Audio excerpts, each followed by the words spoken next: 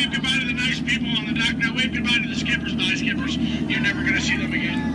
All right, ladies and gentlemen, my name is Skipper Jason. For your safety and mine, please remain fully and completely seated, keeping all hands, arms, legs, feet, small children inside the boat at all times. Now, not only am I your Jungle Cruise skipper, I am also your dancing instructor, your cruise director, your lion tamer, your alligator wrestler, and if you don't laugh at my jokes, swimming instructor. Alright guys, we're starting off right here in the Amazon rainforest where it rains 365 days a year. That's almost every single day. That's what makes these bugs larger than life. These beautiful Amazon butterflies, ladies and gentlemen, their wingspan can go anywhere from 12 inches up to a whopping 1 foot. That makes them the rulers of the jungle. True monarchs, true monarchs. And over here, ladies and gentlemen, we have Inspiration Falls. Now, I am told the longer we stare at Inspiration Falls, the more and more we are inspired to go deeper and deeper into the jungle. Everybody say, ooh. Everybody say, ah. Everybody say, ooh, ee, ooh, ah. No, I'm just kidding. Don't do that, folks. Anyway, so much inspiration, we are going to not only change rivers, but jump continents. We are now in the continent of Africa along the Congo River. Now, we're going to see how far we can go on this boat with me behind the wheel. Who here wants to see the world-famous Jungle Book? Raise your hand. Awesome, everybody. Because there it is. Now, up here at the beach, ladies and gentlemen, I have arranged for you a welcoming pygmy party. There's going to be music, dancing, singing, eating, drinking, all sorts of fun, all sorts of game, all sorts of craziness, all sorts of... Oh, I can't see anybody canoe. Guys, the jokes are only going to get worse from here, I promise. I wonder what might have scared off my friends, the pygmies. Anybody see anything that might have scared them away? Yes, that giant python could have done it, princess. They can grow up to 33 feet in length, but don't get too close. They can develop a crush on you. They're really friendly. So let's stop by my base camp, guys, and pick up some supplies. Oh. This is what happens, guys, when you leave your door open in the jungle. You get unwanted house guests, and they break every single thing that you own. Good news, though, guys, they got my Jeep to turn over. I wonder if they used a monkey wrencher called 888. All right, ladies and gentlemen, we are now cruising along the Nile River. It is the world's longest river. It goes on for miles and miles and miles. If you don't believe me, you are in... The Nile. False. You're in disbelief. We are on the Nile River. Right over here, ladies and gentlemen, is Jimbo. He's an African bull elephant. I taught him some tricks. Jimbo, speak. Jimbo, speak. Okay, we're getting the silent treatment. That's fine, that's fine. Esmeralda, speak. Really? What did I do? Come on, guys. Get with the program. There they go. All right, right over here, guys, we got the sandstone rock formation. A lot of people take it for granted, but I think it's still rocks. It's one of our bolder attractions here in the jungle. Now, ladies and gentlemen, we got the wildebeest, we got the giraffes, gazelles, impalas, zebras, and lions. Hey, guys, those zebras in the back, they are the oldest zebras on property. You know how I know that? They are still in black and white. Don't worry about that zebra with the lions, everybody. He's just dead. Dead tired. Dead tired. All right, ladies and gentlemen, over here, we're going to say hi to one of my oldest friends in the jungle. Her name is Ina. So as we go by, I want everyone to wave and say hi to Ina for me. Here we go, everybody. Say it. Hi, Ina. By the way, Ina is the zebra in the back. It looks like those guys on that tree are in some trouble. Oh, boy. All right, ladies and gentlemen, we are now cruising along in crocodile country. Crocodile country, there's a lot more dangers than just crocodiles. There's monsoons, there's rapids, and there are these giant things called waterfalls. So if you guys see a waterfall, point it out for me so we can avoid it. We don't want to go over it just yet. We want to go through it later. What's that? Where? Where?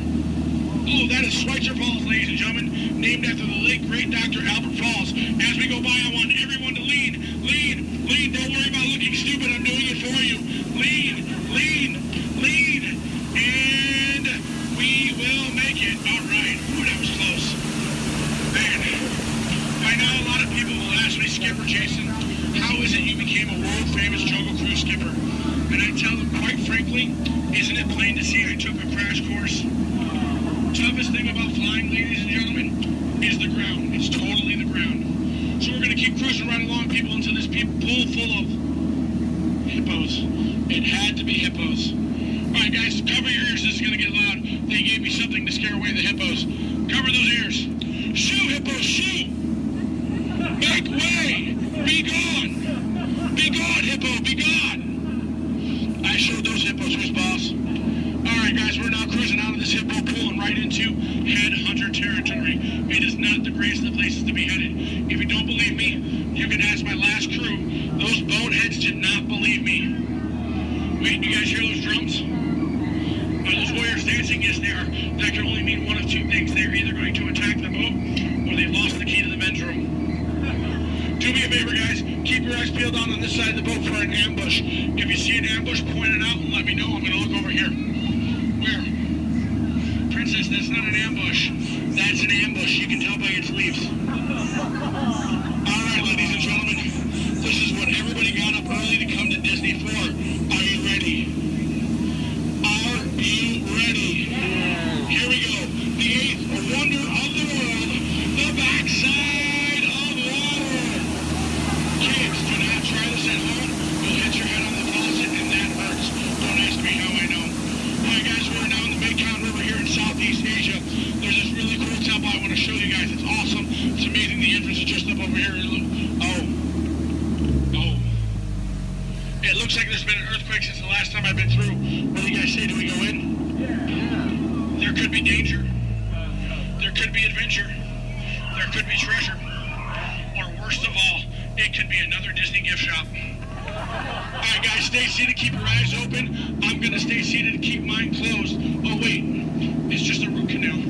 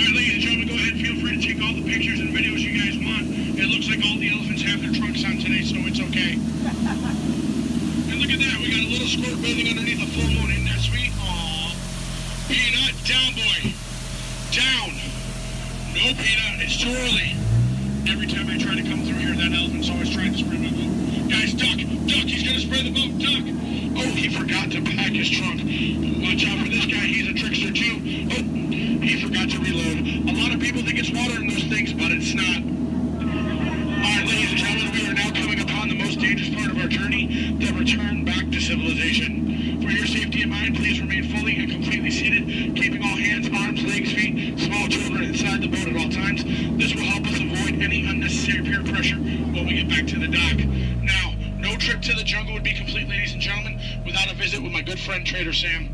Trader Sam, ladies and gentlemen, is our head salesman of the jungle. Now, sales have been shrinking, but he's got a great deal for you. 3 of his heads for the price of 1 of yours. Any way you slice it or dice it, you're going to come out ahead. Do we have any takers? No? It's all right, guys. It's all right. Now, ladies and gentlemen, when we get up to the dock, we're going to rope this boat. When we rope this boat, stay seated till I give you guys the all clear. When I give you guys the all clear, then I want everyone to stand up together. That does 2 things. 1, keep the boat balanced, and 2, look like you're giving me a standing ovation. At that time, I want you guys to clap, yell, holler as much as you possibly can, because then it looks like not only did I do my job, but it'll also help out my self-esteem. When you guys go to exit out the boat, you are on my jungle side, you will stand up, exit out through the back. You here on my dock side, you will stand up, exit out through the front. At no point in time do you ever cross those crates in the center. It is not a crate idea, it is very disgraceful. I don't go to your house and cross your crate, so please don't cross mine. Once again, guys, it's also a tripping hazard. You might trip, fall, and that'd be 2 bad trips in one boat. I'm only responsible for the first. Now, guys, I really want to thank you guys for joining me out in the jungle today, but most of all, I want to thank my legs for always supporting me. I also want to thank my arms for always being at my side, and I really do want to thank my fingers and toes because I can always count on them, always. All right, ladies and gentlemen, out of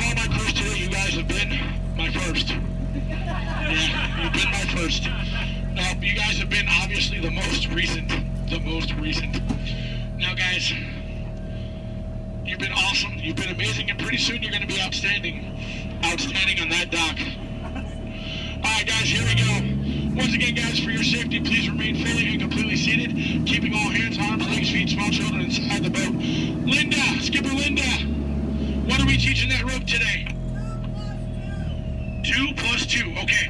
Now, we're going to wait. Linda has been practicing for like years. She's been training for months. She's going to learn and show you guys how to rope this boat at the first shot. All right, Linda, here we go. It's your turn. You can do it, Linda. You can shine like a star. No. Back of the boat, Linda, not the guest. Stay seated, guys. Stay seated. So now we're going to teach this rope about 2 plus 2. Now, in some cases, rope secure. A lot of people think 2 plus 2 equals 4. But in some theories of math, people say 2 plus 2 equals 3. Or 8. Or 12. But I say you're done. Let's go. Rope start. Everybody out of my boat. Bye, guys.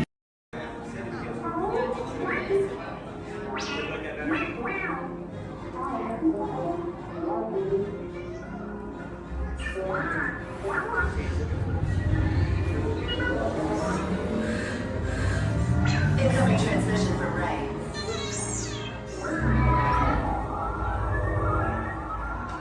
BB-8, is everyone assembled? Good. Should you be in flight prep? Recruits, thank you for joining the cause. A covert resistance team led by my friend Finn has infiltrated a first-order Star Destroyer that is now headed to this system. Your outpost on Batu is no longer safe.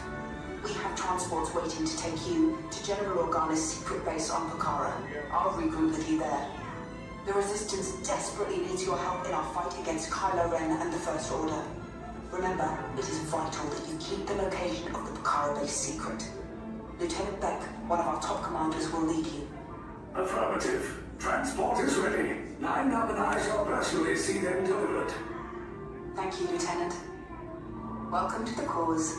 May the Force be with us. Commander Poltan and a squadron of X-Wings shall escort us to the rendezvous point on Pokhara. Roger, this is Black Leader. I hear you're a fine-looking group of recruits. Well, no time to waste. Let's get you on your way to the General.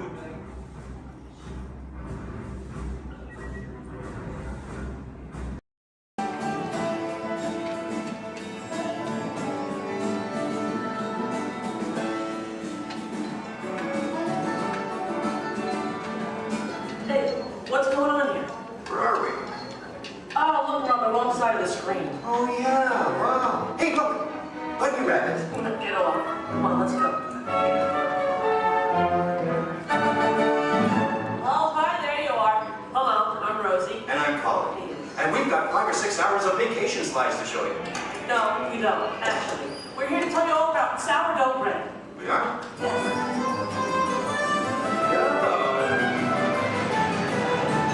Okay, let's get started. Did you know that a traditional sourdough baking process goes back to the California Gold Rush? You're reading this, aren't you? No, of course not. I did some research. I made a few notes. So, my little encyclopedia, what exactly is sourdough? Well, it's a type of bread that doesn't use yeast as a leavening agent. These miners had agents?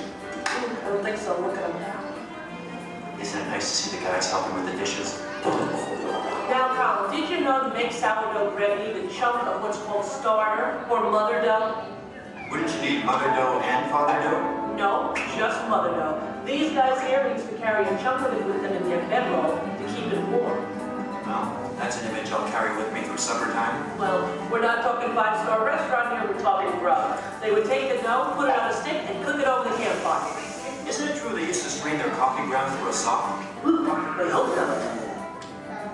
Oh, I love these guys. The Jefferson Airplane. No. This is the Bodine family. And this is Isidore Bodine. He's the one who perfected the sourdough starter. Tastes perfected to me. Yeah. By the way, did you know they are still using the same sourdough starter that Isidore mixed here 150 years ago? Excuse me? Must have made an awful lot of it. You see, you have to save a little bit of the starter dough to mix with the next day's batch of flour and water to keep the fermentation process going. Hey, did you know that the strain of bacteria found in mother dough is Lactobacillus San Francisco. How did you know that? Internet. Hey, can we watch them bake something? Oddly enough, that's what we're here for. Great. You people go on ahead. I'm going to meet you in there. Colin, you stay here and make sure there are no stragglers, okay? Okay, all right. All right, just form kind of a red line to my right. Good, good. They're on their way, Rosie. Okay, bye. I'll see you soon.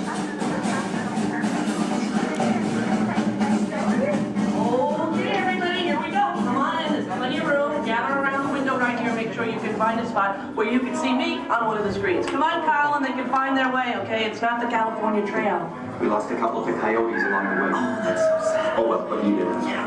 This is the bakery. That should be obvious to everyone. Ooh, Even look to... what I found. What's that? Oh, and I have one for you. Is that me? Look at you. Okay, I'm ready to start baking. What do we do first? Okay. First you get a hunk of the mother dough and mix it with flour, add a little salt and water, and that's it. Voila, the entire list of ingredients. All right. Here's some dough. Let's bake it. Oh, not so fast. From start to finish, it takes bakers about 72 hours to make a loaf of sourdough bread. 72 hours. Yeah. Yeah, what's your hurry? What's your hurry? Relax and all the roses. Okay, so what's next? Well, you know, bakers actually think of dough as a living thing. So after it's been beaten up and kneaded by the mixer, it needs to sort of relax and calm down. Seems pretty relaxed to me. Yeah. In fact, almost catatonic. Right. I internalize all my tension. Well, what happens then? Well, then we drop it into that funnel over there, above the divider. The divider cuts it into nice, even pieces. So for this, it has to be relaxed? Yeah. Okay, fine. Oh, what happens then when it goes down that conveyor belt? Well, it goes into the rounder. Do you know what the rounder does? Oh, makes it into squares? No. Tetrahedrons? No. Polygons? Is that your final answer? Okay, so now the dough is round. Yes. Then we have my favorite machine, the overhead intermediate proofer. wow, it's like a little Disney ride for bread. Attention, please keep your little buns in the vehicle at all times. The device rolls the dough over and over from basket to basket, takes it on a little trip, letting it, once again, relax. This is the most laid-back bread on earth. Come on, Rosie, you're teasing me. Can't we bake it? No, not yet. Next, the bakers lay the dough on screens and put the screens into oven racks. Then we bake it. Not yet. You'll have to go around the corner to the next window to find out more, okay? And you go on ahead. I'll stay here and get the stragglers. You stay with the nice lady. All right. All right, everyone, follow me. Follow him, everybody, and you relax, okay? Okay. Come on.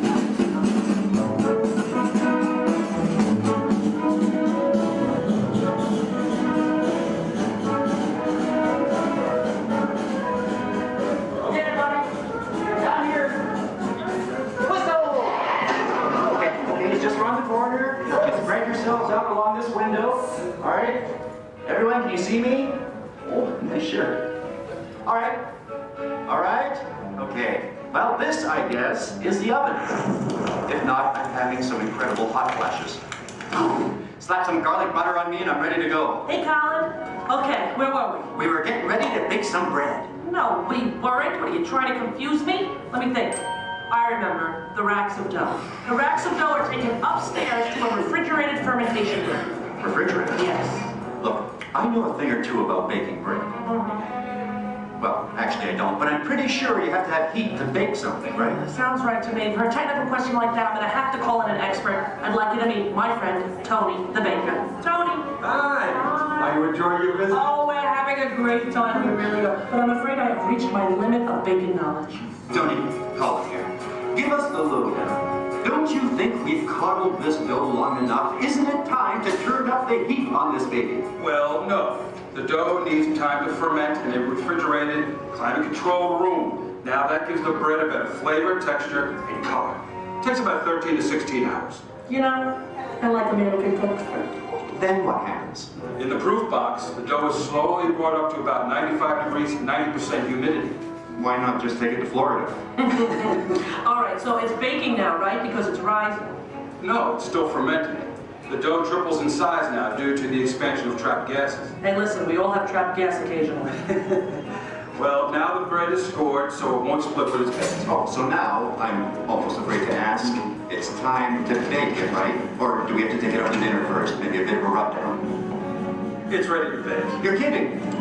I hear they spin the bread around when they're actually baking. Is that true? That's right. And the mist of steam is sprayed on from time to time. This gives the crust a beautiful reddish Golden color. Oh, so I'm thinking I probably couldn't do this at home in the toaster oven. No, I don't think so. Listen, Shelby, thank you so much. Yes. You were superb. I feel enlightened, rich, fermented. My pleasure. Bye. Bye-bye. You know what? I'm going to spray you down because I think you could use some of that golden Okay, just a color. little on the, okay, that's enough. All right, the hair, you know what, deep frizz. Ladies and gentlemen, the moment you've been waiting for, a masterpiece of the maker's art. What are you doing? Hey, what are you? Waiting for that.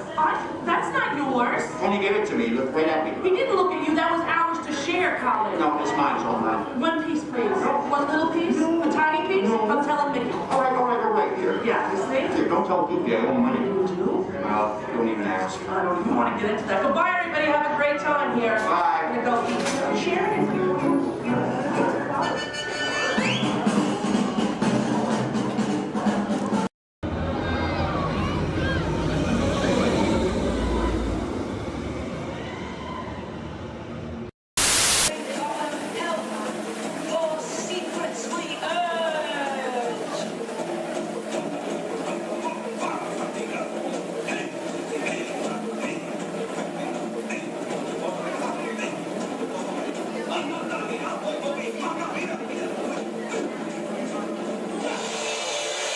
Wowee!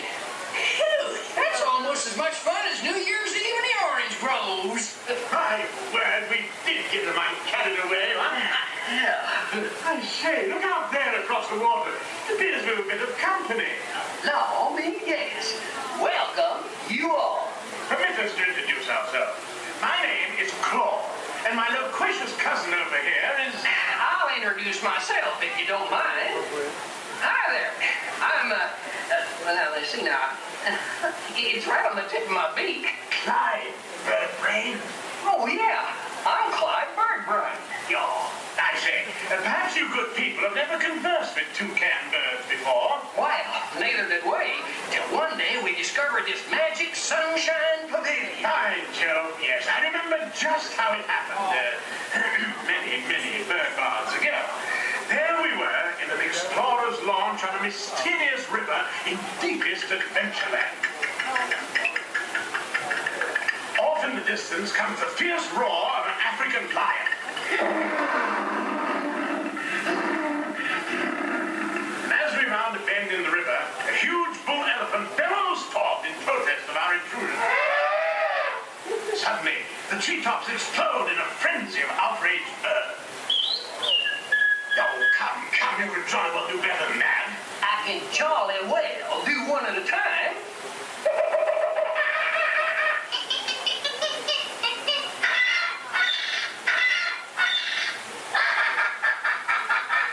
Meanwhile, shifty-eyed crocodiles lurk by the water's edge. Lurk, lurk, lurk. And the giant python slithers down from an overhanging limb. What's happened? What's wrong? I can't stand snakes.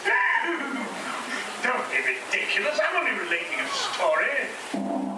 Oh, all right, Clyde. Enough is enough. That wasn't me. I never even opened my beak. Huh? Excuse me, I hate to interrupt such an exciting story, but they're calling us for the show. Land's sakes, it's already showtime? Land's sakes, yes, it's already showtime. Well, I believe it's your turn to make the announcement. Righto. Ladies and gentlemen, boys and girls, gather up all your cameras, purses, and other articles, and now turn to your left towards the tall door. When the drums begin, they'll open magically to lead you right into the Sunshine Pavilion. Is everybody ready? I say, have a good show. A real tropical serenade.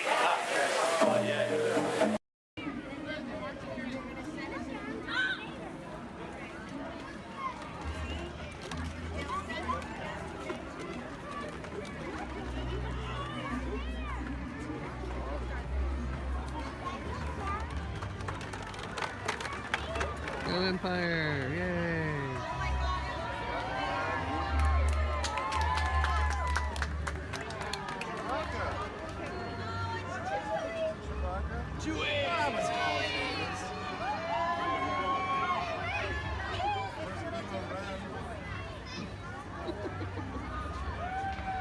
Hello, what's up? Hey. Oh, just that.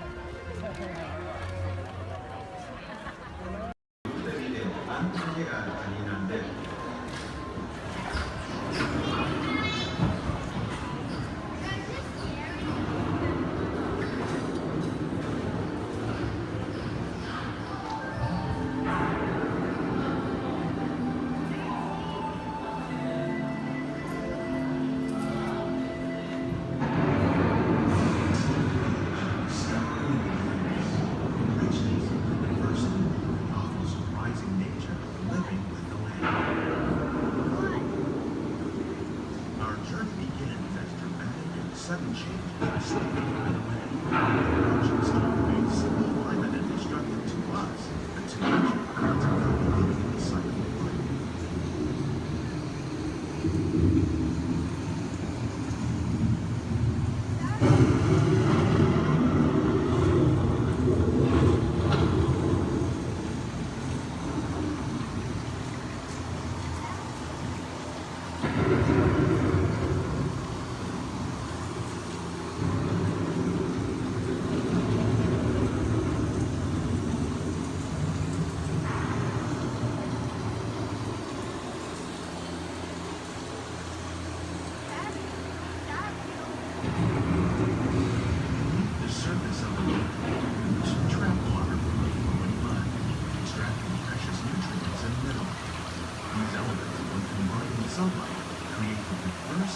Systems of our planet.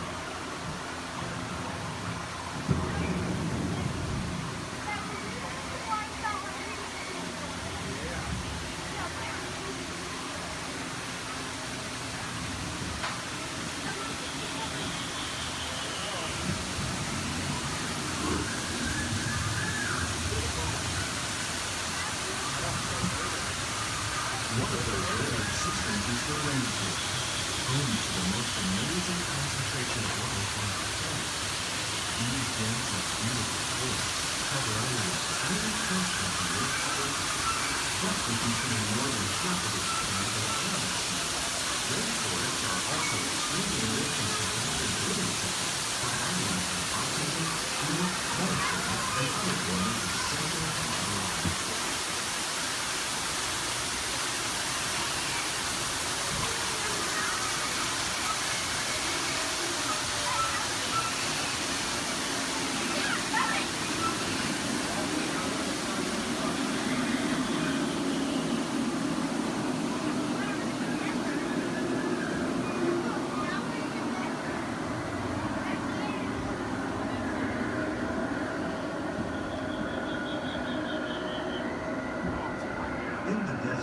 Nature has created a very different, known as beautiful living system. And while this arid landscape may seem lifeless, it is very much alive.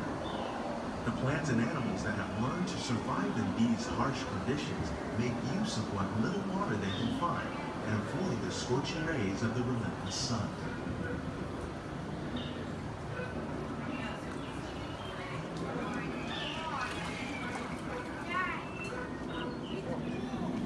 The American prairie once appeared as desolate as the desert, but over time, rainwater and nutrients gradually penetrated the hard surface of this land. Even the hooves of the mud buffalo helped create the rich soil that one day become home to the American farm.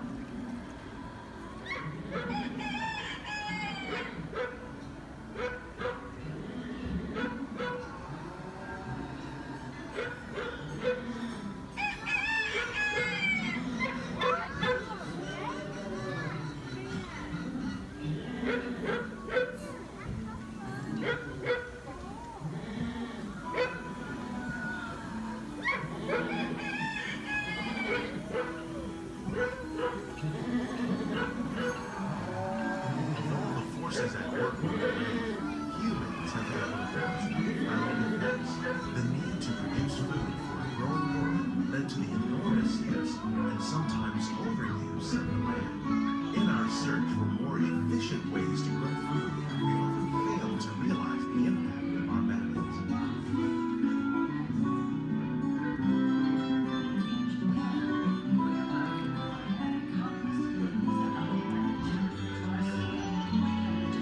Today, we're learning to live with the land, discovering better ways to grow food that will assure human and environmental well-being. Fertilizers, we can enrich the soil without the use of chemicals. In Saudi Arabia and Mexico, we're learning to produce food on desert seacoasts by developing and planting crops that thrive on saltwater. Here at Epcot, we're learning to reduce the need for pesticides by using natural predators like ladybugs and wasps to control pests. In Japan, we're learning that by adding composted leaves and other plant material to our soil, we can reduce the need for fertilizers. In farmlands across America, we're learning that by plowing under vegetation containing natural fertilizers, we can enrich the soil without the use of chemicals. In Saudi Arabia and Mexico, we're learning to produce food on desert seacoasts by developing and planting crops that thrive on saltwater.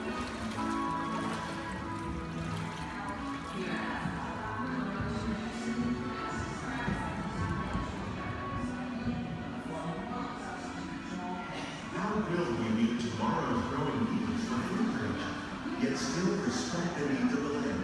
Some of the answers are being discovered just ahead.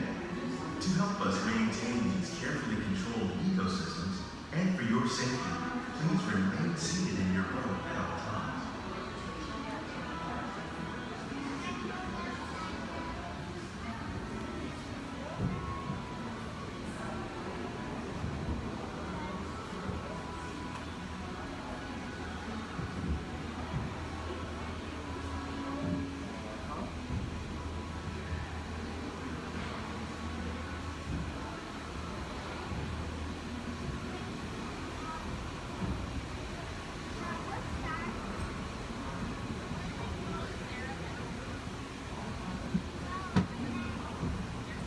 Welcome to our living laboratory, where scientists from Epcot and the U.S. Department of Agriculture are exploring innovative ways to produce bountiful harvests now and into the future.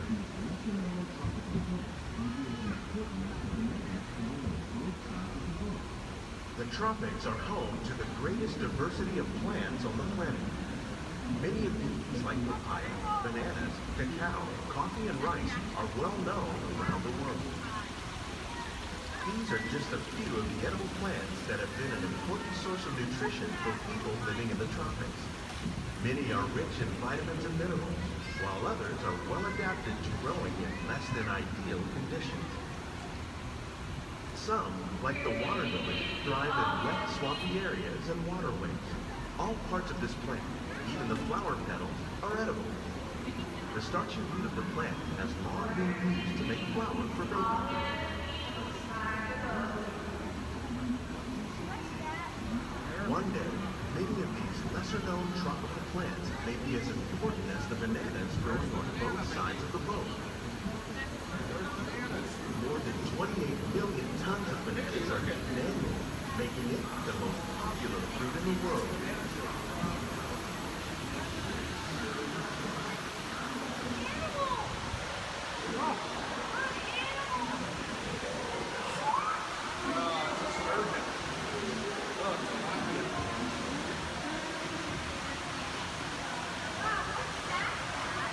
When we mention farming, you probably don't think of fish, but fish farming or aquaculture accounts for nearly half of all the seafood consumed globally. Tilapias, bass, and catfish, like the ones you see here, are three of the more popular crops raised by fish farming. The sustainable system you're using here recycles the water in the tanks. As a result, we're able to save millions of gallons each year. Our small fish farm produces nearly 5,000 pounds of fish each year to serve in restaurants around the nation. Many of those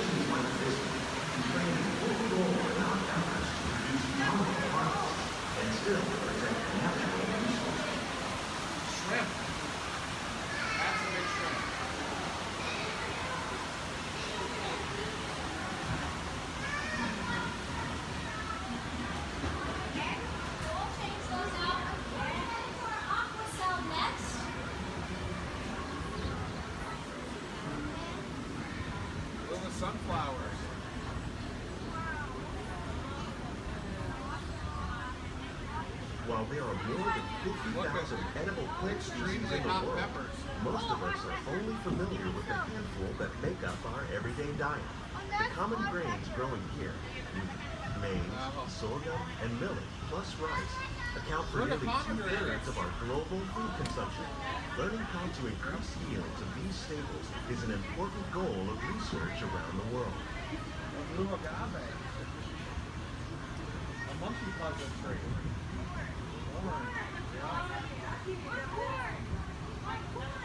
These plants are definitely on their way up. Innovative growing techniques like these increase yields, while more efficiently using resources like water, fertilizer, and pesticides. Another innovation at work here is our integrated pest management program. By populating our greenhouses with beneficial insects that prey on harmful pests, like aphids and flies, we are significantly reducing our reliance on conventional pesticides. We're growing these crops using our nutrient film system. This technique precisely controls and recycles water and nutrients. With it, we can produce over 27,000 heads of lettuce a year in this one small area. Look at the cucumbers.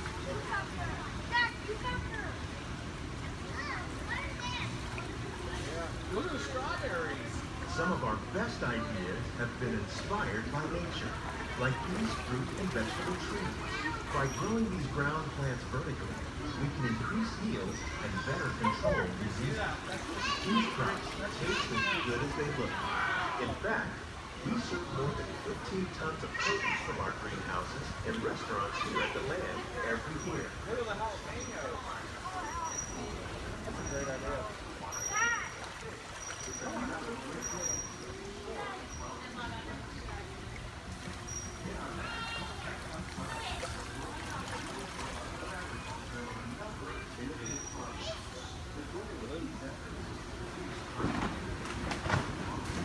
The future of agriculture may include innovative ideas like this vertical growing system.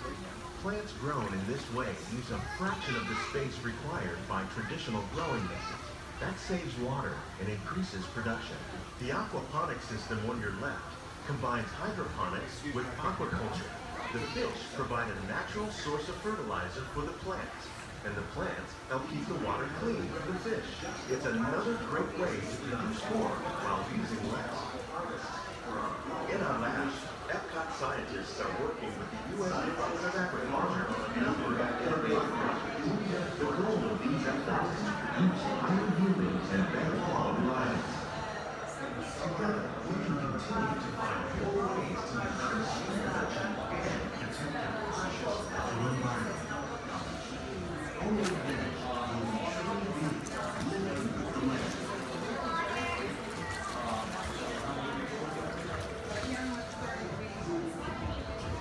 On behalf of Walt, these greenhouses represent just a fraction of the work being done worldwide to produce valuable products for our growing populations. Scientists, farmers, and even backyard gardeners are doing their part to improve the quantity and quality of foods that we all rely upon. Together, we can continue to find more ways to increase food production and protect our precious natural environment. Only then will we truly be living with the land.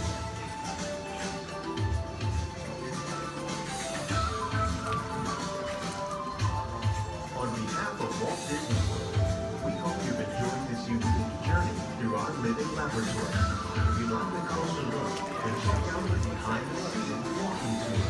It's a chance for the whole family to get up close and personal with the plants and growing techniques in our laboratory. Please keep your hands and feet inside the boat and remain seated until the boat comes safely to a stop.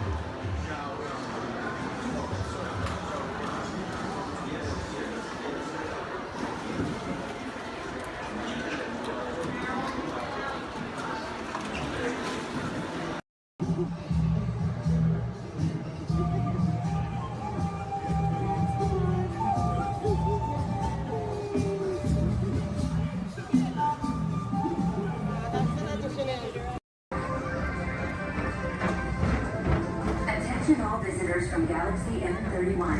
Please keep forward-facing tentacles clear of oncoming vehicles. Thank you.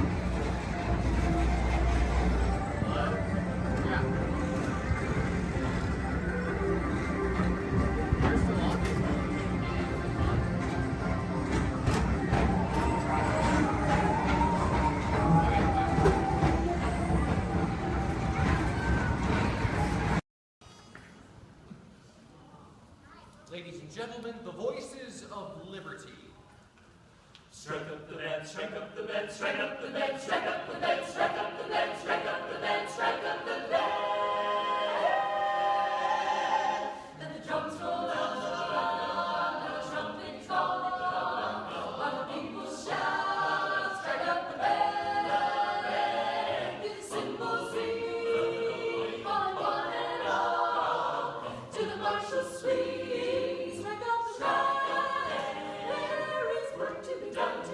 There's a prize to be won to you and come, you son of a god. Take your stand, come on and take your stand.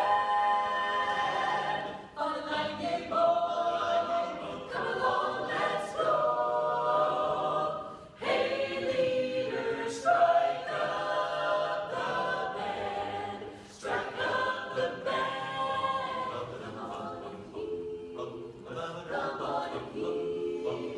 Alexander's ragtime band. Come on and hear, come on and hear. It's the best band in the land. They can play bugle call like you've never heard before. So natural that you want to go to war.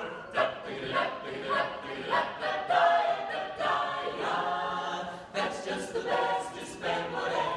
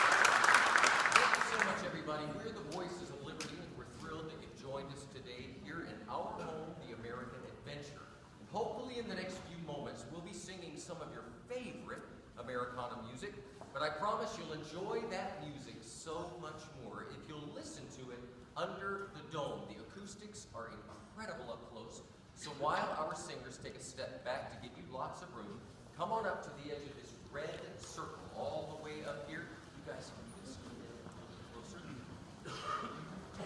Especially if you're underneath the balcony, you'll really enjoy the music so much more up close. Have a seat on the floor so those folks behind you in wheelchairs or sitting on benches can enjoy the show.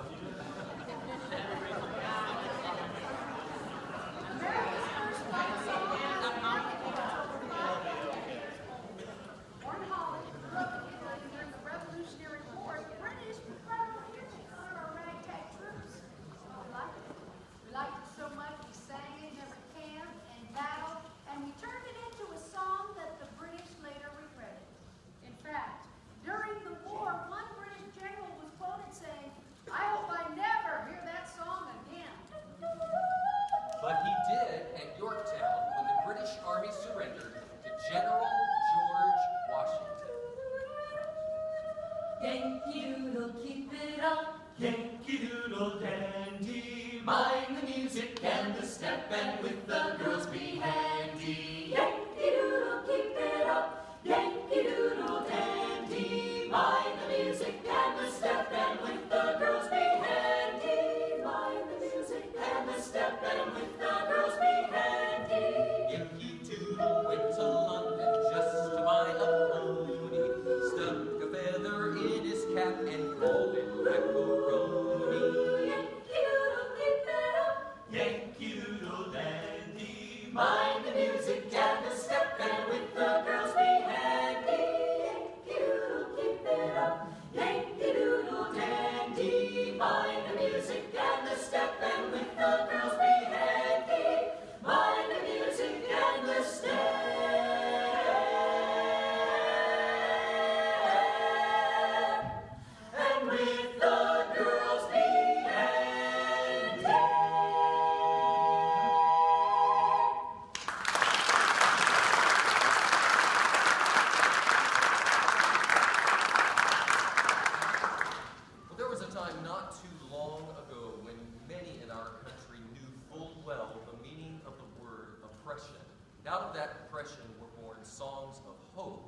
songs of a better day.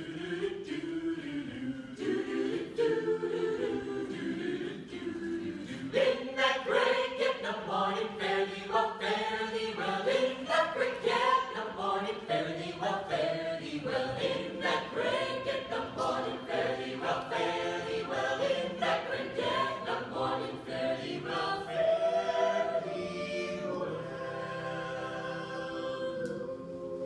Sometimes I feel like a motherless child. Sometimes I feel like a motherless child. Sometimes I feel like a motherless child.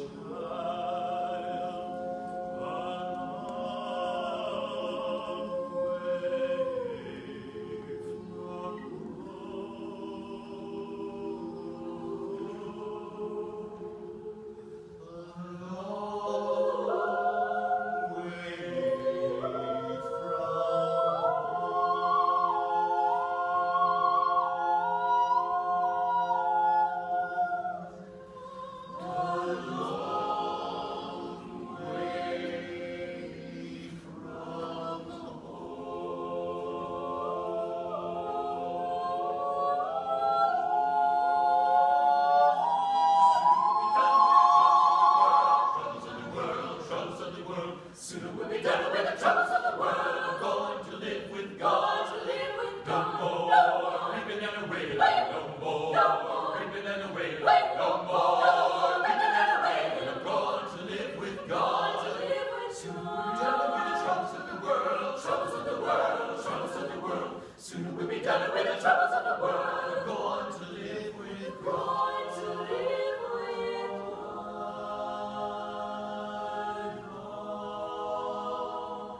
my trials, Lord, soon be over. If religion were a thing that money could buy, then rich religions die.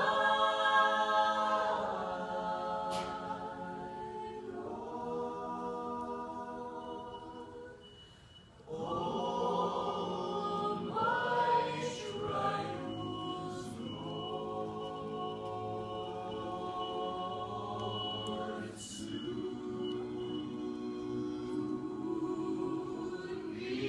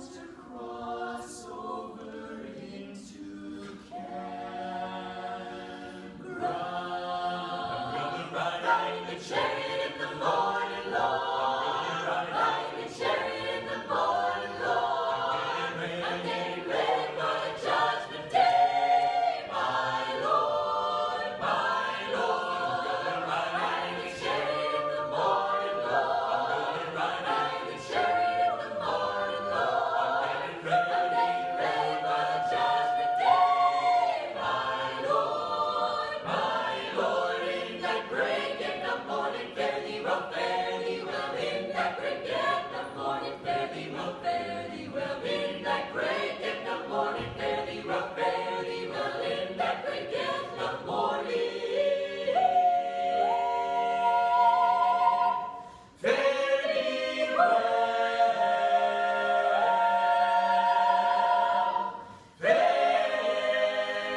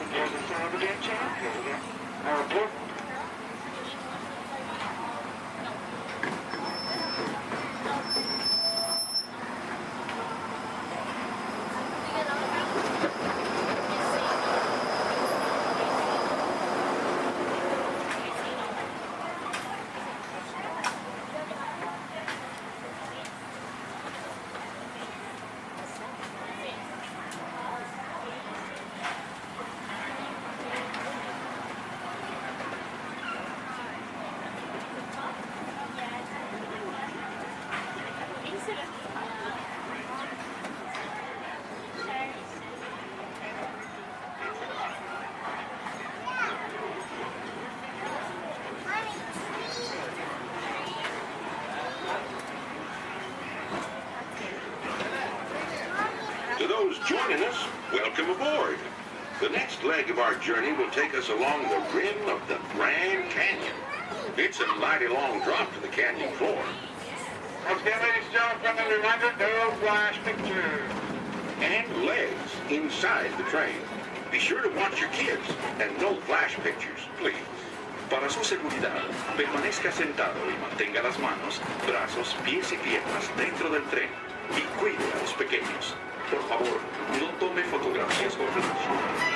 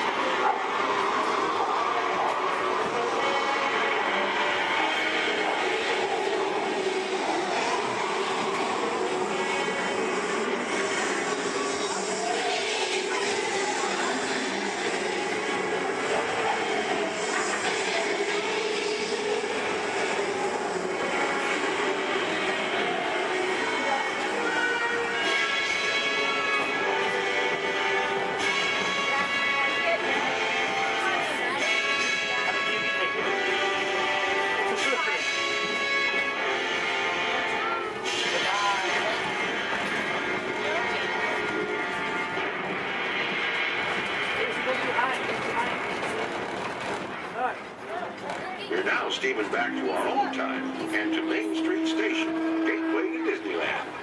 If you'll be leaving us here, stay in your seat till we come to a full stop.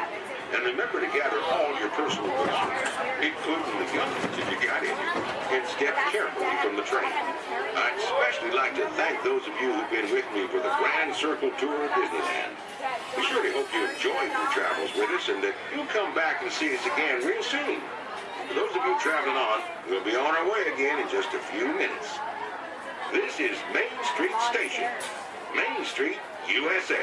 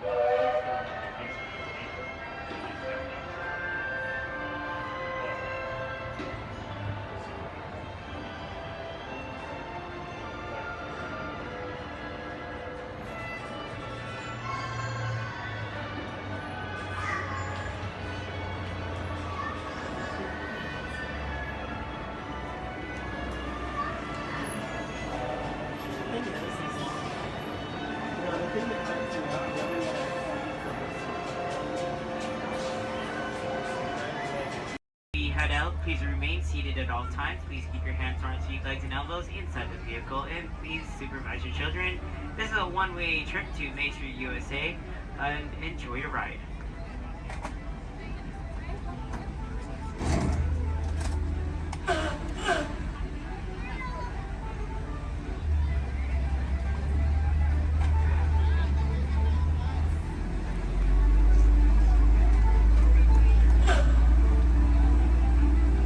On your right-hand side is Sleeping Beauty Castle, your gateway to Fantasyland.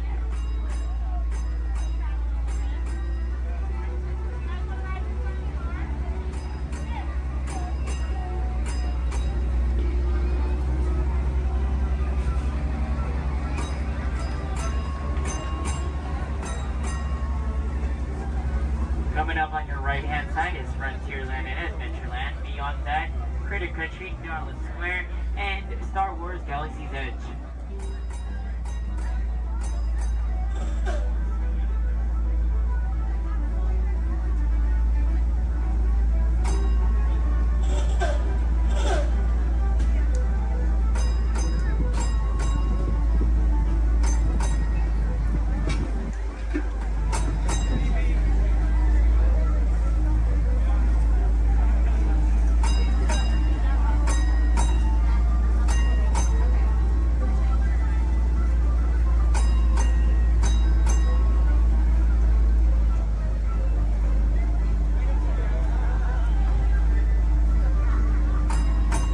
Coming up on your left-hand side, there's our first aid center, our baby care center, and our lost child center.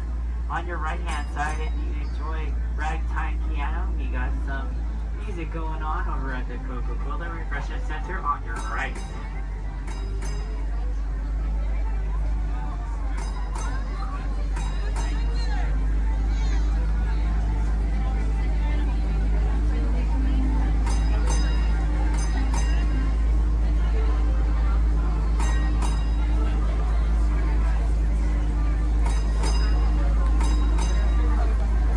If you get hot later, on your right-hand side is our Dips and Girl ice cream parlor.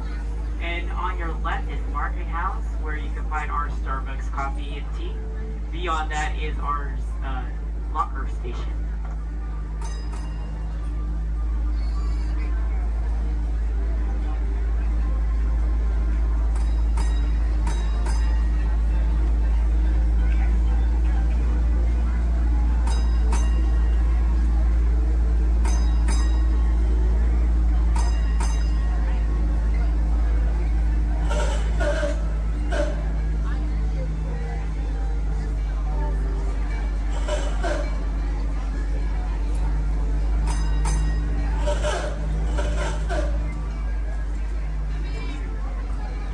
Come to our final destination in front of Disneyland City Hall.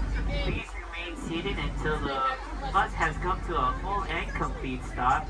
For those of you who are sitting in the top stairs, please watch your step as you exit the stairs and assist young children. And enjoy the rest of your day here in the Magic Kingdom. My name is Justin, and thank you for riding.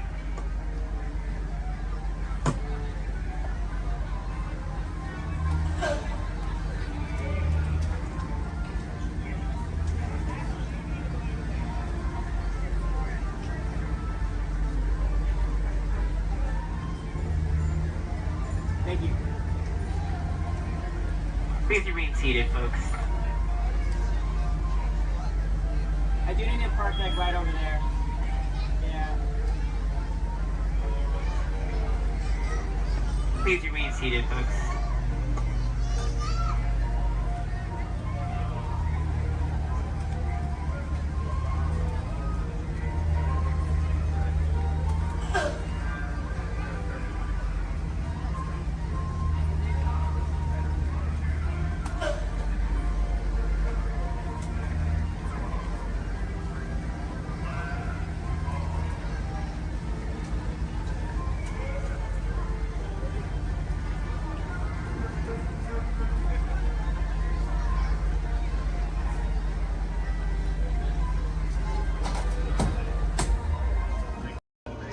Matthew 6:7.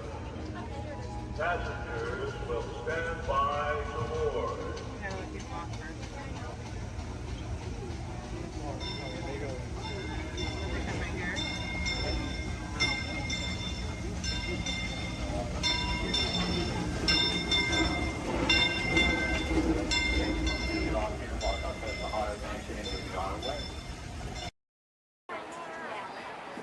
Okay, I'll put it for you guys.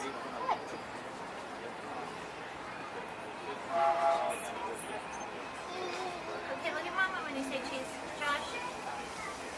Oh my gosh, dude. This train could probably take us to the roller coasters. Right? But it always seems up. So Smart is got done with his deadline. To those who just joined us, welcome aboard the Disneyland Railroad. To ensure a safe ride, remember to stay seated with your hands, arms, feet, and legs inside the train. And please, watch your kids. Para su seguridad, permanezca sentado y mantenga las manos, brazos, pies y piernas dentro del tren y cuide a los pequeños. Gracias. We're now entering Splash Mountain, where every day is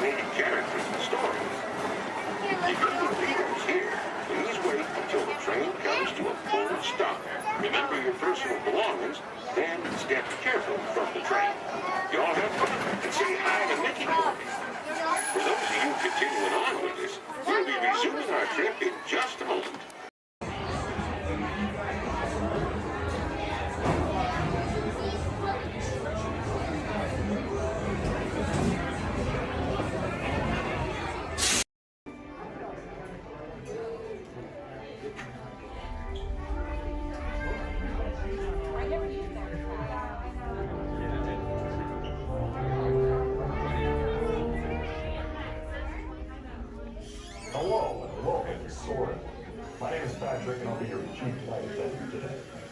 We'll begin boarding in a few minutes, but first I'd like to acquaint you with some important safety information. When the doors to your flight open, please take a seat and store all carry-on items in the underseat compartment. This includes cameras, purses, hats, and, of course, these little dudes. Next, fasten your seatbelts, inserting them into the buckle on your right.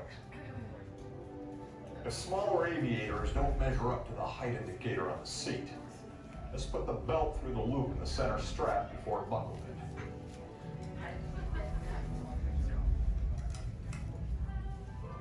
Nice work, pal. Soon you will be airborne. So if you or your little aviators have a fear of flying or of heights, you might want to wait for your party if you arrive. Okay, let's review. That is seatbelt, carry-on item, safety strap, fear of heights, keep your hands and arms inside at all times. Anything else? Yeah. Have a nice flight. Alright, my friends, we're gonna load row 3, followed by 2, then 1. Row 3, please follow me. 2, you're gonna follow 3. 1, you're gonna follow 2.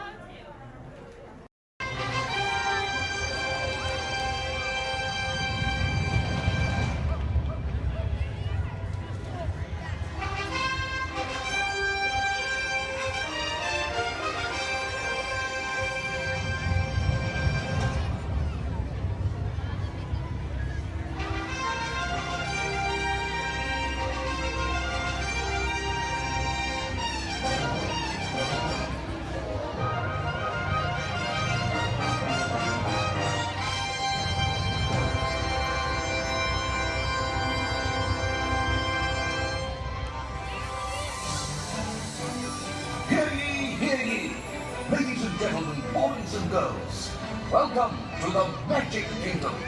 You are warmly invited to join Mickey Mouse and his Fantasyland friends for a magical celebration in the streets. Dreams will come true, hearts will soar, and you will become a part of the magic.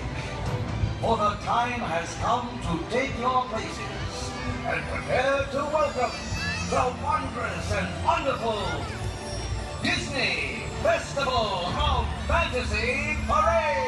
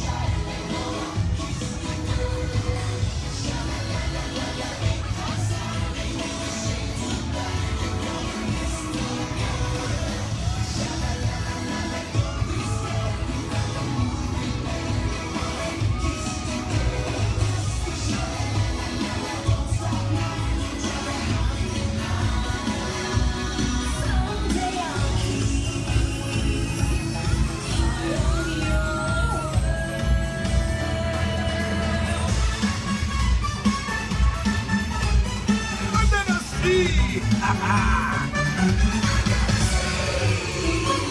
under the sea is better than anything they got up there.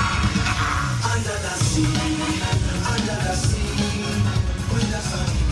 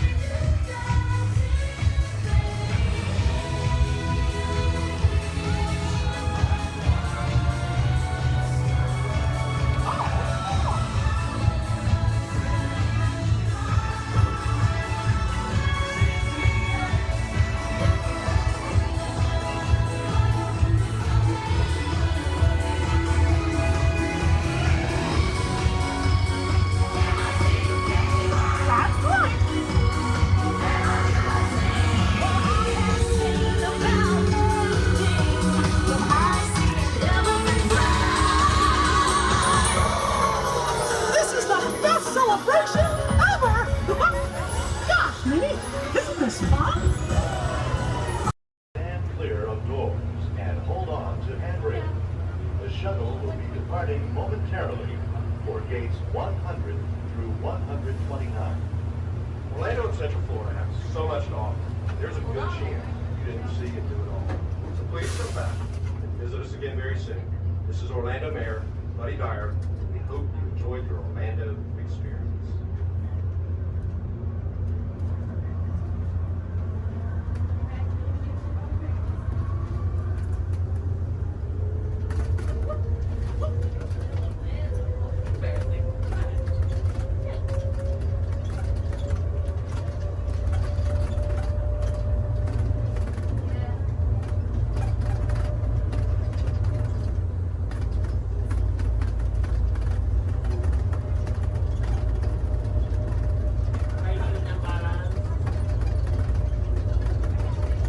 Please hold on to the handrail.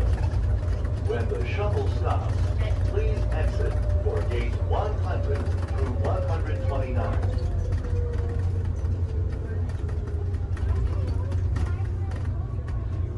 Unless you want to take a picture of your ticket. Why would I do that? I'm shaking this here again. I just went to 7. Really told you about 7 times, but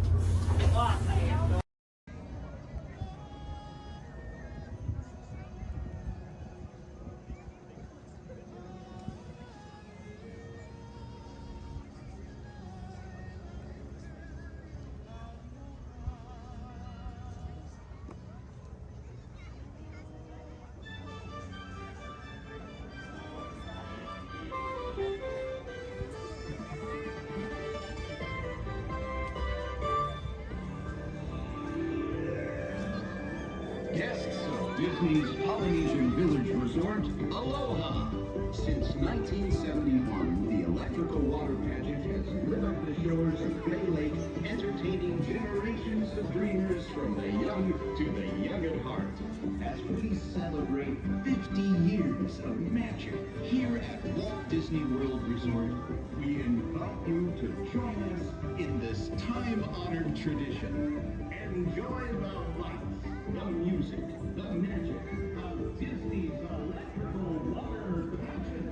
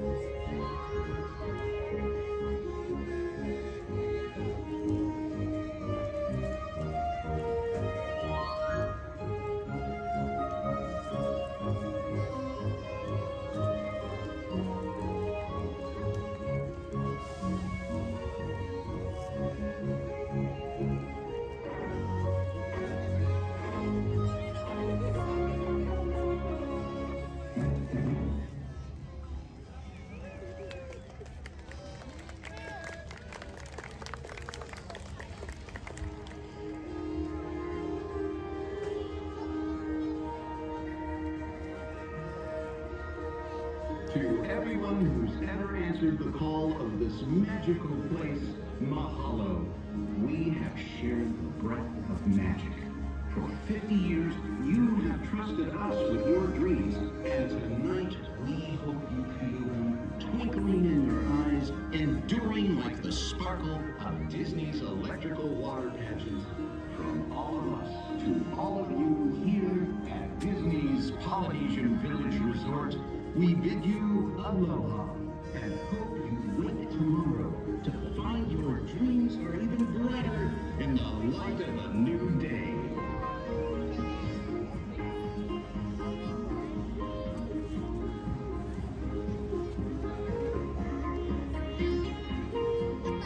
Come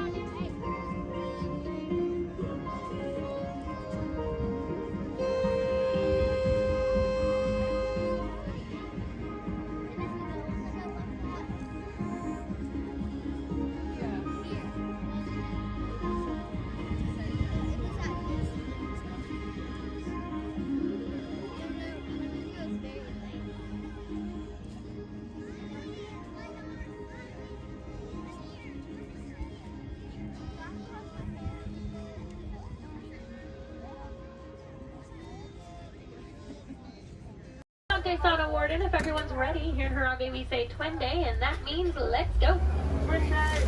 Jumbo friends, my name is Rachel, and I'm going to be your safari guide out in the Harambe Wildlife Reserve. Just a couple friendly safety reminders before we do head on out, though. Make sure we stay fully seated the entire time. It does get pretty bumpy out there. We're also going to make sure we keep our hands, arms, feet, and legs inside the truck, and hold on to any loose items that could fall out, because unfortunately I cannot stop to retrieve anything if it does fall out. Now, the first part of the reserve that we are heading into is the Little Aturi Forest. Now, the animals here in the forest are known for their camouflage, so we may have to look a little bit harder for them. Although over on the right side, the brown colored animal with those striped legs, that is an okapi. Now, okapis might look like they are related to zebras with those striped legs, but they're actually one of the only living relatives of the giraffe. Now, if you look closely at its head, they kind of have the same skull shape the giraffe has. They also have the same tongue that helps them get into vegetation. Now, that black and white bird that's hanging out down there kind of in the water as well, that is a saddle-billed stork. They can stand at about 5 feet tall with a wingspan all the way up to about 9 feet long. So if you look up above you, that is about the length of the canopy that's on top of your head. Now, they get their name from the yellow saddle shape on their beak, and they do also mate for life. So once they find their partner, they're with them for the rest of their life. Definitely be on the lookout for another one. There's usually another one that hangs out pretty close.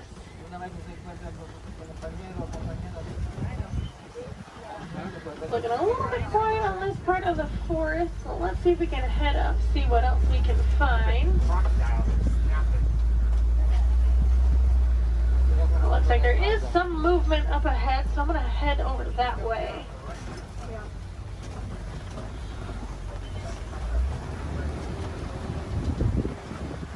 Alright, so coming up on the left, you might see there's some light tan colored animals kind of huddled underneath the tree, kind of by that bamboo.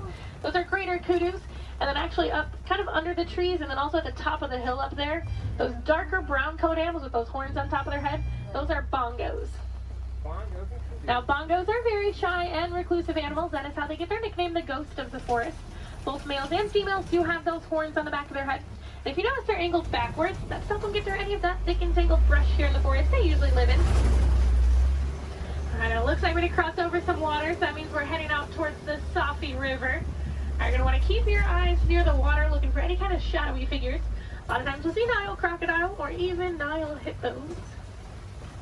Now, hippos will spend most of their time in the water and even spend about 8 minutes at a time underneath the surface.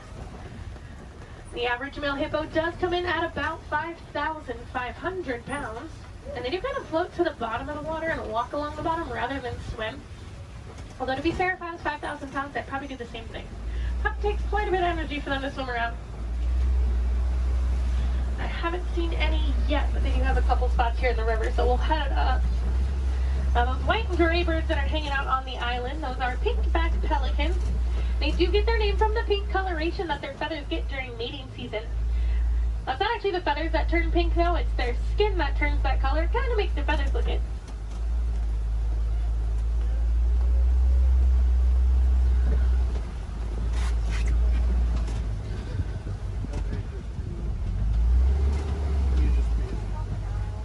The hippos are being a little bit shy right now, but I do know we are heading towards crocodile territory.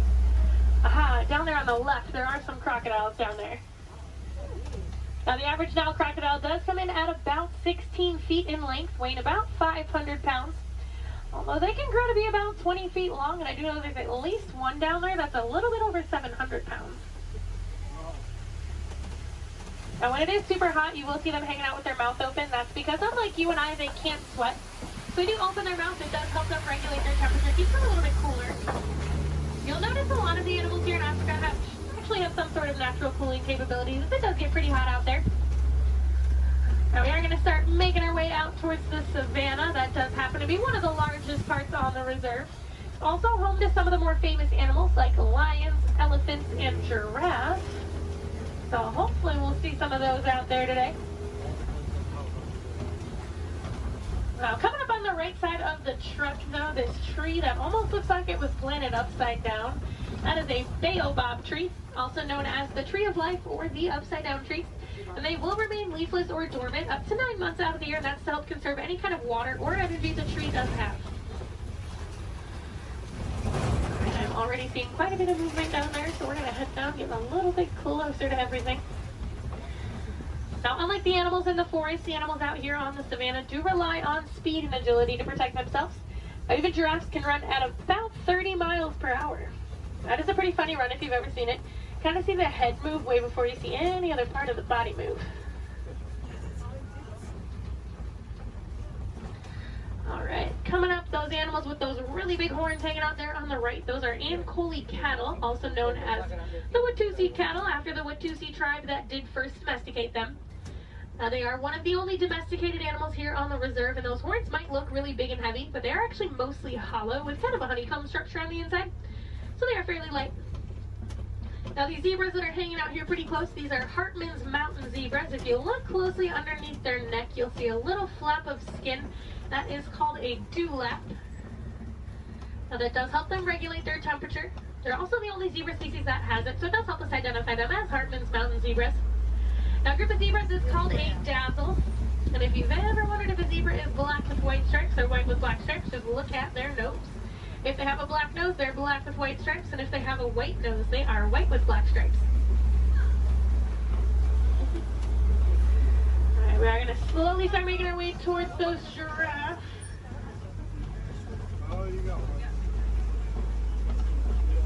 Now, looking at the coat pattern of these giraffes, it looks like they are Maasai giraffe. Once we get up there, they do have that kind of jagged puzzle-like coat pattern. Now, also over on the left, kind of hanging out in the back by the trees over there, those are sable antelope. If they do look at all familiar, they are the emblem of the Harambe Wildlife Reserve, so you might have seen their pictures out and around in the village out there. There we go, coming up on these giraffes. That one that's actually scratching its head right there, that's a baby giraffe. Got a little itch. Now, the reticulated giraffes will have a much smoother, almost net-like pattern to them. They can stand at about 18 to 20 feet tall. That does make them the tallest animal in the world. Now, even their young come in at about 6 feet tall when they are born. So they're already fairly big when they're babies. I believe that little one came in at about 5'11", so he was already really, really tall, definitely taller than I will ever be. Now, these two animals that are hanging out here on the right, they're both Patterson's eland. Now, that darker colored one that's a little bit bigger, that is a male, and then the lighter colored one, that's a female. Now, they are one of the larger species of antelope, coming in at about 6 feet tall at the shoulder. Can also jump up to 9 feet in the air. Now, with those giraffes, just like your fingerprint is unique to you, the coat pattern of the giraffe is unique to them. And it does help them tell each other apart when they're in groups. And a group of giraffes is called a tower. Seems to be a pretty fitting name for something so tall. They do also only sleep for about 30 minutes a day. The rest of the time is pretty much spent eating. There's a really good view of those Ankole cattle there.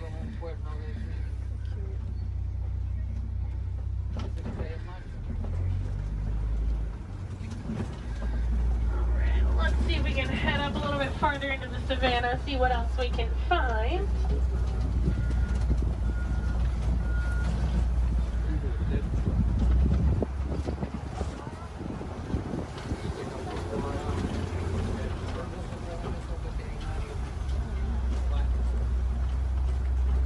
It looks like there's a couple animals coming up on the hillside up ahead here. Once I make the turn, they're going to be on the right side. Those are white-bearded wildebeest. We might get a little bit closer to them in a moment, though. Now, they are a large herding animal. They take part in the Great Migration, which is so large it can actually be seen from space. There's easily over 1 million, usually more like 1.5 million that will migrate every year together.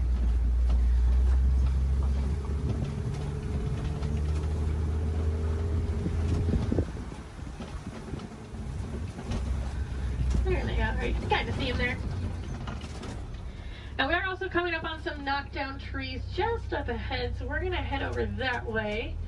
Usually that is a pretty good indicator that there's an elephant or two nearby. Elephants are known as nature's bulldozers, so you can always kind of assume. Actually, it looks like there is one up ahead of us. I'm going to see if we can get a little bit closer to it.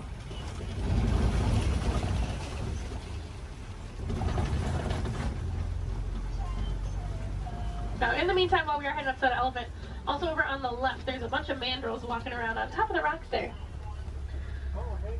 Now, mandos are one of the largest species of monkeys. An adult male can come in at about 100 pounds.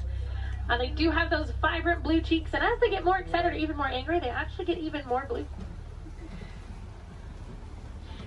Well, it's a view of an elephant. Probably not the best view.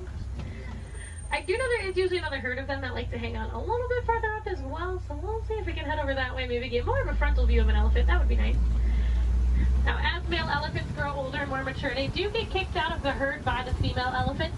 They either live in solitary or smaller groups of male-only elephants.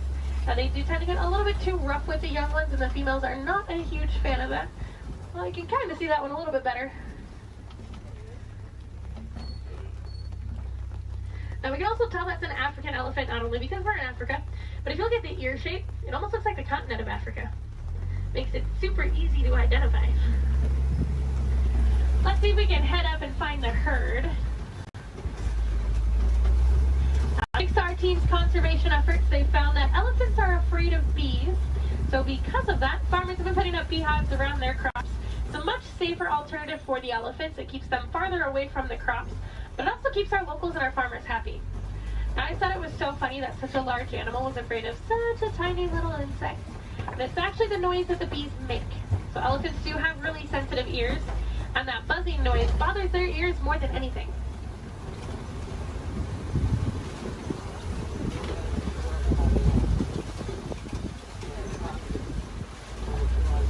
And I am seeing some tusk marks in the red clay, so hopefully that is a good sign that the herd has moved through here fairly recently. Now, just like you and I might take a multivitamin every day, the elephants do eat that red clay. It gives them a little more nutrients they may not always get from their daily diet.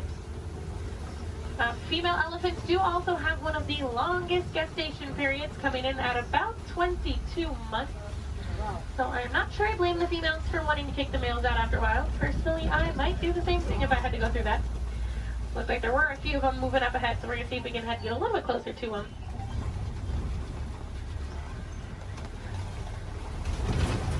Male elephants also won't get to their full size until they are about 35 to 40 years old. That is about half of their lifespan. In the wild, their lifespan is about 60 to 70 years, and that full size can come in at a whopping 15,000 pounds. So that does make them one of the largest land animals.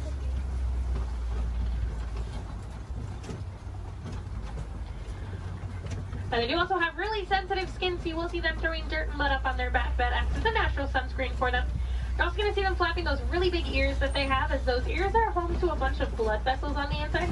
So just doing that, it does actually activate those blood vessels and can even cool their body temperatures down about 10 degrees. We might be able to see when we start going around this curve here. Now, in the meantime, we are coming up on some greater flamingos as well. Now, those greater flamingos actually start out as a gray color, and as they get older, they get their vibrant pink color from their diet, which does consist mostly of beta-carotene, like brine shrimp. If you actually look on a couple of them, the back of their head and neck, you can still see some of the gray feathering on some of them. Now, they are one of the lighter colors of flamingo species, as well as one of the largest. You might have seen their cousins, the lesser flamingos, out on Discovery Island when you were coming in today. They're quite a bit brighter in color than these ones, but they're also a little bit smaller. And if you didn't see them, they like to hang out the very front of the tree line, kind of down to the left-hand side.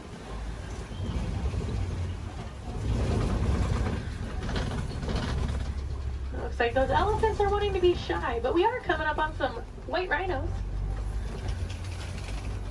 Now, white rhinos don't get their name from their skin color. They get it from the Afrikaans word weit, which means wide.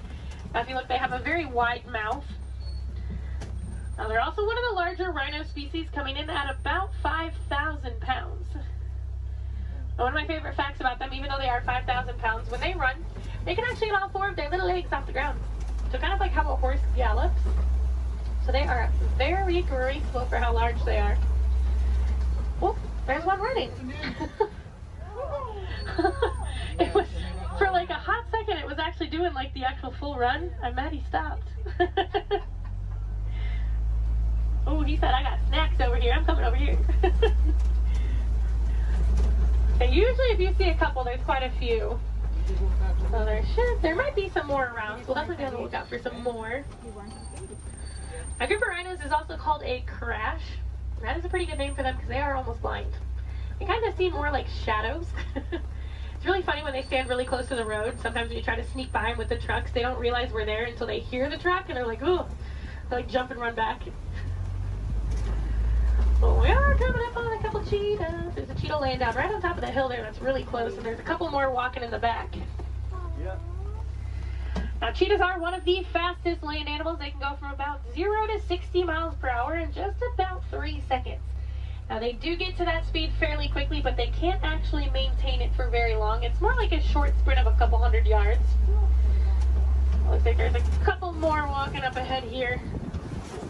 Now, they will use that long tail of theirs. Kind of works as a rudder to help them turn. Their nails also don't retract, so they do stay out. It does help them gain traction when they are running those speeds. And unlike most big cats, they will do most of their hunting during the day and do tend to be way more active during the day. They're also one of the only big cats that can purr. So kind of like your household cats, just a little bit bigger.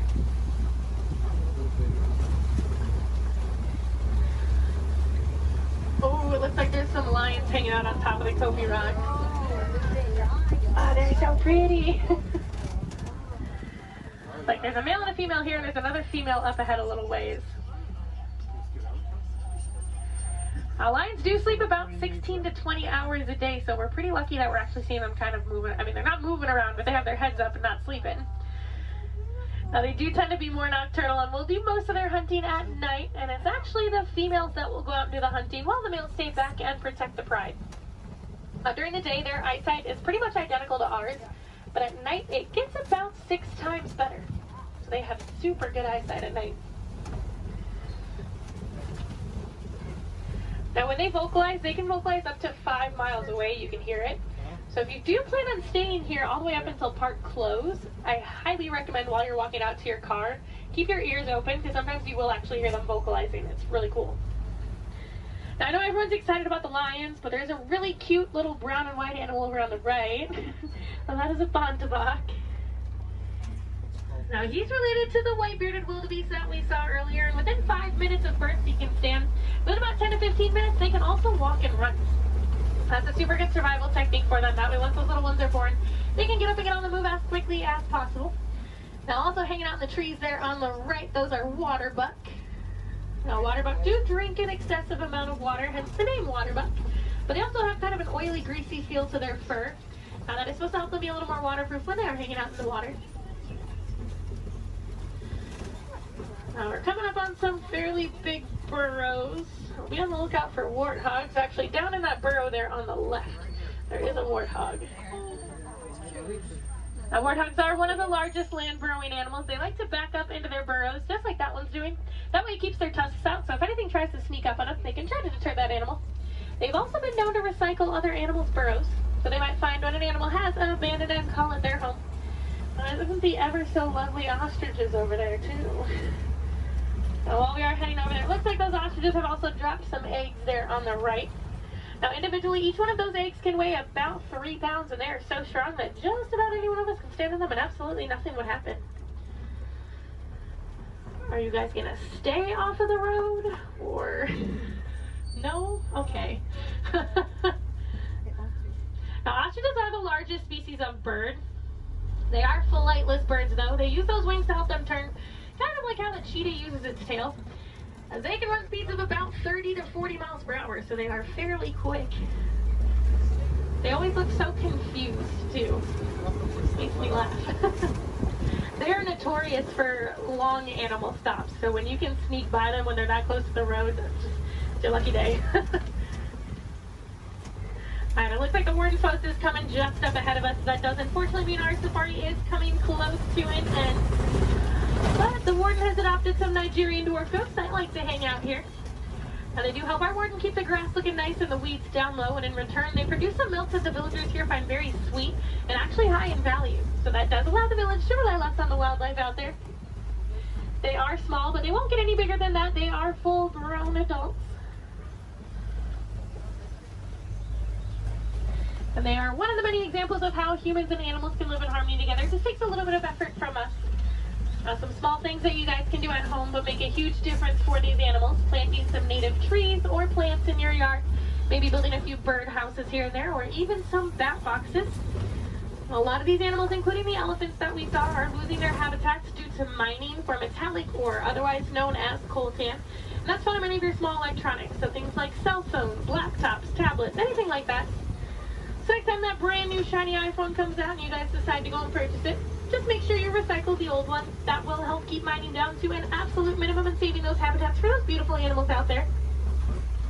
And if I have any wilderness explorers on board, you guys have been on board the Simba 1. That's SIMBA 1. And I am going to get you guys back up to that dock that we originally came from, so you're going to have to bear with me for just a little bit longer. Hopefully we should be able to buzz through some of the docks fairly quickly.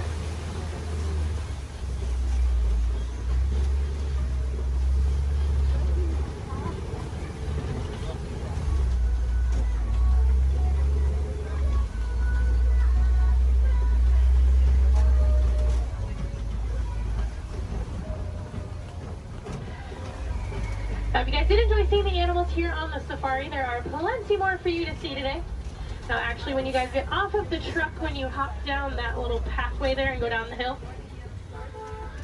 if you guys take an immediate left, you'll actually be on the Gorilla Falls Exploration Trail.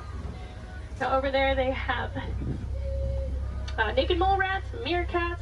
They have an underwater hippo viewing pool where you can usually get a little bit closer view of some hippos, as well as silverback gorillas.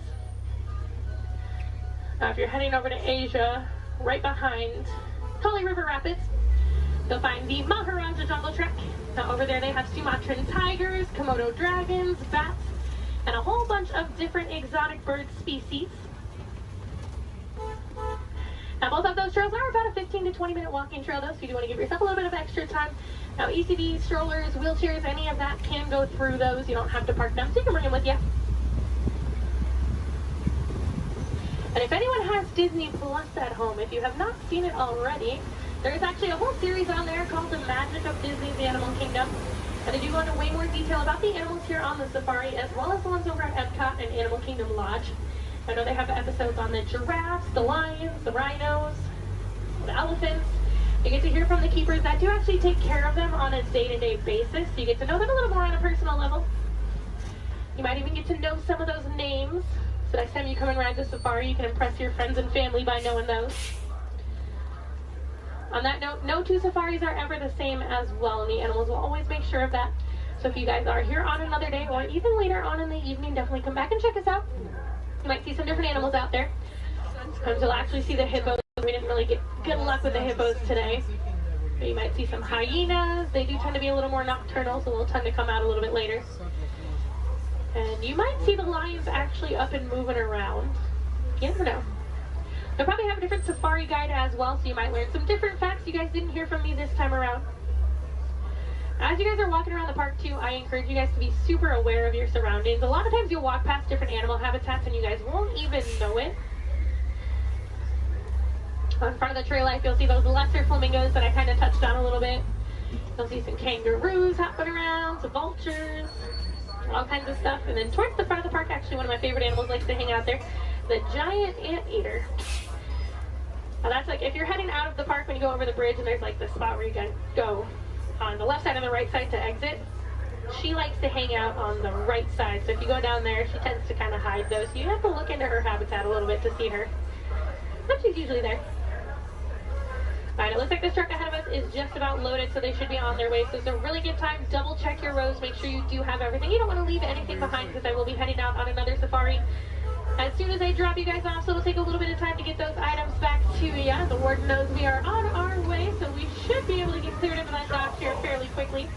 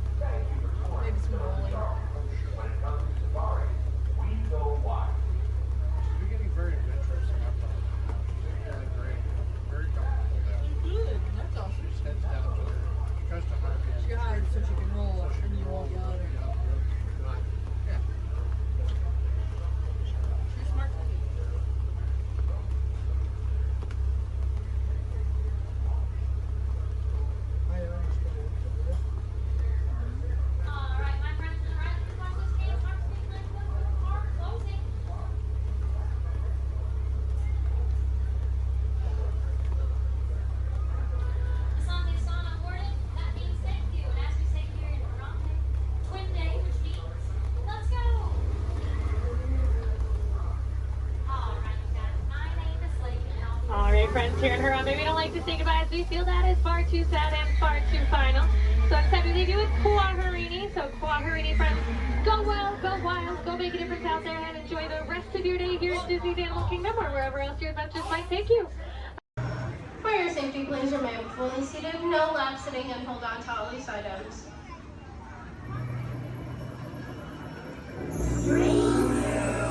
From the outside.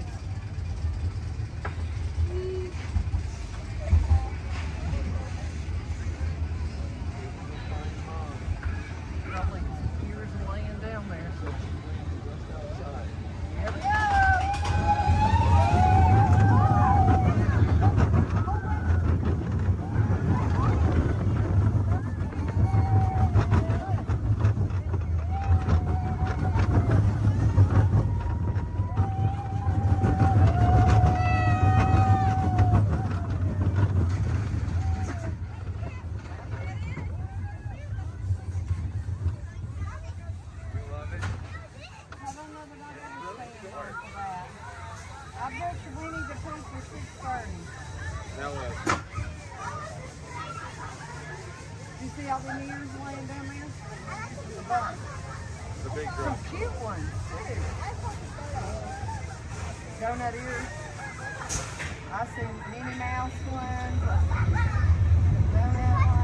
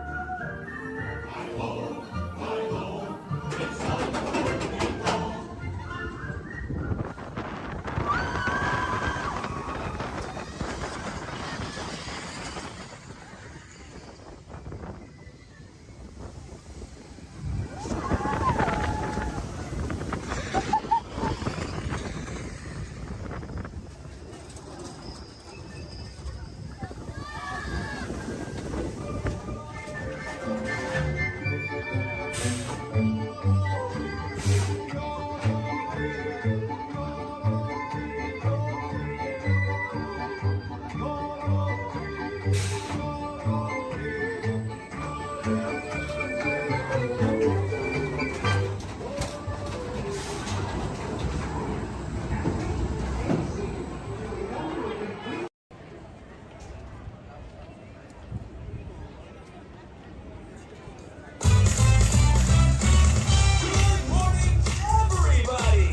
welcome to the Magic Kingdom. In just a few moments, the lanes are going to open for you to explore as we kick off the start of this magical day.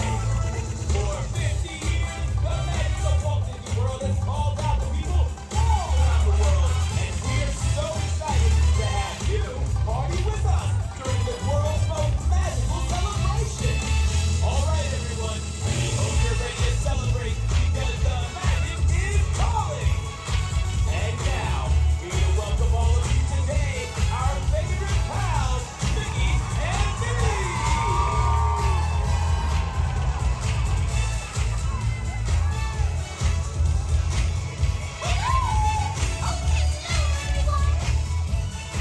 Hi, pals. It's great to see ya. Oh, look! Everything is sparkling! Oh, we sure must be here in iridescence. Well, hi, everybody. We're so glad you could be here with us to open the park. Oh, wow. What a special moment. We're so happy you could join us for this magical celebration. And now that we're all together, we've got a surprise for you. You see, when folks from around the kingdom heard that you were going to be here, they decided to come and celebrate with you all day long. Come on, hey!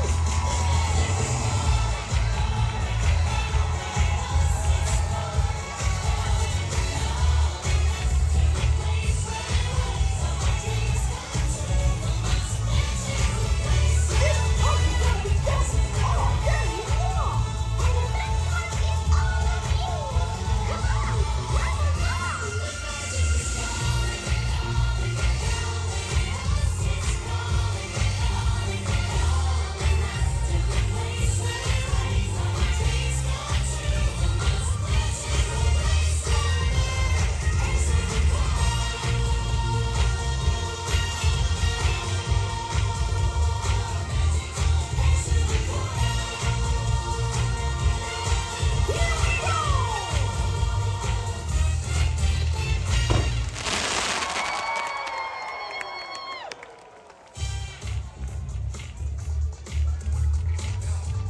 Bye-bye, everyone. See you soon. Have a magical day.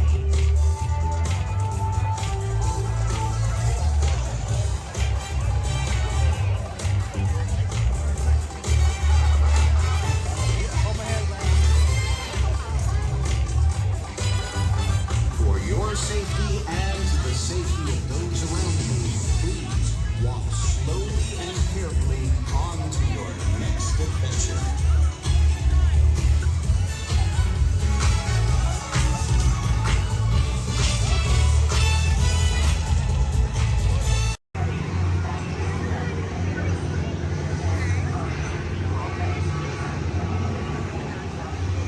Time travel commencing in T-minus 10 seconds and counting. This is Seeker. Listen up. We've got to get in, grab the Iguanodon, and get out before that asteroid hits. Let's roll!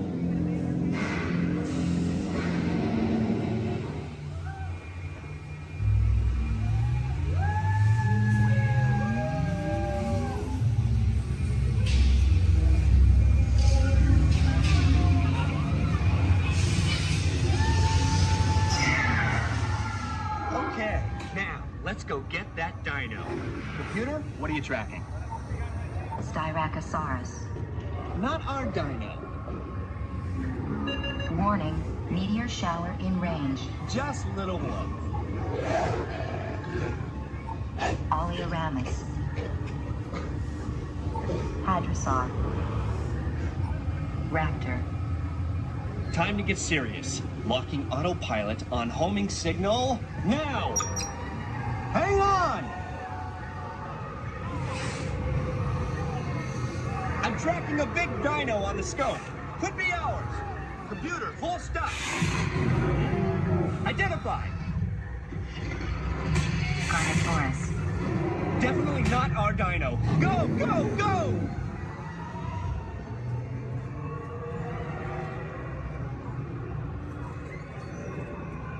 Another big guy coming up. Computer. Slow and identify. Sauropod. Still not our dino, but at least this one's a vegetarian.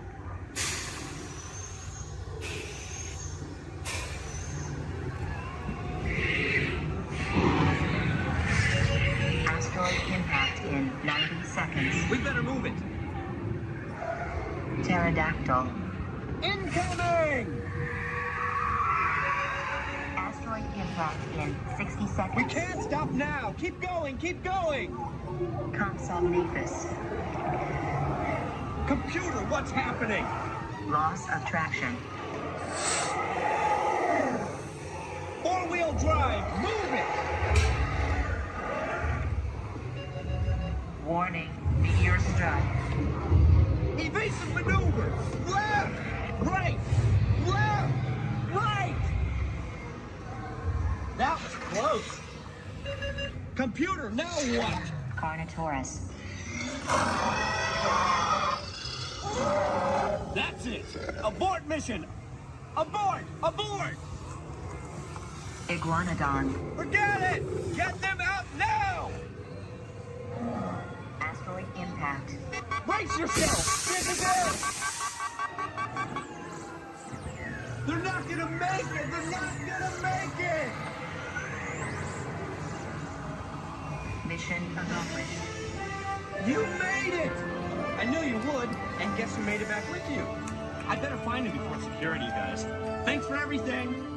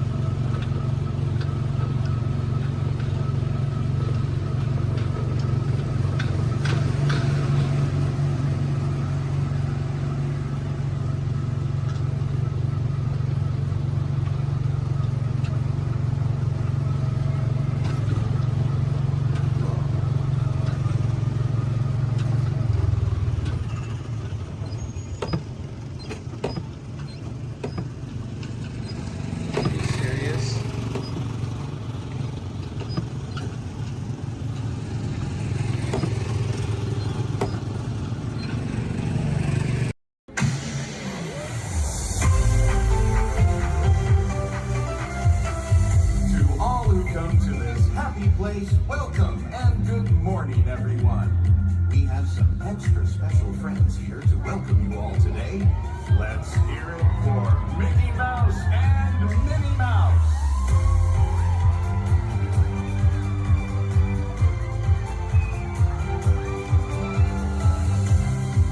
Well, hi, everybody.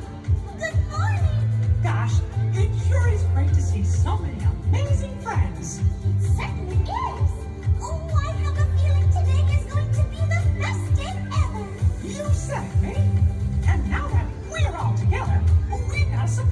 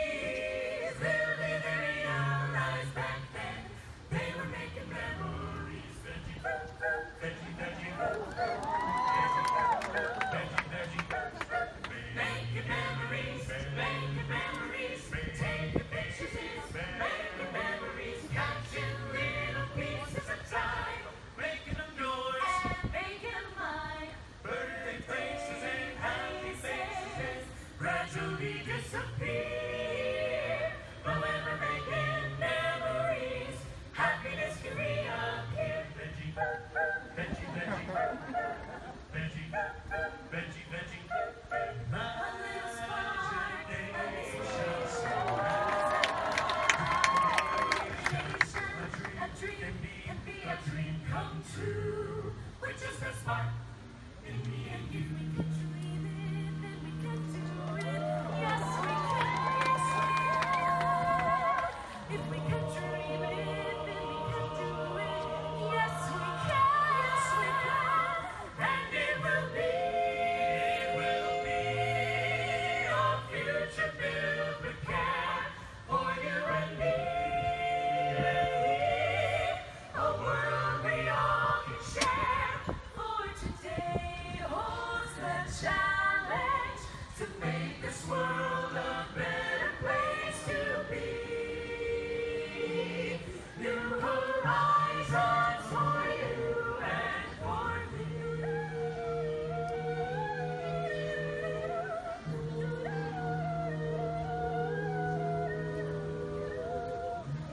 Just an ordinary day, all at once you're on your way to a place that cannot be. No one knows what turns the key. Magic journeys, mystic flights, on the wings of unexpected sounds and sights.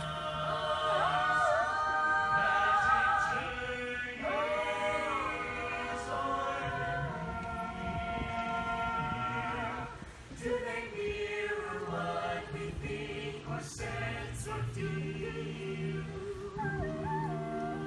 We go on. We go on. Moving forward now as one. With the spirit with each rising sun to a new day we go.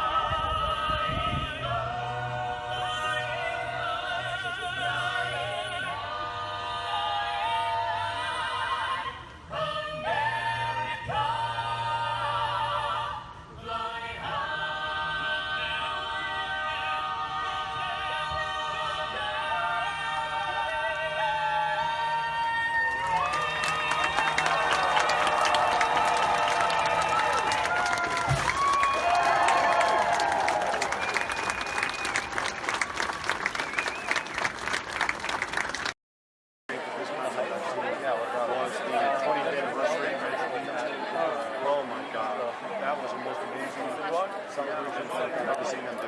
What they do? It was. I think they're sold out dancers, but they still got there's like 200 dancers on the street, and then 3 different marching bands. And the full day of the answer, you just get nothing going on. George's and standing where his dad had stood, reading the dedication, synced with his dad. I was the only one that got that joke. Then, so he really began. Nothing to see here. Ladies and gentlemen, boys and girls, 55 years ago today, Walt Disney dedicated the happiest place on earth. Since then, Walt's dream has brought joy to millions around the world.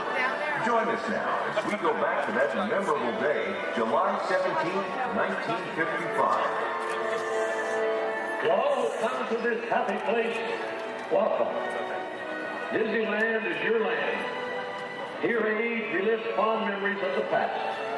And here youth may savor the challenge and promise of the future. Disneyland is dedicated to the ideals, the dreams, and the hard facts that have created America, with the hope that it will be a source of joy and inspiration to all the world. And now, let's all join together in singing Happy Birthday to Disneyland. Are you ready?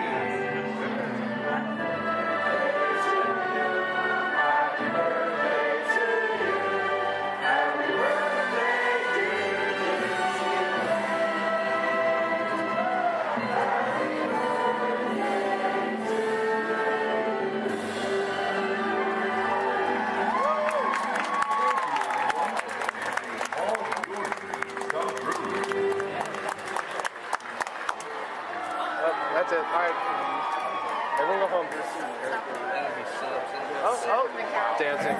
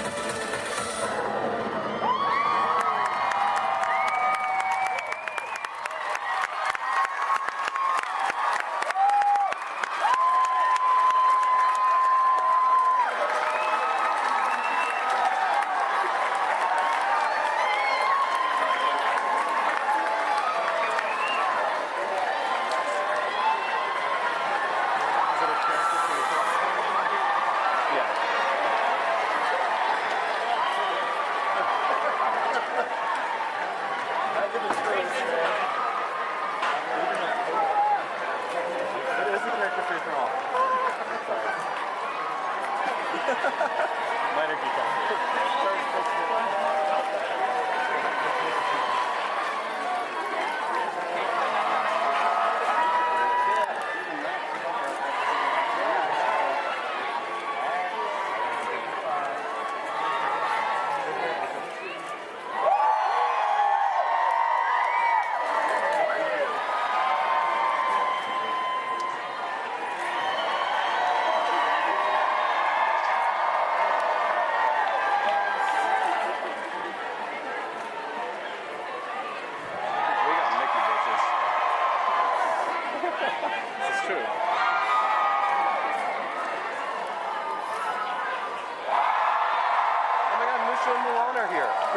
Right there. Behind the light post. If you turn this like cool Oh, Pluto. We should go say hi to Pluto.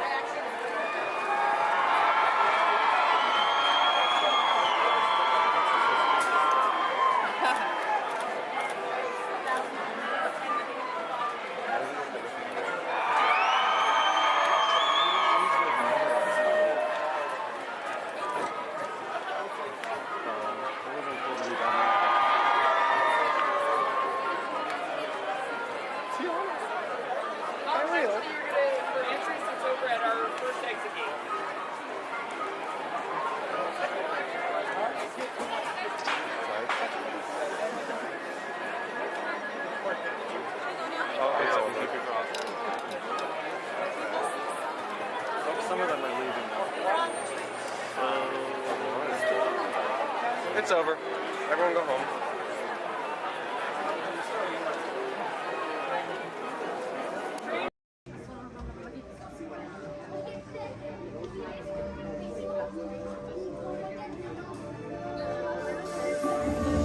I see we have new visitors. Welcome, Terrans, to the wonders of Xandar. I am World Mind, sentient supercomputer of Xandar. I hold the knowledge, memory, and experiences of all Xandarian citizens, past and present. This gives me extensive knowledge, yet I am constantly learning, and I am now learning about you and your planet, Terra.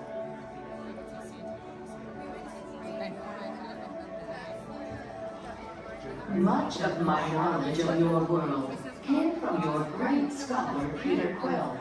However, many of his facts have yet to be confirmed, such as the incredible importance of a legend called Footloose. Through my fellow Xandarians working here at the Wonders of Xandar, I am discovering more about you Terrans. Such as your fascination with eating the turkey leg. Why only the leg? What about the rest of this creature? We are eager to learn the answers to these questions and so much more about your world. In return, we Xandarians hope to share with you more about ours. Although Xandar is 2.537 million light years away from your planet Terra, our worlds are actually quite similar, and began at precisely the same moment. We refer to this as Time Zero, before the existence of anything. Our worlds were born of a single point of matter and energy that blasted outward in what you Terrans refer to as the Big Bang. And from nothing came the beginning of everything.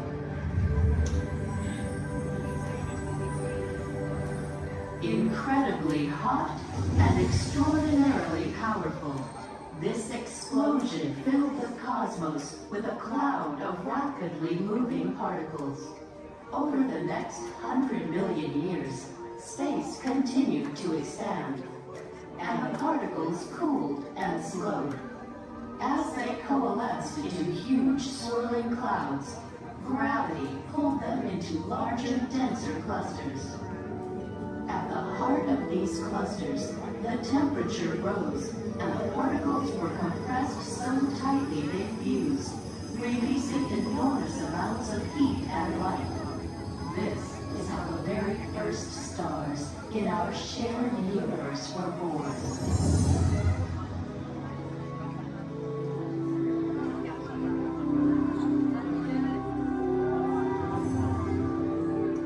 The singularity is just one of the commonalities between our two worlds that we will explore today.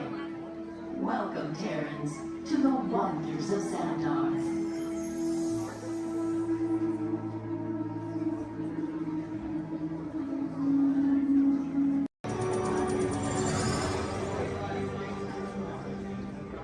Greetings, Terrans.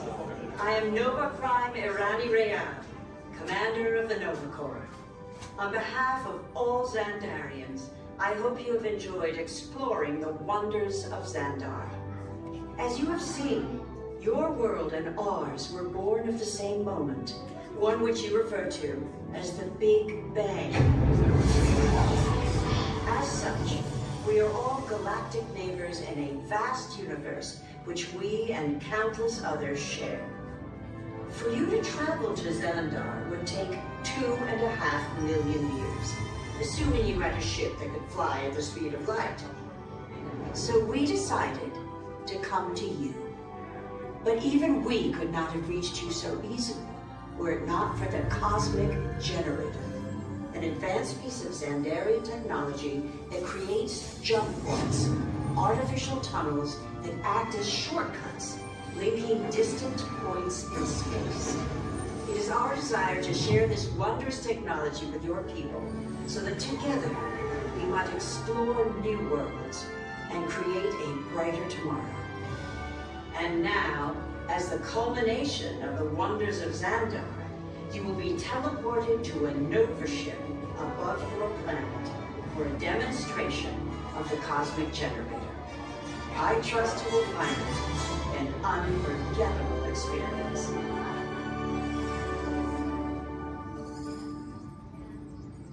Welcome, people of Epcot, Epcoters, Epcotians, citizens of Epcot.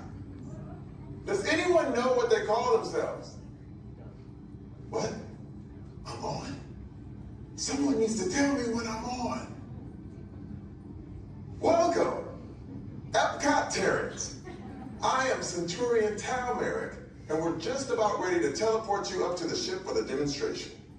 As you're about to enter a secure Nova area, I must ask you to put away your Terran communication devices at this time. Recording of any type is strictly prohibited. I am very serious about this. Now, please step forward into the chamber. You're gonna love this.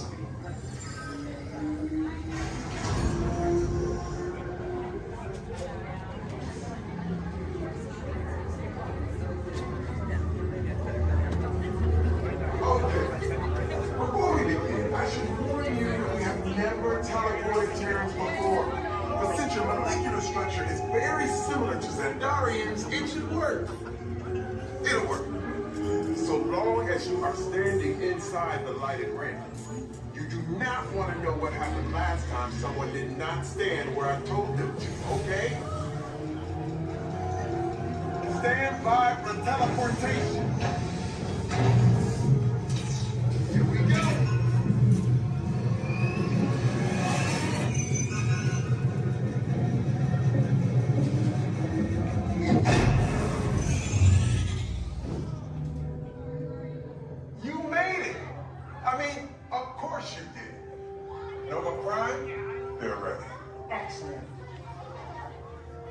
What you see before you is the cosmic generator. And in just a few moments, we'll be activating it so you can experience for yourselves what's happening. I'm not sure. Our power's out. And the cosmic generator is gone. Cheerio, Monarch. Go to Code Red. Prepare the fleet. And call the Guardians. Now. There is no cause for alarm. Turn off that alarm. I've got an important transmission coming in. Hey, what's up, Nova Corps? Our cosmic generator has been stolen. What? How? Why didn't we think of that? That thing's gotta be worth a fortune. I am Groot. Good question. Yeah, who do you think took it? Perhaps that really big man outside your ship. Well, that is a big man. I need to alert Nova Prime. I've been watching Terrans for dogs. That's not creepy at all. This species has failed. Wait, whoa, we didn't even know there was a test. He's got the cosmic generator. He's creating a new jump point. Jump point to where? It's some kind of mutant jump point. It's going back to the dawn of time. Dawn of time, why? To erase an error. Well, that doesn't sound good. Your time is over. Wait, what do you mean? What do you mean it's so vague? The jump point is closing. Hey, Nova Dude, you're Nova Corps need to follow that whatever it is until we get there. We can't. Our power is down, and I've got to get these Terrans onto evacuation shuttles. I got it. I reprogrammed the shuttles to follow them through the jump point. Wait, what? Look, they're our only chance of keeping track of that whack job until we get the cosmic generator back. Piece of cake. Wait! There's cake. Where's this cake? The odds are impossible. Yep. But it's our only shot. Good luck. Are you sure you can control it? Come on, it's me. We got this. We're all toast. First it was cake, now there is toast. This plan is making me so hungry. Terrence, listen up. You need to make your way to the evacuation shuttle now. We'll follow with the fleet when we get our power back. I mean, when we get our power back. Just a chance.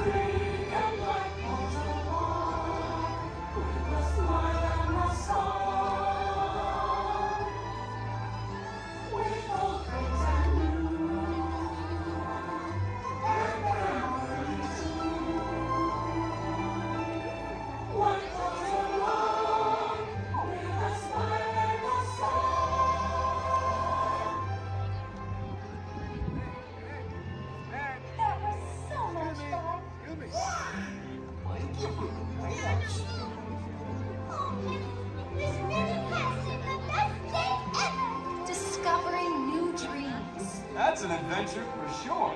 Try something new. I'm having a swinging good time. You win. Finding the confidence to be true to yourself. That's right. Here's to all of us, old friends and new. More hugs for everyone.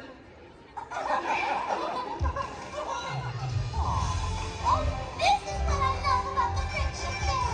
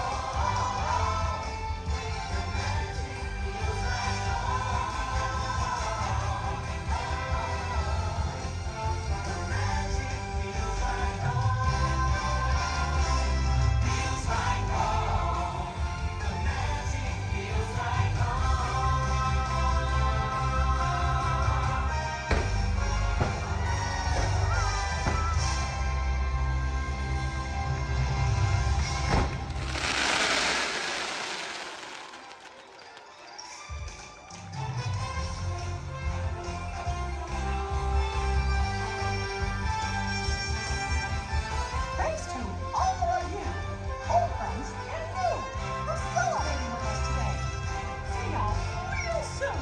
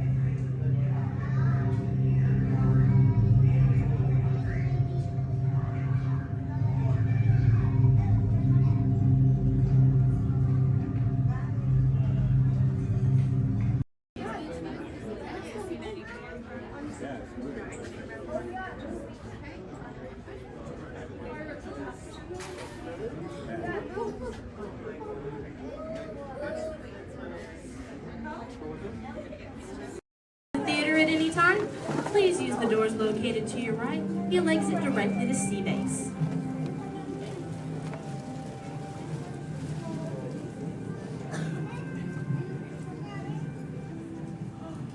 Hi everyone and welcome to Turtle Talk.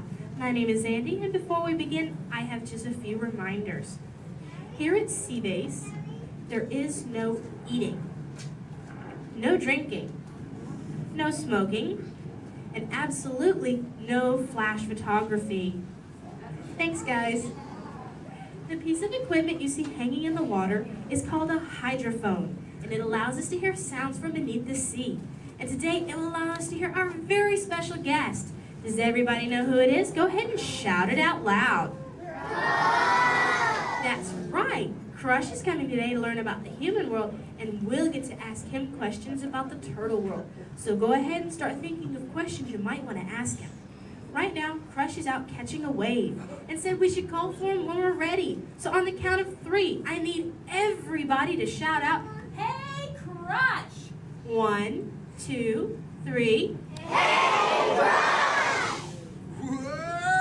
Right shots, right shots!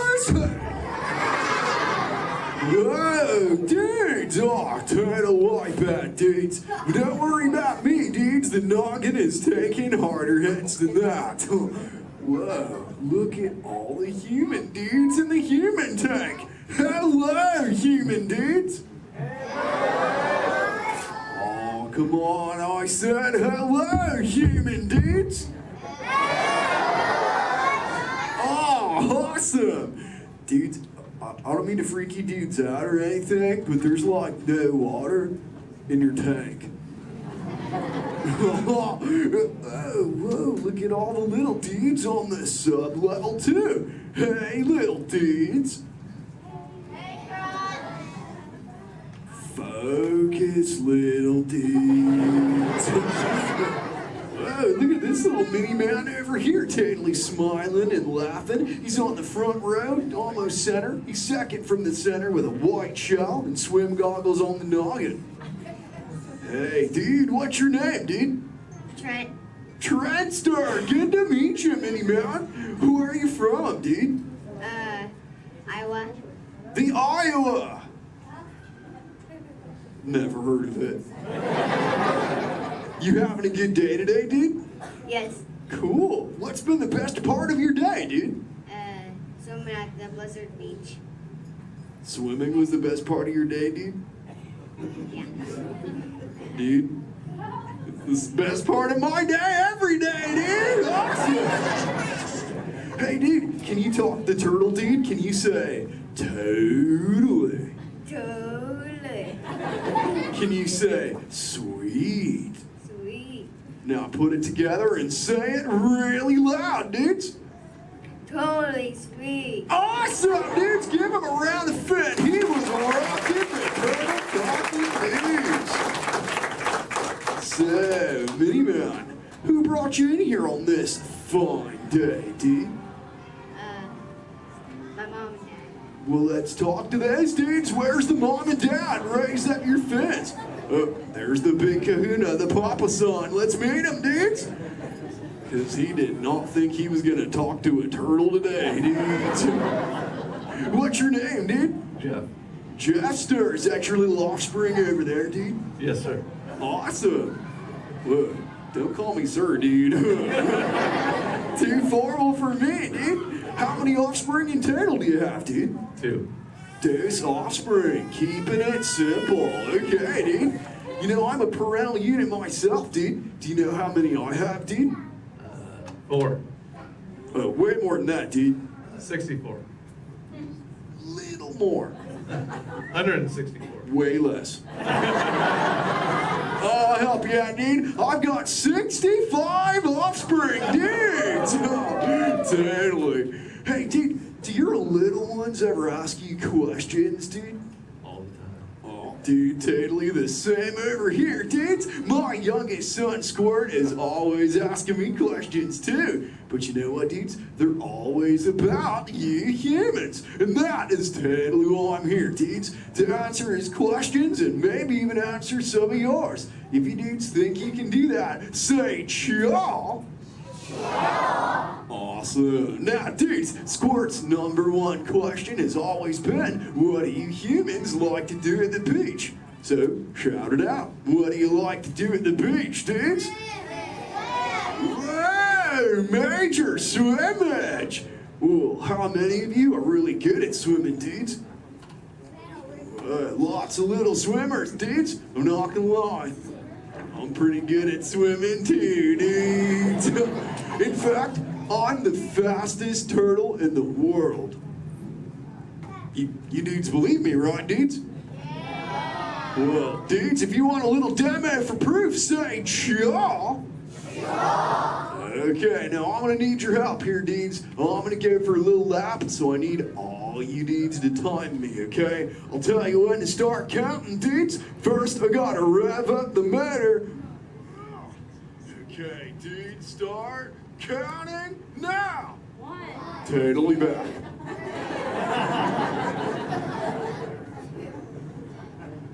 And you know what the best part is, dudes? I just swam around the world.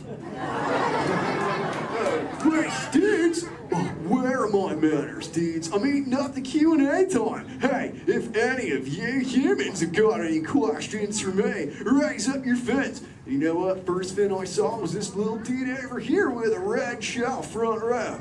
What's your name, dude? Tyler. What was that, dude? Tyler. Tyler. Don't get angry at me, dude. So what's your question, Tadley Tyler, dude? How are you? How old? I'm good. How old am I? Is that your question, dude? How old are you? Okay, dude. Well, check it out, dudes. On average, us Greens live about 80 to 90 years. But I'm no average turtle, dudes. I am 150, dudes, and still young. Check out this six-pack. Thanks, dudes. Who else has got a question for me, dudes? Let's talk to this little mini man over here. He's on the front row. He's got like a grayish shell with the short, dark locks on his noggin, dudes. Joel, that's the dude. What's your name, dude? Mitchell. Oh, the Mackin Mitchell. What's your question, mini man? Have you ever been, have you ever been close to being eaten?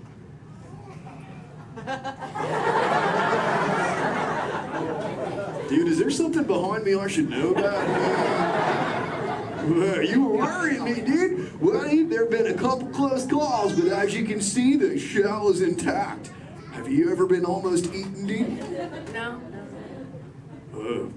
We'll keep that going, dude. Trust me. Hey, dudes, I just remembered one of Squirt's questions, dudes. We found this thing on one of my migrations, and it belongs to you humans. Maybe you can identify it for me, dudes. So what is it, dudes? A bra! Awesome! Wait, I thought that's what you said to your friends. Like, what's up, bro? Well, what's it for, dudes? Swimming? Well, I'm swimming right now. I must look pretty good on me, huh, dudes? It's for who, dudes?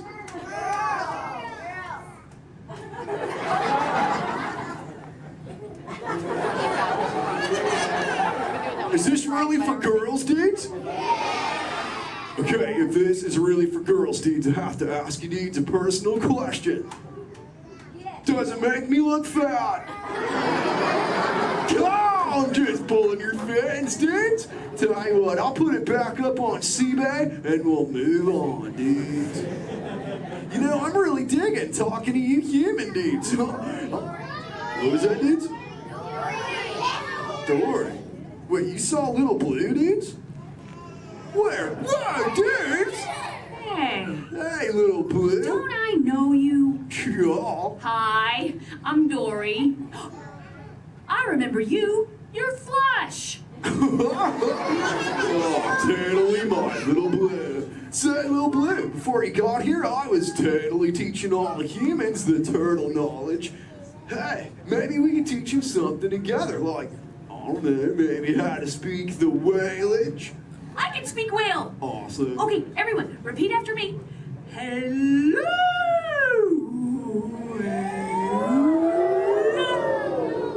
Okay, let's all try it together, dudes. 1, 2, 3.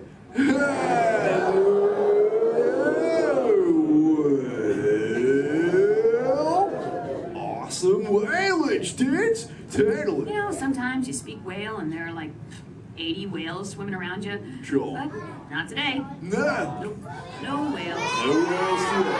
What is that? A whale? Where's there a whale? What? Little Blue, we call it a whale. That's a mountain, baby. Little Blue, crop shot, Little Blue.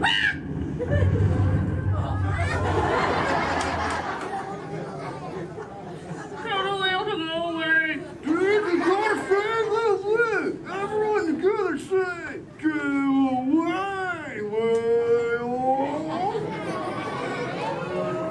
Thanks. Dudes, awesome, dudes, it's working, dudes. We did it. We saved Little Blue, dudes. Put your fins together. That was awesome, dudes. Whoa. seems like that whale totally kicked up some tasty surfage, dudes. I better hit those waves immediately. But before I get going, I want to say something really important, dudes. Be good to the ocean, and she will totally be good to you. Oh, and all you little dudes down here, do me a big favor, little dudes. Keep using the word dude as much as you can till you get home, okay, dudes? Your parents will love you for it. All right, dudes, I'll catch you later. Bye, human dudes. Let's give it up for Crime. Ladies and gentlemen, I hope you enjoyed our show. Yes, Walt has some of the brightest minds in the world, but I keep things around here pretty chill, so the kids can create the next big idea that will give you the tools to become the next generation of heroes.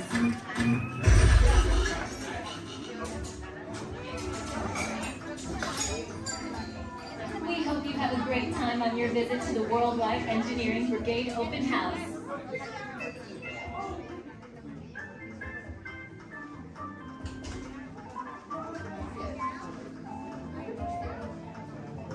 And now, our project lead, the brilliant, Peter Parker. Hey, what's up? I'm Peter Parker. And here at Web, we get access to some pretty awesome tech, like vibranium from Wakanda, or this crazy alien juice stuff we have in Particles and Star Tech. It all helps us develop really cool stuff, like these spider bots, for example. Check it out. They have this really cool self-replicating feature. Because? This is awesome. Buddy, you could stop doing that now. But anyway, you guys are here today to help us test the Web Slayer vehicle. Using onboard tech, you will be able to sling webs just like my buddy Spider-Man. Peter, your presentation is getting away from you. Yeah, I'm aware of that, Sharon. If you could just initiate the safety protocols, it would be great. Problem with that, So Peter. anyway, if you want to sling a web, all you gotta do is sling your arm in the direction you want to shoot the web, and that's it. It's awesome. Peter, your spider bots are continuing to replicate and are consuming everything in their path. They seem to be stuck in self-recognition mode. If you could just handle that for me, please. On it. Contacting Mr. Stark. Don't call Mr. Stark! Don't call Mr. Stark. Sorry, Michelle. Just call someone else, ask them to do it. Okay. Contacting Spider-Man.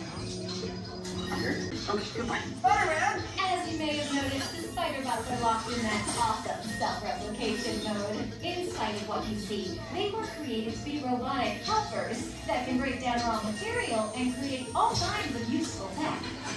But because they are stuck in self-replication mode, the spider bots are currently consuming everything in sight and multiplying at an alarming rate. If left unchecked, my calculations predict this will lead to the devastation of the entire Avengers campus. It should be safe until Spider-Man gets here, as long as they don't get into the alien fluid. This is now a bigger problem. Activating threat level protocols. Hey guys, what's up? I hear you have a problem. I'm here to help. You made it. Great. Threat level is at exponential danger. You might need some help. Perhaps I'll call the Avengers? Don't worry, everyone. I got this. Okay, everybody. Open house is canceled. Wise idea. And I could use some help. Yes, you could. Sharon, prep the slinger vehicle. Already on. Everyone head to the slingers and we'll team up to stop the spider bots before they destroy the campus. It's easy. Okay, we have a plan. Please move quickly through the doors and down the hall to the slinger vehicle bay. Your open house demo has been upgraded to a high-stakes mission to save the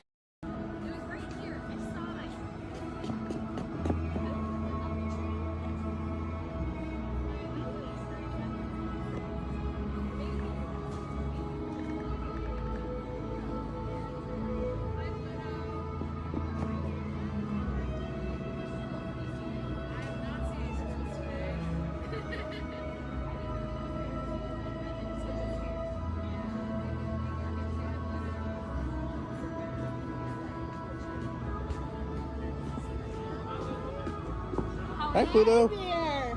Now you don't chase those cats up those trees. Oh no, we don't chase any cats. No. We're big friends of Pickers. We love him. He's the best.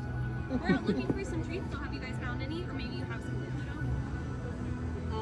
Nope, haven't seen any treats yet. Yet? Okay. I'll keep an eye open though. It's a promise you'll let us know if you find I will any? certainly let you know. Perfect. Pinky swear. There you go. Thanks, Red. You're welcome. Bye.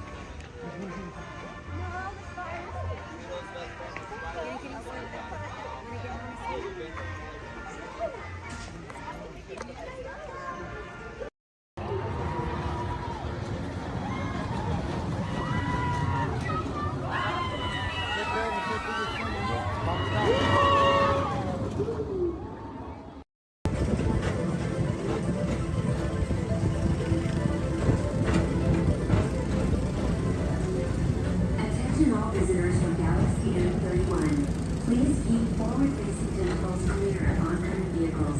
Thank you.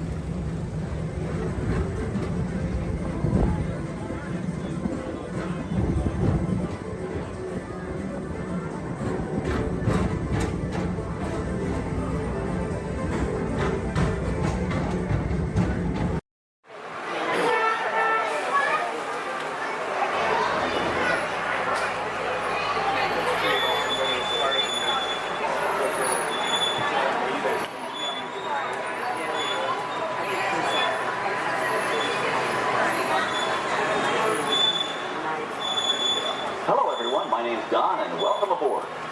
We're heading into the backlot of Disney's Hollywood Studios. This production area was built in 1988 as a Florida counterpart to the Walt Disney Studios in Burbank, California. We included sound stages, recording studios, high-tech editing rooms, all the tools needed to create movies, TV shows, and radio broadcasts. We've even got our very own water tower too. It's up ahead on the left side of our shuttle. We call it the Earful Tower. It's inspired by the water tower Walt Disney had built for his Burbank studio in 1939. Our Florida tower stands a lucky 13 stories high, and we added our own creative touch, a giant set of Mickey Mouse ears. If you wanted to wear those ears, you'd have to have a hat size of 342 3/8. Up ahead, after the next bend in the road, you'll have a perfect opportunity to take a picture of this famous icon. In the world of entertainment, every project starts with a screenplay and a lot of creative ideas. A production studio is where the ideas of writers, producers, and directors are transformed into an on-screen reality. Within these huge spaces, filmmakers can literally create their own worlds. Our Florida sound stages are soundproof, weatherproof, and most importantly, air-conditioned, all vitally important for the cast, crew, and equipment. Many of the crafts needed for filmmaking are located right here on the lot. On the left, we have our own greens department. It grows flowers, trees, shrubs, and topiaries. A few well-placed plants can cover up empty spots in the set and add a touch of natural beauty to a scene. On the right are two of the aircraft from the 2001 blockbuster hit Pearl Harbor. These exact full-scale replicas of P-40 fighters were used in the special effect fight sequences. Of course, many of the planes we saw flying through the aerial battles or sitting on the ground weren't real at all. They were created entirely within a computer. Oh, keep your cameras focused to the right. We're coming up on that perfect angle of the Earful Tower I told you about. It's a true masterpiece.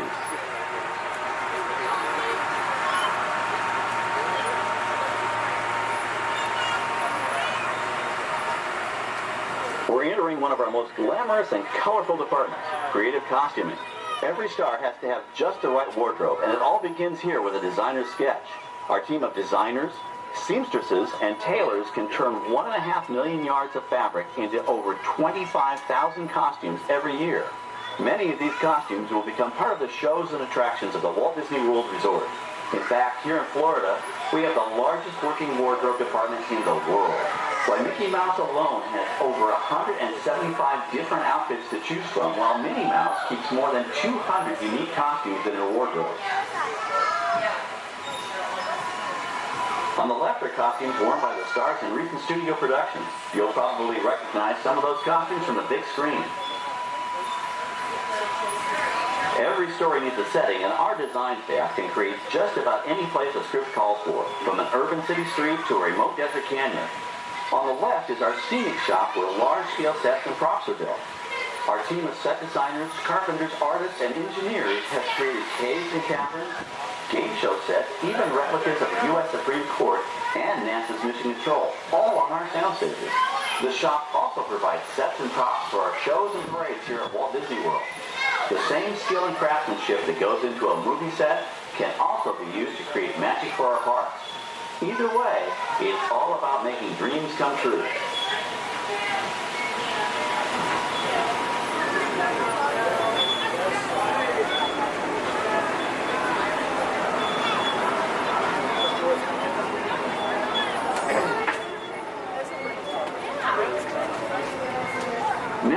area zone we call the Boneyard.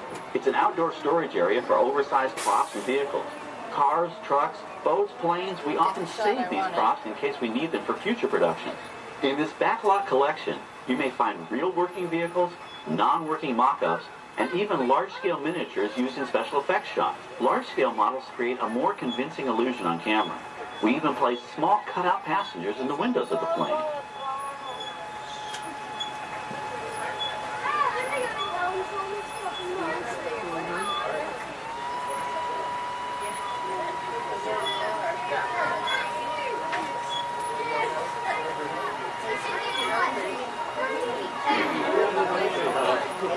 We're now passing by the sets for our Lights, Motors, Action Extreme Stunt Show. On the left, you may catch a glimpse of the Mediterranean fishing village that sets the stage for this thrilling attraction. We'll get a closer look at it soon, but for now, we're approaching one of the largest standing sets on our back lot. It's over on the right. It may not look like much from this angle, but it's pretty spectacular on the other side.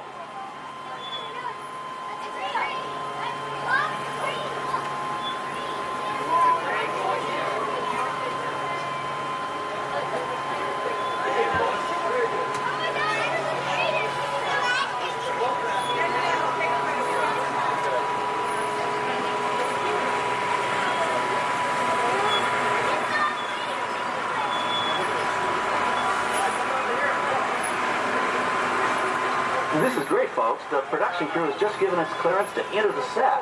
Hello, Backlot Tour. I'm Amy, a production coordinator here at the studios. I can see your shuttle heading toward our canyon set. I've given your driver permission to come in and take a look around. I'm up here with our effects crew, and we're getting ready to shoot a test sequence. Oh, on the way in, you're going to be crossing a wooden bridge, and things may get a little bumpy, so please, hold on to your belongings, especially hats, cameras, and glasses, and keep an eye on any small children in your party. And of course, please remain seated at all times. Welcome to the set. As you can see, we brought the bare, dry deserts of Southern California to green, typically humid Central Florida. This set is based on real locations that our production designer took pictures of. Our set crew spent about 6 months building the canyon, but we've used it for a number of TV shows and specials over the years. For our upcoming production, the script called for a tanker truck. We found this one in our backyard, but it was too big to drive into place. So we picked it up with a crane and set it down here. We're up on the overhead platforms, and I see our director has arrived. As soon as the rain effect is ready, we'll begin the sequence. This set and shower is really just a special effect. We've rigged up a series of water nozzles just above your tram. The water sprays in a crisscross pattern to create a sense of depth. But this storm only covers the first few feet.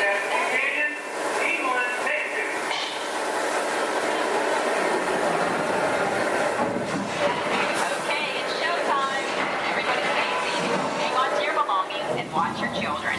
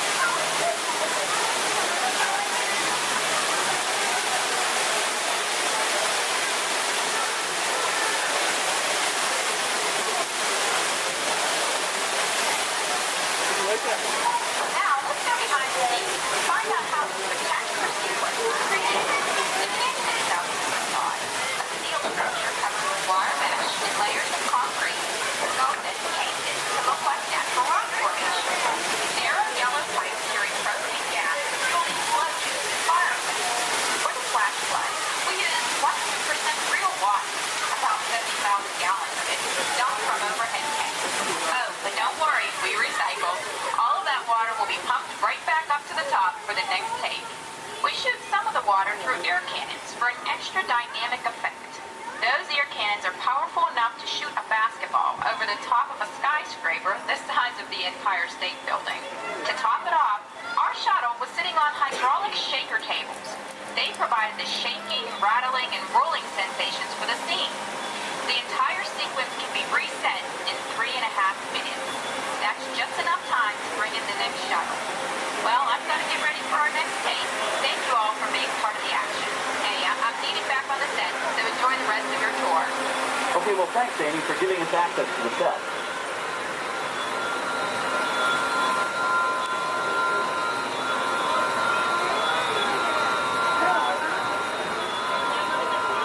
On the right, we have an authentic piece of Disney history.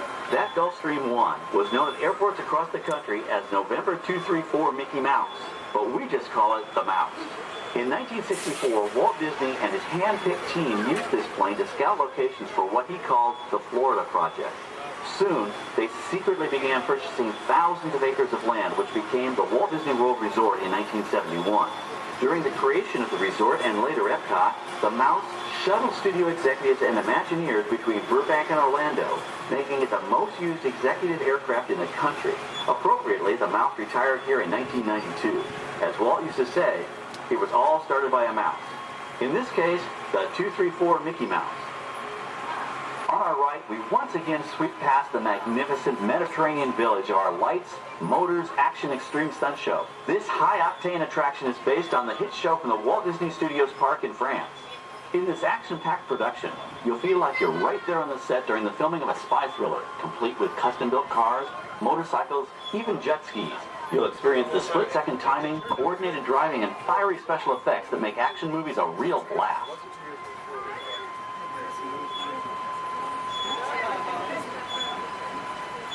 The staging area to our right is known as Acceleration Alley. Here, the custom-built stunt show vehicles rev their engines up to 70 miles an hour before making their high-speed entrances onto the stage for our lights, motors, action extreme stunt show. Of course, these are professional stunt drivers. We hope you'll enjoy their daring driving skills, but please, don't try them yourself.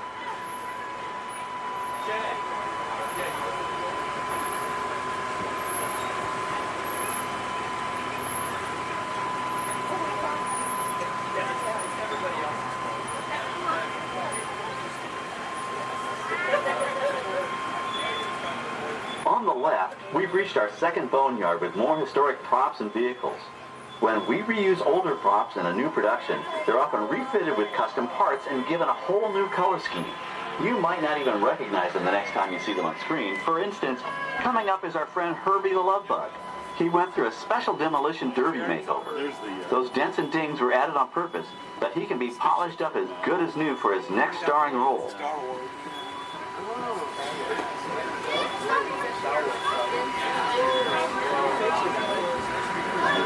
On our right, we now have a very different view of the fishing village set. From this point of view, you can see that there is no inside of the buildings. They are just false fronts or facades. In the movie business, set builders only create what the camera has to see. It's an old movie trick dating all the way back to the silent era. To add to the sense of realism and avoid the cost of set building, many of today's television shows and movies film on location in cities and towns across the U.S. But out in the real world, you've got to contend with noise, traffic, crowds, and various visual elements that may or may not belong in your film. Here on the backlot, we can avoid these problems because we created our very own flexible urban environment. Our Streets of America facades can stand in for a small town or a giant metropolis. As we come around the last corner on our route, you'll see the skyline of New York City in the distance. It's really a series of painted flats, expertly designed to fool the eye and the camera. We can dress and decorate these streets to look like any city we want, from Chicago to San Francisco. Depending on the choice of vehicles, props, and costumes, we can even turn back the clock and set our story in a different time. And what's more, these sets are built with Florida weather in mind. They're made to withstand 100-mile-an-hour winds. You're welcome to visit our Streets of America anytime during your visit today and get an up-close look at the skills of our set designers and builders. We've just about reached the end of our tour. Our final stop is the American Film Institute Showcase, where you can see the actual costumes and movie props used in some of Hollywood's most famous films. There are some pretty amazing items in there, so feel free to take all the time you like. Please stay seated until our tram comes to a complete stop and check around you for any personal items that may have fallen during our trip. Well, as they say in Hollywood, that's a wrap. Thanks for joining our backlot tour, and we hope you'll come back to visit us again soon. Alright, we're going to stop up here in just a moment. I'll open these doors. I'm going to exit out through those blue automatic doors into the AFI showcase door.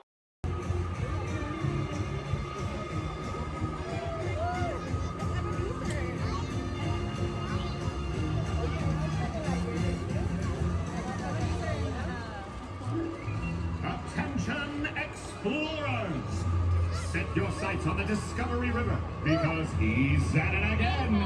Yes, famed billionaire and thrill seeker Scrooge McDuck is back in pursuit of high adventure! At the navigation helm, why, it's his personal pilot, chauffeur, and travel companion, Launchpad McQuack. This expedition will surely produce a grand ducktail!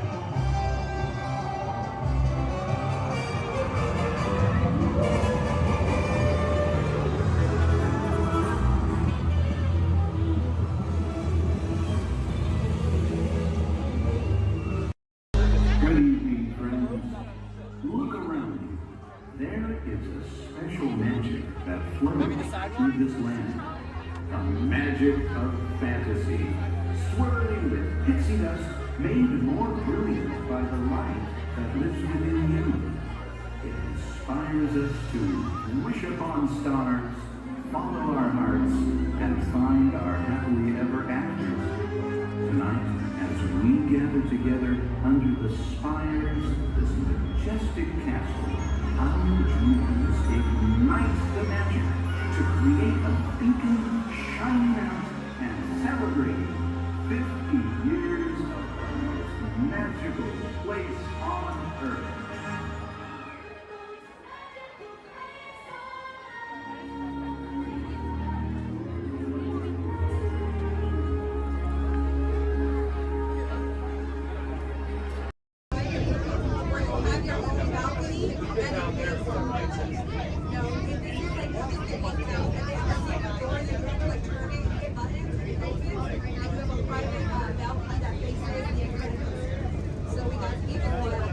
That's what they call it now, the Incredibles. Yeah, it's not Screaming California. But I remember the first time I ran, I went on it, there was a guy who had a cigarette in his mouth and he came in, he was so proud that he had it lit the whole time. That's like my first time there, and I was like, okay, glad. I went on a ride with the kid. He was at the time.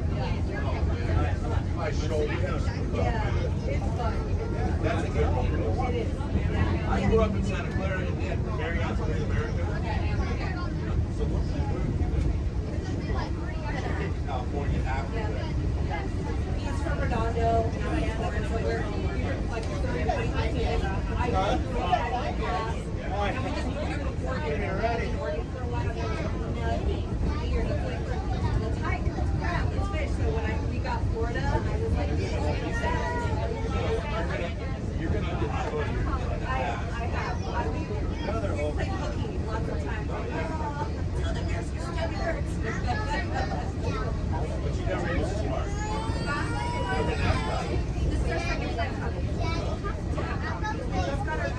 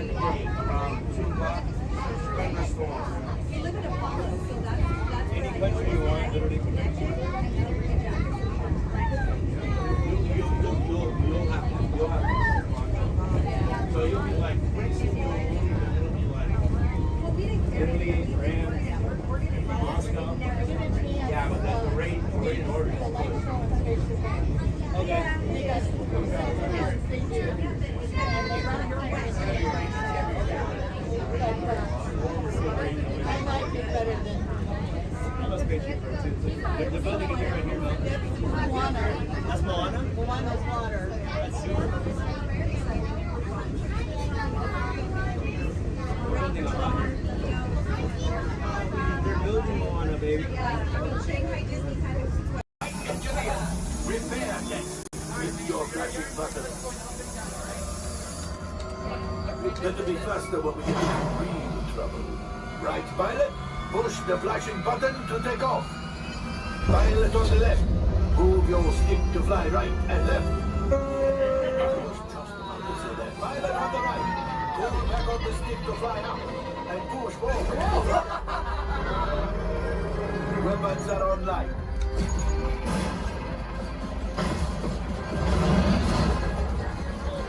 Left pilot, hit the boosters. Now let's go get that coaxium. Right pilot, make the jump to light speed.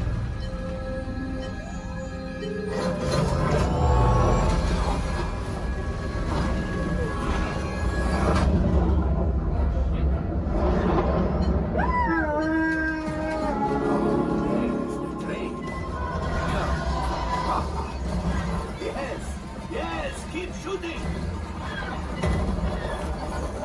They've locked onto us. Take evasive action.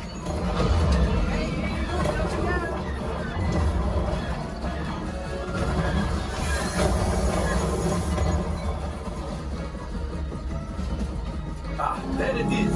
After that train. Flight engineers, fire the harpoon. Now, shoot the cargo free. Left pilot, brakes. Well, my friends, that could have been much worse. Okay, it's much worse.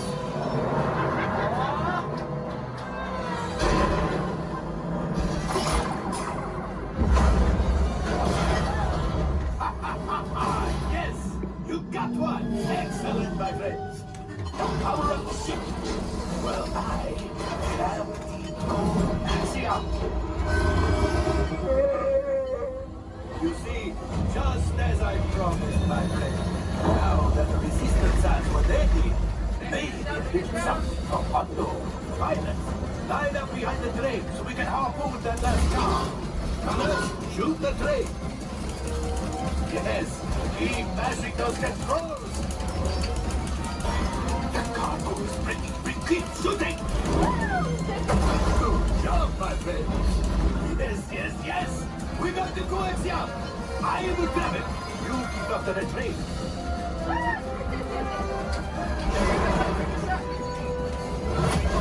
Gunship. Oh, gunship. Things are getting too hot. We're going to get out of here. Yes, a distraction. Fire the missiles at the train. Hurry.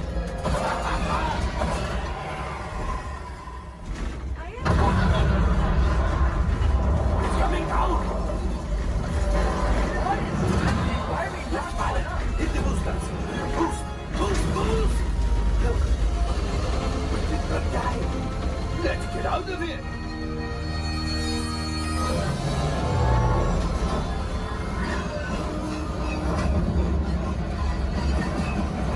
Your hyperdrive has failed. Pilots, evasive maneuvers. We've got company. True is right. If we leave them back, they may find the resistance. You did it. Watch out! Oh, that's going to be a lot.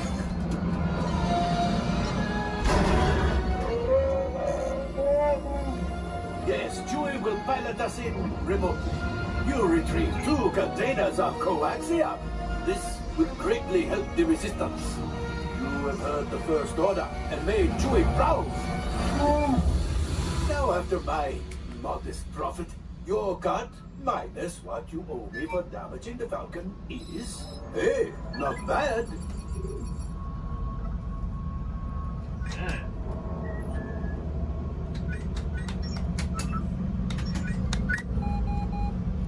R5, damage report. Engine failure, all right. Hyperdrive leak, that is not too good. Have a fire over here. Multiple hull ruptures, well, it could be worse. Life support failure, that? Okay, that's something. Yeah, I'm just going to cut you off there. It might be fun. Isn't it, Stefan? time for you to go. And don't worry, the payment is on the way.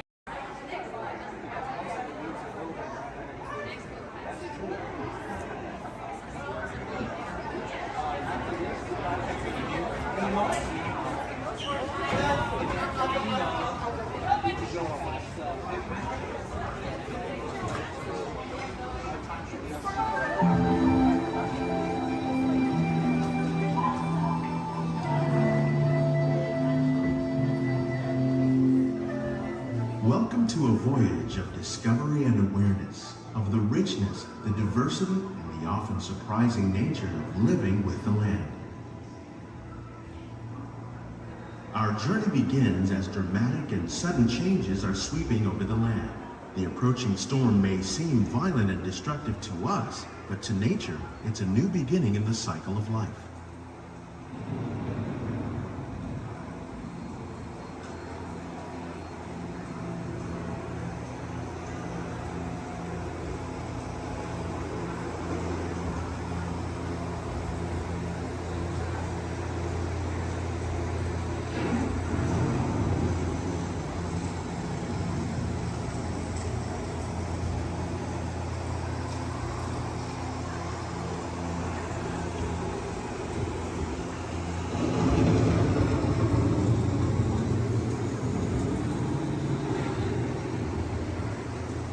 Beneath the surface of the land, roots trap water from the flowing mud, extracting precious nutrients and minerals.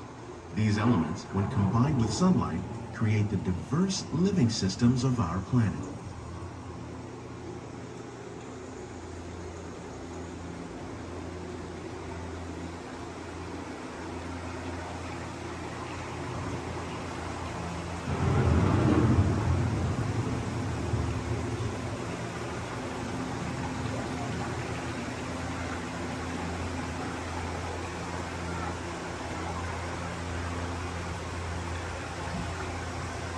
One of those living systems is the rainforest, home to the most amazing concentration of life on our planet.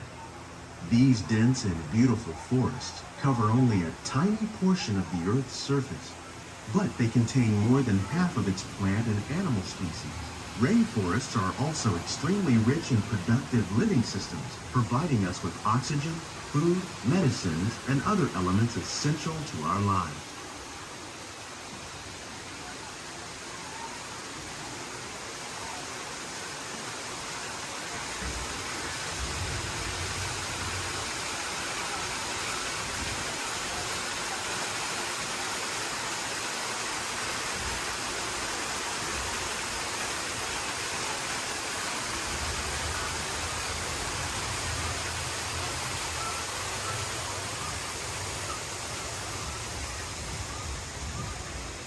In the desert, nature has created a very different, but no less beautiful living system.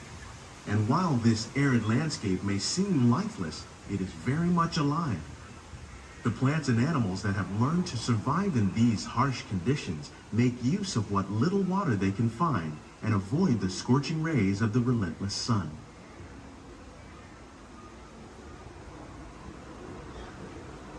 The American prairie once appeared as desolate as the desert, but over time, rainwater and nutrients gradually penetrated the hard surface of this land. Even the hooves of the mighty buffalo helped create the rich soil that would one day become home to the American farm.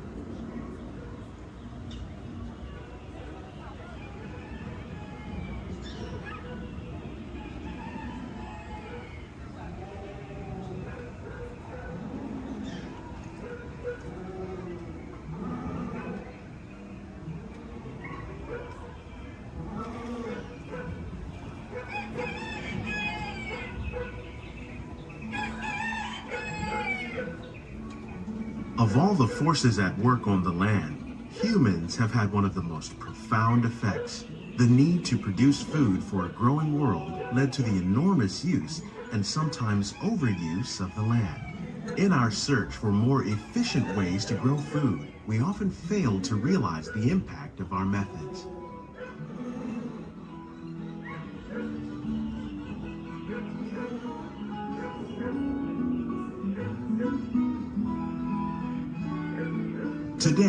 We're learning to live with the land, discovering better ways to grow food that will assure both human and environmental well-being.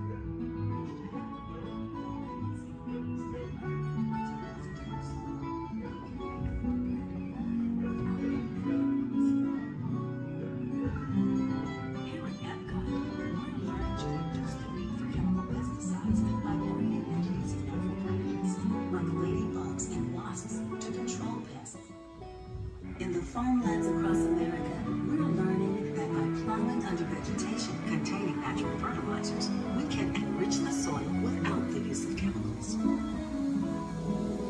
In arid regions, we're learning to produce food on desert seacoasts by developing and planting crops that thrive on salt water. In Japan, we're learning that by mixing leaves and other living materials into our soil, we can make farmland more fertile without the need for chemicals. How will we meet tomorrow's growing needs for food production, yet still respect the needs of the land? Some of the answers are being discovered just ahead. To help us maintain these carefully controlled ecosystems, and for your safety, please remain seated in your boat at all times.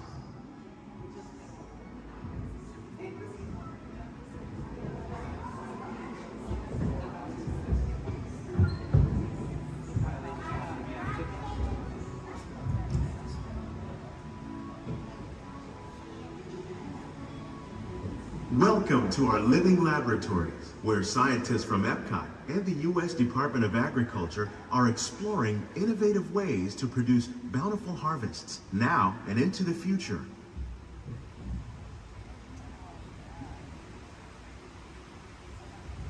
The tropics are home to the greatest diversity of plants on the planet. Many of these, like papaya, bananas, cacao, coffee, and rice, are well known around the world. These are just a few of the edible plants that have been an important source of nutrition for people living in the tropics. Many are rich in vitamins and minerals, while others are well adapted to growing in less than ideal conditions. Some, like the water lily, thrive in wet, swampy areas and waterways. All parts of this plant, even the flower petals, are edible. The starchy root of the plant has long been used to make flour for baking.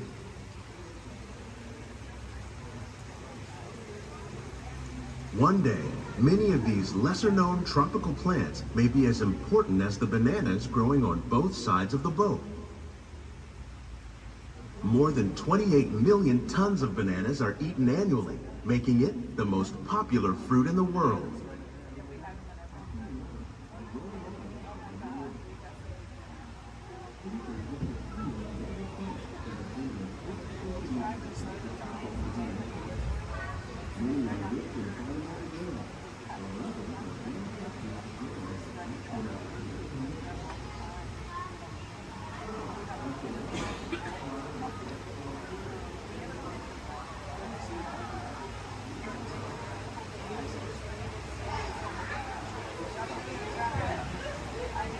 When we mention farming, you probably don't think of fish. But fish farming, or aquaculture, accounts for nearly half of all the seafood consumed globally. Tilapia, bass, and catfish, like the ones you see here, are three of the more popular crops raised by fish farmers. The sustainable system we're using here recycles the water in the tanks. As a result, we're able to save millions of gallons each year. Our small fish farm produces nearly 5,000 pounds of fish each year to serve in restaurants around Walt Disney World. Innovations like this one can play an important role in our efforts to produce bountiful harvests and still protect natural resources.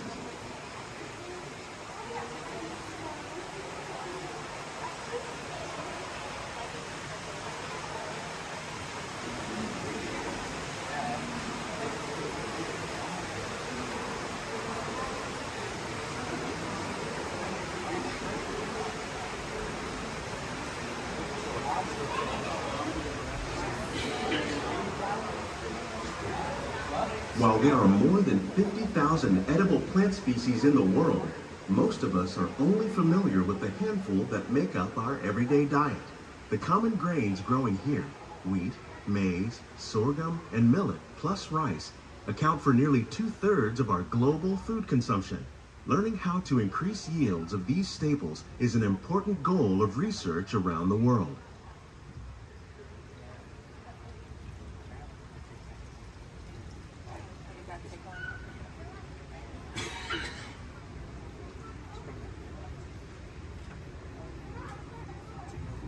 These plants are definitely on their way up. Innovative growing techniques like these increase yields while more efficiently using resources like water, fertilizer, and pesticides. Another innovation at work here is our integrated pest management program. By populating our greenhouses with beneficial insects that prey on harmful pests like aphids and flies, we are significantly reducing our reliance on conventional pesticides. We're growing these crops using our nutrient film system. This technique precisely controls and recycles water and nutrients. With it, we can produce over 27,000 heads of lettuce a year in this one small area.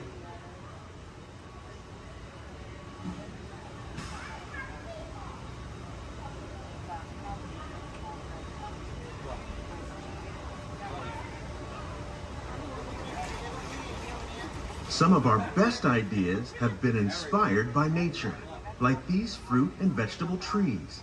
By growing these ground plants vertically, we can increase yields and better control diseases. These crops taste as good as they look. In fact, we serve more than 15 tons of produce from our greenhouses in restaurants here at the land every year.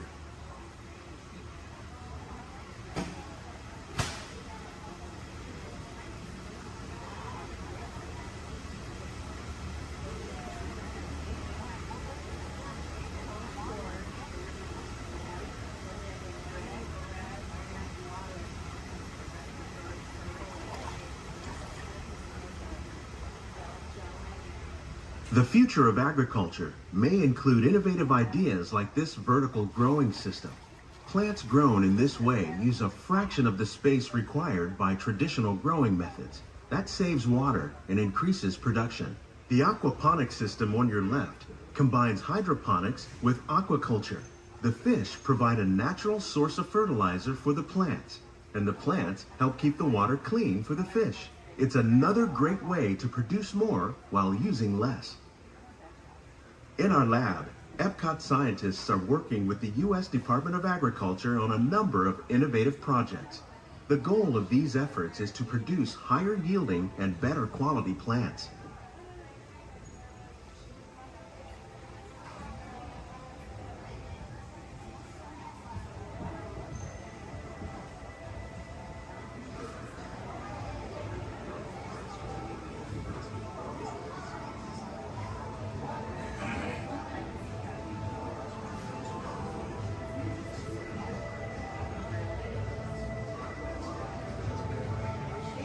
These greenhouses represent just a fraction of the work being done worldwide to produce bountiful harvests for our growing population.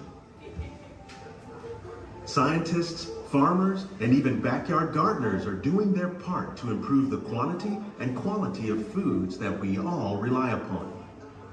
Together, we can continue to find more ways to increase food production and protect our precious natural environment. Only then will we truly be living with the land.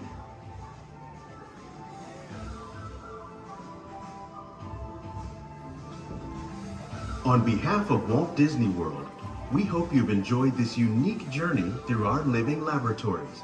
If you'd like a closer look, then check out the Behind the Seeds walking tour. It's a chance for the whole family to get up close and personal with the plants and growing techniques in our laboratories.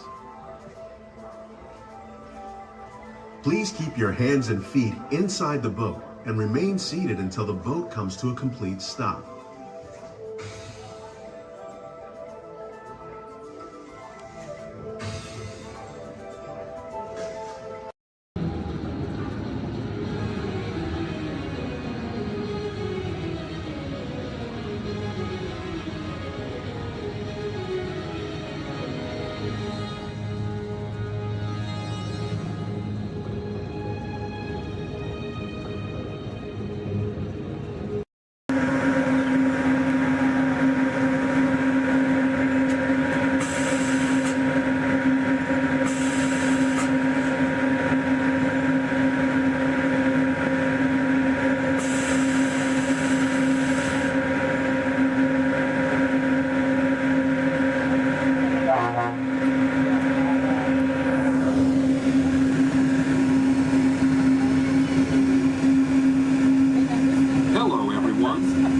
Welcome aboard the Disneyland monorail.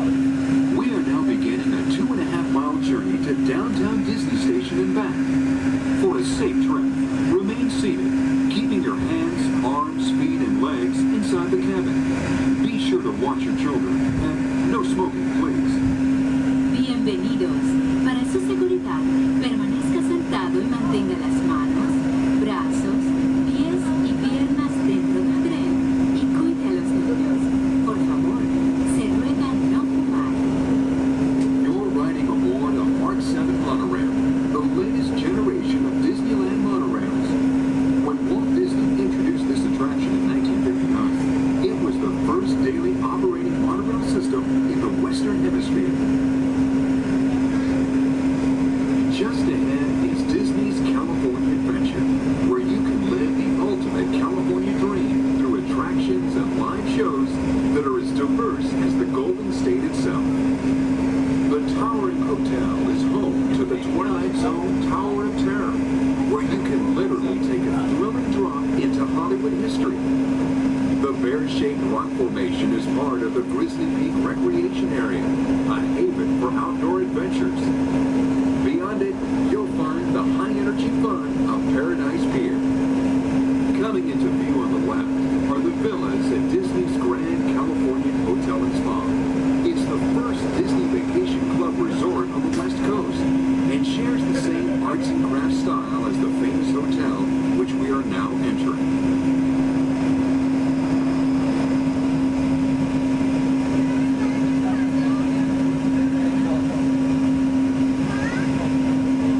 Now arriving at Downtown Disney Station, gateway to the Downtown Disney District and the Disneyland Resort Hotels.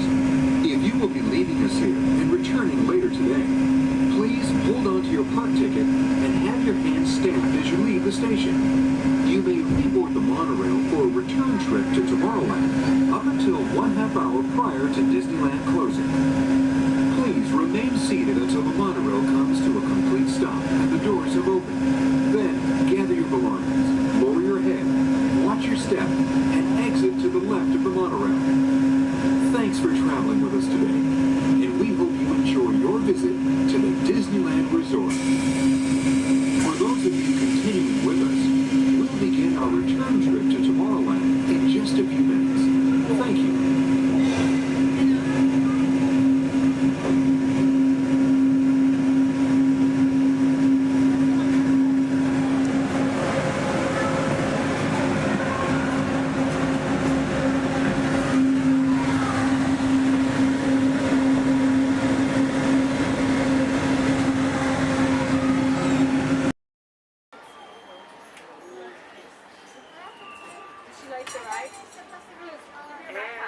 Here we go. On the blue. No, there's need a relative. Yeah, but it fell out. I heard that. I just want to take it off because it's really good. That's fine. Just grab that blue blanket.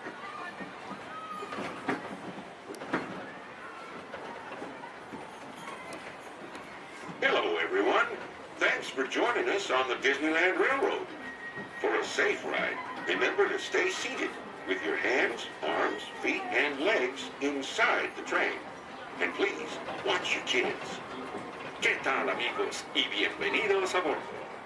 Para su seguridad, permanezca sentado y mantenga las manos, brazos, pies y piernas dentro del tren. Y cuide a los pequeños. Gracias. As we steam on through Fantasyland, you may want to take one more look at the majestic Matterhorn Mountain and the happiest group that ever sailed. It's a small world.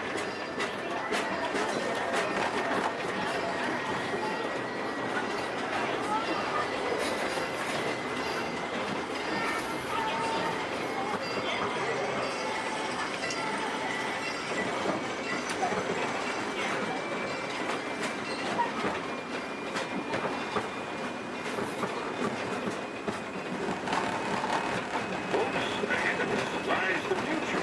Well, as we all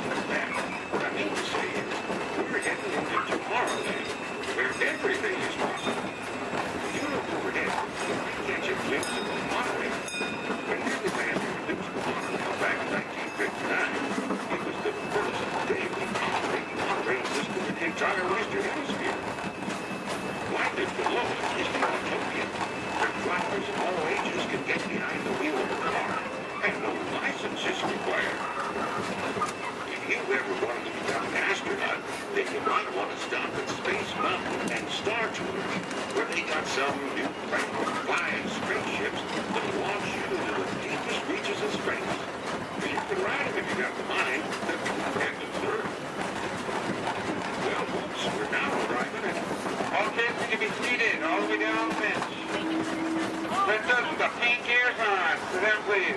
The belongings and step carefully from the train. Thanks. Have fun in the future. For the rest of you, just sit tight. We'll be on our way again in just a minute.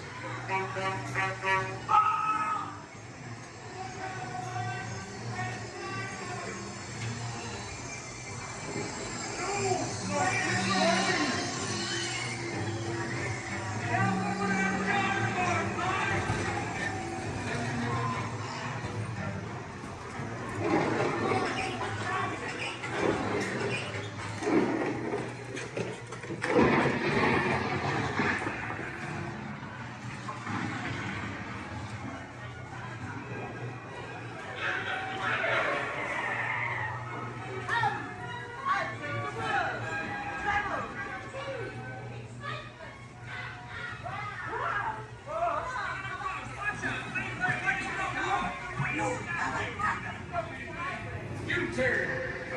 that is all.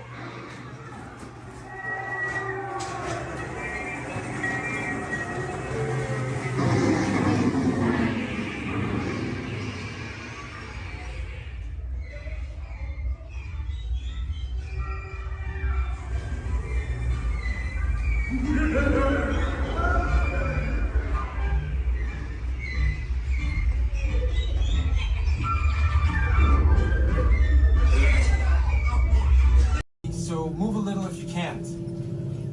Before we send you to the link chamber, let's watch this piece by Dr. Ogden, who runs the program.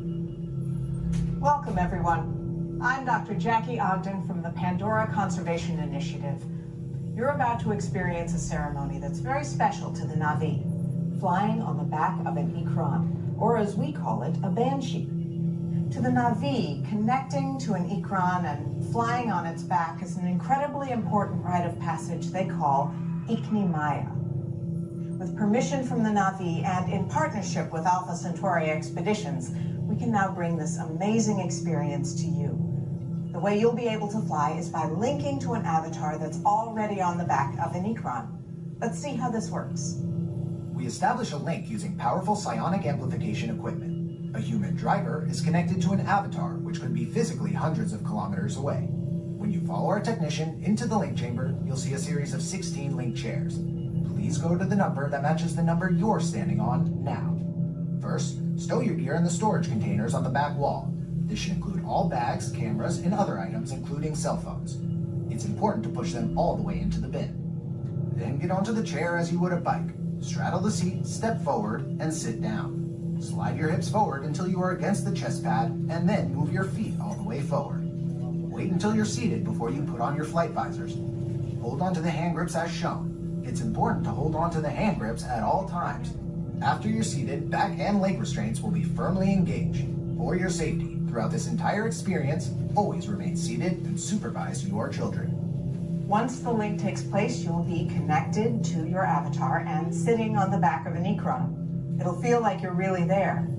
Moments later, you'll begin your flight. A Na'vi guide will lead you out. You'll experience the breathtaking beauty of Pandora, but you might also face some of its greatest challenges. Some of this flight might be intense, but trust your guide and be brave. As the Na'vi say during this important rite of passage, Sivak Ho, rise to the challenge. Good luck. All right, you ready? Let's get you into the link chamber. All right, everyone. Intrusion alert, level 2. Intrusion. Disarmed. Sensor offline.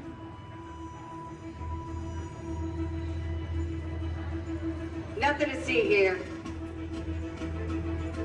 Move along.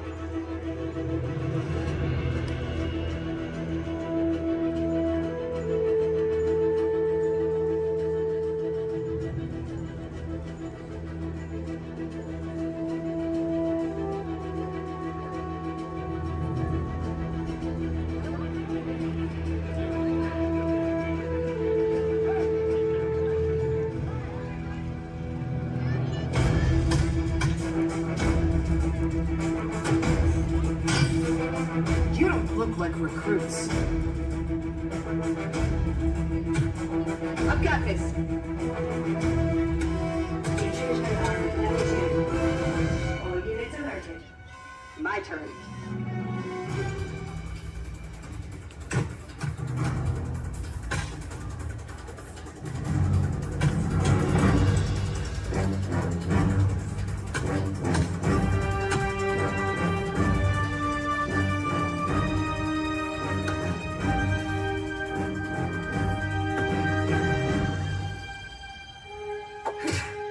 Let's try this again. Who sent you? An old friend. System offline. Assets at risk. Reinitializing. Taskmaster. What do you want? HQ back online. Ms. Romanoff, the Wakandan cargo has been secured safely inside the Quinjet. It's in the jet. Let's go.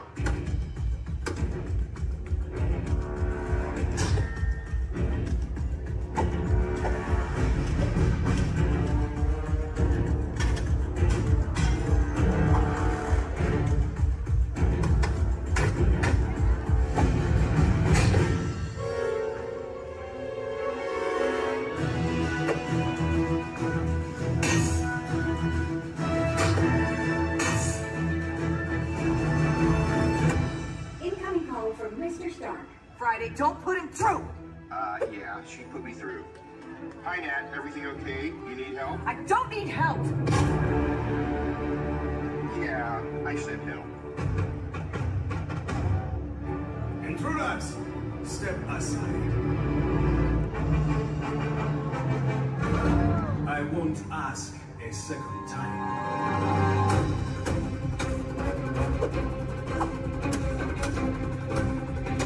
Friday, please introduce our guest.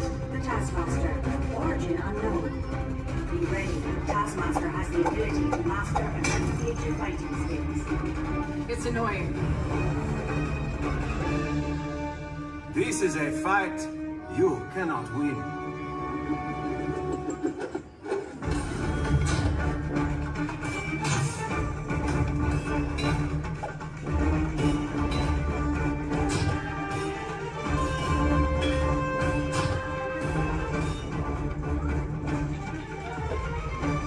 T'Challa, the vibranium! Leave it to me.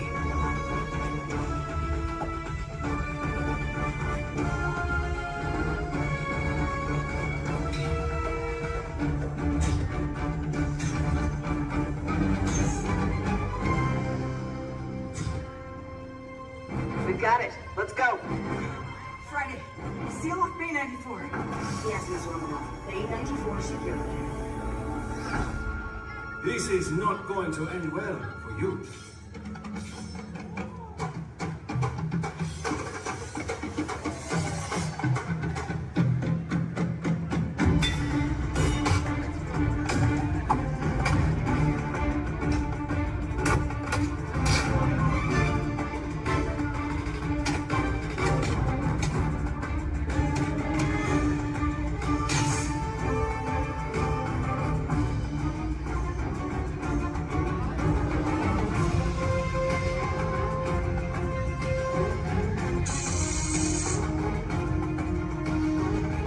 Looking for this?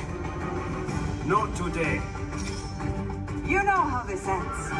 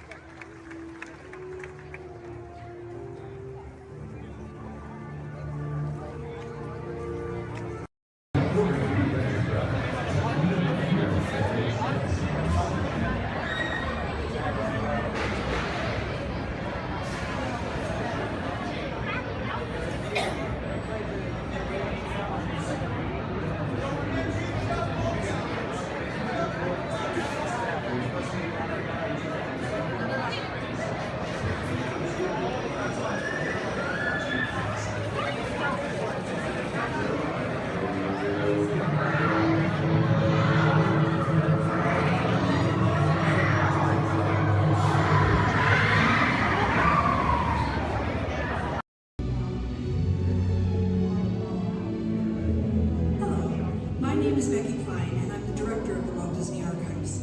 Here at the Archives, it is our mission to protect, preserve, and make available the history of the Walt Disney Company. So in celebration of 100 years of Disney magic and entertainment, it's my honor to welcome you to Disney 100, the exhibition. This very special exhibition will travel the world for 5 years in 2 units, one in North America and one in international locations. Both units feature hundreds of iconic Disney artifacts from throughout its history, including props, costumes, models, attraction vehicles, and artwork, as well as original immersive activities that are sure to please visitors of all ages. We hope you'll enjoy your visit today and look forward with us to the next 100 years of Disney magic.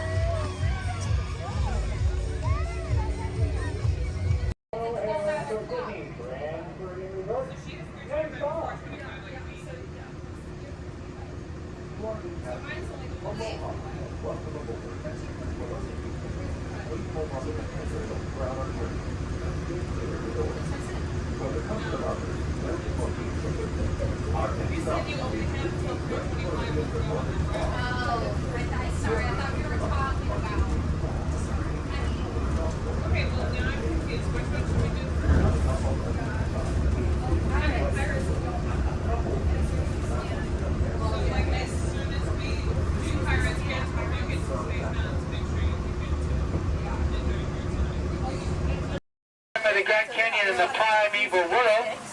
In the tunnel, you'll notice there is a window pane. If you use a flash on your camera, it's going to bounce back in your face. You will not get a picture. You will annoy your neighbors, and you'll make the dinosaurs and especially our front conductor very angry. Please, no flash cameras in the tunnel. I only get a little angry. I don't. I keep my eyes closed.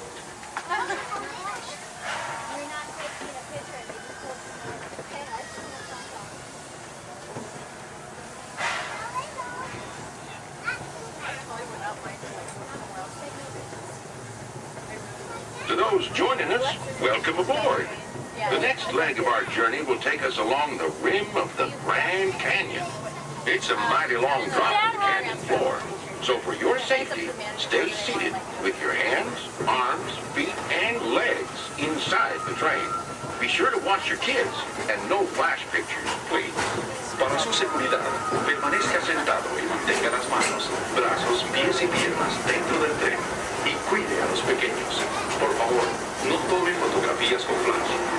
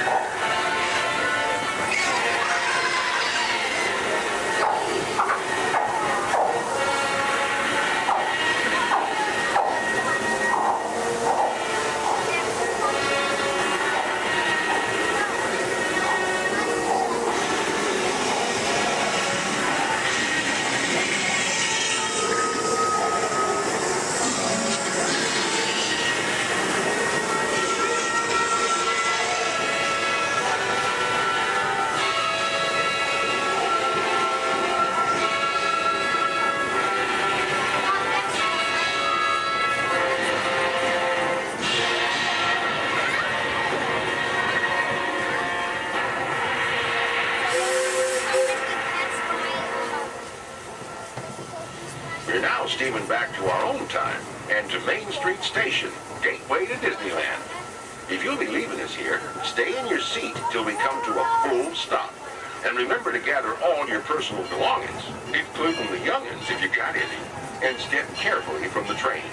I'd especially like to thank those of you who've been with me for the Grand Circle Tour of Disneyland. We surely hope you enjoyed your travels with us and that you'll come back and see us again real soon.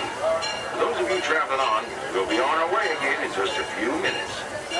This is Main Street Station, Main Street, USA.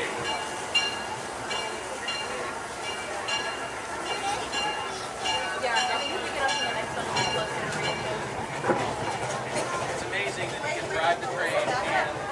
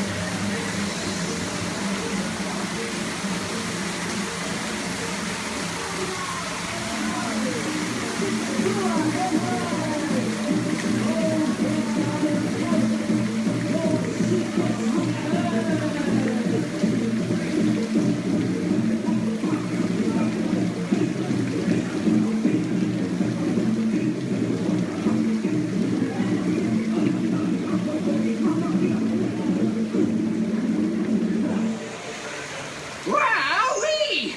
Phew, that's almost as much fun as New Year's Eve in the orange groves. My word, we did get a mite carried away, huh? I say, look out there across the water. It appears we're a bit of company. Law, me, yes. Welcome, you all.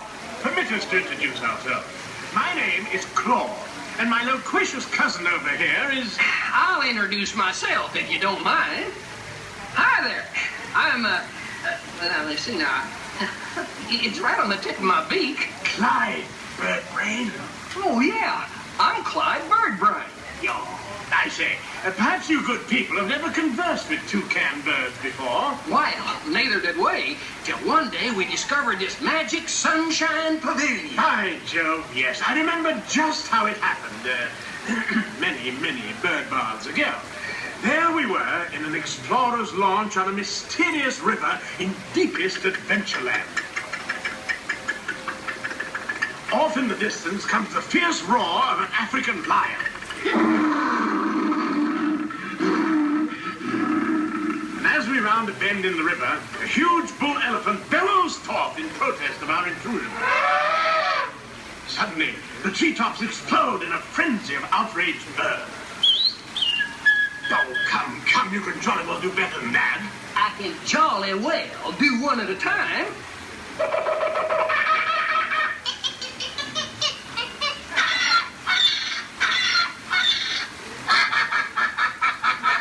Meanwhile, shifty-eyed crocodiles lurk by the water's edge.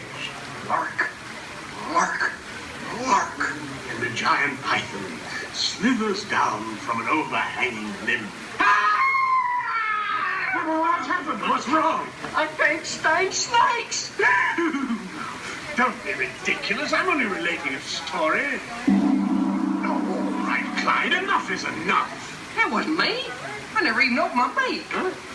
Excuse me, I really hate to interrupt such an exciting story, but they are calling us for a show. For goodness sakes, it's already showtime? And say yes, it is already showtime.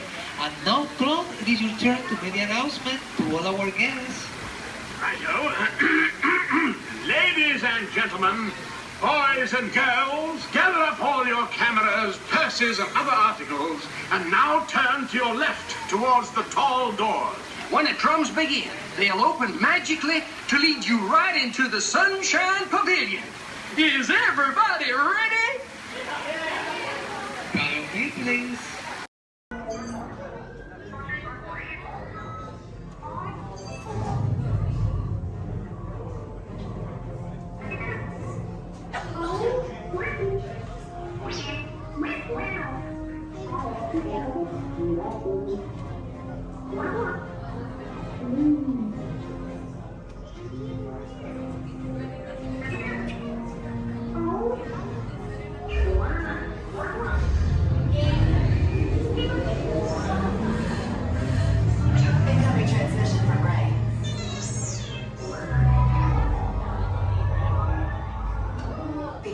Is everyone assembled? Good. Should we be in flight prep? Recruits, thank you for joining the cause.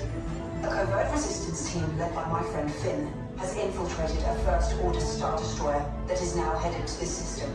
Your outpost on Batu is no longer safe. We have have transports waiting to take you to General Organa's secret base on Pucara. I'll regroup with you there. The Resistance desperately needs your help in our fight against Kylo Ren and the First Order. Remember, it is vital that you keep the location of the Pucara base secret. Lieutenant Beck, one of our top commanders, will lead you. Affirmative. Transport is ready. 9 and I shall personally see them delivered. Thank you, Lieutenant. Welcome to the Crawlers. May the Force be with us. Commander Poltam led a squadron of X-Wings to escort us to the rendezvous point on Pucara. Roger, this is Black Leader. I hear you're a fine-looking group of recruits. Well, no time to waste. Let's get you on your way to the General. Stand clear. Deck doors opening now. Hurry, all recruits to transport. No need for safety gear, it'll be a smooth ride. Ground crews, deck is in motion. Recruits crossing to transport. Initiate pre-flight sequence on Deck 3 for Pucara.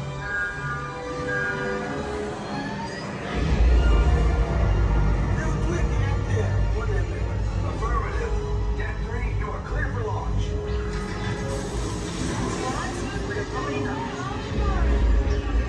Pucara personnel, this is your final call on board. Away from the blast doors, all the way forward.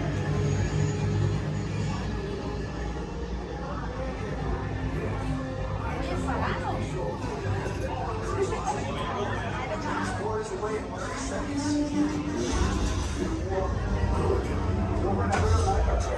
Yes, check the hyperdrive also. Transport take off in 20 seconds. Good. Airspeed sensor. Thank you, 9 Black Leader, are you and your team ready? Affirmative. Engines are hot. Red 2, blue flag reporting. Red 2, check. Blue 5 standing by. Engage repulsors and hold on, recruits. All ships, launch.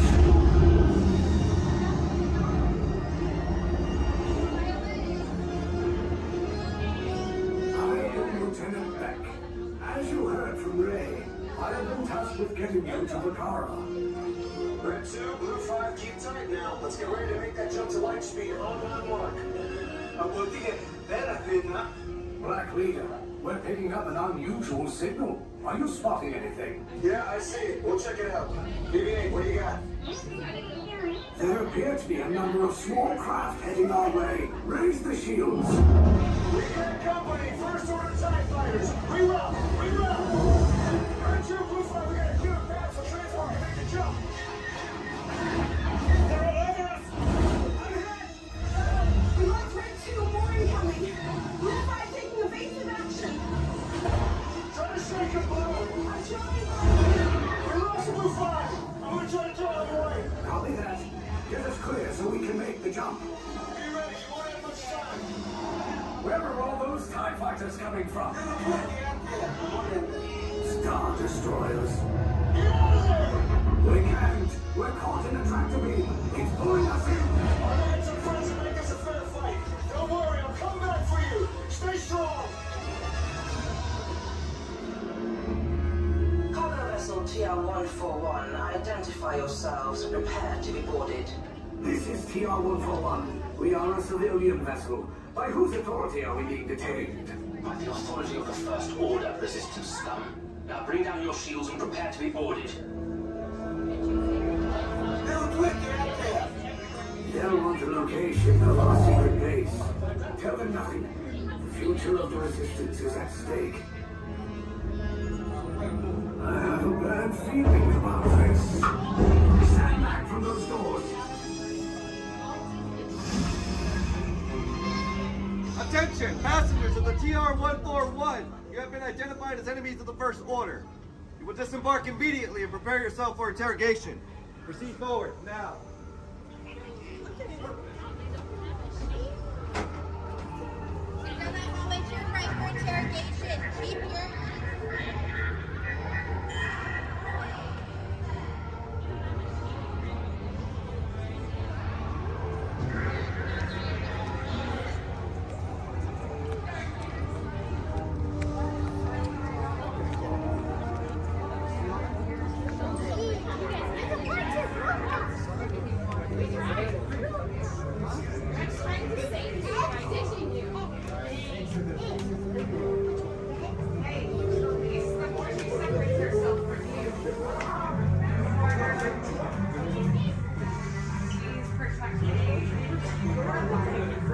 on gray, 4 on orange.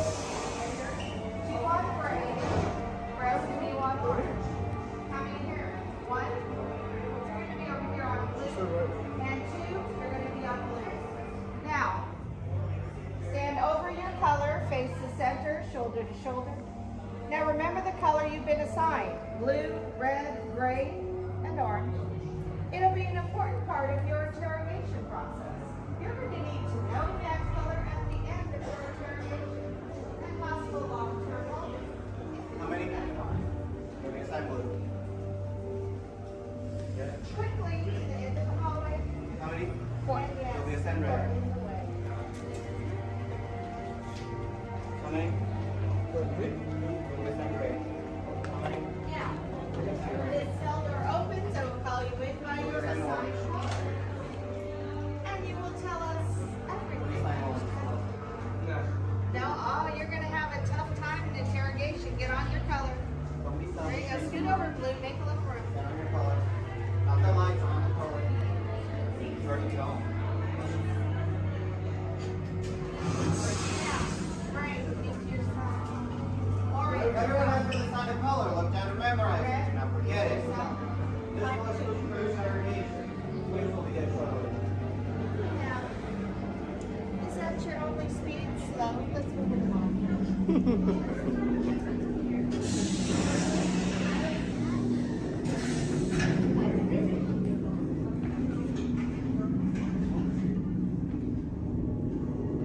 Leave us. Yes, General. Enemies of the First Order. We will soon snuff out your meager resistance. You chose the wrong side, and now you will pay. The resistance prisoners. You have what I want. You know the location of the secret base, and I will take it from you. We're needed on the bridge. Keep the prisoners here. I will return to finish this personally.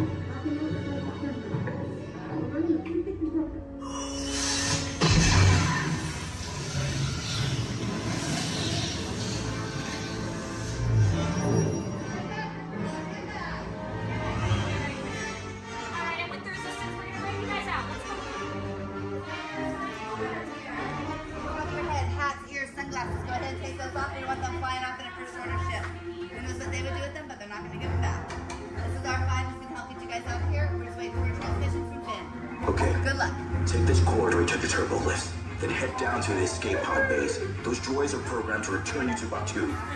Hurry and don't get caught. Lieutenant Beck will guide you. Recruits, for your safety, stay seated with seatbelts securely fastened. Keep hands, arms, feet, and legs inside the transport and supervise your children. Tell them it's a prisoner transfer. Did it work? Good. Now get a move on. There's a clear path to the turbo lifts at the end of the hallway. Turn right. Probe droid.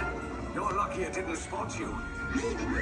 Take those turbo lifts and stay out of trouble. Hey, you're not authorized. Wait, go to the prison.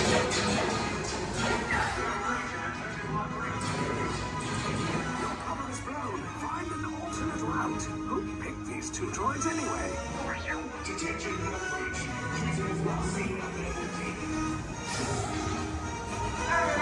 fire!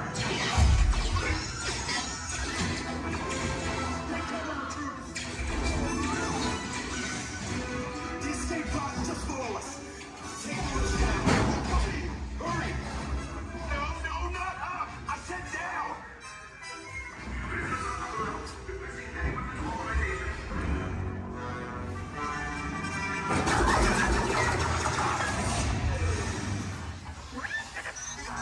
This does not look good.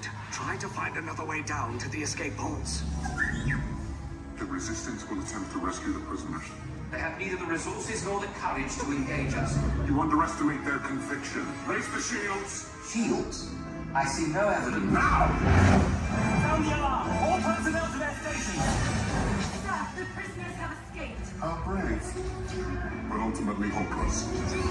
There's nowhere to run.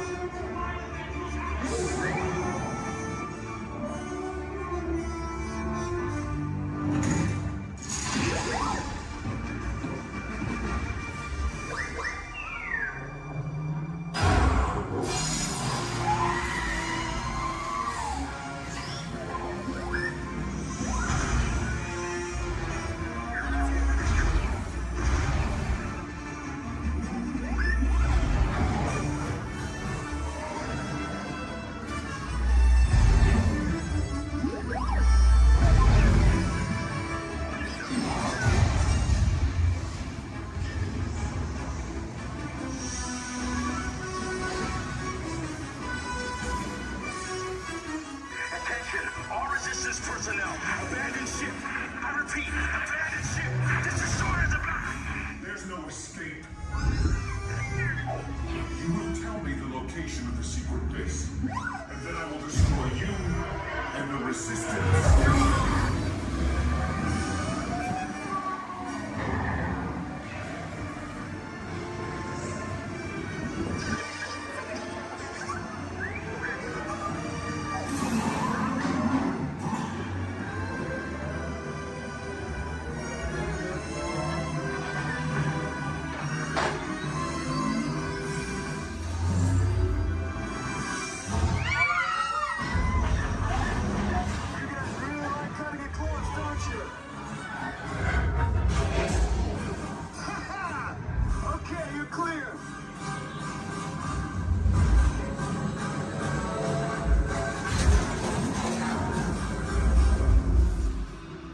Escape pods came in a little off target.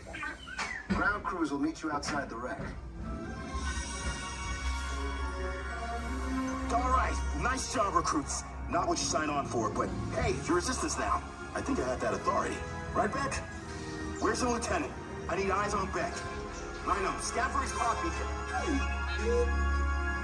More escape pods down in Sector 4. Verification pending from Key Command personnel. Where's the lieutenant? I need eyes on Beck. Lieutenant Beck here. Beck! You're alive! I should hope so. Great job, recruits. Thanks to your heroism, the location of the Resistance base is secure. Bravo! Yes, R5, you too.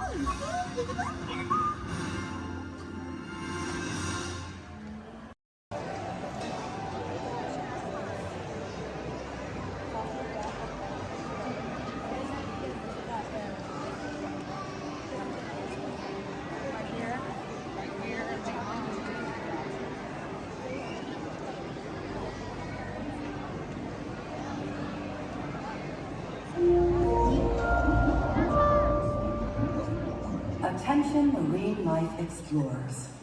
Do you ever wonder why pufferfish puff? It's a special adaptation that keeps them safe from predators. Thanks to elastic-like skin that stretches easily, puffers inflate their stomach when they're scared or threatened, and some are even covered in spines that ward off danger.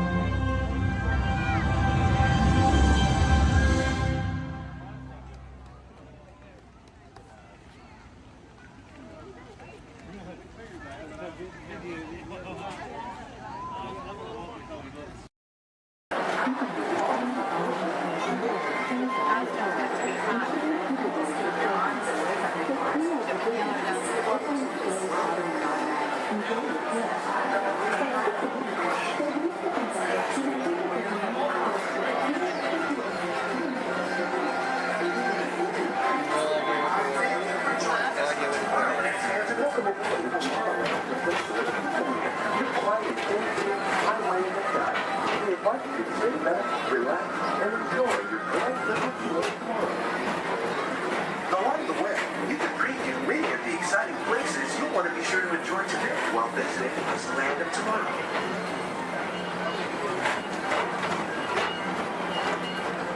The People Mover is the perfect vehicle for people watching, so keep your eyes peeled. You never know who you might see.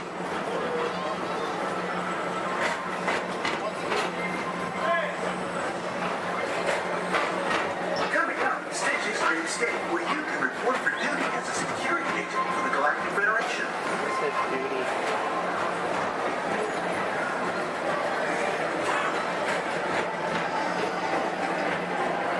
Your mission is to keep Experiment 626, the biggest little mischief maker in the galaxy, under control.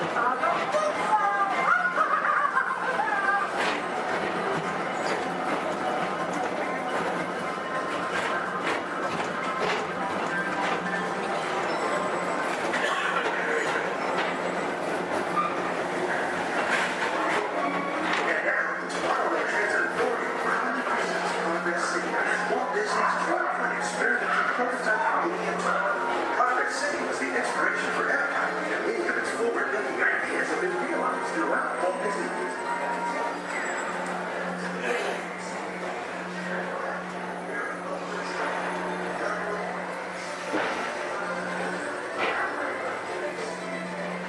If your future includes shopping, then you'll want to visit Mickey Stock Traders, where you'll find the greatest goods from around the galaxy.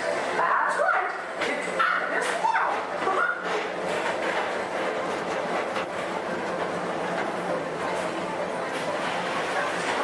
With the pedal to the metal and speed towards the checkered flag in your very own race car. Young or old, this is your chance to drive in the fast lane without worrying about getting a speeding ticket.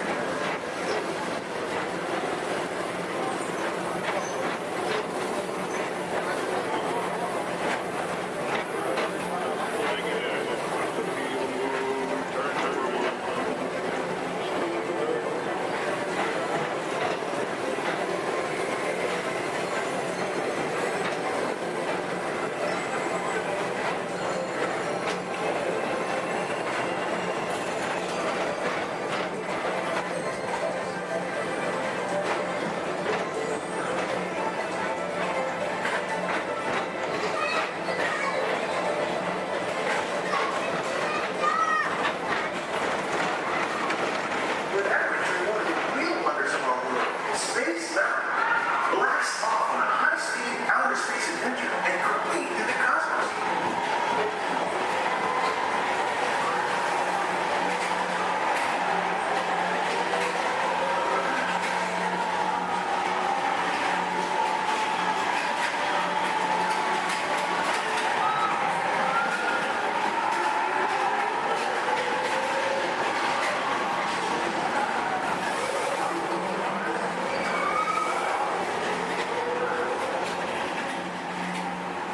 Paging Mr. Morrow, Mr. Tom Morrow. Please contact Mr. Johnson in the control tower to confirm your flight to the moon.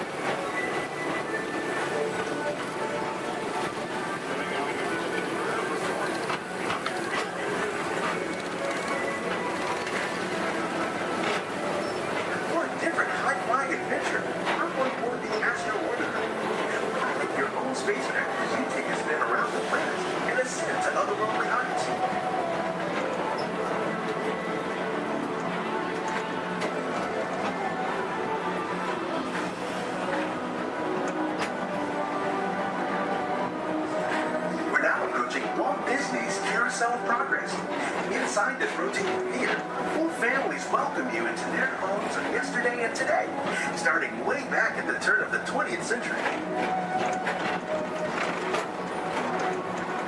First presented at the New York World's Fair, this legendary circular theater celebrates the progress that has made our lives better. It's a perfect reminder that there's always a great, big, beautiful tomorrow shining at the end of every day.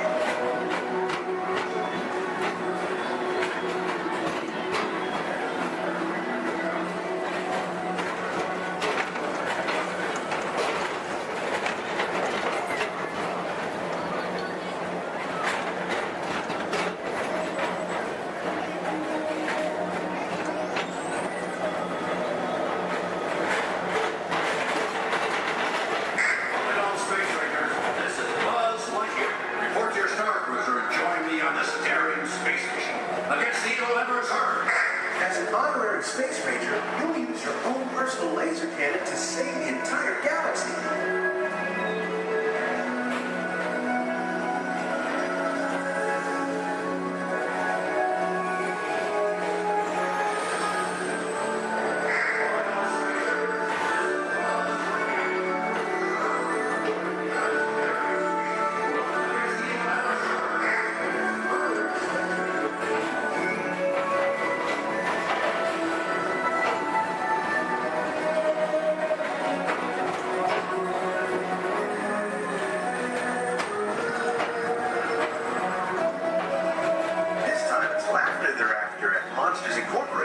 So drop in and join Mike Wazowski and all his pals at Monsters Incorporated Laugh More. Share the fun.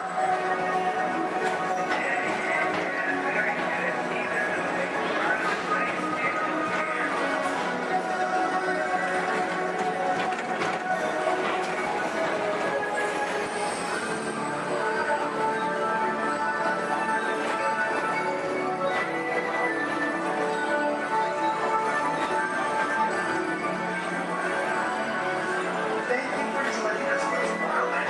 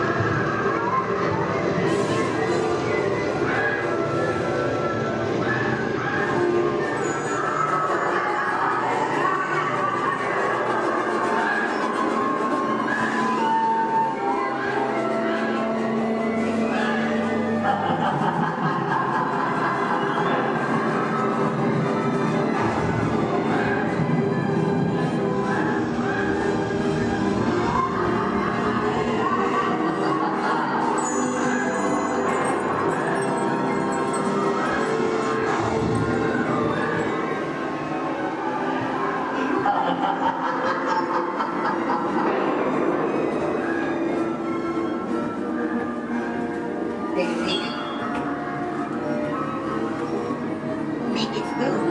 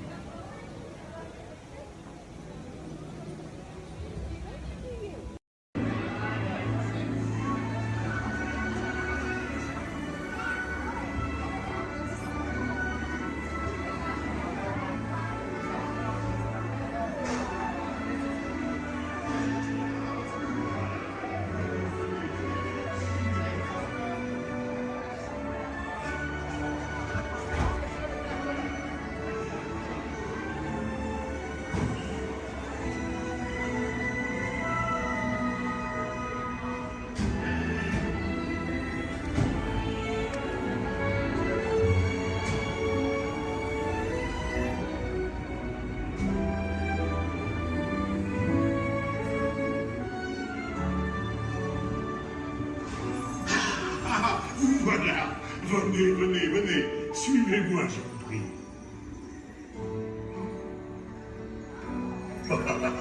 Chef Remy is waiting for you. This way.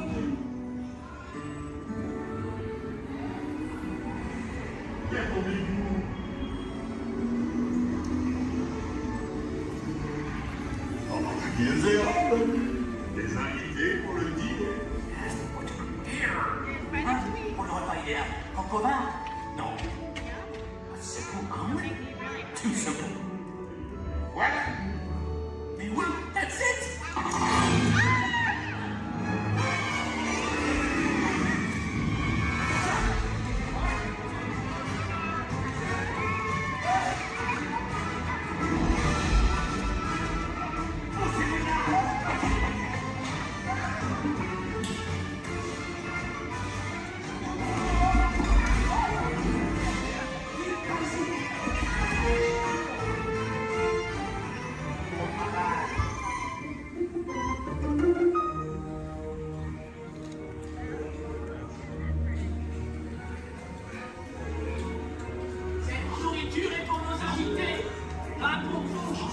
Hey guys, the food is for them, not you.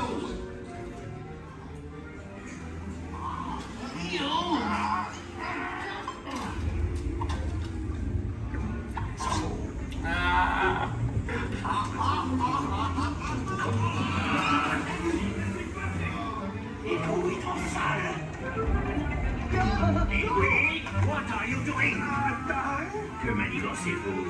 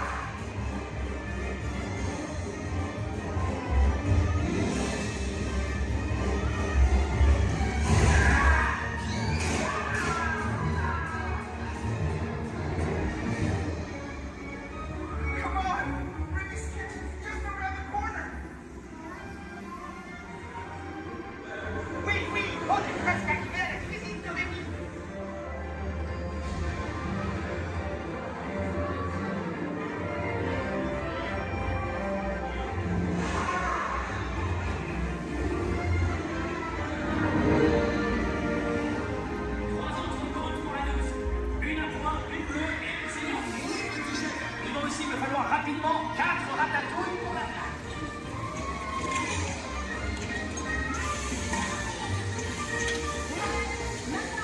Oui, ma chérie.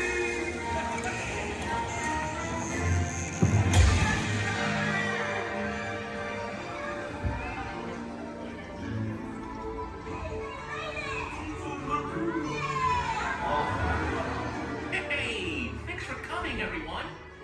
Vous serez toujours les bienvenus, cher ami. À bientôt et bon appétit. Mino.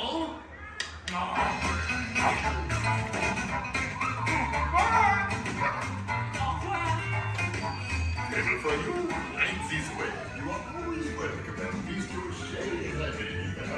Au revoir.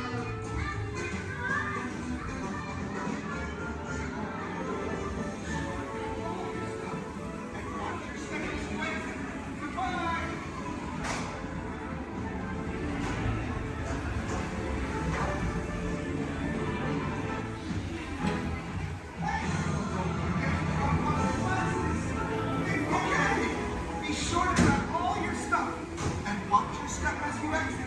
Goodbye!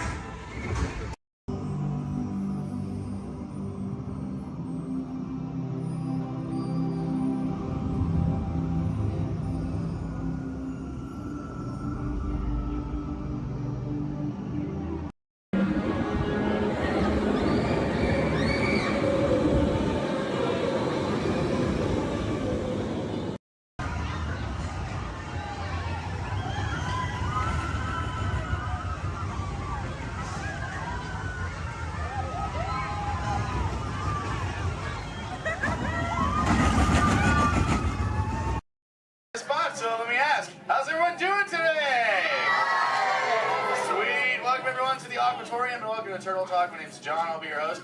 You're all here to have a conversation with the coolest sea turtle in the entire ocean. Do you know his name? That's right, it's Crush, so let me show you how it's going to work. Right here is our window to the Pacific. It allows us to see all of the undersea life that swim by. Up there in the corner is our hydrophone that allows us to communicate with all the undersea life. So it's going to be very conversational, meaning Crush will talk to you, you'll be able to talk to Crush, he's got questions for you, and hopefully you all have some questions for him. You can ask him anything you want. You can ask him what he likes to eat, what he does in his free time, what's the meaning of life, anything like that, and he'll be happy to try to answer.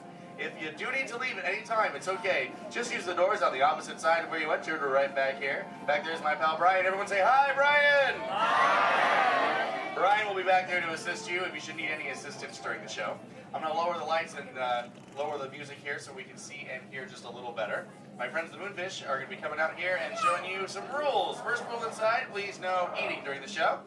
And no drinking. No smoking. And the last one, take all the pictures and video you like, just please no flash photography or video lighting. Round of applause for the Moonfish!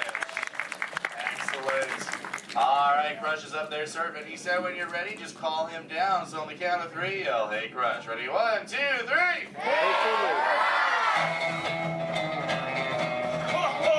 Righteous! Righteous! Yeah! Dude! Scope out that double spinner intro by the turtle, dude. Yeah. Chaw. Whoa, dude. Check out all the humans in the human tank. Hello, human dudes. Oh, whatever. Hey, dudes. Oh, dude, there's even little grommet dudes, sub level. Hello, little dudes. Focus, little dudes. Awesome. Dude, it's John. What's going on, dude? Hey, dude. Hey, do you think you can help me talk to a grommet right over here? Right down front, kind of middle, wearing like a greeny color shell, dude. Brown moss on the noggin. Hey, what's your name, dude? Rudy. Nice to meet you, Rockin' Rudy, dude. Hey, do you know how to talk like a turtle? No. Oh, no worries. I'll teach you. Can you say totally?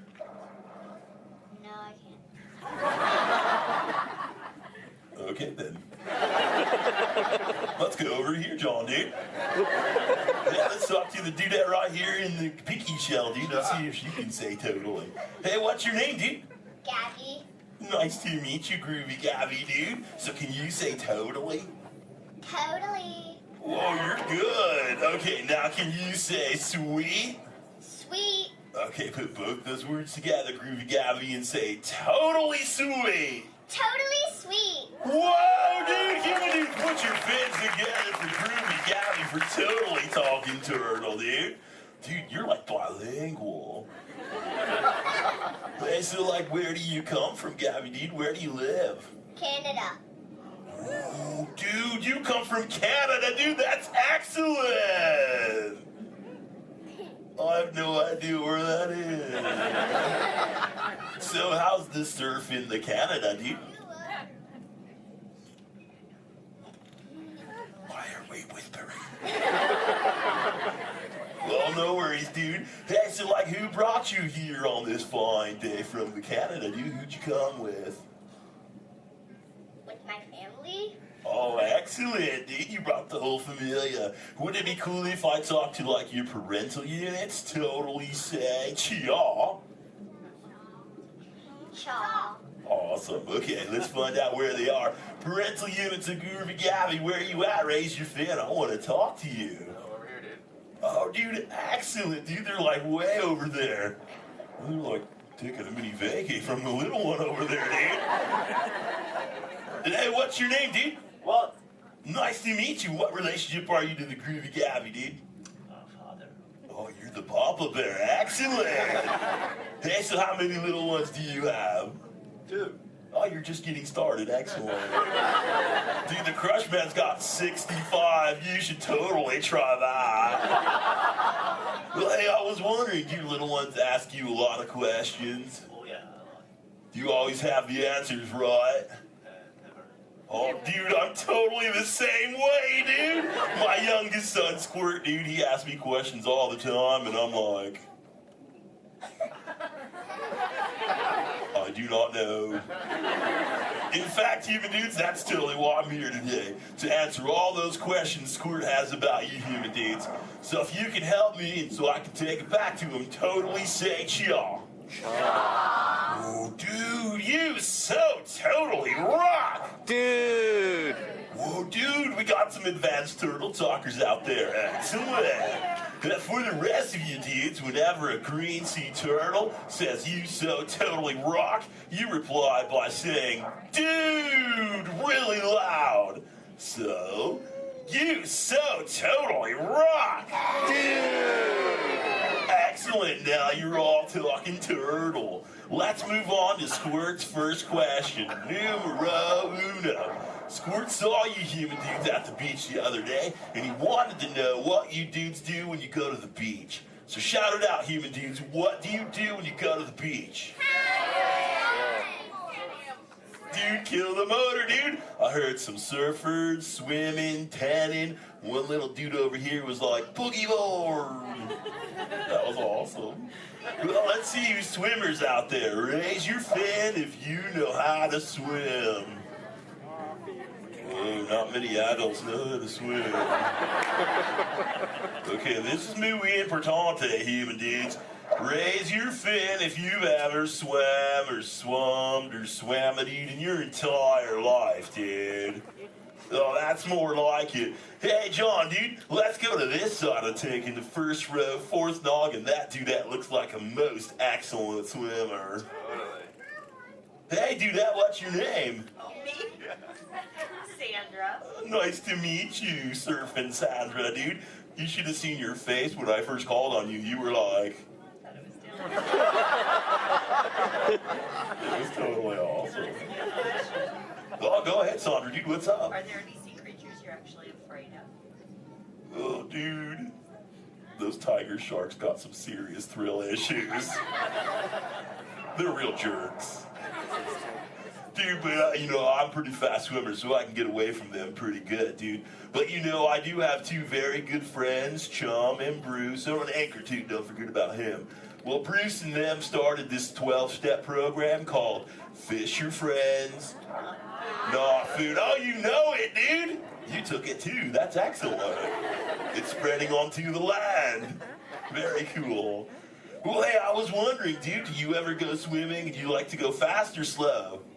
I like to slow down my pace. Oh, dude.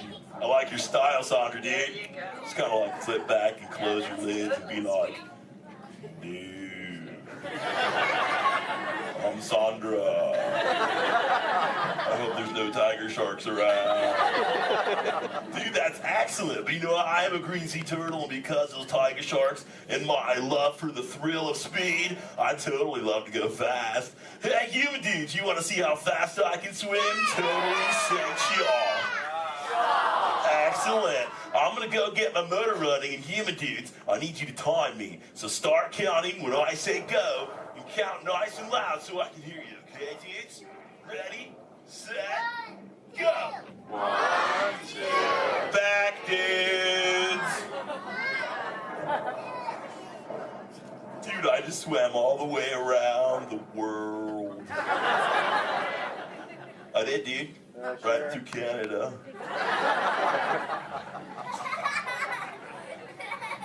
Dude, I can't even keep a straight face. I'm totally pulling your fin, dudes.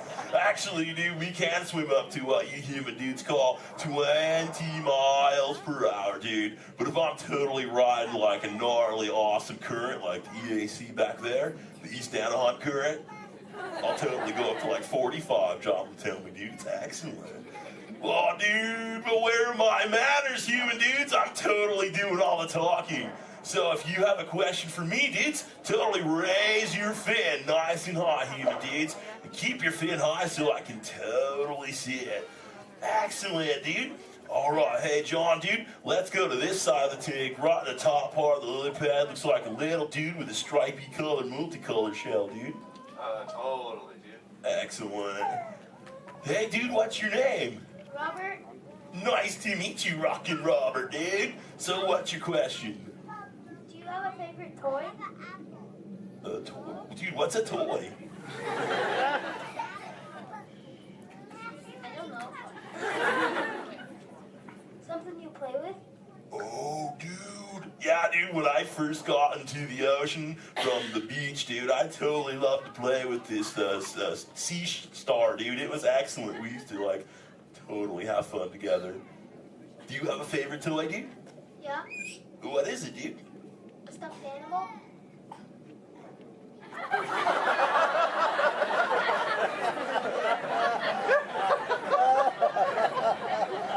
What kind of animal? One from Disneyland? What's Disney? You know what, dude? You got some serious thrill issues, dude. We're just gonna stop it right there before I go any further. Dude, that's excellent. Hey, actually, dude, do you think you can help me with something? Say jump. Jump. Okay, the other day I found this thing. I don't know what it is. It's hoping you can tell me, dude. What is this, dude? A Buzz Lightyear toy. Oh, dude, so this is a toy, dude? Excellent, dude. So, like, what does he do? He flies. No way. Let's see if I can make him fly. Dude, that was awesome! Dude, the other day when I found this little mini man, he started talking to me, dude. He was like, I don't know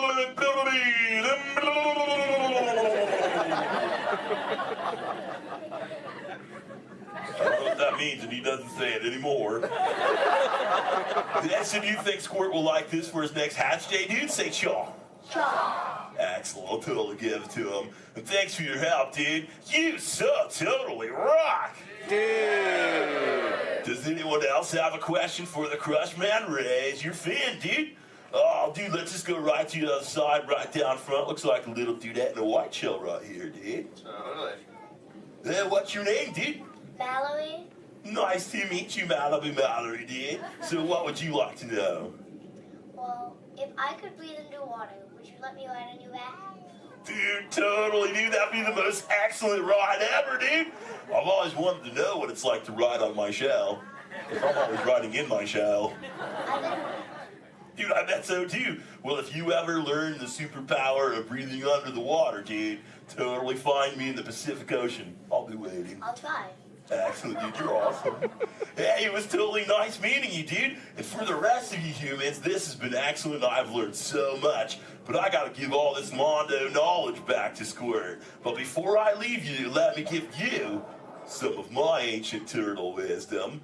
Remember, human dudes, in the big ocean of life, never make an enemy out of a sea anemone. A sea anemone.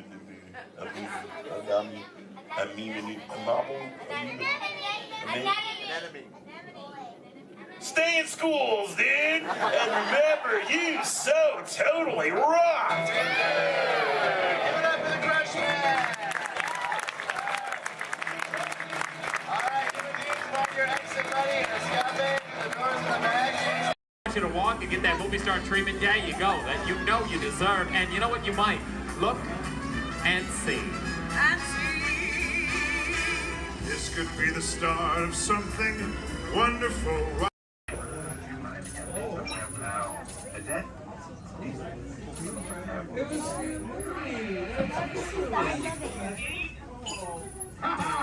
Gotcha.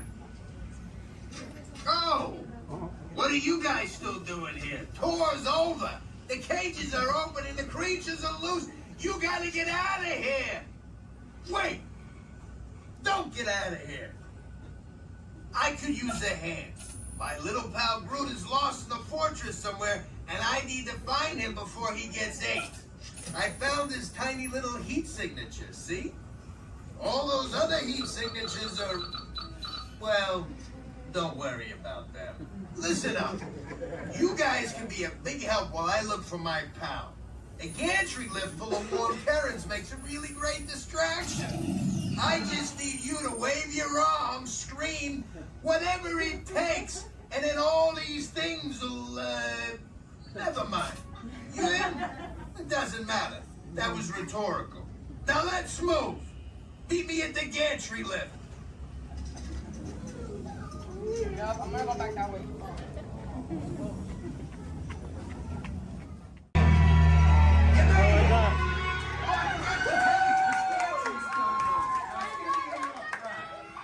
Remember, if you see a scary creature, scream real loud and look delicious.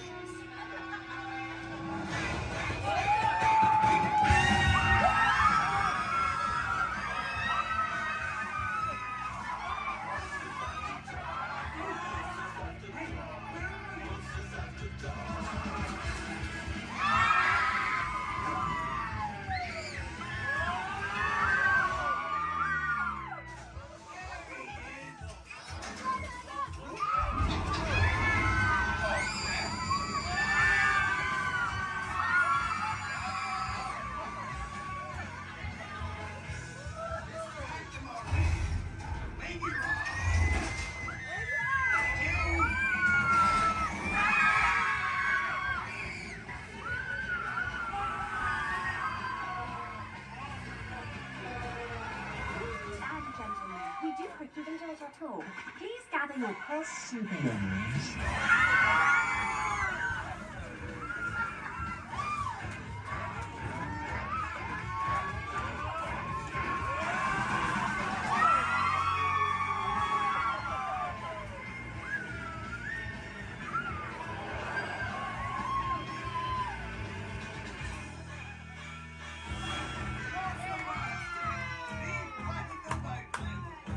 Spit that out, it's not candy.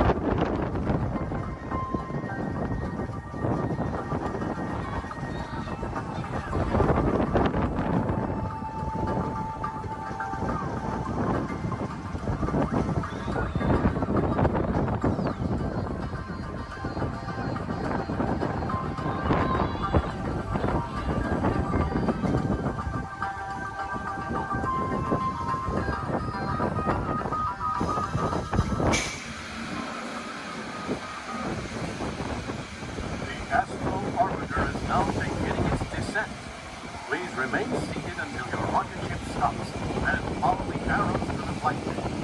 Welcome back, pilots. Travelers, for your safety, please remain seated until your rocket comes to that full and complete stop. Gather all your belongings.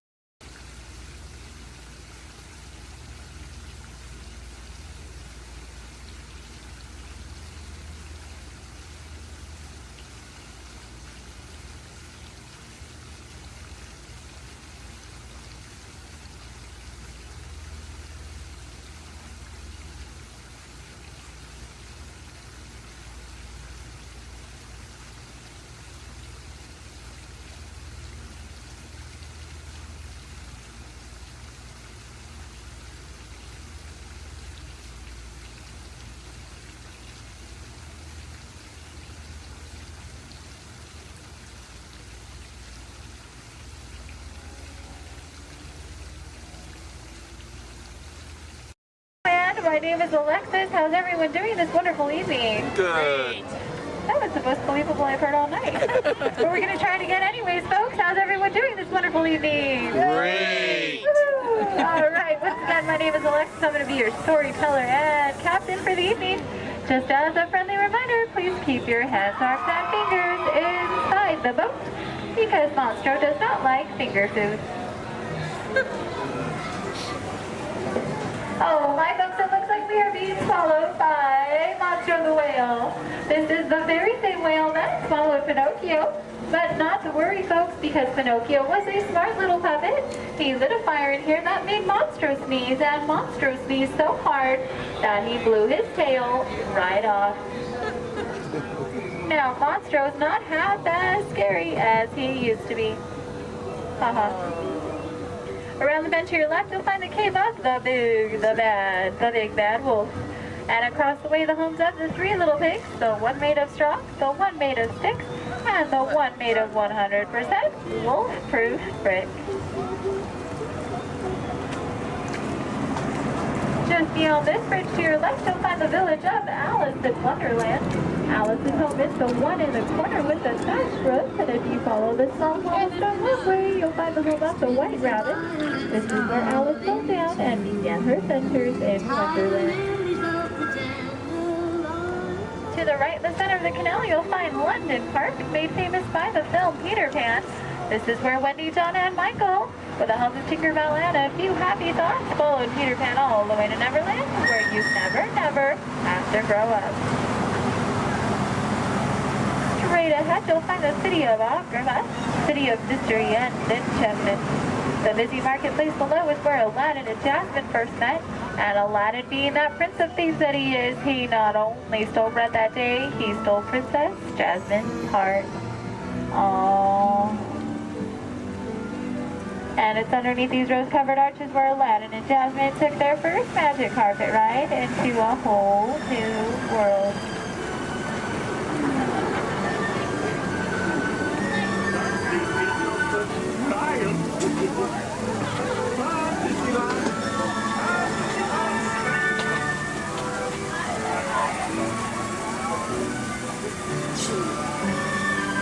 Now, folks, please be careful and please do not touch anything because we are entering the Cave of Wonders. As Aladdin and Abu discovered, this cave holds one treasure more important than all the others. A magic lamp complete with its very own genie.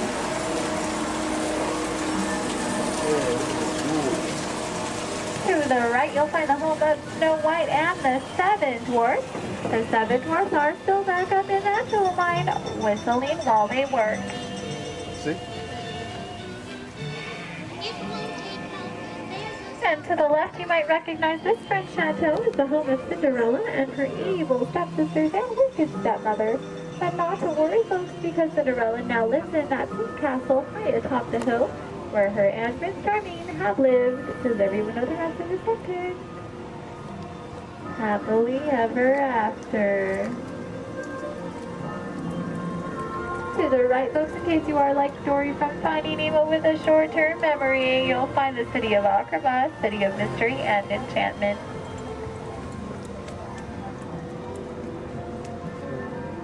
To the left, you'll find the world-famous patchwork quilt. This patchwork quilt is comprised completely out of desert flowers, and it, along with every other plant and tree here in Storybook Land, are 100% real. They have just been miniaturized by a process known only by Tinkerbell and a few of our Disneyland gardeners.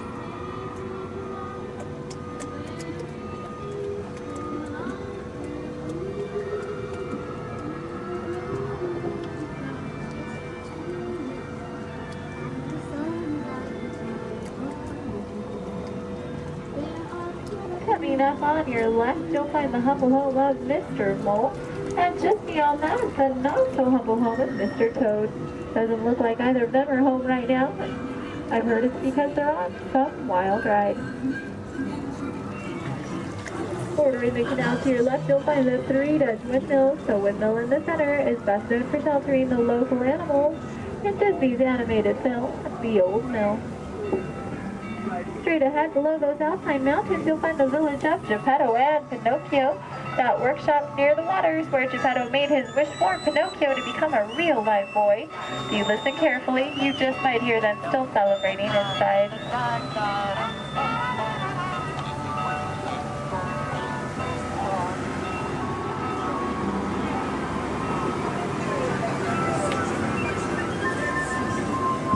Coming up on your right, you'll see the ship of Prince Eric. The sandy beach nearby is where Ariel took her first steps on land and saved Prince Eric. That castle on top of the beach is where her and, you guessed it, Prince Eric, now lives happily ever after. And it is behind this waterfall that you'll find the Kingdom Ocean Park. This is where Ariel grew up and is still the home of her bunch of Ashton and Stalker. Folks, it looks like our journey is coming to an end. For those of you closest to the dock, please remain seated with your hands, arms, and fingers inside the boat. Thank you for joining us here in Storybook Land. We hope you have enjoyed your Do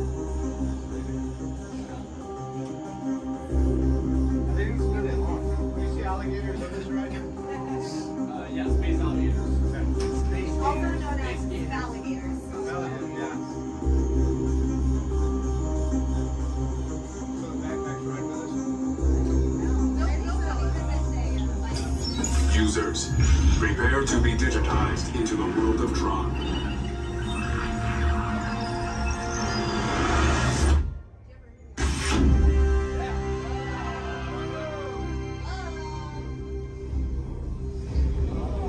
Team Blue, welcome to the grid. Proceed to gates.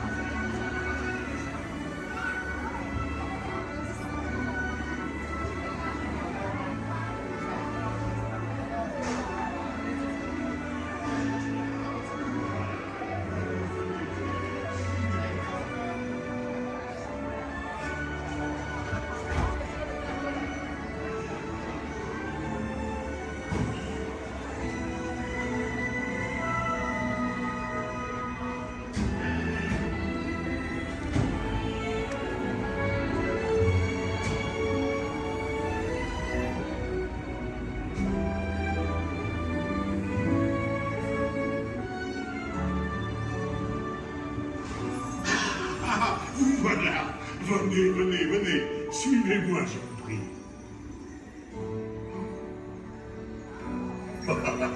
Chef Lemmy is waiting for you. This way.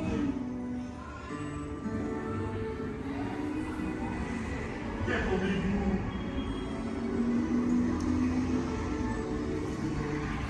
Oh, misérable!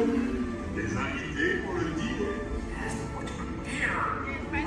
On n'aurait pas idéal. En commun? Non. C'est pour un oui. Tout simplement. Voilà. Mais oui, that's it.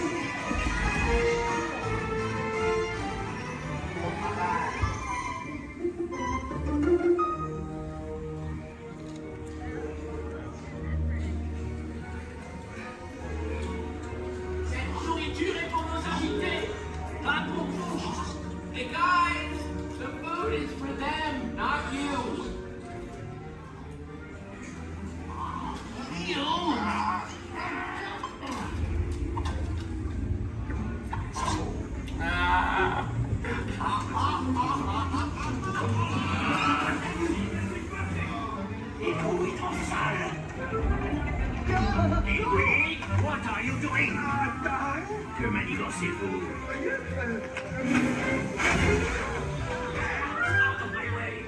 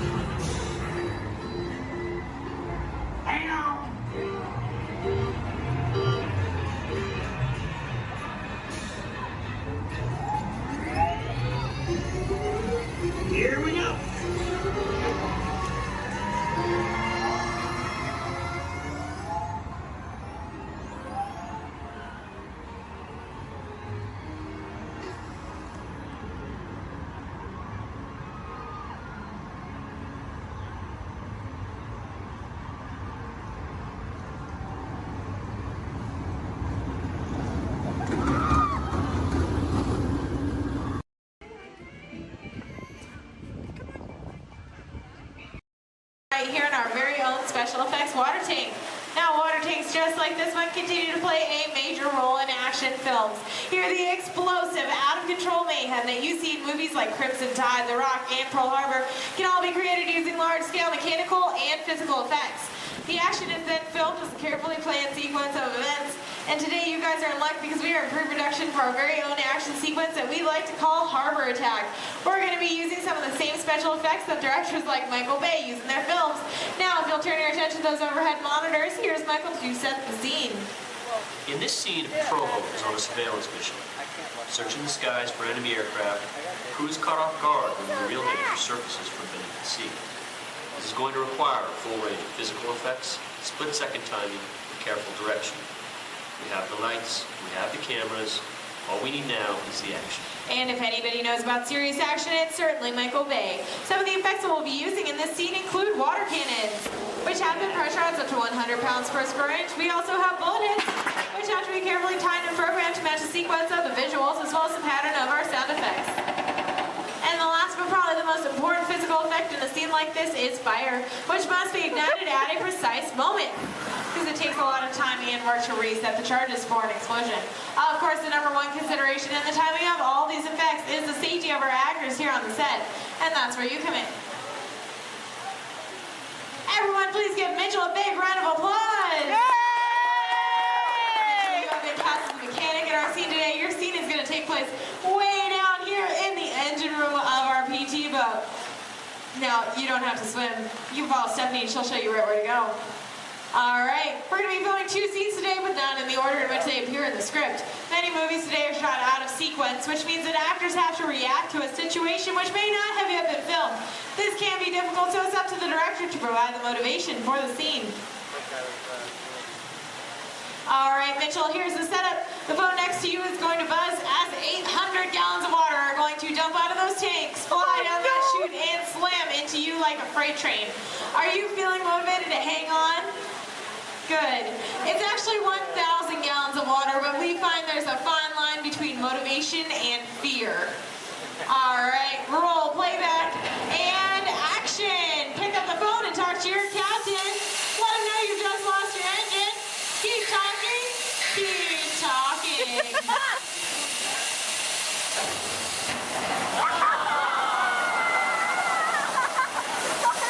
And cut! Everybody give Mitchell a big round of applause. Alright, Mitchell, you were fantastic in that last scene. Now I have one more acting task for you to do. I need you to sit there in that blue chair, stare dramatically out at the audience, and act dry. We're going to give you a couple minutes to work on that. Well, let's insert that shot into our next scene, see how it all ties together in the final sequence. Our next scene takes place on the deck of our PT boat, and here's Stephanie to introduce the rest of our brave crew. Hello, ladies and gentlemen. Can I get a big round of applause for our Captain Jeffrey and his wild and wacky deck crew, Julie and Brandon, the cast on set and the crew is standing by. Well, thank you so much, Stephanie. All right, roll playback. Remember, you guys are on a surveillance mission. And action. All right, Captain, pick up those binoculars. Start scanning the skies for enemy fighters. Crew, I want to see that deck nice and clean. You're going to see an enemy fighter coming in from 10 o'clock. You're surprised. You're stunned. You're terrified. You're running around screaming because you see that plane is coming in for another round. Captain, spin the wheel. Try to get the PT boat out of there. Now, it's too late. They've just shut out your engine. So, Captain, you're going to pick up the phone, call your mechanic. What's that, crew? You see something coming in fast off the starboard side of the boat? Give me a look. Oh, no, it's an enemy torpedo. Now, Justin, you think it's all over and you can start to relax. You hear more enemy planes approaching. You point to the sky because you see bombers coming in from 12 o'clock. Bombs away, everybody. Head for deck.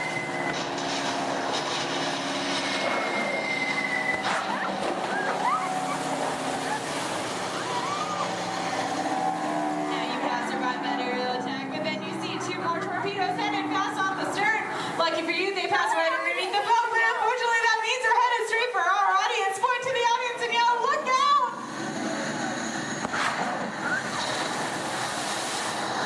And that's a wrap. What'd you guys think? Give them a big round of applause.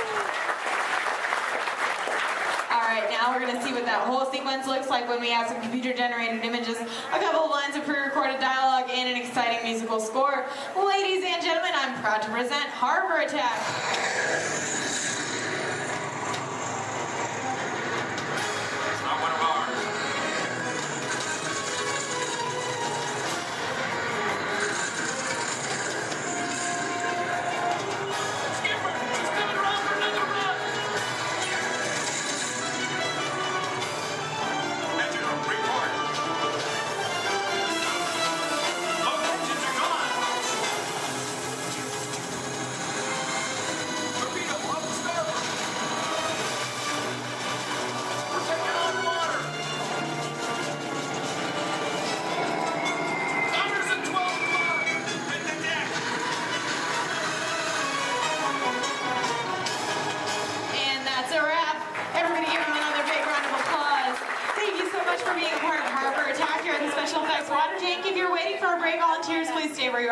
The rest of you, please turn to your left, head straight down those ramps to the props warehouse. Shuttles will take you on the rest of your behind-the-scenes tour. On behalf of Stephanie, myself, and our brave volunteers. Welcome home,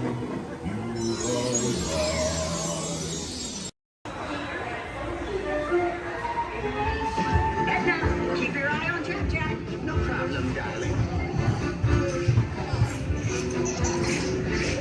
And the baby is gone. Edna? Dash, go get him! Edna, get started! Hold on! 5, 4, 3, 2, 1, go!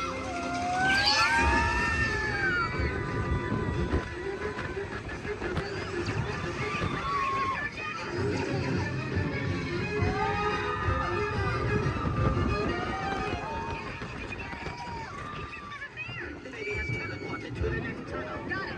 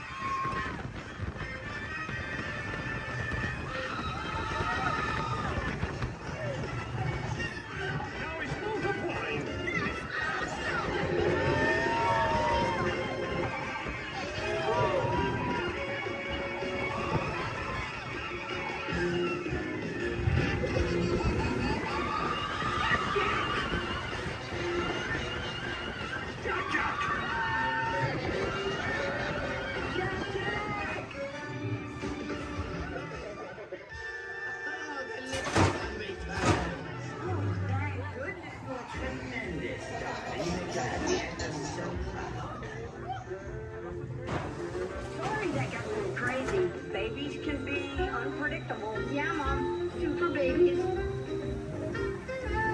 Please remain seated until the coaster comes to a complete stop. Remember to gather your belongings. Your little brother. And safely exit area. Have an incredible day.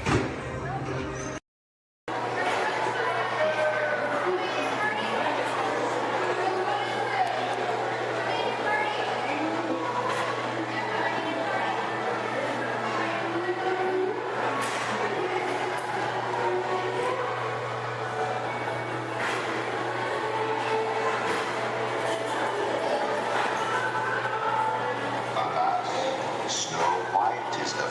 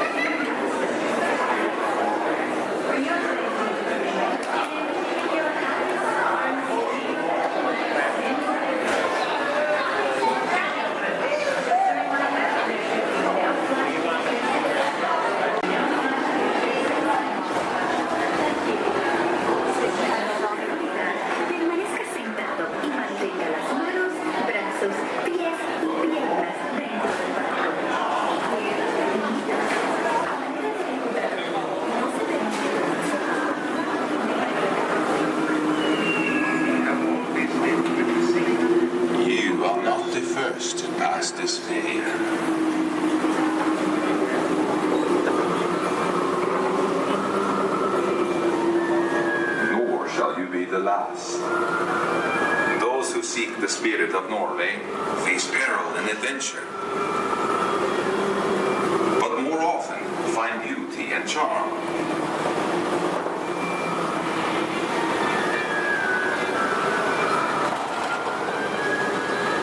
We have always lived with the sea, so look first to the spirit of the seafarer.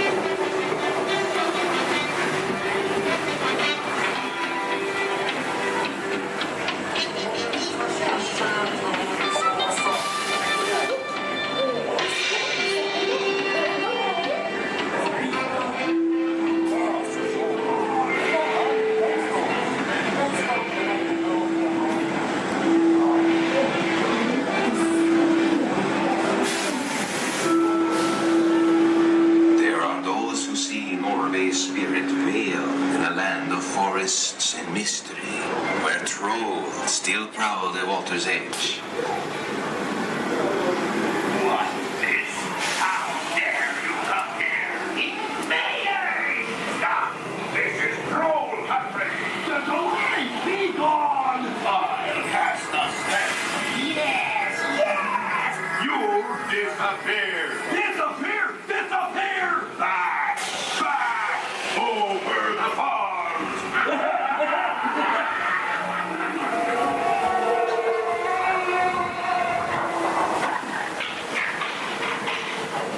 Before recorded time, Norway's spirit roamed the seas of the far north and beyond.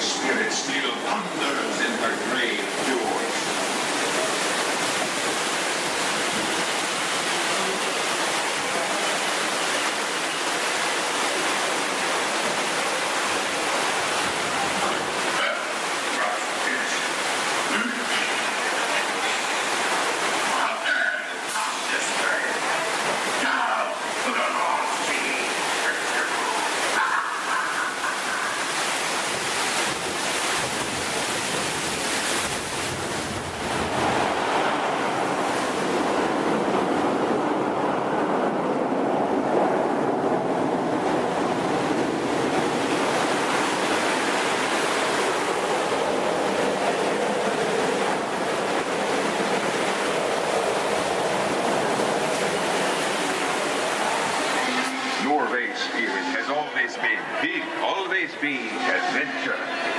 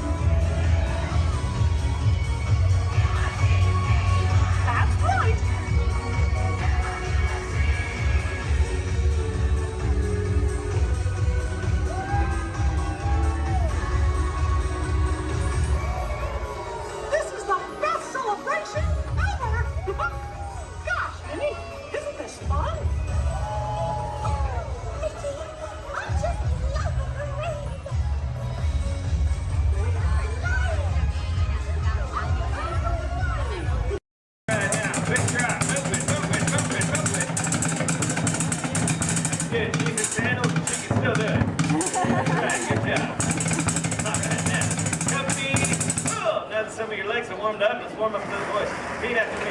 I don't know, but I've been told. I don't know, but I've been told. Company halt, that was sloppy and pathetic. You can do better than that. Come on, man. Give him a little progressive inspiration. All right, let's get it together now. I don't know, but I've been told. I don't know, but I've been told. Army green's worth more than gold. Army green's worth more than gold. Playtime's almost never done. Playtime's almost never done. Join our squad and have some fun. Join our squad and have some Bring it fun. down. Some fun. Well done, soldiers. Give yourself. You'll all get a credit, Dave. Now, speaking of which, it's time to check in with Andy's room. Men, make yourself look busy. Come in, Motherbird. This is Alpha Bravo. Come in, please. This is Sheriff Woody. This is Motherbird. Back here in Andy's room. I'll read you loud and clear. Can you hear me? Sure can, Woody. Sir, we have good news to report. We've located an entire platoon of potential plastic play toys. Whoa! Hold your horses there, soldier. Fun and play are serious business. So make sure they're trained before you send them to Andy's room. Sir? Yes, sir. Standing by to initiate Operation Playtime. Over. Now remember, whenever Andy comes into the room, they gotta be able to freeze. Like I bet your men are doing right now. Sir? Yes, sir. Over. All right then, carry on. This is Sheriff Woody saying, hey, howdy, hey, and over and out. Over and out. Now, Sheriff Woody just mentioned, becoming a toy requires a very specific set of skills. For instance, you need to be able to freeze whenever Andy, or anyone else for that matter, enters the room. They cannot know our secret toy business. Next, we will commence Operation Freeze, but first, my men will demonstrate. Put your hands together. Come on, Playtime's all about having fun now.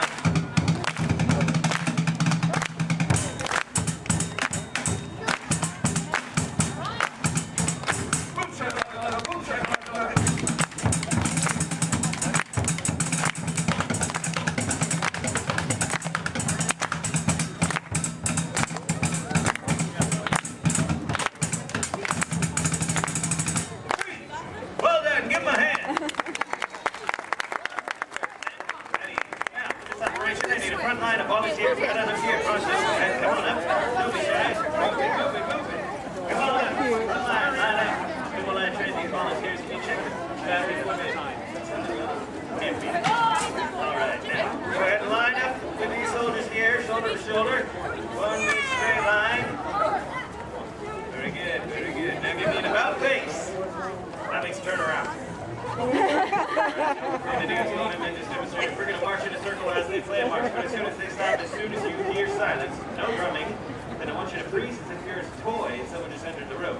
So first, let's set you up with a good toy pose. Let me think here, something maybe we all know. Let's make it simple. First, I want to see you pose like a big, mean teddy bear. When I yell freeze, show me a big bear pose. Ready? Freeze!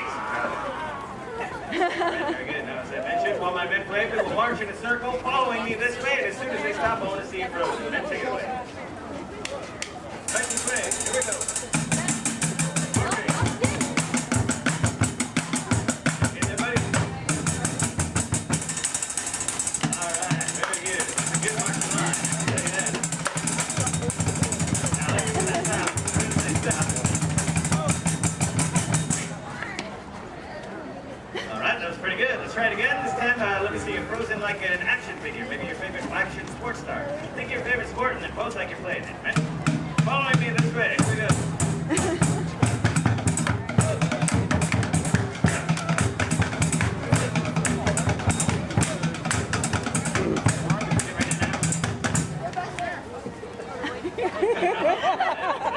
Got some soccer, some baseball, and some freestyle walking. Very nice. I want to see you frozen like a green army man. Following me this way. Here we go. Up, up, up.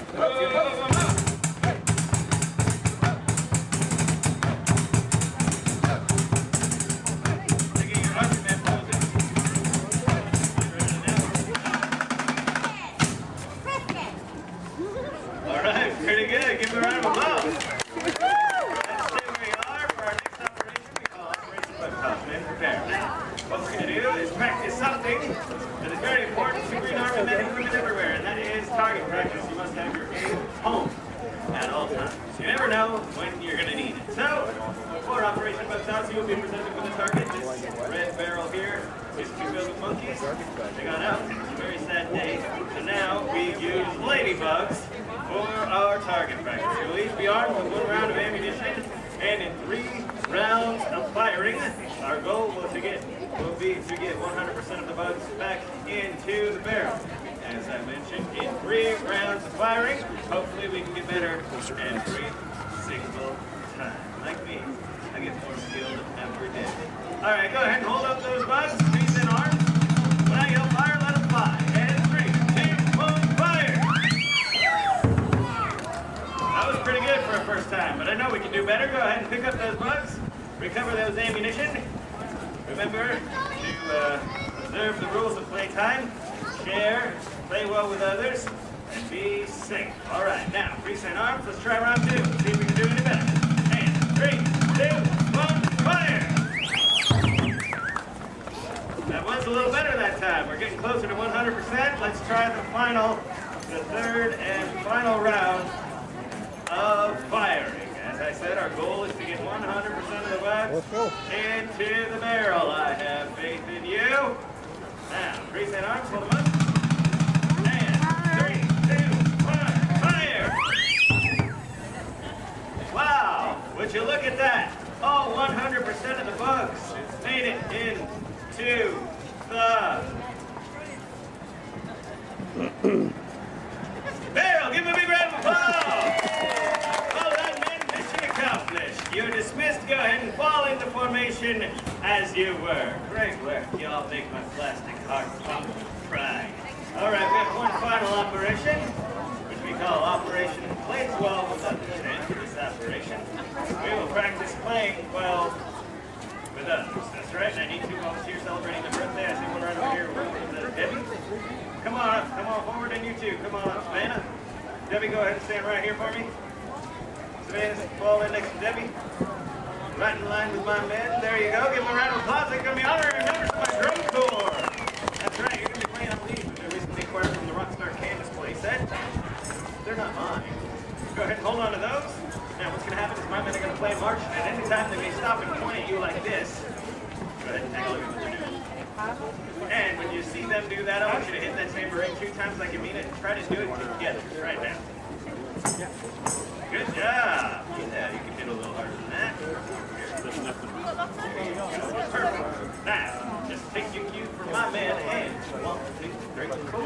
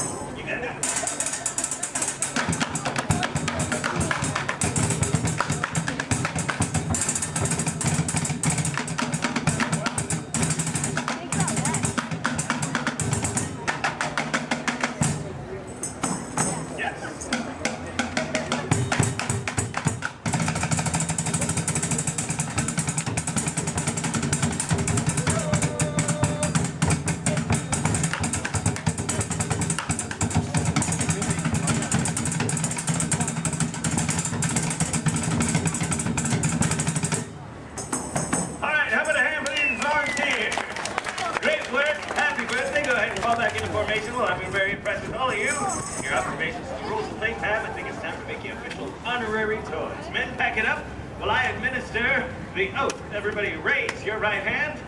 That's in order. And repeat loudly, and I mean loudly, after me. I state your name. Do solemnly promise to be a faithful and loyal toy.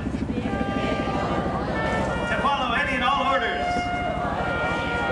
from my superior officers and or my parents. You can thank me later. And above all, my mission is fun. F-U-N. Now give yourselves a big hoopah! Congratulations, soldiers. You're now official honorary toys. Your first official order of duty is to enjoy the rest of your day. Stay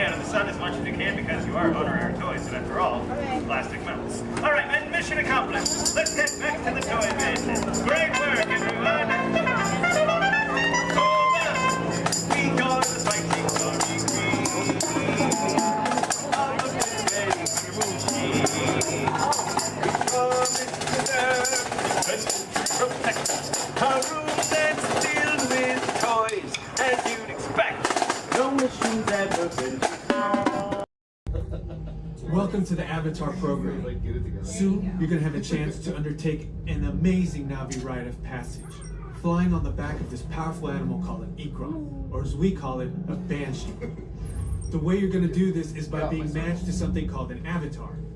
And I'm here to help you guys get ready. But first, we have to scan you for Pandoran microparasites. Alright everyone, stay on your number and move your arms a bit. Okay. Start scan. Oh, I'm red. You've all got them. But don't worry, they're very common around these parts. Let's start the decon. Initiating GMR decon. Stay still over your number, you're not going to feel a thing. You're doing great. You're almost done here. They're all clear. Great. Now let's go over how all this works. Like I said before, you're going to be matched to these things called avatars, which look a lot like the Na'vi. They're created by blending human DNA and Na'vi DNA. Once we match you to an avatar, thanks to a special link chair, your mind will be able to control that avatar. Using avatars to fly this way was all figured out by my boss, Dr. Jackie Ogden. She leads our science team, which is part of the Pandora Conservation Initiative, and we're here in the Valley of Moara studying banshees and their environment. Over a generation ago, this enormous company called the RDA created a lot of damage to the area through their bad mining practices and conflicts with the Na'vi. Just like on Earth, it can take decades for ecosystems to recover. One way to understand what's going on with an ecosystem is to study what are called keystone species. These are animals like tigers, jaguars, seals. The banshee is one of these important animals. Okay, to get you flying on a banshee, we need to find each of you an avatar. Let's prep the genetic sampling. I'm on it. Okay, first we need to find the compatible match of your genetic material with the genetic material of one of the avatar bodies that we already have. Once we do that, you'll be able to link to that avatar and fly. Help us out and move around a bit. Almost. Yes, got him. Now, let's find you your avatar matches.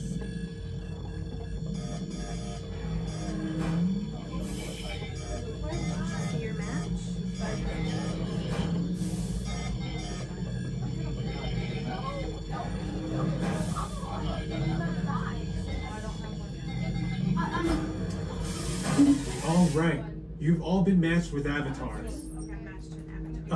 Looks like they're ready for you in the next room. When the door opens, please go inside, all the way in, and stand over the same number that you're standing over now. And I'll see you in there. I'll be for me.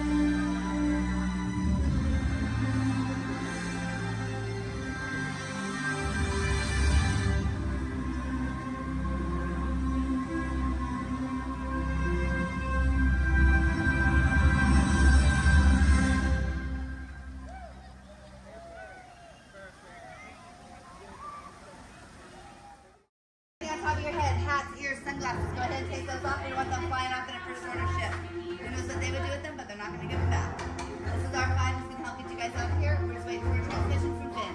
Okay. Good luck. Take this corridor to the turbo lift. Then head down to the escape pod base. Those droids are programmed to return you to Batuu. Hurry and don't get caught. Lieutenant Beck will guide you. Recruits, for your safety, stay seated with seatbelts securely fastened. Keep hands, arms, feet, and legs inside the transport and supervise your children. Tell them it's a prisoner transfer. Did it work? Good. Now get a move on. There's a clear path to the turbo lifts at the end of the hallway. Turn right. Probe droid. You're lucky it didn't spot you. Take those turbo lifts and stay out of trouble. Hey, you're not authorized. Wait, go to the prisoner.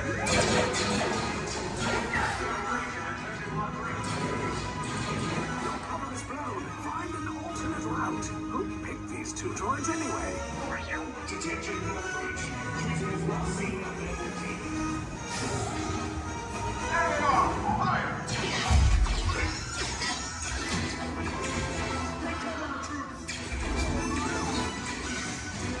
The escape pod just below us. Take those down. Hurry! No, not up! I said down!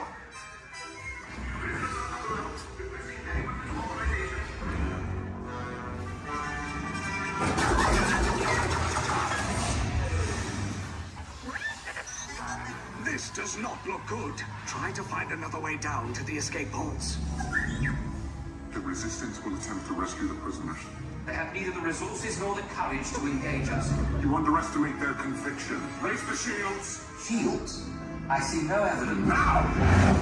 Sound the alarm! All personnel to their stations! Sir, the prisoners have escaped. How brave, but ultimately hopeless. There's nowhere to run.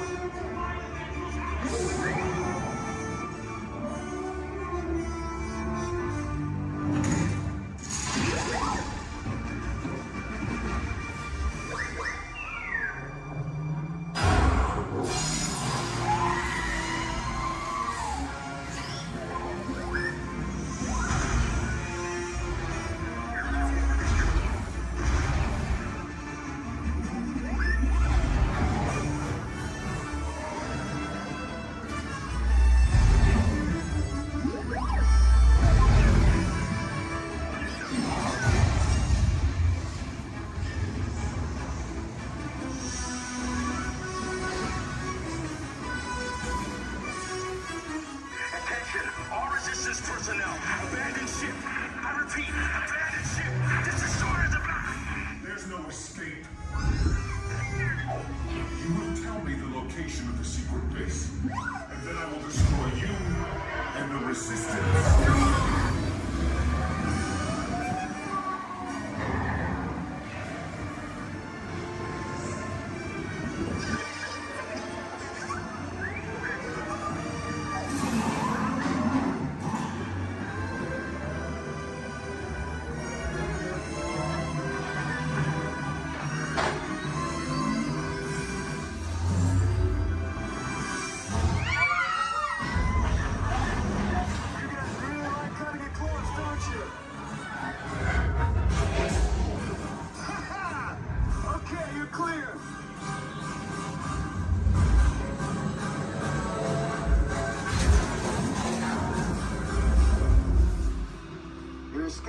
Came in a little off target. Ground crews will meet you outside the wreck. All right, nice job, recruits. Not what you signed on for, but hey, you're Resistance now. I think I have that authority. Right, Beck? Where's the lieutenant? I need eyes on Beck. I know, scan for his copy. More escape pods down in Sector 4. Verification pending from key command personnel. Where's the lieutenant? I need eyes on Beck. Lieutenant Beck here. Beck! You're alive! I should hope so. Great job, recruits. Thanks to your heroism, the location of the Resistance base is secure. Bravo! Yes, R5, you too.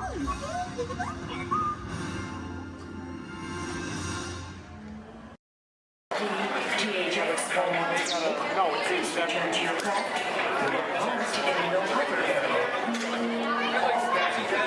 exchange currency prior to their departure are invited to visit the exchange office, open daily during regular flight hours.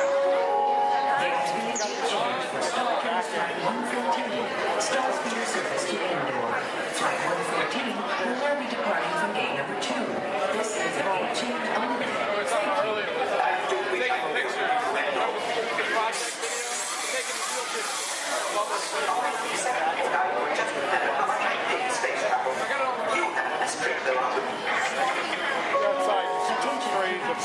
Starcourse Flight 1119, non-stop service to Endor, is now ready for boarding at gate number 1.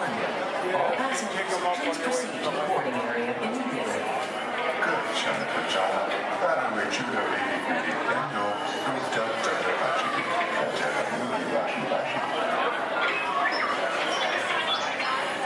R2-D2 just walked in. Before they deactivate you. Yes, I remember. And hurry up. They'll be needing this console any moment now. Then, I will feel sorry for you. Well,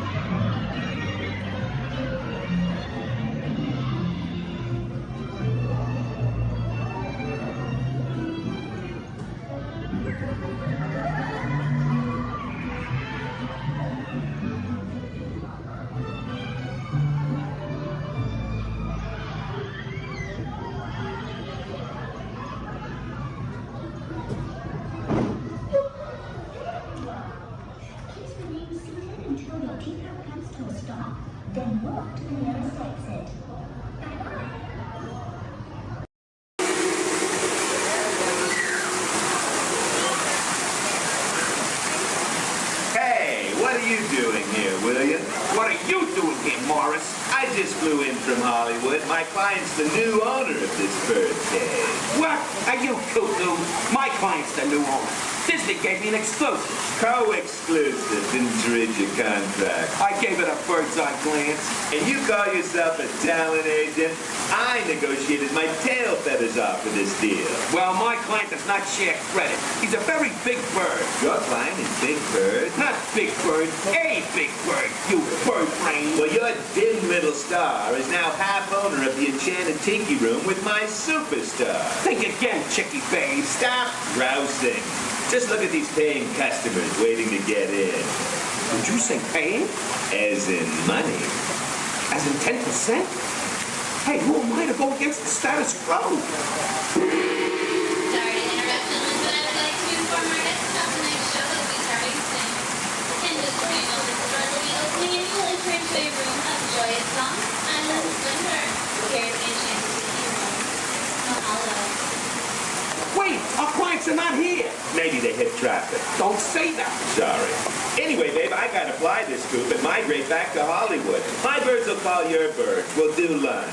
What's the rush? I'm about to sign Donald Duck. Oh, yeah? Big deal, you hockey puck. I've got the mighty ducks in the wing. You do not. Do too. Do not. Do too. Not. Two. Not. Toe. Not. Toe. You down. Come on. Toe. Come on, will you? Toe, not go, yeah. Level with me. Put the bubble between Go the lines. away. You Go away. Go away.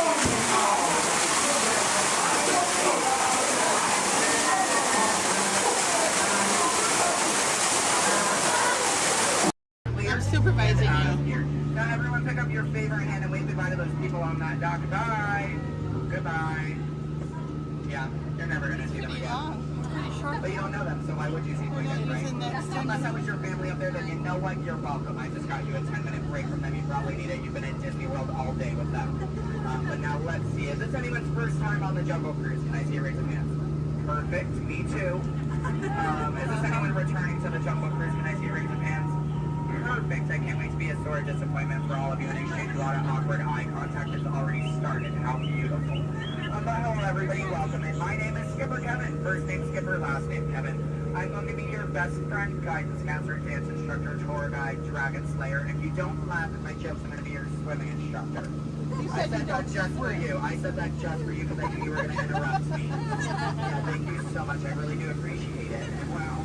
But now here we are in the Amazon rainforest. If you look over to your left-hand side, you're going to see what I like to call an inspiration call. I call it that because the longer you stare into it, the more it's going to inspire you to go. Oh, deeper into the jungle, of course. Yeah, I don't know about you guys, but that certainly does look like inspiration to me. So much that I now feel inspired to take you guys into the Congo River. So why don't we see how far this boat can go? Okay, I'm glad of you if you did not like that. Don't worry, my jokes, they don't get any better yet. So buckle up, we're going to have an amazing time together. And if any of you have not seen the Jungle Book or you'd like to see it again, don't worry, it's right over there in 3D and the box set edition. Yeah, it really was the bare necessities here in the jungle. Oh wow, this is awkward. I'm sorry guys, I was trying to throw you a surprise party, but it looks like no one's here. I can't see anyone. Canoe? Yeah, I cannot. It really is an either-or situation if you get what I'm trying to say. I even brought out that giant python snake. I just would not recommend getting too close to him. He will develop quite a crush on you. It's what I like to call a constricting relationship. It never ends well. What in the jungle? Oh, sorry. I hope that did not alarm anyone. Those are just my roommates. Yeah, looks like they got into the explosives, but I'm sure they were just trying to find the bananas. They do find them very appealing. Yeah, they kind of go ape over them actually, but you know, I think we should make like a banana and split.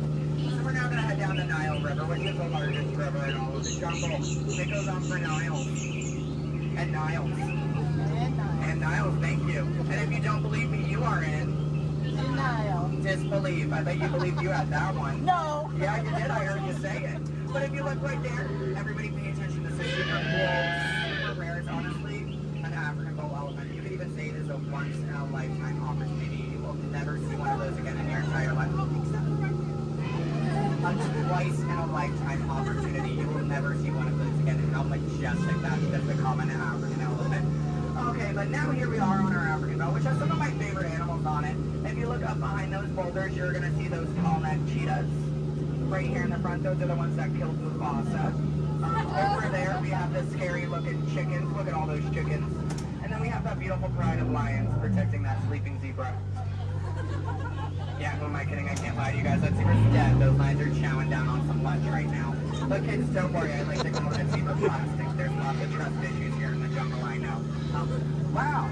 Okay, this is not something you see every day. Wow, all right. So, why are you all looking like that's what you normally see on a Saturday afternoon? That's concerning, you guys. I'm a little nervous now. I don't know about you guys. I don't think I have ever seen that many rocks on the beach before. Yeah, there's like, what, 200 rocks up there? Maybe 300 rocks, but then again, I'm not a geologist, so what do I know? Yeah, but what I do know is we're not going to look above the rocks. That just sounds like a lot of paperwork, and I hate paperwork, so instead we'll ignore it and hope it goes away. Yeah. Oh my goodness, there they are. Those are my friends who are going to go to that surprise party. We have Old, Smiley, and Ginger. Just be careful, Ginger snaps. Yeah, she is one tough cookie, and I'm not sure why, but my jokes, they kind of get crummier from here. I guess it's just the way the cookie crumbles. I don't really understand. It's unfortunate. But behold, straight ahead, we do have Schweitzer Falls, named after our famous and beloved founder of the Jungle Navigation Company, Dr. Albert. Yeah, don't worry if you didn't get that. We're going over it later. Yeah. So I really hope you know how to swim, and if you don't know how to swim, stop being dramatic. Stand up. The water's only 3 feet deep. Yeah, it's really not that difficult.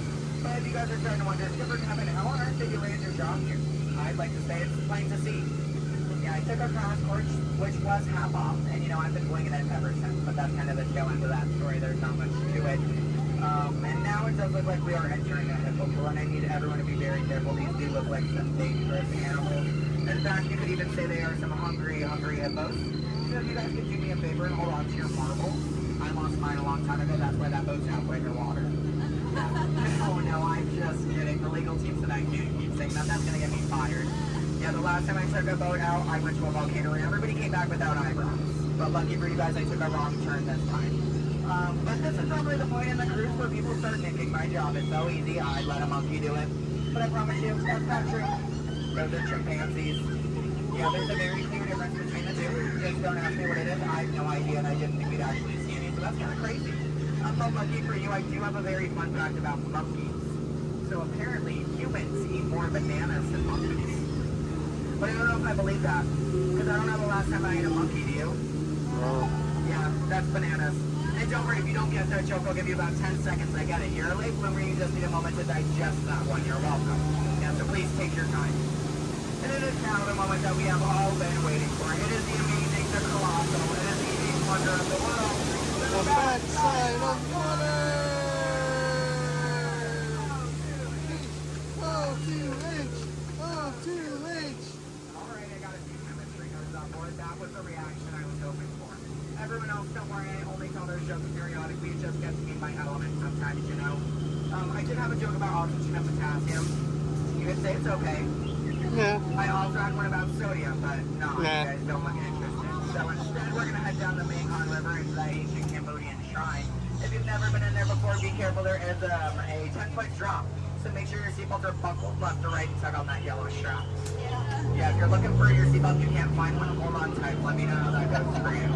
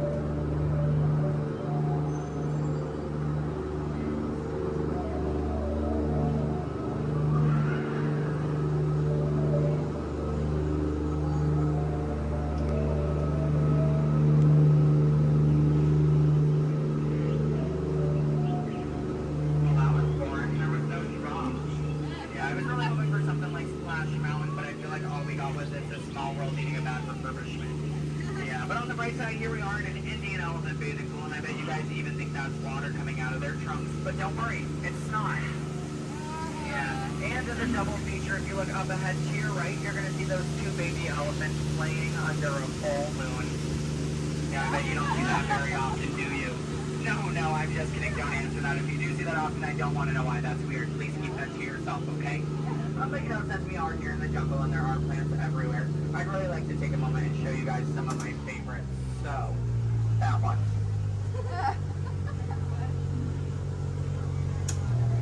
That one. Okay, pay attention everyone. The one right there with the green leaves, the one next to it, that one. Yeah, they're great, aren't they? Yeah, sorry if you wanted their names. I don't know any of them. I barely know how to do this thing forwards. Yeah, so I can only give you so much. But what I can tell you is I'm sorry to let you know we're coming up to the end of our cruise. And you know that's happening because look to your left. That's a gift shop. Everything at Disney ends with a gift shop. It's how we steal your money. Yeah. And it's our Lost Bound gift shop, which is sponsored by everything you've left behind over the last 5 or so years. So thank you so much for keeping us in business. I really do appreciate it. And if you're curious about who's in charge of this gift shop, I know it can be kind of confusing because there's a sign that says back in 15 minutes by Sam. That sign's been there for a few years. I have not seen Sam. I don't think he's coming back.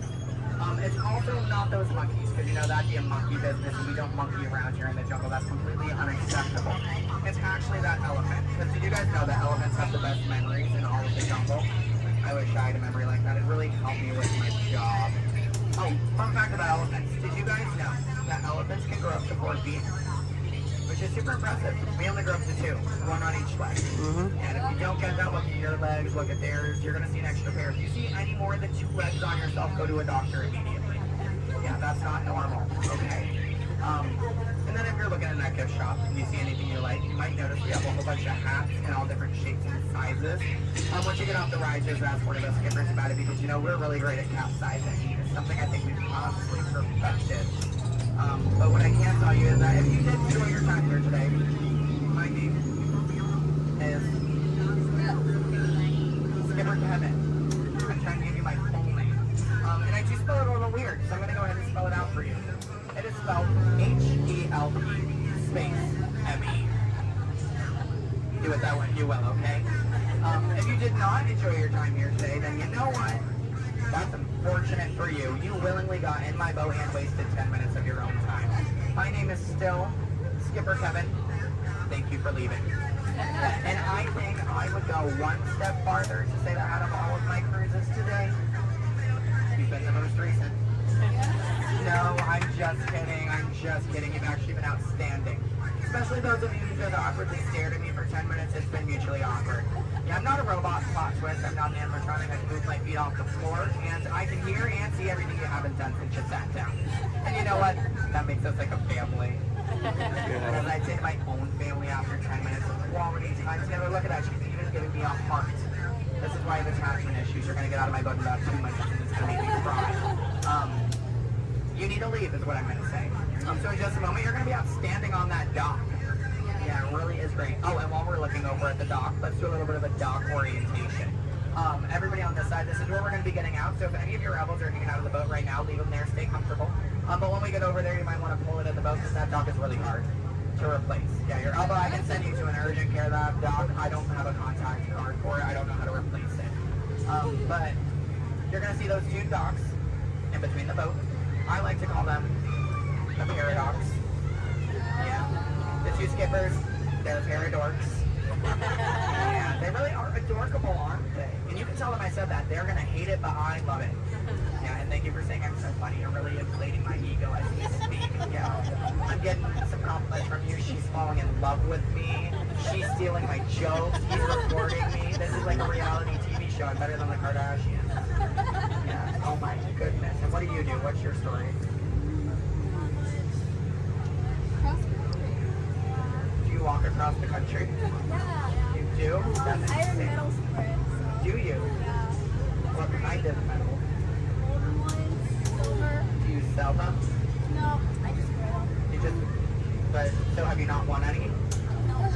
You haven't, yeah, you're not wearing any, so I kind of assume. Yeah. When you get one, are you just going to wear it all the time? Yep. Oh, are you gonna name it? Why not? If it's gonna be that important to you, I think it deserves a name. Why do you think your mother named you? I'm just saying. Okay, your story's boring me now.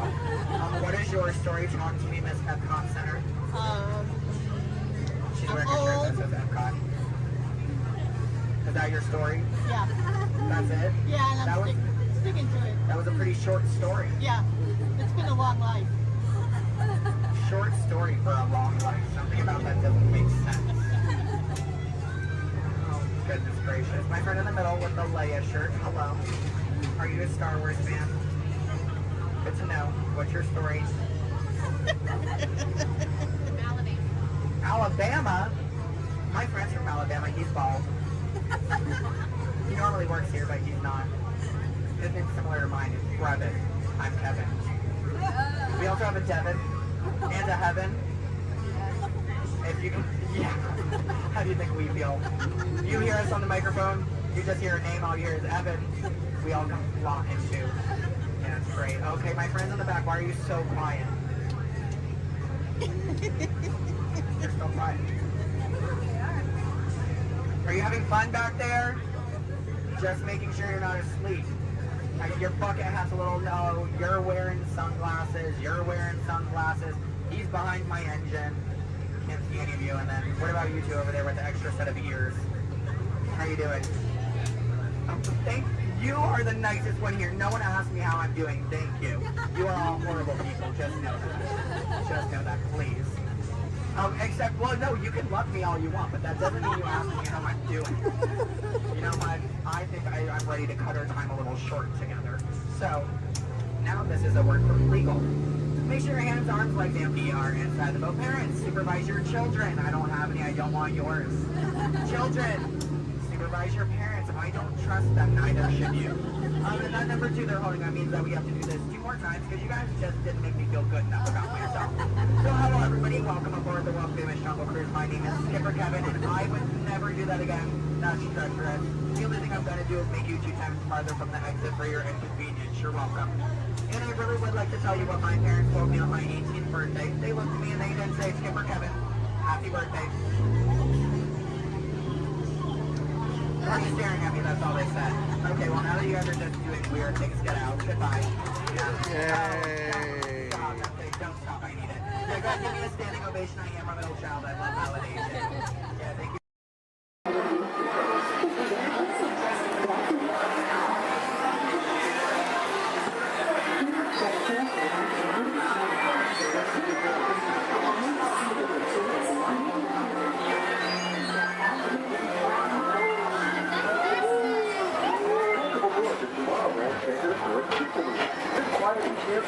Highway in the sky. We invite you to sit back, relax, and enjoy your grand business tour tomorrow. Along the way, you can preview many of the exciting places you want to be sure to enjoy today while visiting this land of tomorrow.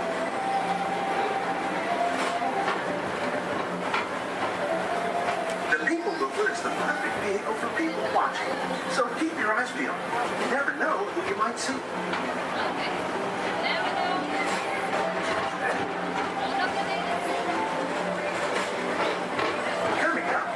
Escape, where you can report your duty as a security agent for the Galactic Federation.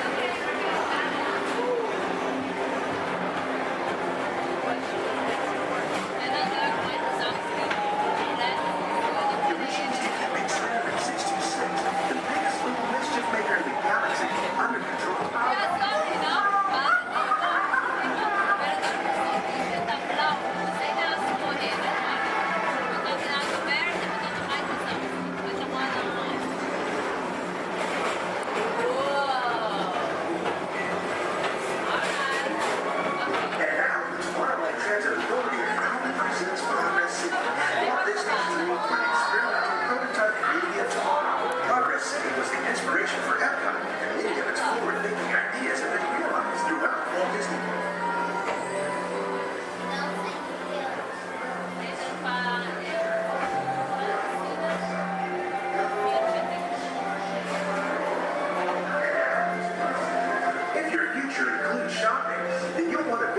Star Traders, where you'll find the greatest goods from around the galaxy.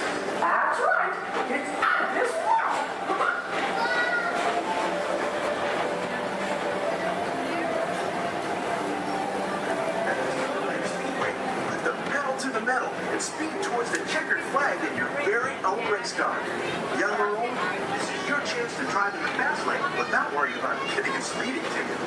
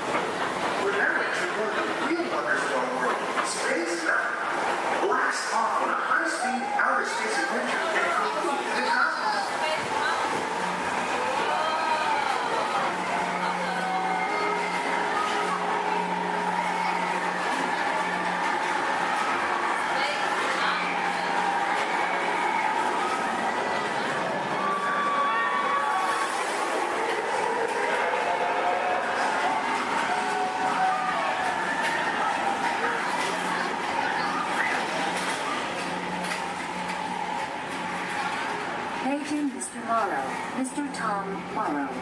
Please contact Mr. Johnson in the control tower to confirm your flight to the moon.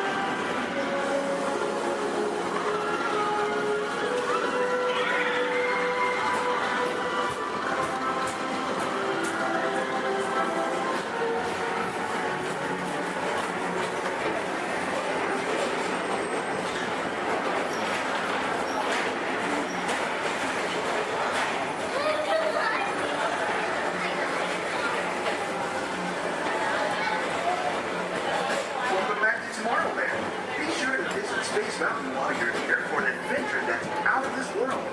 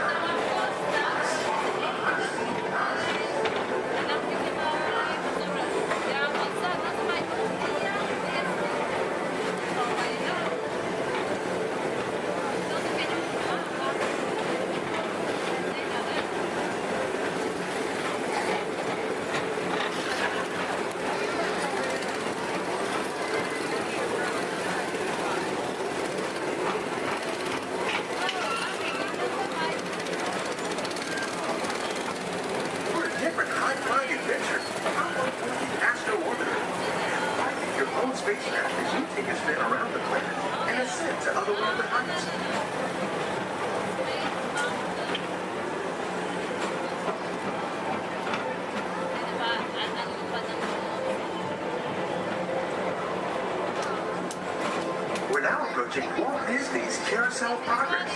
Inside this rotating theater, 4 families welcome you into their homes of yesterday and today, starting way back at the turn of the 20th century.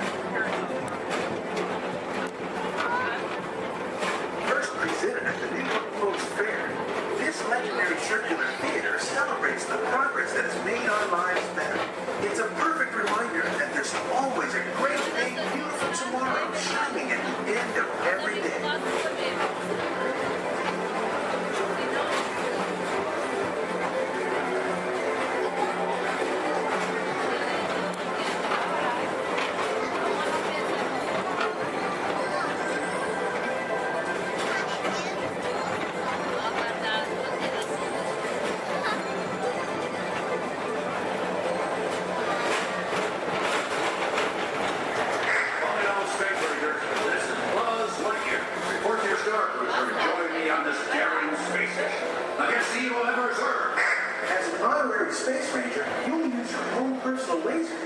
save the entire galaxy.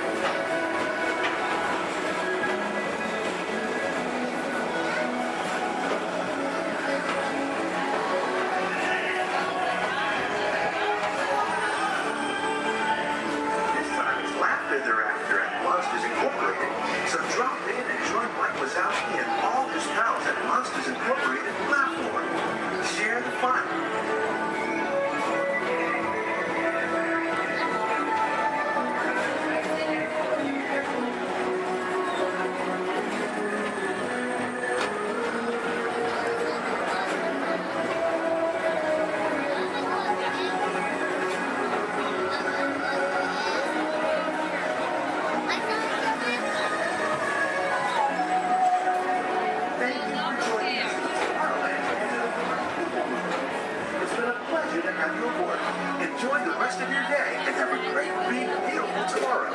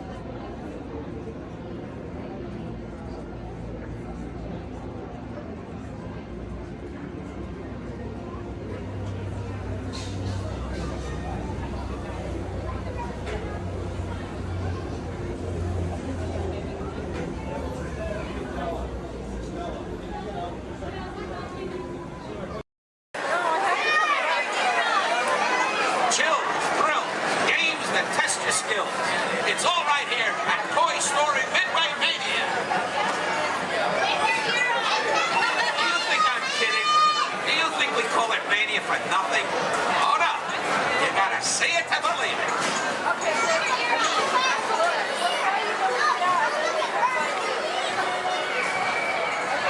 Who out there can hear me? Raise your hand.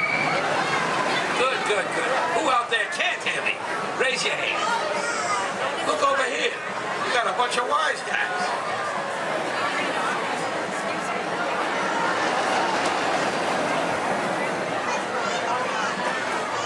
Now where was I? Oh yeah. Hurry, hurry, hurry. Right this way. The Toy Story Midway Mania. It's a ride that's a game. It's a game that's a ride. Step right up and see what's inside. Now where was I? Hurry, hurry, hurry. Right this way. The Toy Story Midway Mania. It's a ride that's a game. It's a game that's a ride. Step right up and see what's inside. Oh my God, you're kidding me! Do you think I'm kidding? Do you think we call it Mania for nothing? Oh no. You gotta see it to believe it.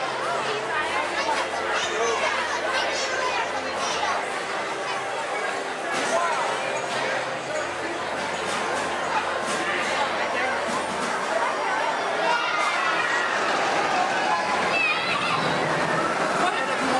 I think I hear Andy coming. Everybody, breathe.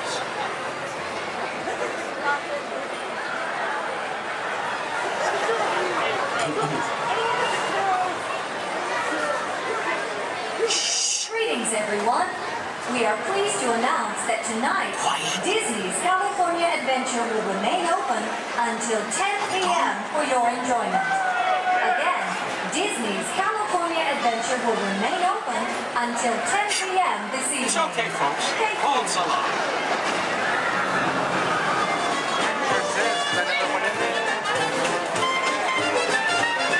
I'm saying you'll be playing, yes I am. With Woody, Buzz, Bo Peep, and Rex and Ann.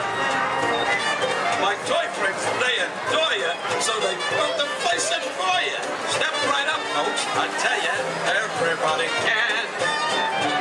Now I'm saying, you'll be playing, yes I am. Listen, pal, I'm saying, you'll be playing. Oh, what a treat, so sweet. Complete with Jesse, Mommy Ben, and Stinky Pete, me and you. And his room is humming, plus company's coming. You know everyone's a winner, that's the plan. I'm saying, you are playing, yes I am.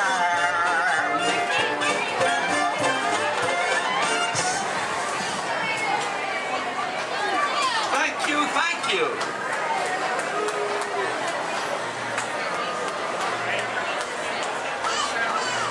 Last night, Mrs. Potato Head said, honey, there's a salesman at the door with a mustache. I said, tell him I've already got one.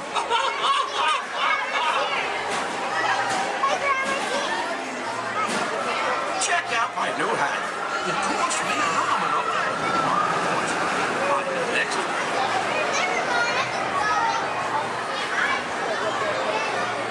Okay, now, give me a D. I said, give me a D. Give me another D. Give me another D. What do you got? 3D. Yes, that's right, folks. Midway Mania is in 3D. So don't forget to pick up your game glasses just ahead.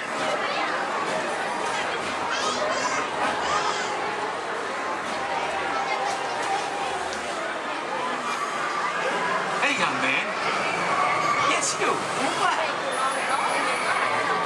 Yes, I'm talking to you. Have you played Toy Story Midway Mania before? Well, you're in for a real treat. All the toys are inside, setting up the carnival play set. Even a couple of little green men that the missus insisted on adopting. Don't get me wrong. They're cute. I just want to say, anytime we grave.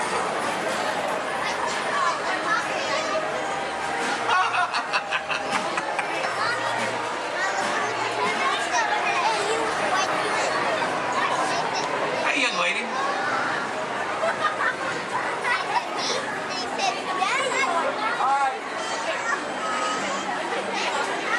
Who's your favorite?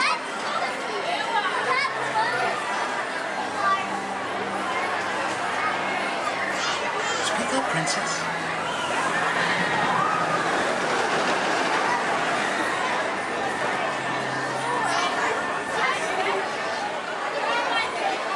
Take your time, kid.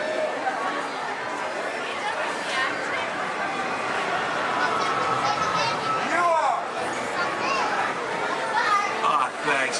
You're my favorite too.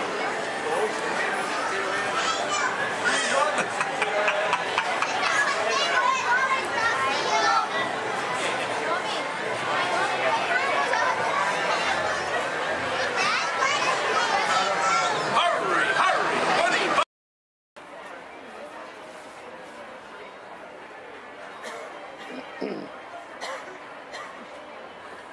Ladies and gentlemen, boys and girls, before we do the party dance, everyone, please maintain for some aisle time for the turns of motion.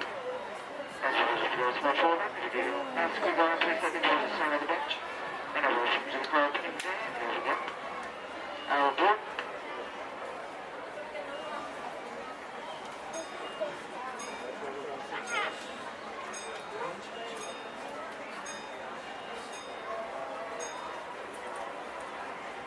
Next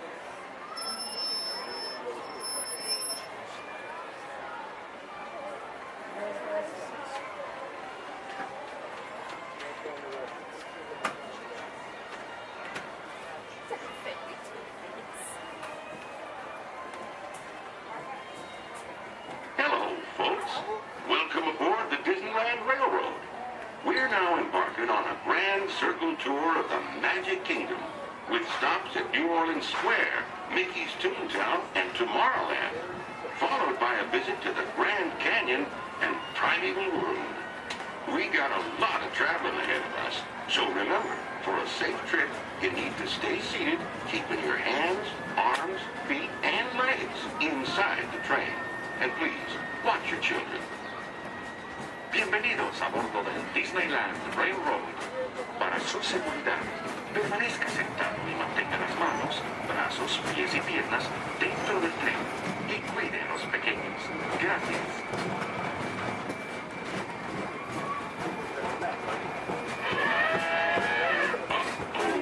Did you folks hear that? Sounds to me like we've reached the wilds of Adventureland, where you just might run into a lot of savage critters out there, including lions and tigers and tiki birds. Everybody best be on the lookout. You never know just what may show up. We're approaching our first stop, New Orleans Square Station. This station serves Frontierland, New Orleans Square, and Critter Country. If you'll be leaving us here, please remain seated till the train comes to a complete stop. Then watch your step while getting on. Have a good time at the Frontier, yeah? For those of you continuing onwards, please resume our journey in just a moment. This is New Orleans Square.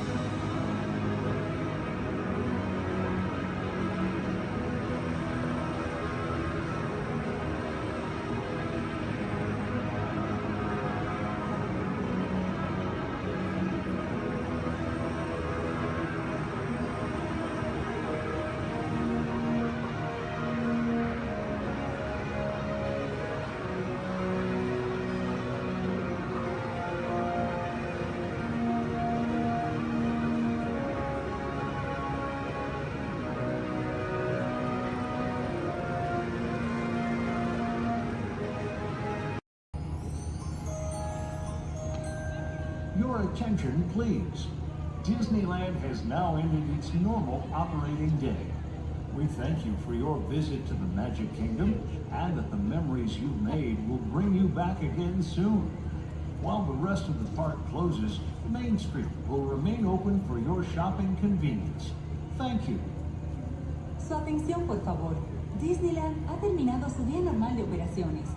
Les agradecemos su visita al Reino Mágico y esperamos que regresen pronto para crear aún más recuerdos. Mientras que el resto del parque comienza a cerrar, las tiendas de Main Street permanecerán abiertas para su comodidad. Gracias.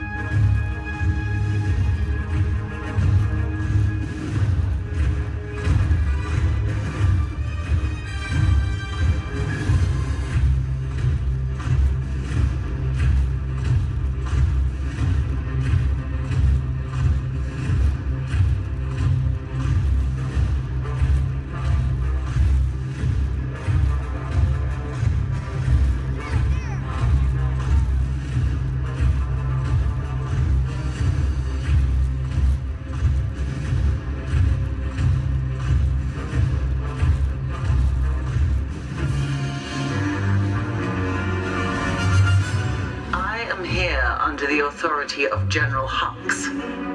You are here under the authority of me. Stand proud.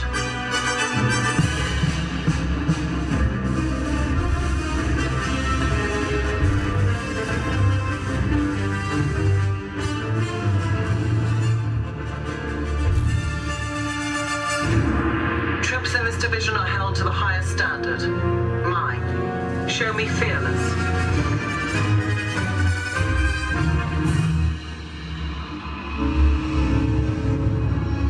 Under my command, you will be proud to wear the armor of a stormtrooper. You will learn discipline, loyalty, and what it means to be a stormtrooper. Battle starts.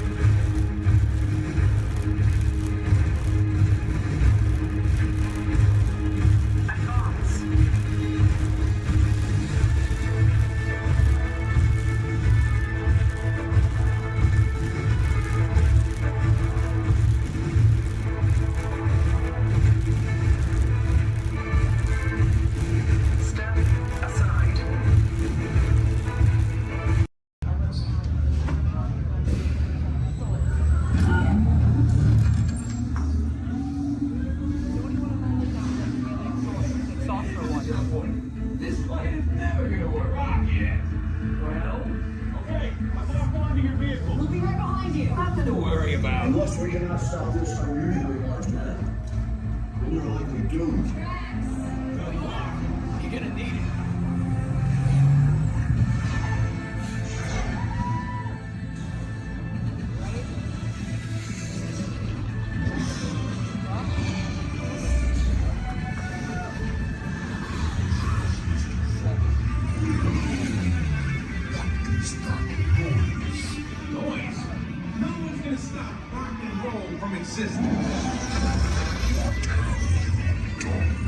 What have we done? I think we're coming back.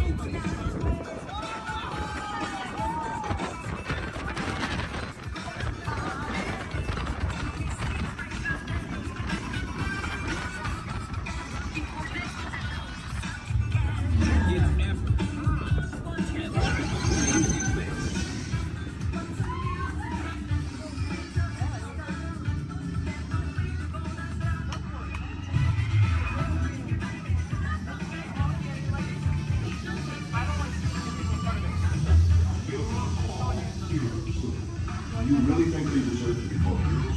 Do you see how they chase? It's just a figure of speech, Drax. You are lying to them. Now I understand. Welcome to the Guardians of the Galaxy.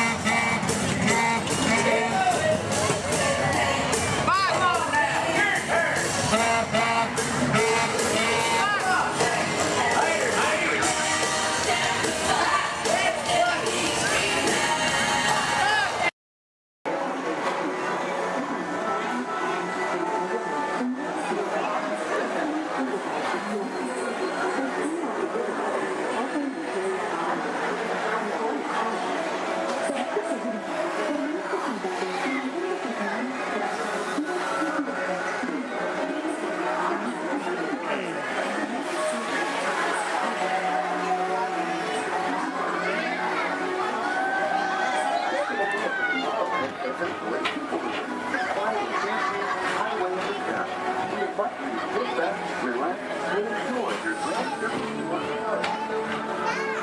Along the way, you can preview many of the exciting places you'll want to be sure to enjoy today while visiting this land of tomorrow.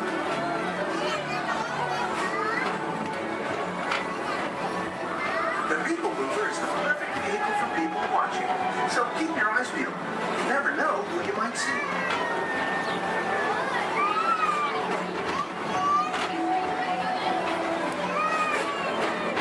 Coming up, Stitch's Great Escape, where you can report for duty as a security agent to the Galactic Federation.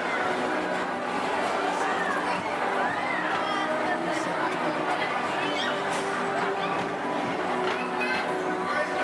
mission is to keep H-366, the biggest mischief maker in the galaxy, under control.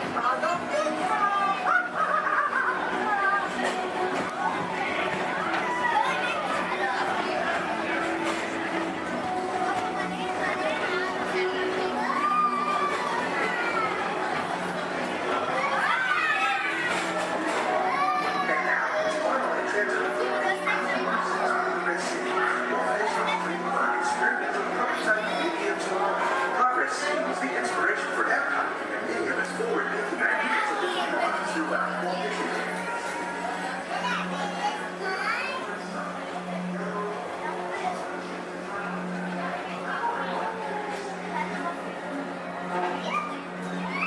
If your future includes shopping, then you'll want to visit Mickey Stuff Traders, where you'll find the greatest goods from around the galaxy. That's right! It's out of this world!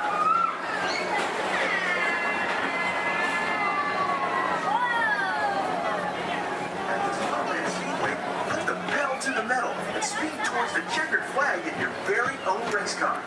Young or old, this is your chance to drive in the fast lane without worrying about getting a speeding ticket.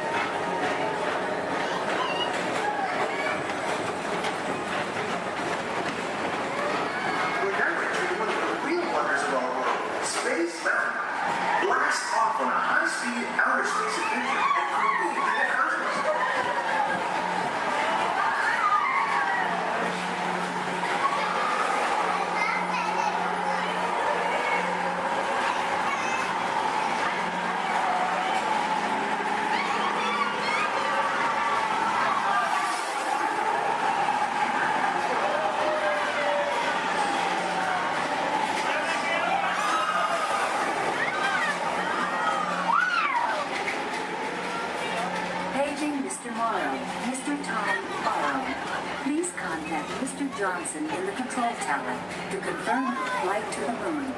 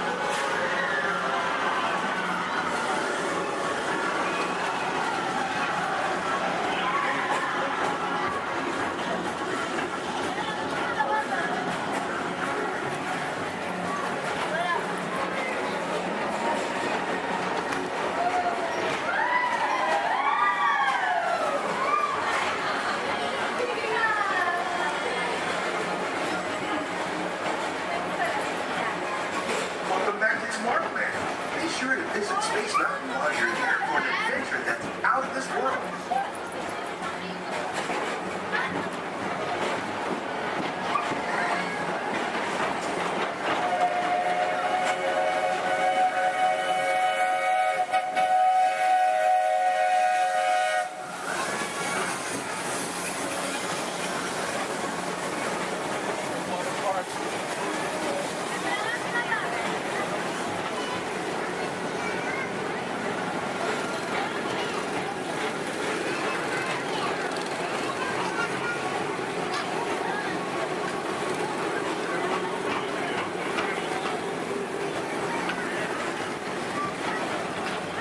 What a different high-flying adventure. Hop on board the Astro Orbiter. Pilot your own spacecraft as you take a spin around the planet and ascend to otherworldly heights.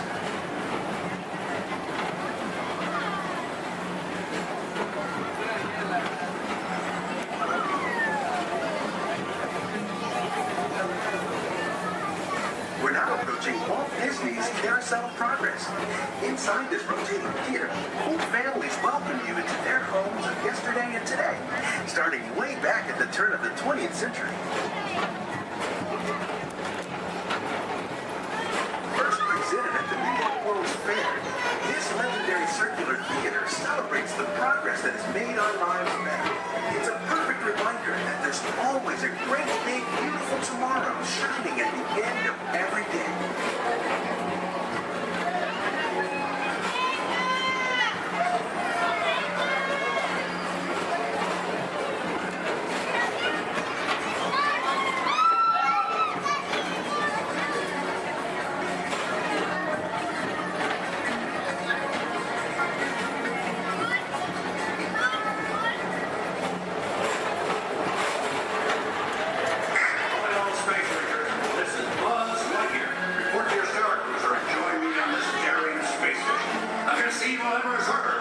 As the honorary space ranger, you'll use your own personal laser cannon to save the entire galaxy.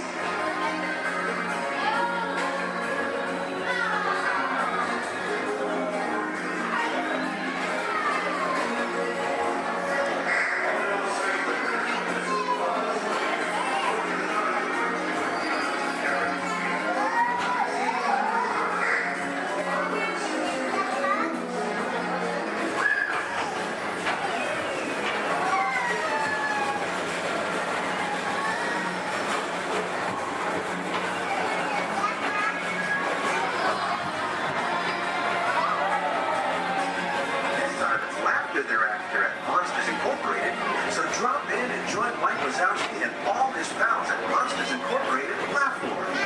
Share the fun.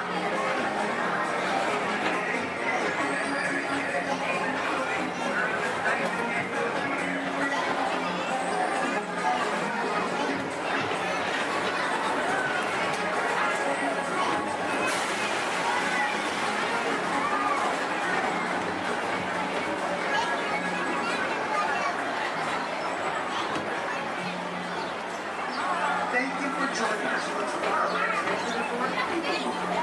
It's been a pleasure to have you aboard. Enjoy the rest of your day and have a great, big, beautiful tomorrow.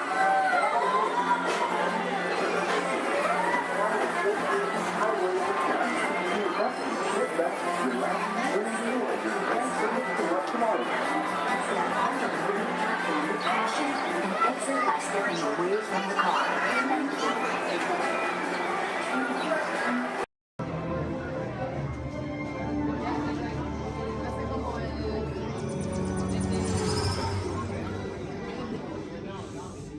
Greetings, Terrans.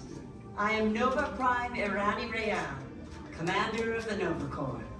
On behalf of all Xandarians, I hope you have enjoyed exploring the wonders of Xandar. As you have seen, your world and ours were born of the same moment, one which you refer to as the Big Bang. As such, we are all galactic neighbors in a vast universe which we and countless others share.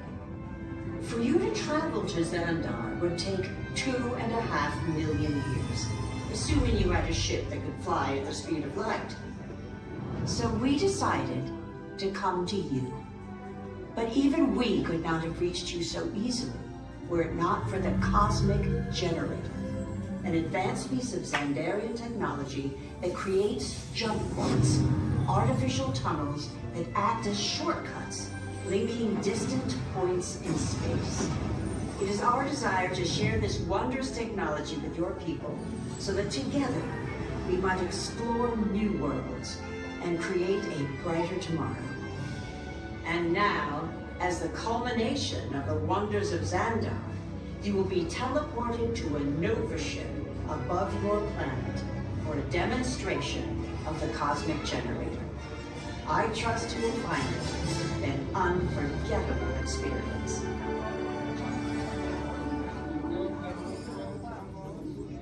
Welcome, people of Epcot, Epcoters, Epcotians, citizens of Epcot. Does anyone know what they call themselves? What? I'm on? Someone needs to tell me what I'm on. Welcome, Epcot-tarians. I am Centurion Tal Merrick, and we're just about ready to teleport you up to the ship for the demonstration. As you're about to enter a secure Nova area, I must ask you to put away your Terran communication devices at this time. Recording of any type is strictly prohibited. I am very serious about this. Now, please step forward into the chamber. You're gonna love this.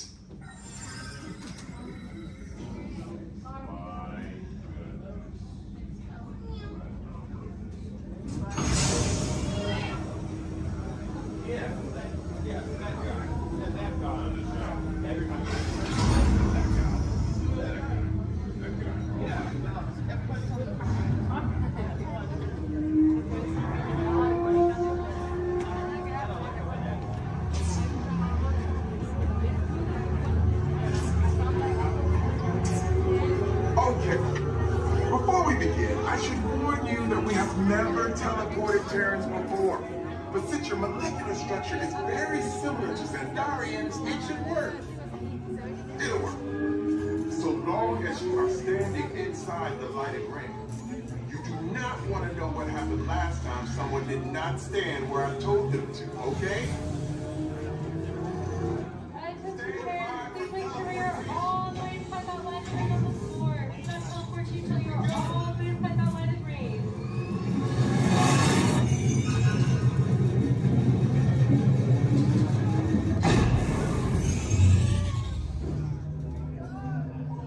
You made it! I mean, of course you did. Nova Prime, they're ready. Excellent. What you see before you is the Cosmic Generator. And in just a few moments, we'll be activating it so you can experience for yourselves what's happening. I'm not sure. Our power's out. And the Cosmic Generator is gone. Cheerio, Monarch. Go to Code Red. Prepare the fleet. And call the Guardians. Now! There is no cause for alarm. Turn off that alarm. I've got an important transmission coming in. Hey, what's up, Nova Corps? Our Cosmic Generator has been stolen. What? How? Why didn't we think of that? That thing's gotta be worth a fortune.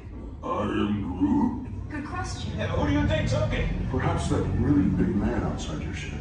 Oh, that is a big man. I need to alert Nova Prime.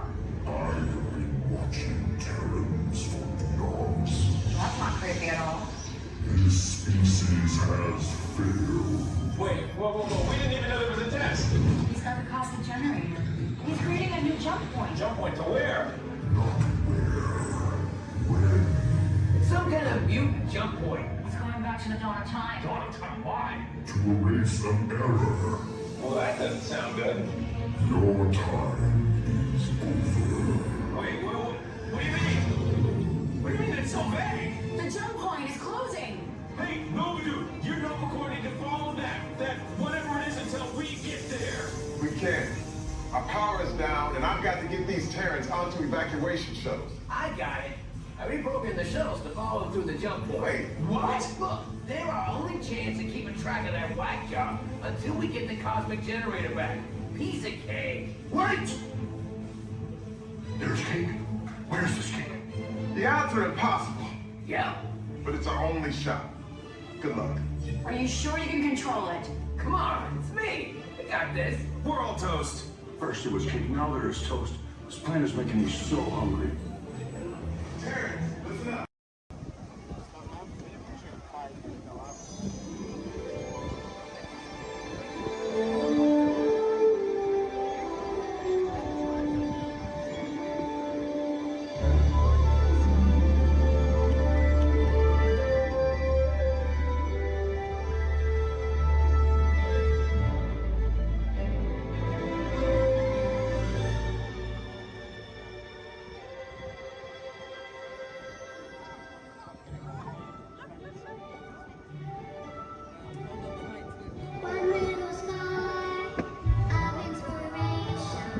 We call it at top.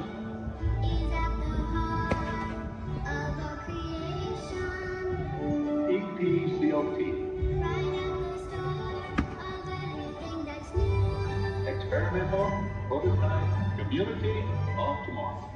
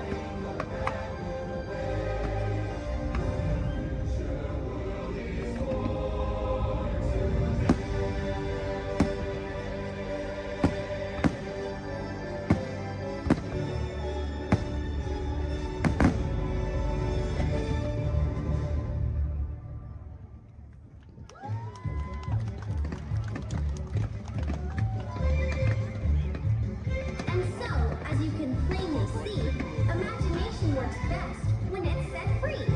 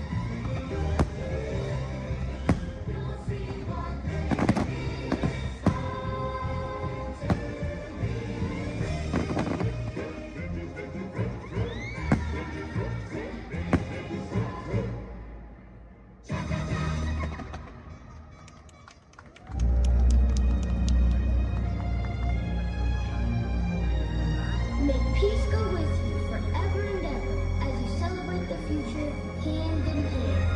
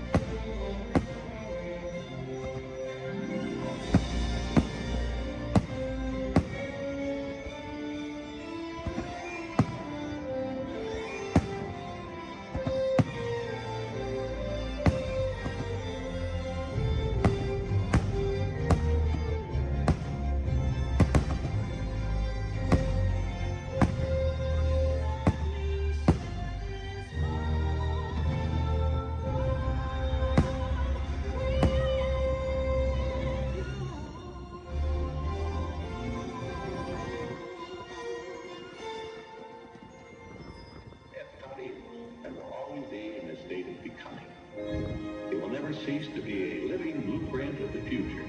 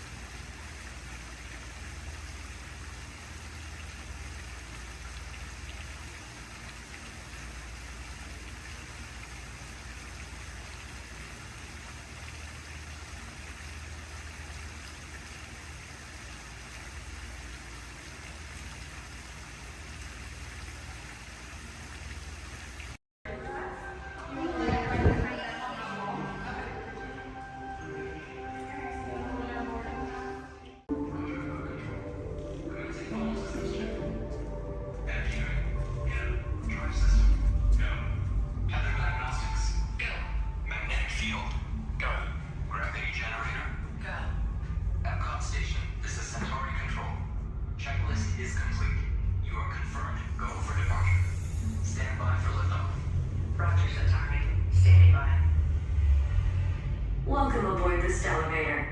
In just a few moments, you'll be on your way up to Space 220 aboard the Centauri space station. Enjoy the ride. SV1, you are clear for departure. Initiating in 3, 2, 1, liftoff.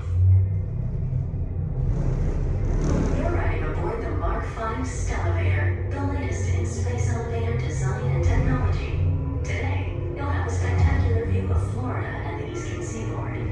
Enjoy the ride. I'll be back in a bit with arrival information.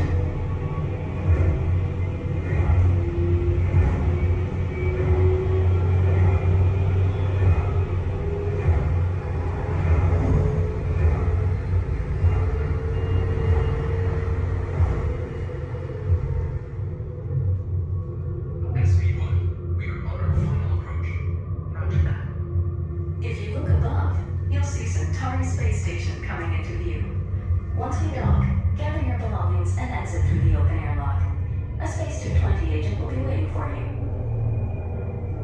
SV1, cleared for approach. Gravity generator active. Airlock activated. Docking complete.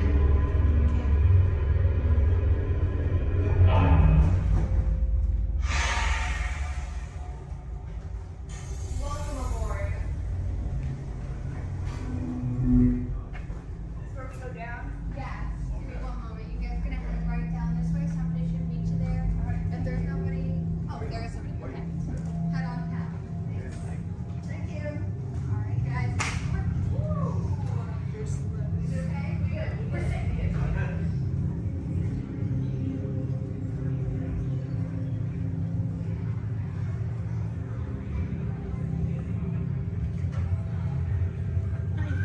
Hello, guys. I'll Hello. take that boarding pass. And what's the last name? Niece? All right, for Joffrey. Yes. All right, you guys can call me. How was the trip up today? Was it good? Very good. Awesome.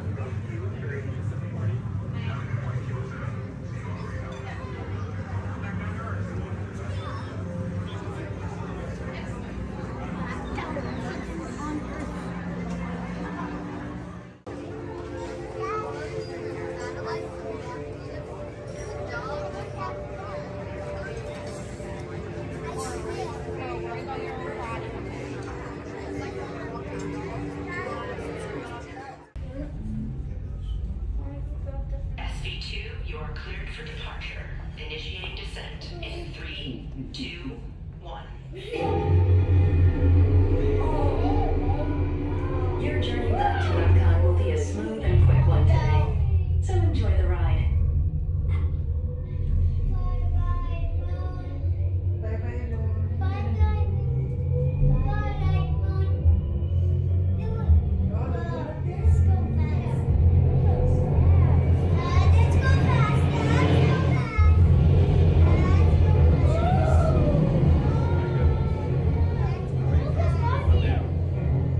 Epcot is now coming into view.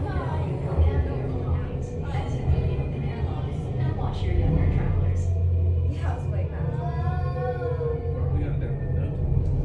SV2 cleared.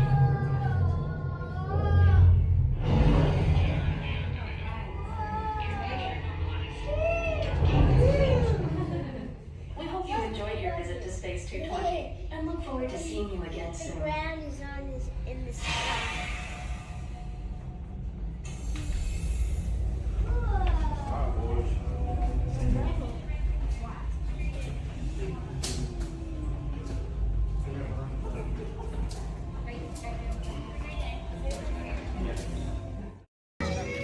When the wind picks up just right, it can carry the sights and sounds from the lush jungles of India to the grand canvas of sky above.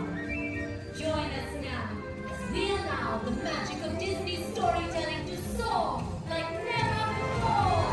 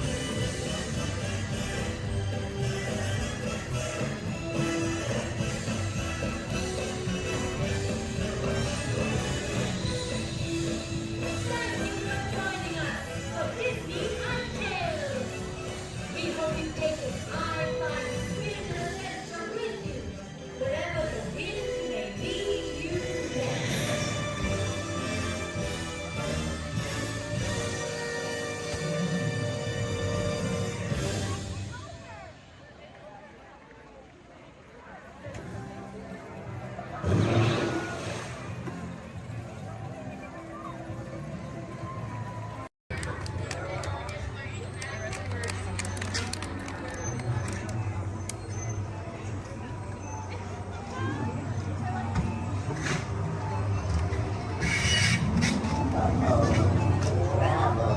got some unauthorized people entering the base. Wait, they got ET. They're getting away. Unit 3, cut them off.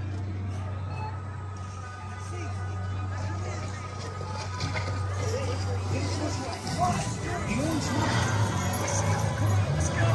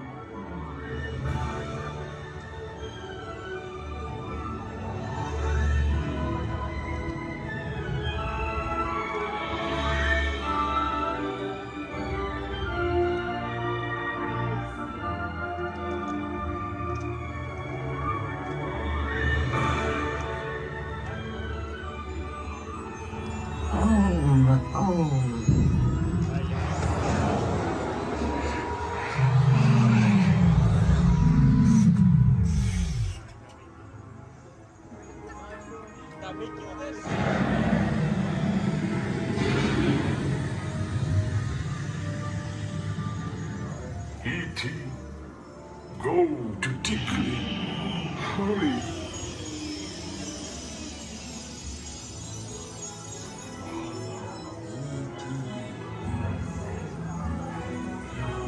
Dickly. Ouch. Welcome home. You return to a Orb dog. Welcome home.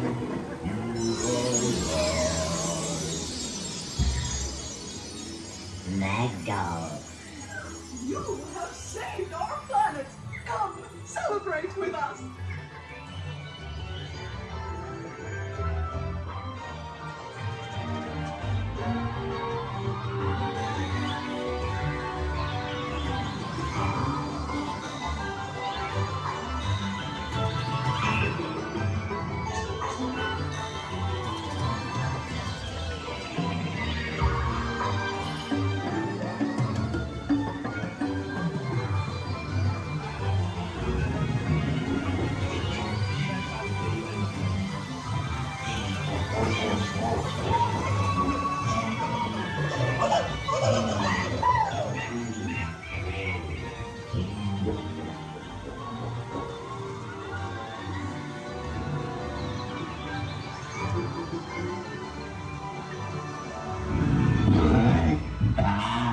Dinosaur, Riley, Cran, Loopy, He, Tara, Brandon, Amanda.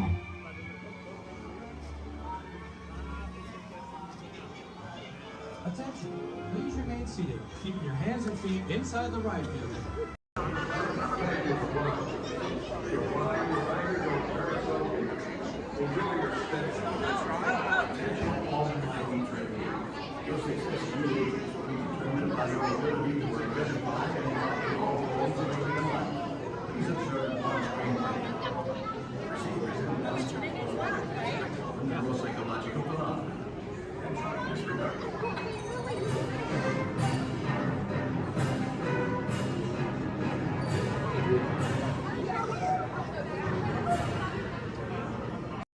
Automated driving technology activated. Welcome to the seed track.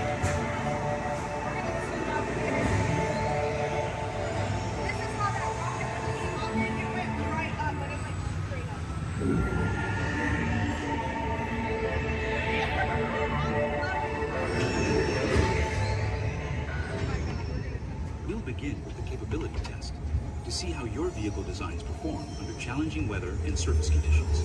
Monitoring road surface. Connecting on-star.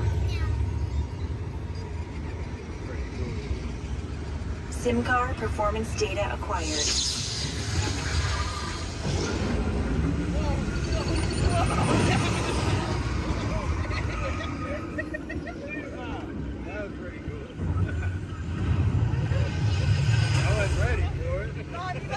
Let's see how your designs hold up now. Commencing SIM car off-road and extreme weather streets.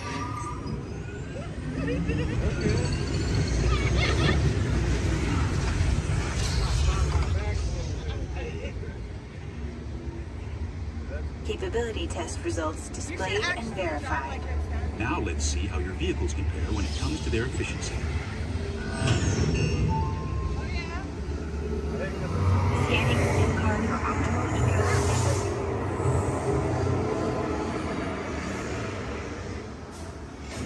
Engaging eco-scan for aerodynamic efficiency.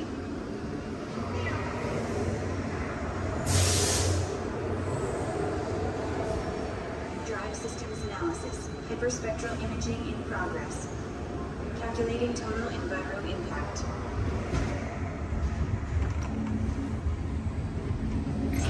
Commencing responsiveness test. Okay, the responsiveness data is now being synchronized. Automated driving technology verified and active.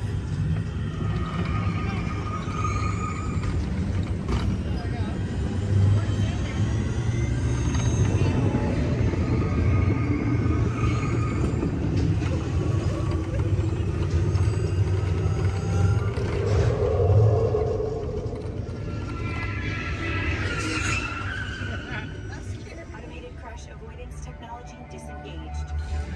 Displaying responsiveness data. Here comes the final test. Energizing component test.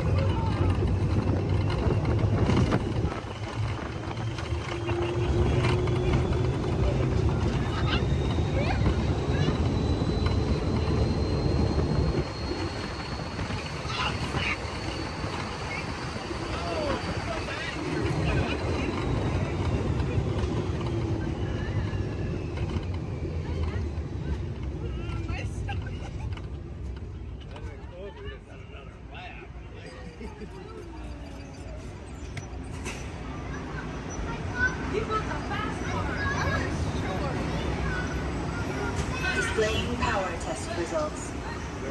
SimTrack performance testing complete. This concludes your performance testing. You'll be able to see how your Chevrolet custom concept vehicle designs compared with the sim car after you disembark.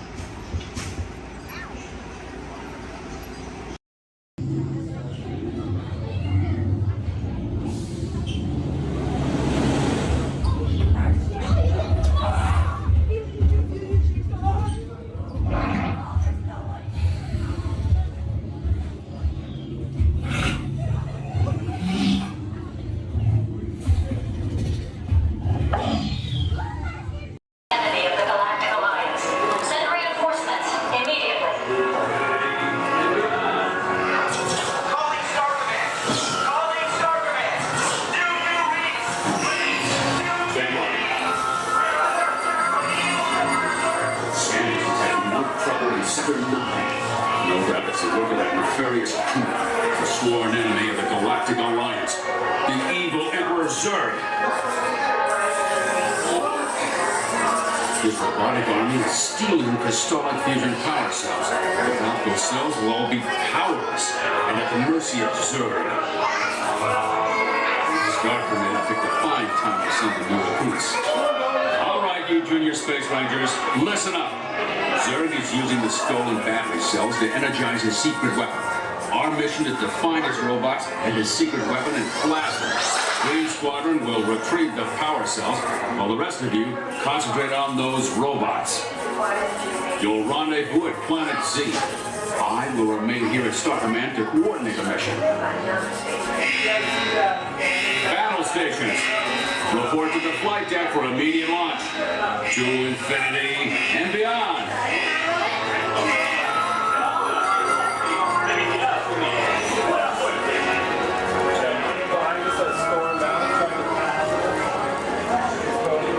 Attention, Space Rangers.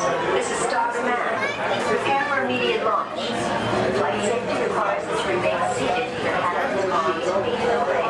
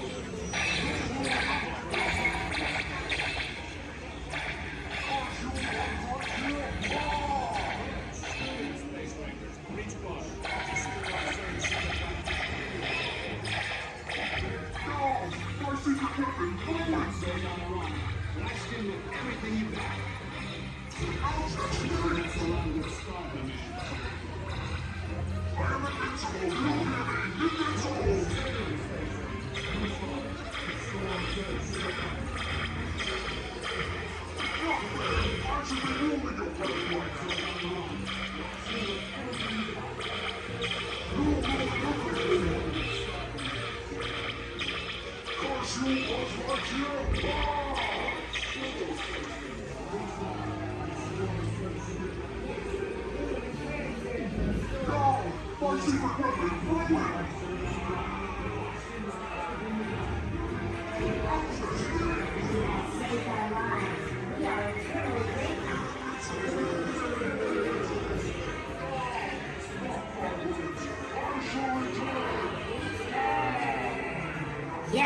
we will return sir to the store.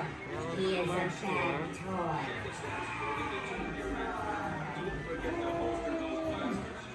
You have saved our lives. We are eternally grateful. It's been an honor serving with you.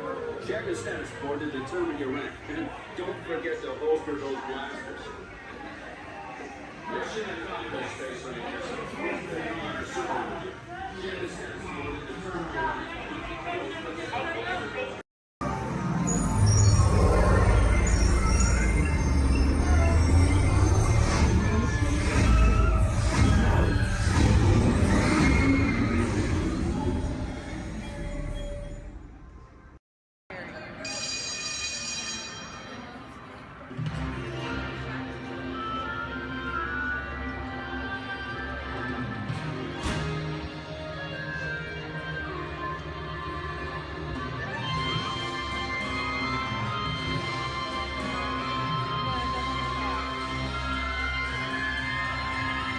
Welcome aboard. At this time, I'd like to ask everyone to please remain seated throughout the show. Please keep your arms, hands, legs, and feet inside the vehicle at all times. Don't forget to supervise your children. And for the safety of our cast, please refrain from the use of flash photography and external video lighting. Now that we've taken care of business, let's talk about me. My name is Justin, and I will be your guide for this magical journey into the movies. It's the perfect job for me because I love movies. Is everybody ready? Well, great, because it's showtime. Ready when you are, CB.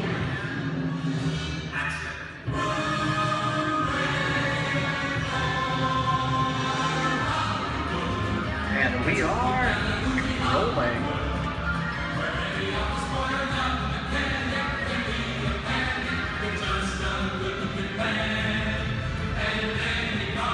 Hello everyone and welcome to the Great Movie Rack. Once again, my name is Justin and I will be taking you from this Hollywood soundstage into some of the greatest movies of all time. All on one tour. But just between you and me, this is no ordinary tour, as the Great Movie Ride brings movies to life and puts you right in the middle of the action.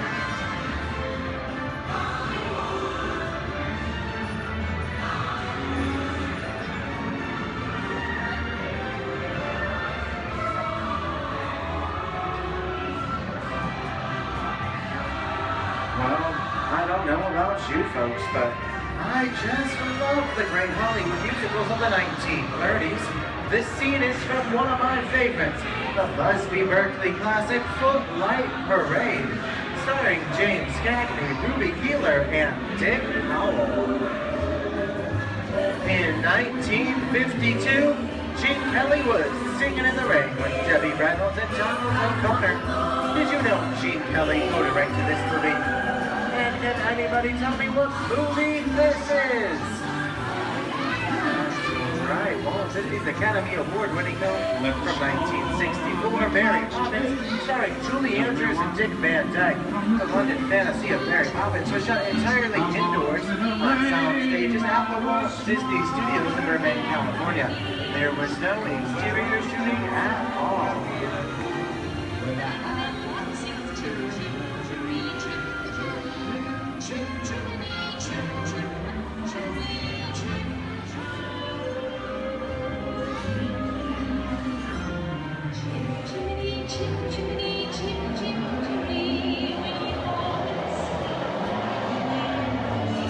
Hold on to those wallets and purses, folks.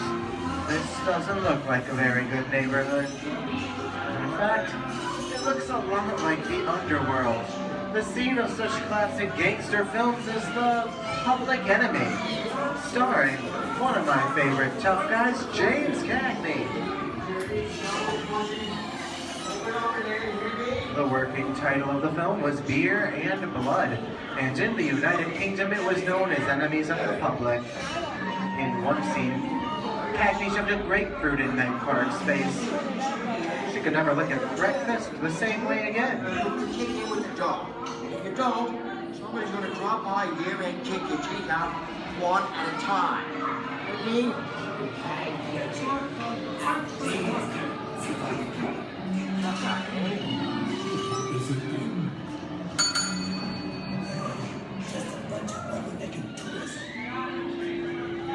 Sorry about the delay, folks, but I don't want to run a red light, even if it is just a movie. You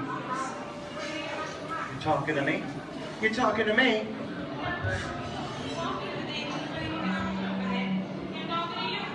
I'm not supposed to leave my vehicle. Okay, Muggsy, whatever you say.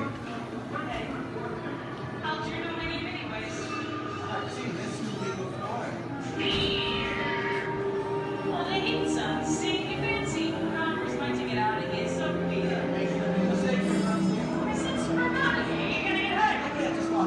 Here they come, Bus! Get out, you grinders!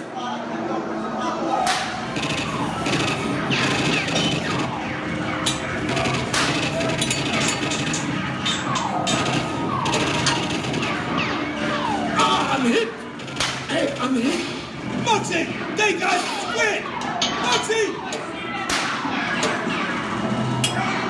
Muggsy! Squid's hit bad! Real bad!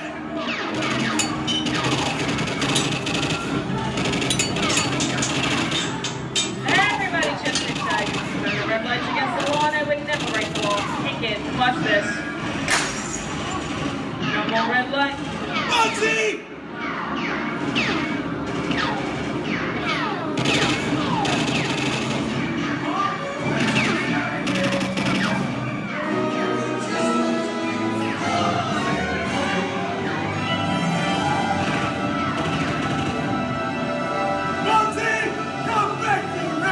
Sorry, boys. I'm making my getaway.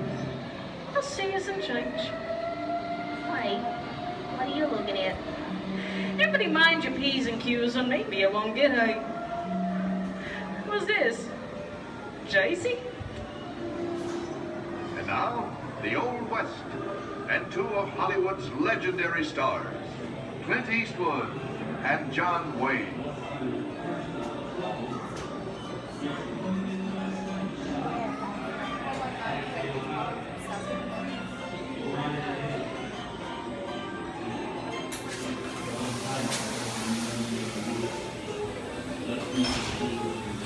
Sleepy little bag, ain't it? That's some mighty tough territory you're heading into, Pilgrim. I'd think about turning back if I was you. That is, if you want my opinion. But I reckon you ought to do Now that we're in the clean, it's the pleasure time for me to collect a couple of your valuables. We'll start with the jewels.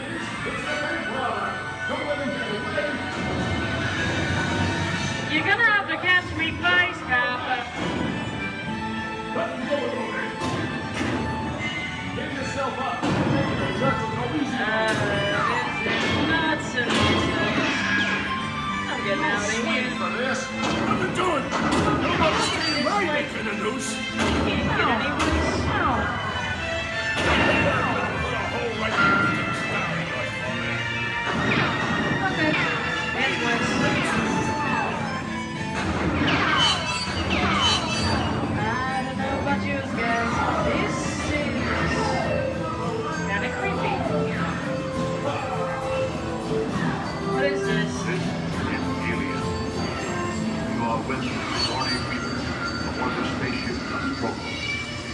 Something has gone wrong. One by one, the crew has vanished.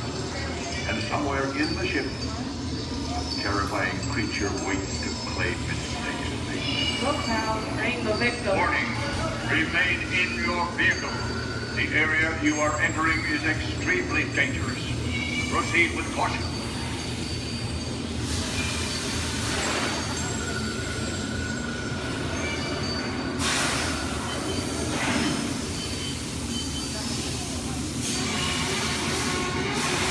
The emergency destruct system is now activated.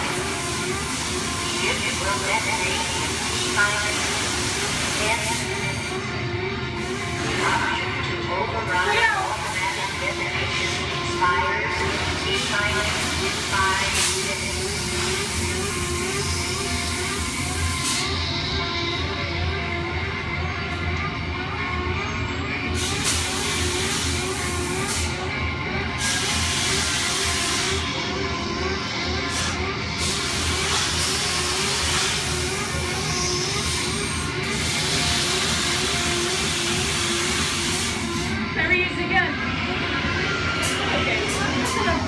only takes you one day, right?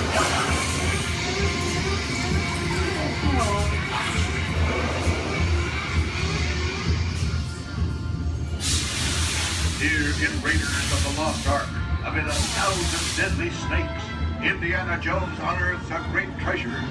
Will Harrison Ford escape with his discovery? And what will be your fate? Beware. Snakes. Why'd it have to be snakes?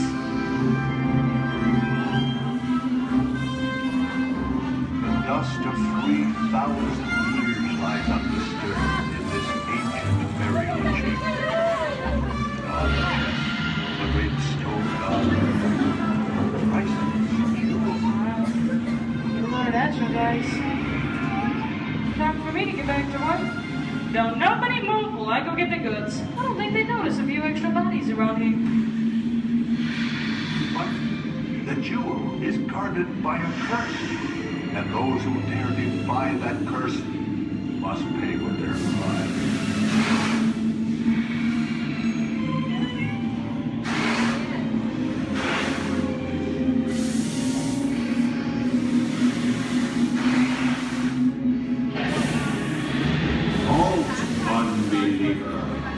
Disturb the treasure of the gods, and you shall all lose your lives.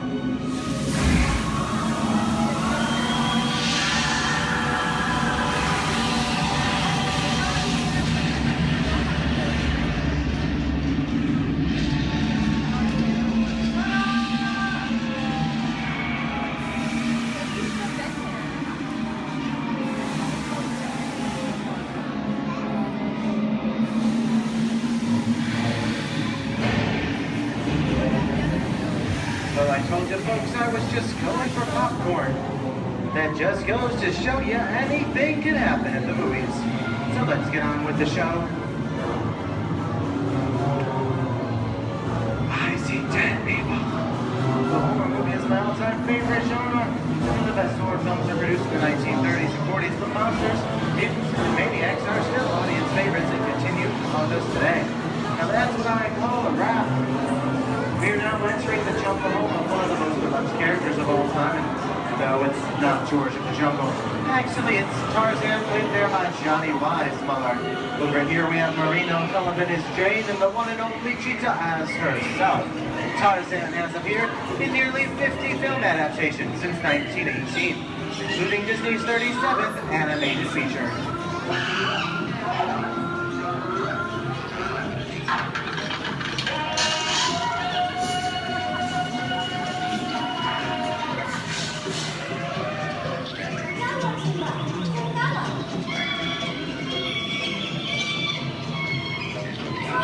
Louis, I think this is the beginning of a beautiful friendship. That's the last line of the movie ever.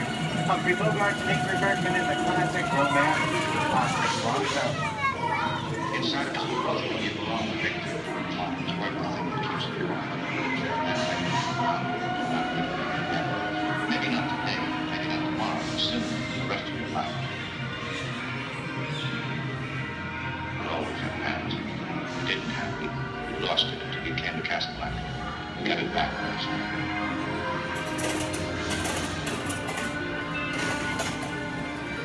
I've got a job to do too. Where I'm going, you can't follow. What I've got to do, you can't be any father. Those I'm no good at being noble. It doesn't take Here's much one of to my see favorite movie stars, three little Mickey Mouse in one of his greatest roles, The Sorcerer's Apprentice in Fantasia. When the movie came out in 1940, Walt Disney promised to add new musical sequences in the future. His nephew Roy kept that promise 60 years later with the release of Fantasia 2000. The sorcerer in the sequence was named Yensid, which is Disney spelled backwards.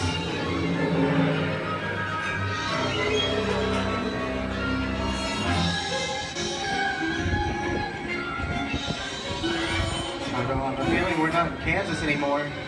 How often do you get to say that? I'd say we're definitely somewhere over the rainbow in one of the most beloved movies of all time, The Wizard of Oz.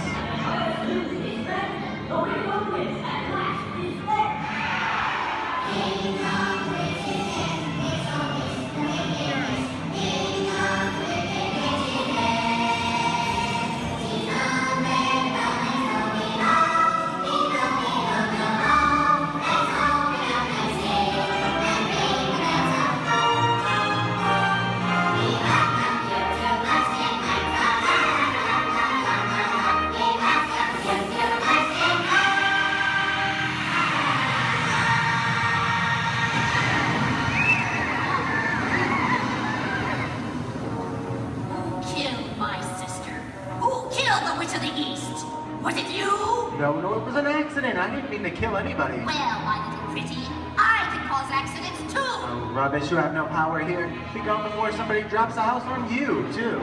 Very well. I'll bide my time. But just try to stay out of my way. Just try.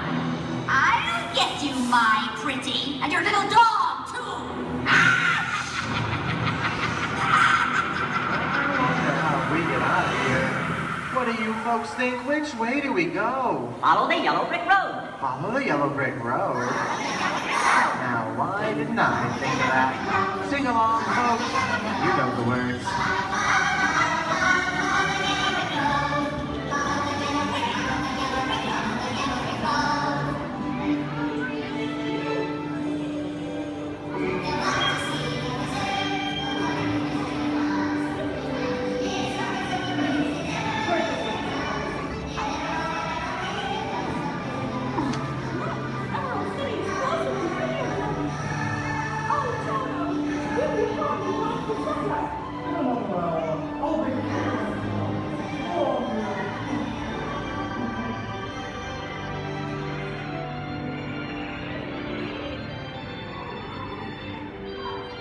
I hope you've enjoyed our tour through these great moments at the movies, but we've only scratched the surface of what Hollywood has to offer. There are thousands of other great movies out there just waiting for you to discover. And here are just a few of my favorites.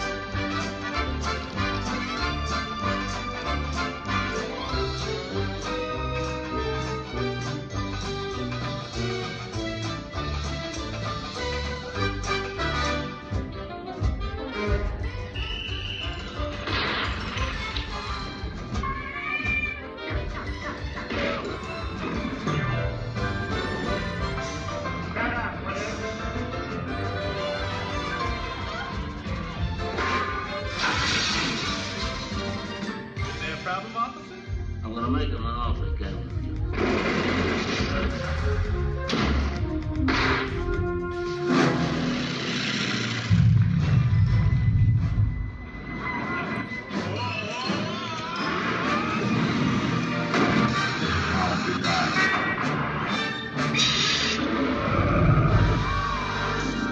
We're not in Kansas anymore.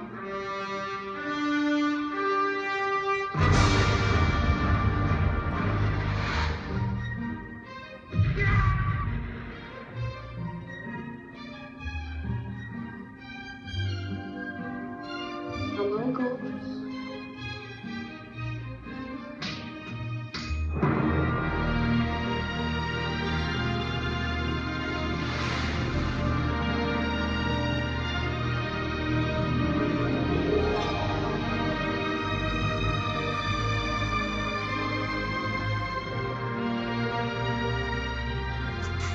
I want you to go. We didn't need that. We had faces.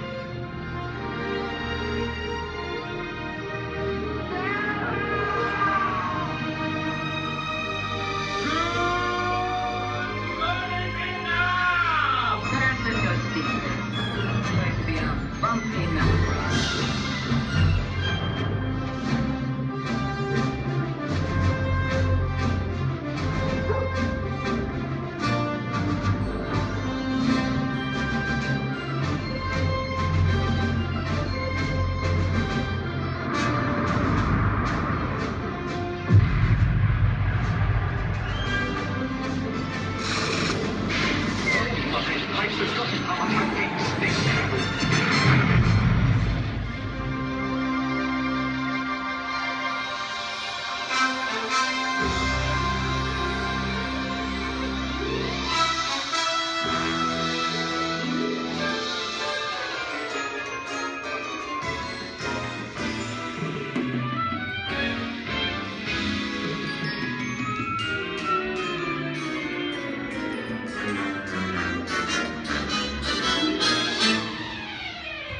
behalf of Disney's Hollywood Studios, I'd like to thank you for joining us on the great movie ride. Now, before we wrap this production, there still is one scene left to do. It's called The Exit. The action begins with you remaining seated until the vehicle comes to a complete stop. Then gather your belongings, take small children by the hands, and when these doors open, rise dramatically to your feet and make your grand exit directly to the rear of your vehicle. Oh, and one more thing. When I yell action, don't forget the thunderous applause for yours truly. Okay, places everybody, and action! Thank you. Have a wonderful day here at Disney's Hollywood Studios, and all to you and the movies the stuff dreams are made of. Good.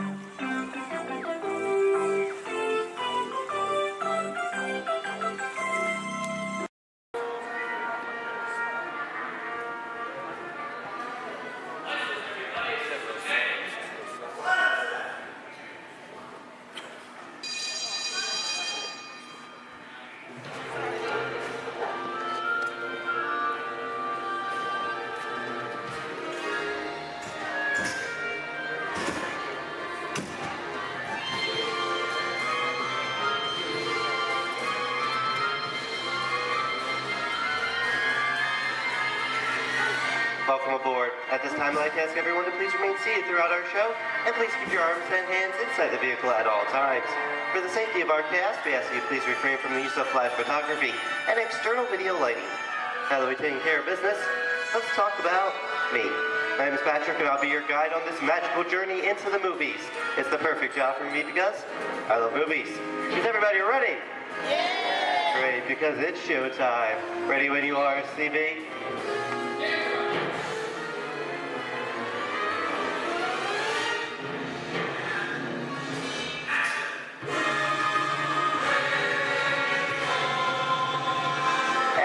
We are rolling.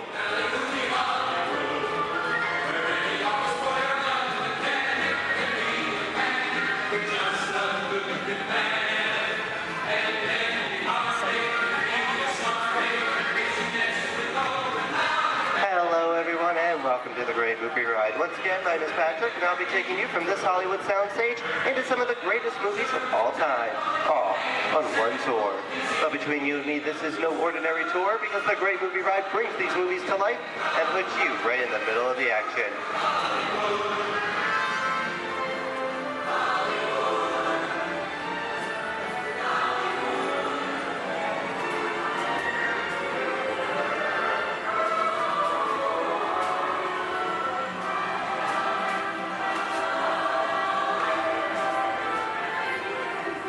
I don't know about you folks, but I just love the great Hollywood musicals of the 1930s. This is a scene from one of my favorites, the Busby Berkeley musical extravaganza, Footlight Parade, starring James Cagney, Ruby Keeler, and Dick Powell.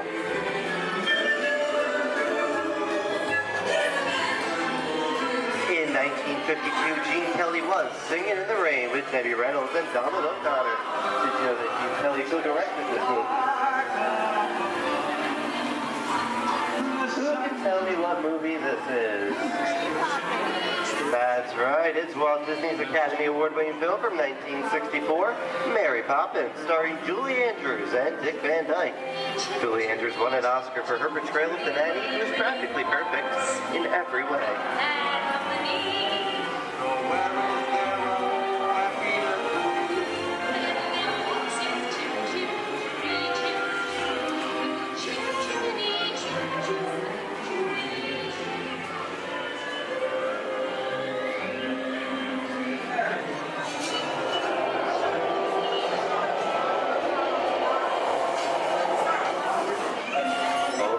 Walt and Bruce's folks. This doesn't look like a very good neighborhood. It looks a lot like the underworld. This seems such classic gangster films as The Public Enemy, starring one of my favorite tough guys, James Cagney. The working working title for this movie was Beer and Blood, and in the United Kingdom it was known as Enemies of the Public.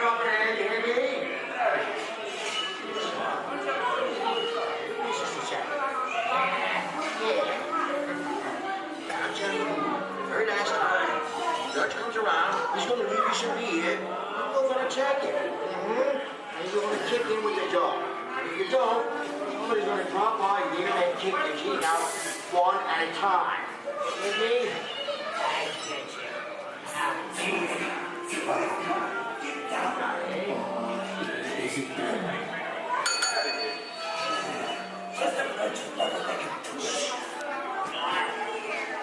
Sorry about the delay, folks, but I don't want to run a red light, even if it is just a movie.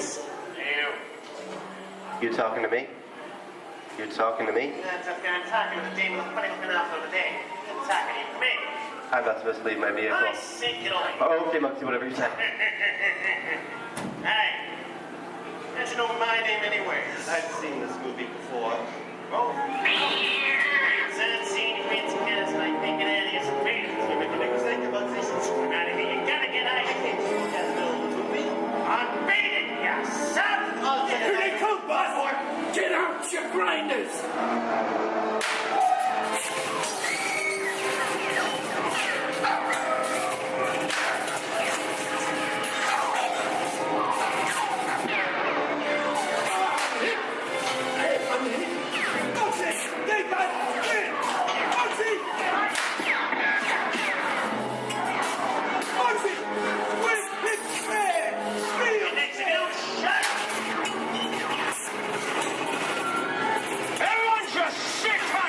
Running a red light against the law, and I never break the law. Lady, watch this. Middle red light.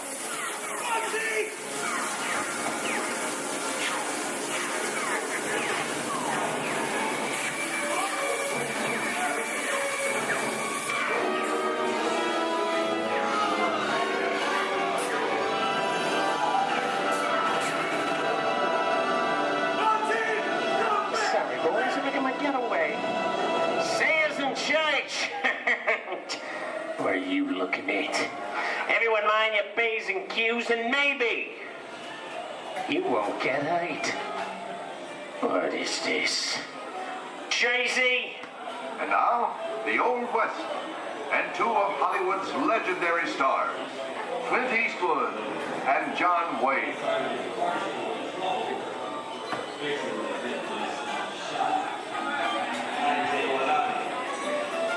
Go right ahead if that's what you're going to do. A long time ago, I made me a rule. Let people do what they want. Sleepy little bird. Oh, that's some mighty tough territory you're heading into, Pilgrim. I'd think about turning back if I was you. That is, if you want my opinion. Well, to make it clear, it's a perfect time for me to collect up all your valuables. Starting with the jewelry, going on with the cold hard cash. Perhaps what... Hey! It's the bank robber! Don't let him get... I don't like this neighborhood, Kappa! This is nuts. Nuts! Tell us I'm getting out of here. What are you doing, old man? Get yourself up! Look at it this way. Easy on me. Can't get any worse!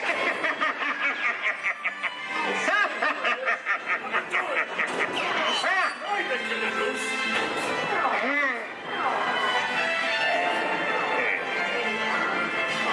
Okay. It's twice.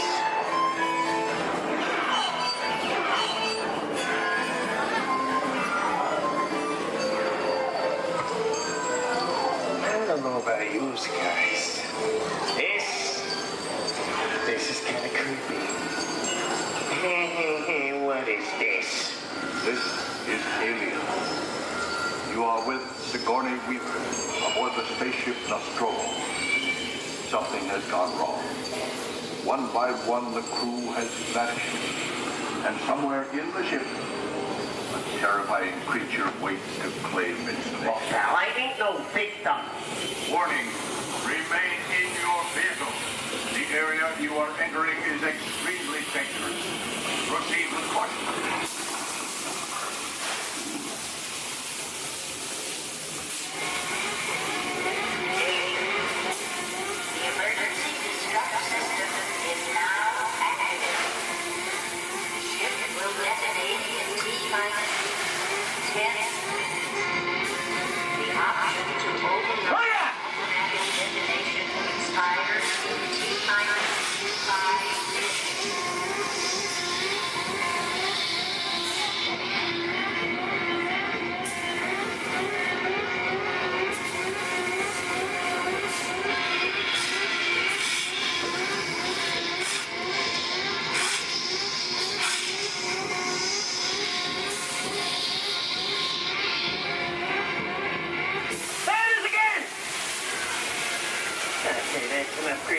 like things for one day, right? Wrong. Here in Raiders of the Lost Ark, amid 1,000 deadly snakes, Indiana Jones unearthed a great treasure. Will Harrison Ford escape with his discovery? And what will be your fate? Beware. Snakes.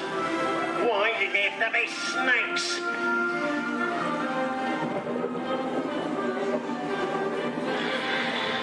The dust of 3,000 years lies undisturbed in this ancient burial chamber. On the chest of the great stone goblet, a priceless Get a load of that chunk of ice. Time for me to get back to work. Tell nobody move while I go get the goods. I don't think they'd notice a few extra bodies around here. Know what I mean? But the jewel is guarded by a curse, and those who dare defy that curse must pay with their lives.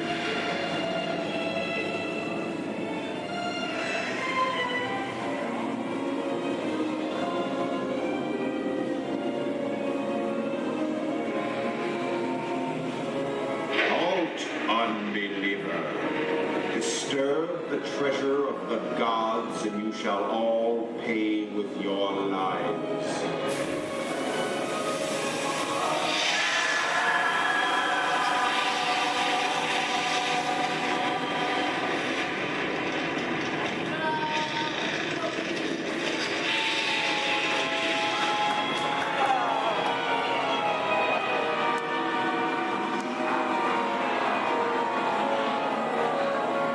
Told you I was just going for popcorn. Well, this just goes to show anything can happen in the movies. Now, let's get on with the show.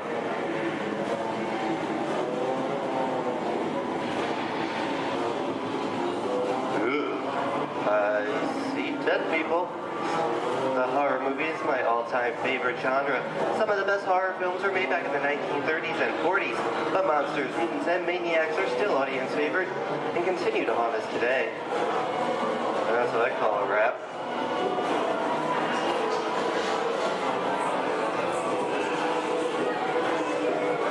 We are now entering the jungle home of one of the most beloved characters of all time. Now it's not George of the Jungle. Actually, it's Tarzan, portrayed here by Johnny Weissmuller. Over here we have Maureen O'Sullivan as Jane, and the lovely and talented Cheetah as herself.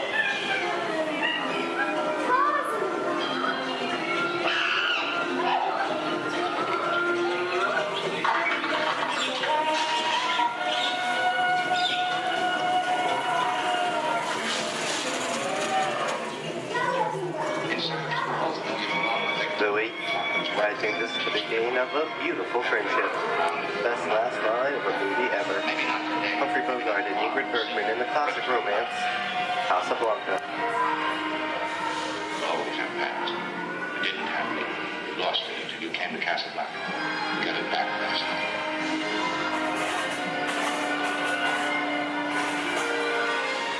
I've got a job to do too. Where I'm going, you can't follow. What I've got to do, you can't be any part of. I'm not good at being noble, but it doesn't take much to see that the problems of three little people don't amount to a hill of beans in this crazy world. Someday you'll understand that.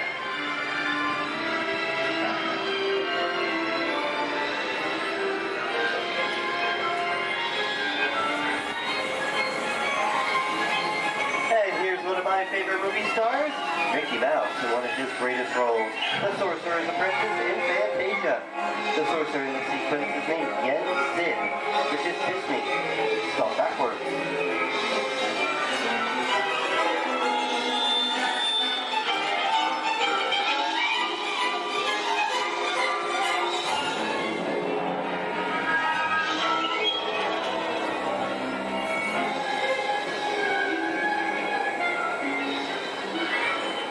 Toto, I have a feeling we're not in Kansas anymore. How often do you get to say that? I'd say we are definitely somewhere over the rainbow in one of the most beloved movies of all time.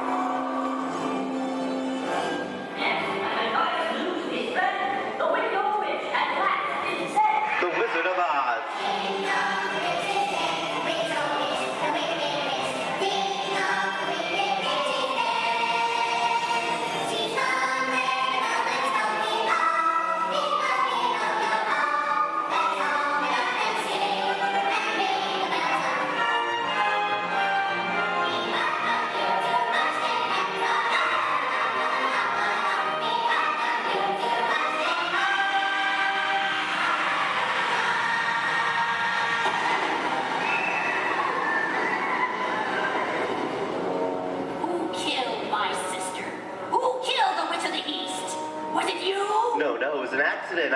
kill anybody. Well, my little pretty, I can cause accidents too. Oh, rubbish. You have no power here. Be gone before someone drops a house on you, too. Very well. I'll bide my time. But just try to stay out of my way. Just try. I'll get you, my pretty. And your little dog, too. I wonder how we get out of here. What do you folks think? Which way should we go? Follow the yellow brick road. Follow the Yellow Brick Road? No, what I think of that. Bring along, folks. You know the way.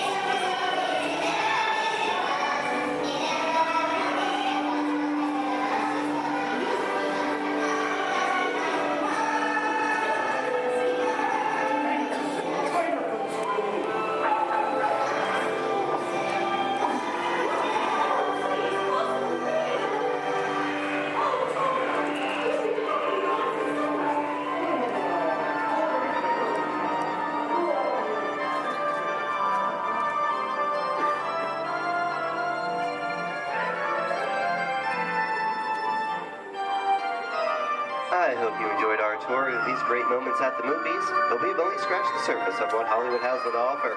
There are thousands of great movies out there just waiting for you to discover, and here are just a few of my favorites.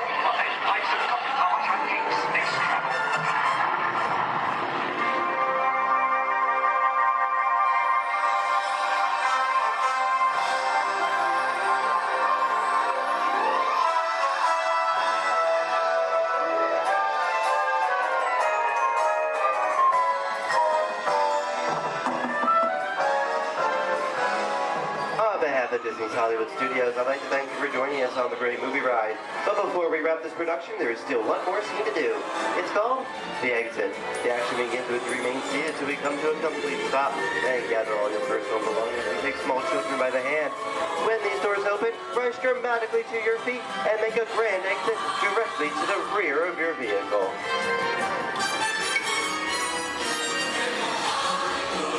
Oh, and one more thing. When I yell action, don't forget the thunderous applause for yours truly. All right, places, everybody, and action! Thank you, thank you. Have a wonderful day here at Disney Hollywood Studios, and we'll see you at the movies. The stuff movies are made of. Goodbye, everyone.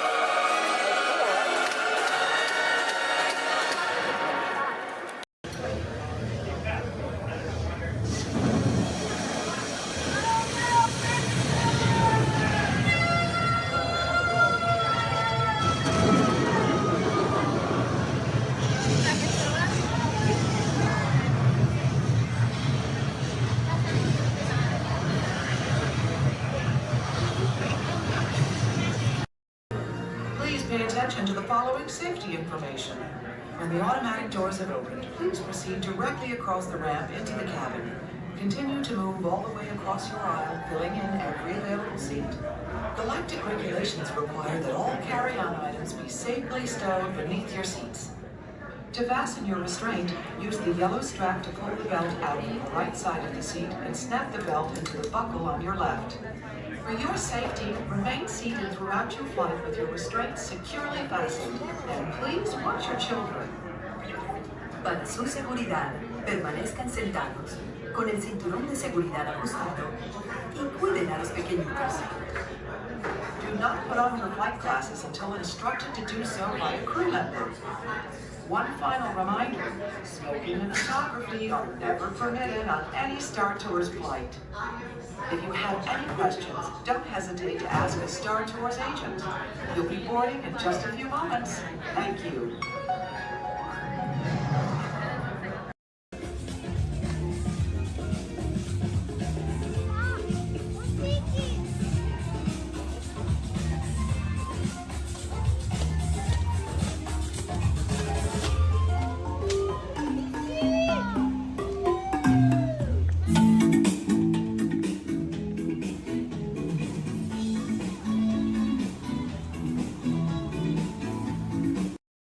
Journey into the movies is the perfect job for me because I love movies. So is everybody ready? Great, because it's showtime. Ready when you are, CB.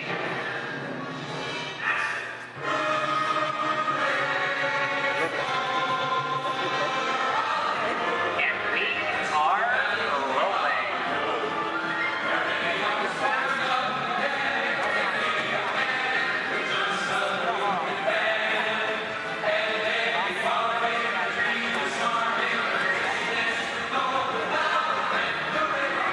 Hello everyone and welcome to the Great Movie Ride. Once again,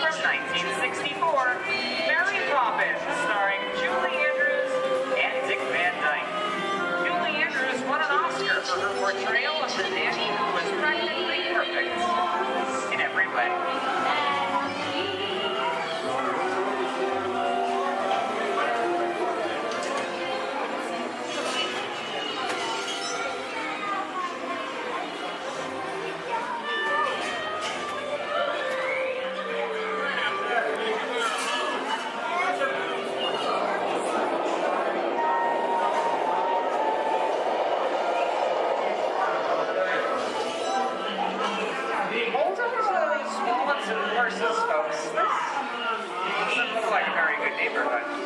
In fact, it looks a lot like the underworld.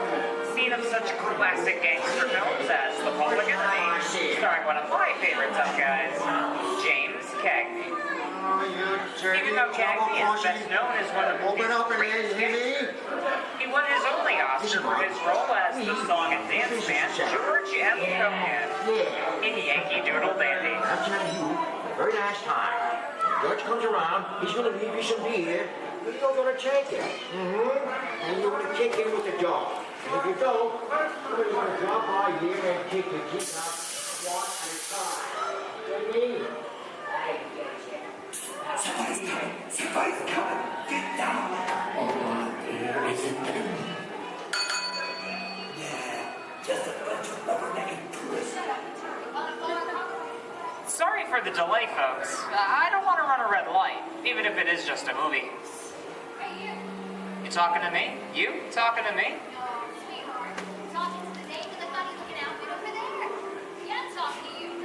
I'm not supposed to leave my vehicle. I said get over here. Okay, Muggsy, whatever you say. Hey. How'd you know my name anyway? I've seen this movie before. You're making a big mistake here, Muggsy. I can't just walk out and move a movie. I'll go for some artwork.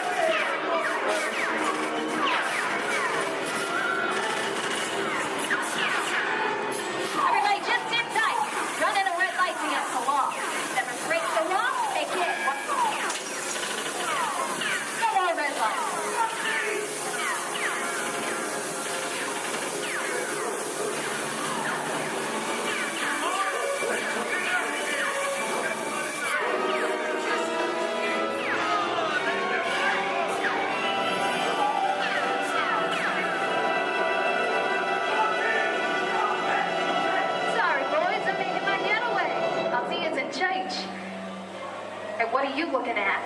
Let everybody mind your P's and Q's, maybe you won't get hurt. Ah, must be the west side of town. And now, the Old West, and two of Hollywood's legendary stars, Clint Eastwood and John Wayne.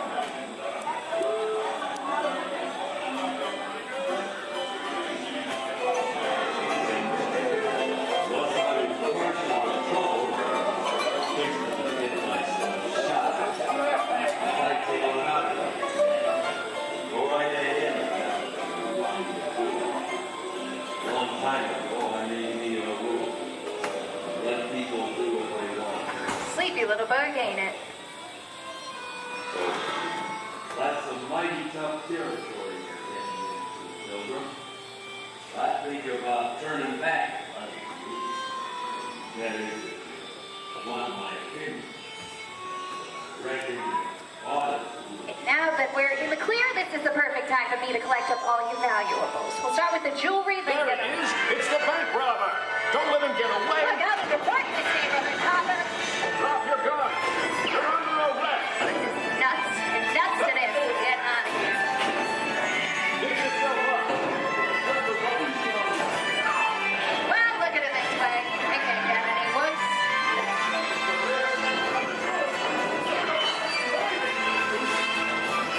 Okay, it's worse.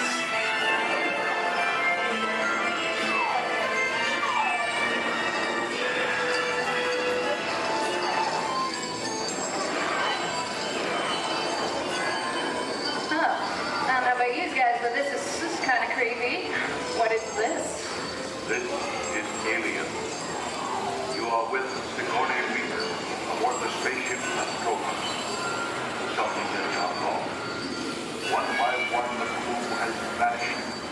And somewhere in the ship, a terrifying creature waits to claim its next victim. Look, Val, I ain't no victim. Warning.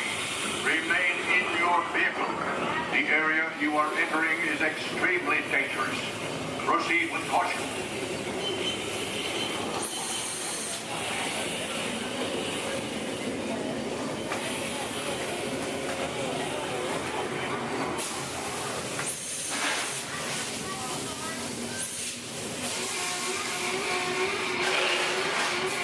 The emergency destruct system is now active. Ship will detonate in T-minus 10.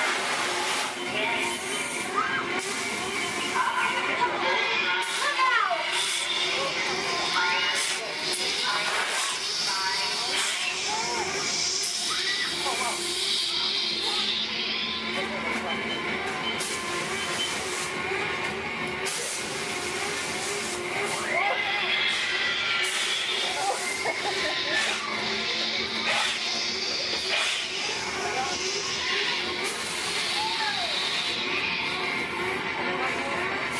Oh, there it is again!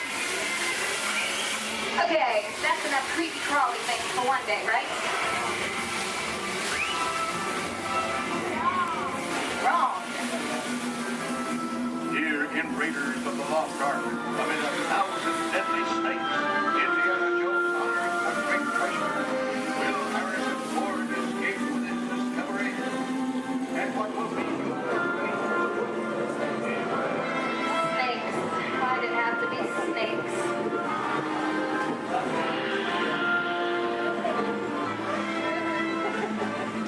Dust of 3,000 years lies undisturbed in this ancient burial chamber. On the chest, the great stone god, a priceless. Wow. Get a load of that chunk of ice. It's after me to get back to work. But don't nobody move, honey, go get the goods. I don't think they notice a few extra bodies around here. You know what I mean? But the jewel is guarded by a curse, and those who dare defy that curse must pay with their lives.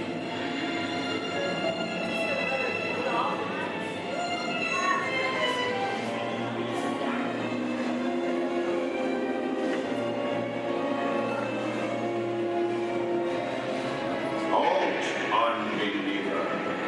Disturb the treasure of the gods, and you shall all pay with your lives.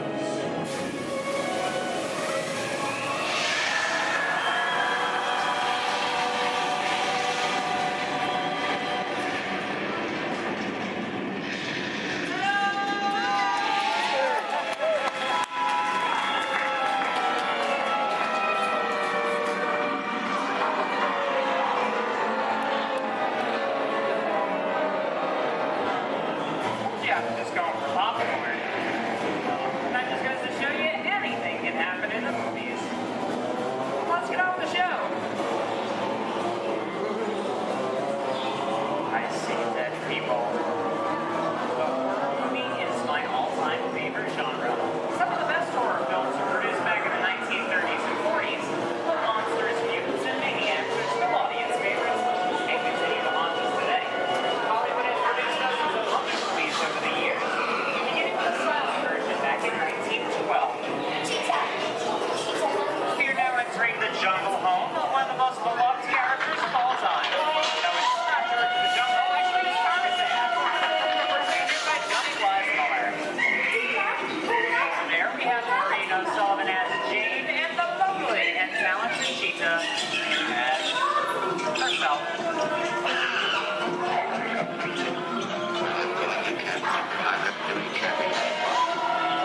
Those are no good at being noble. It doesn't take much to see that the problems of three little people don't amount to a hill of beans in this crazy world. Someday you'll understand that. Louis, I think this is the beginning of a beautiful friendship.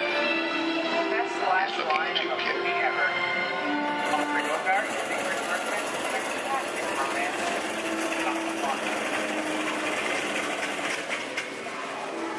Inside of us, we both know you belong with Victor. Part of his work, the thing that keeps him going. If that plane leaves the ground and you're not with him, it would be better. Maybe not today, maybe not tomorrow, but soon. The rest of the time.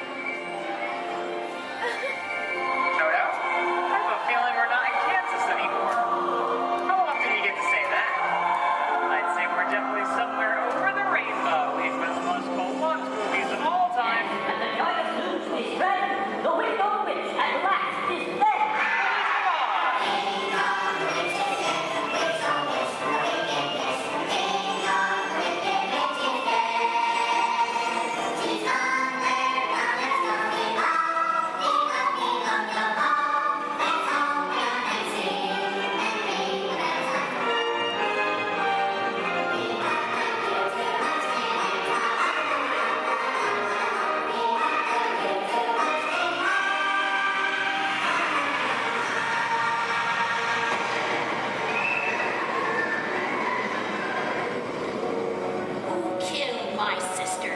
Who killed the Witch of the East? Was it you? No, it was an accident. I didn't mean to kill anybody. Well, my little pretty, I can cause accidents too. Oh, rubbish. You have no power here. Be gone before somebody drops a house on you, too. Very well. I'll bide my time. But just try to stay out of my way. Just try. I'll get you, my pretty, and your little dog, too.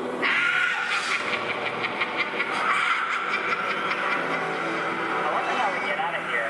What do you folks think? Which way do we go? Follow the yellow brick road. Follow the yellow brick road. Why didn't I think of it? Sing along, folks. You know the words.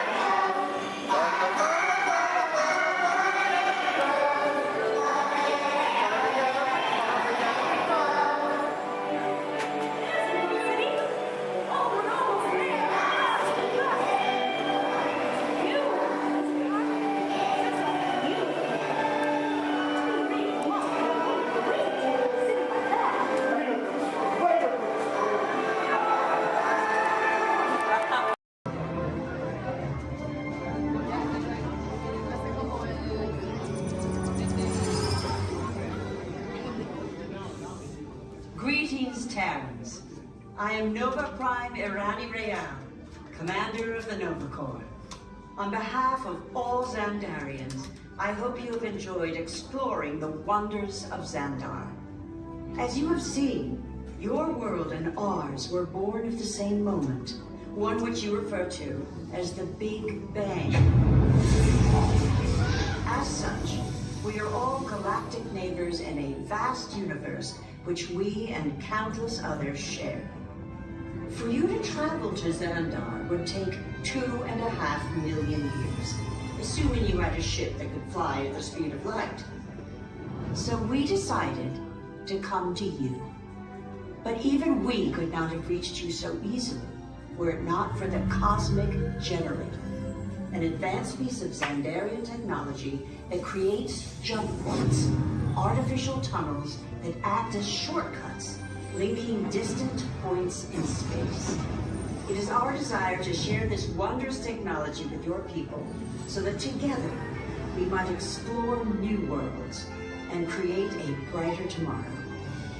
And now, as the culmination of the wonders of Xandar, you will be teleported to a Nova ship above your planet for a demonstration of the Cosmic Generator.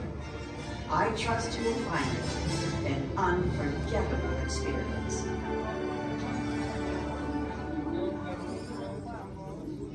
Welcome, people of Epcot, Epcoters, Epcotians, citizens of Epcot. Does anyone know what they call themselves? What? I'm on? Someone needs to tell me when I'm on. Welcome, Epcot Terrans. I am Centurion Talmeric, and we're just about ready to teleport you up to the ship for the demonstration. As you're about to enter a secure Nova area, I must ask you to put away your Terran communication devices at this time. Recording of any type is strictly prohibited. I am very serious about this. Now, please step forward into the chamber. You're gonna love this.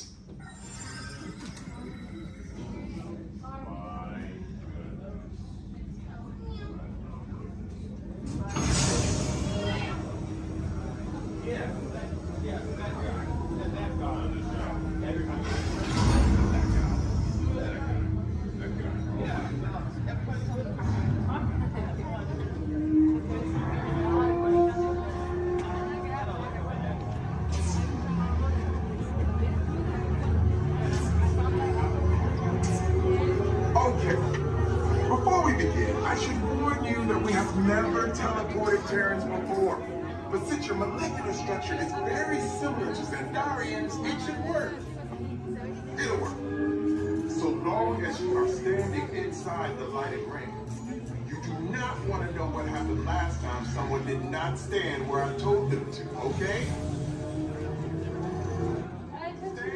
Please make sure you're all the way inside that lighted ring on the floor. We must teleport you till you're all the way inside that lighted ring.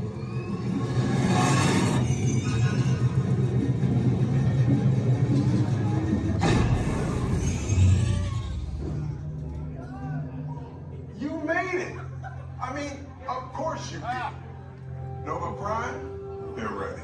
Excellent. What you see before you is the cosmic generator.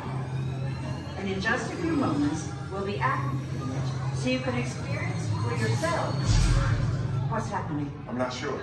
Our power's out. And the cosmic generator is gone. Sure, your Monarch. Go to Code Red.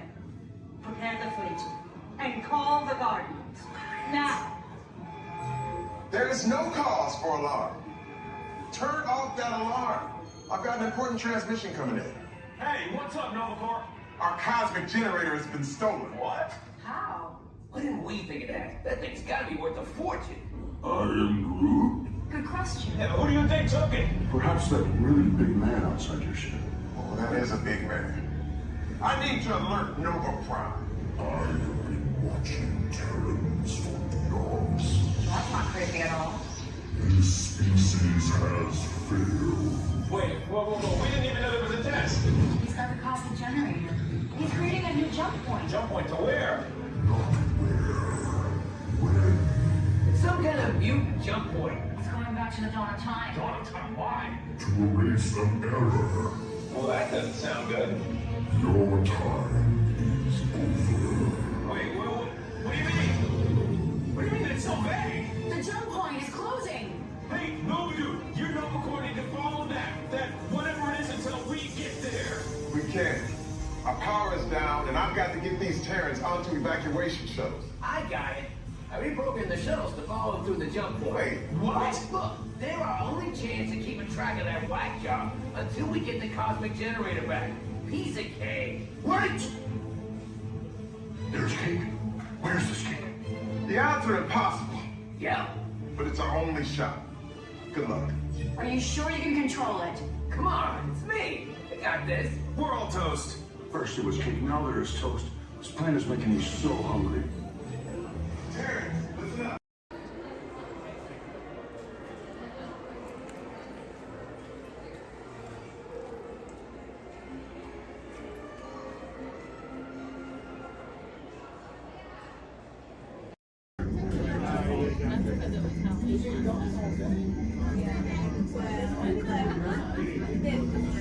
This is Disney's Port Orleans French Quarter. Please collect your belongings, watch your head and step as you disembark, and take some home that was fun. Thanks for riding with us, and welcome home.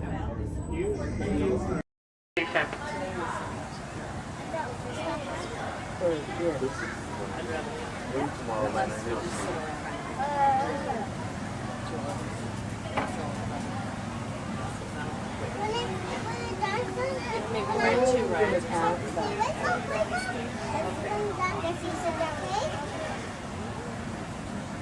You should go get the fast pass. Oh, Lord!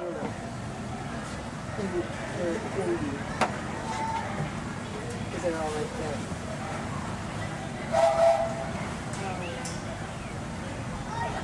And folks, on our way to Main Street Station, we'll be passing through the Grand Canyon and Primeval World. This is a perfect opportunity to take out your cameras and snap a few pictures. However, as a courtesy to those around you, we ask you please turn off the flash photography and video lighting on your cameras. Once again, no flash photography or video lighting inside the tunnel. Thank you.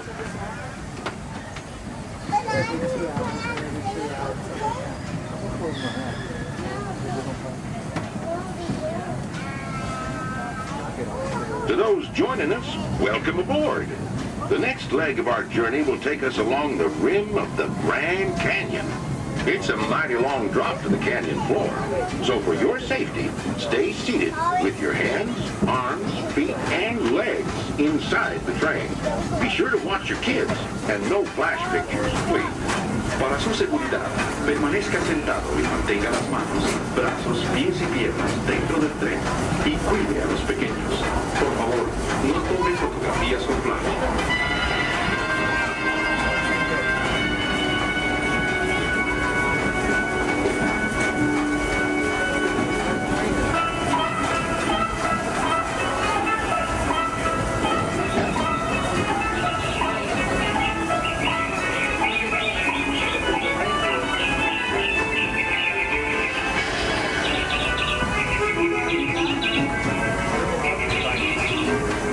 Folks, we do need everybody to please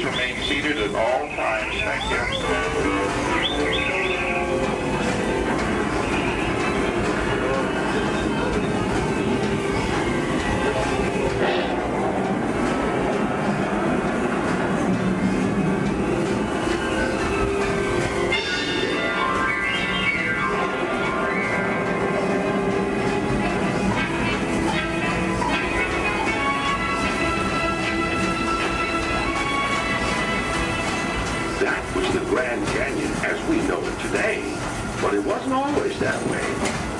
Right now, as we travel back in time, back to the fantastic primeval world, land of the dinosaurs.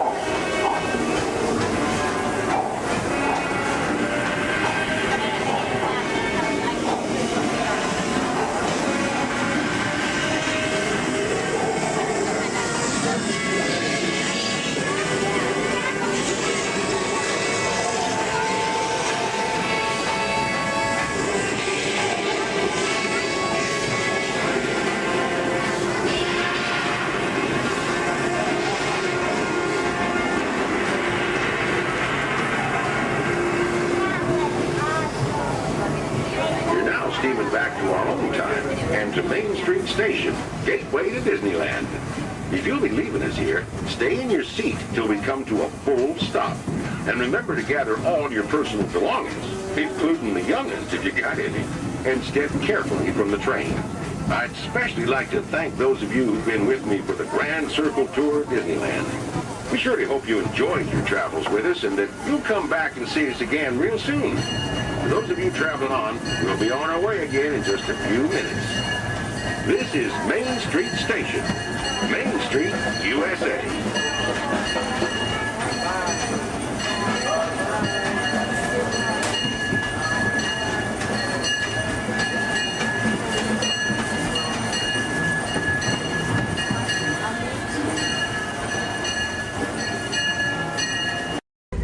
In the life cycle, there are winners and there are losers.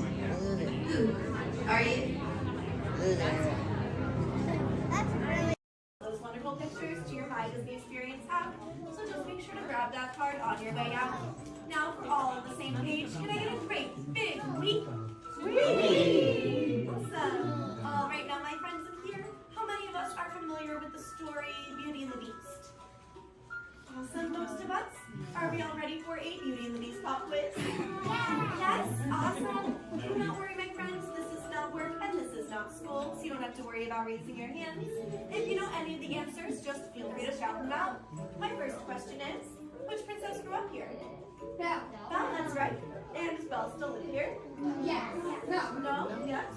Well, if Belle doesn't live here, then where does Belle live? The castle. The castle, that's right. Are we all ready to go visit Belle in the castle? Yes. Yes, awesome. Now right behind me is an enchanted mirror, and this was a gift given to Papa Maurice by the Beast.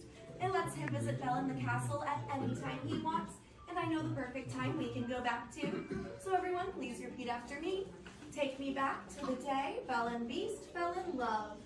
Take me back to the day Belle and Beast fell in love.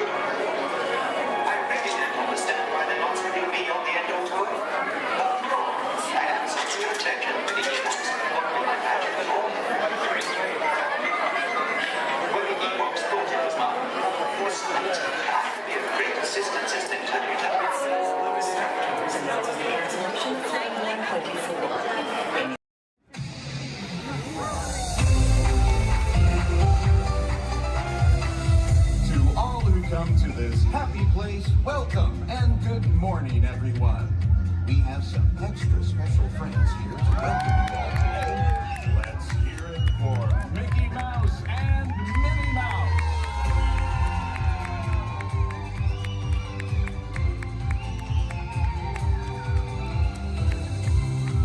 Well, hi everybody. Good morning. Gosh, it sure is great to see so many amazing friends. It certainly is. Oh, I have a feeling today is going to be the best day ever.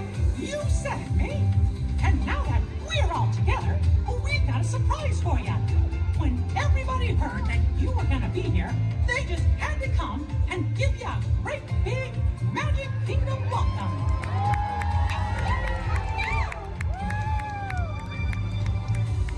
Hot dog! Now that everybody's here, I think it's time to start the day. And that means we're going to need just a little bit of magic. I bet these folks can help with that. Oh, I know they can. On the count of 3, everybody shout, "Let the magic begin." Are you ready? 1, 2, 3! Let the magic begin! Welcome to a place where dreams come true. A timeless journey through lands of fantasy. Where only a wish creates things like this to appear. The most magical place on earth is here.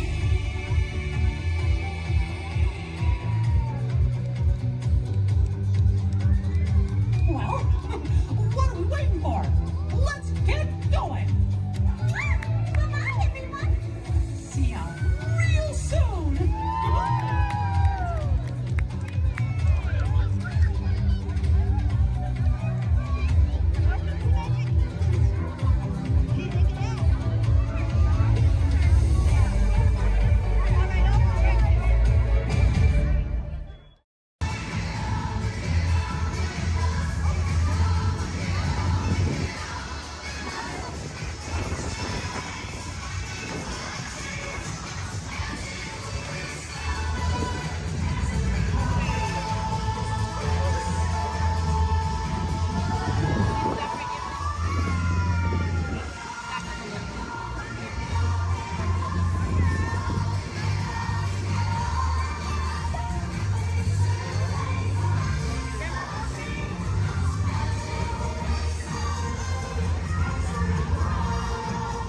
The magic is calling you.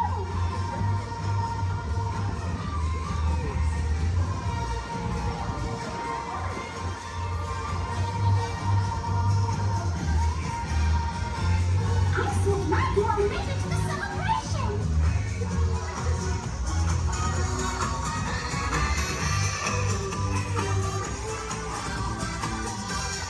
What a great day!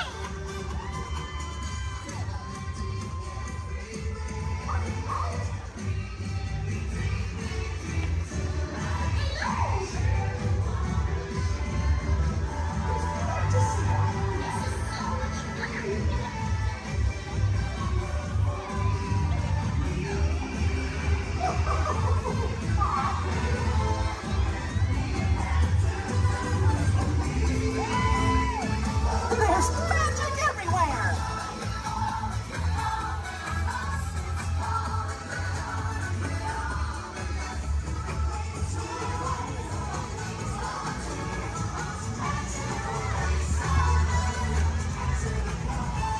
It's time to celebrate!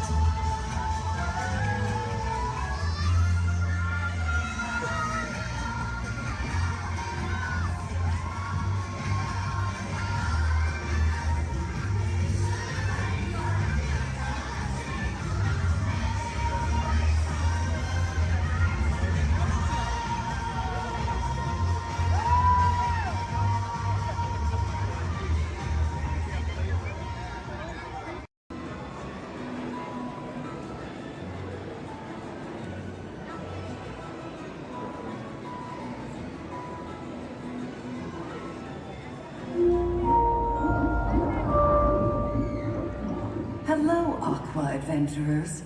Here's a little fish food for thought. Sea turtles often confuse trash, like plastic bags, for food. But you can make a positive impact by recycling and limiting the use of single-use plastics.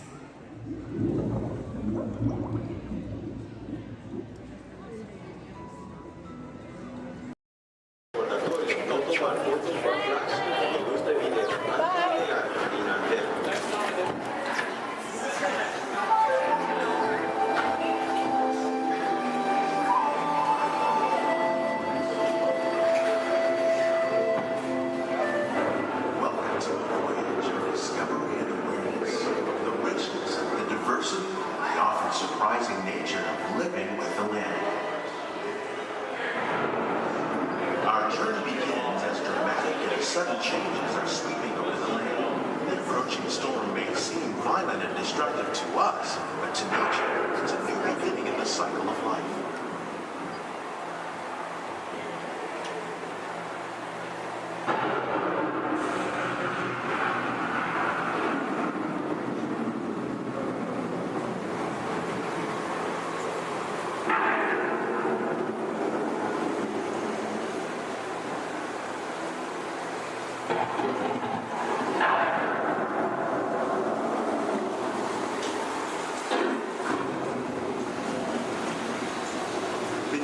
Surface of the land, roots trap water from the flowing mud, extracting precious nutrients and minerals.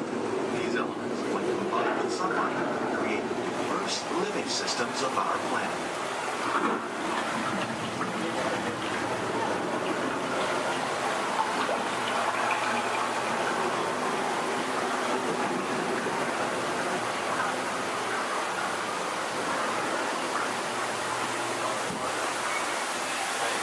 One of those living systems is the rainforest, home to the most amazing concentration of life on our planet. These dense and beautiful forests cover only a tiny portion of the Earth's surface, but they contain more than half of its climate and climate. Rainforests are also extremely rich in productive living systems, providing us with oxygen, food, medicine, and other elements essential to our lives.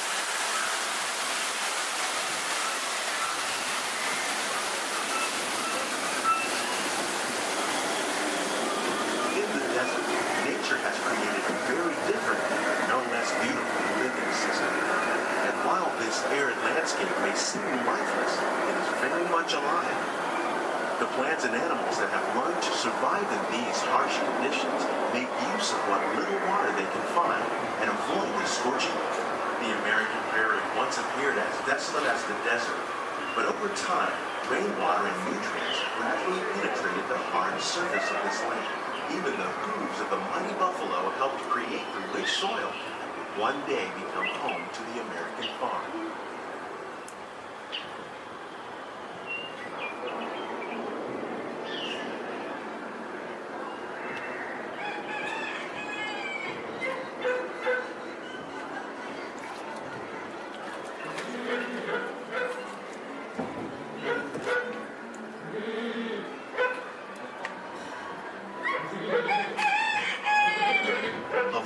Forces at work on the land, humans have had one of the most profound effects. The need to produce food for a growing world led to the enormous use and sometimes overuse of the land. In our search for more efficient ways to grow food, we often fail to realize the impact of our methods.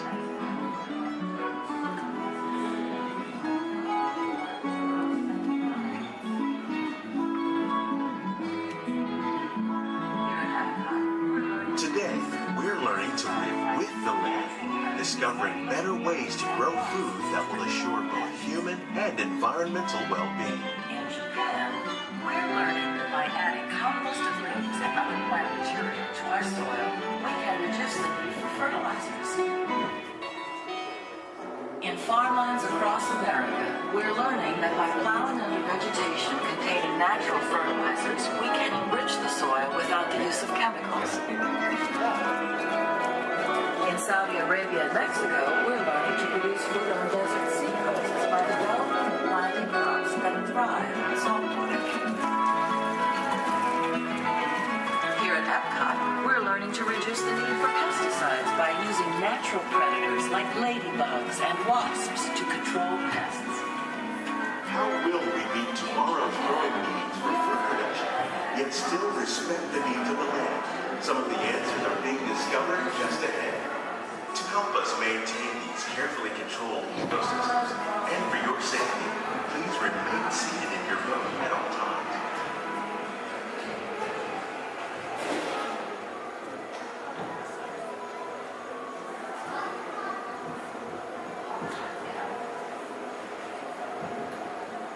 Welcome to our living laboratories, where scientists from Epcot and the U.S. Department of Agriculture are exploring innovative ways to produce bountiful harvests now and into the future. The tropics are home to the greatest diversity of plants on the planet. Many of these, like papaya, bananas, cacao, coffee, and rice, are well known around the world. Others, like the jackfruit, fluted pumpkins, and dragon fruit growing here, represent the vast number of lesser-known tropical plants. As we learn more about these crops, we discover that many are rich in vitamins and minerals, while others are well adapted to growing in less than ideal conditions. For instance, the fluted pumpkin thrives in the poorest soil conditions of Africa. With its edible seeds and leaves, the pumpkin could become an important staple for areas where other crops don't grow easily. The unique-looking dragon fruit is actually a member of the cactus family. The fruits are high in vitamin C, rich in antioxidants, and have a light, sweet taste. The fruit originated in Mexico or Central America, but is already becoming popular in Asia. It could become a source of important nutrients for people living in many areas of the world. These and many other lesser-known crops may one day be as popular as the bananas growing on both sides of the boat. More than 28 million tons of bananas are eaten annually, making it the most popular fruit in the world.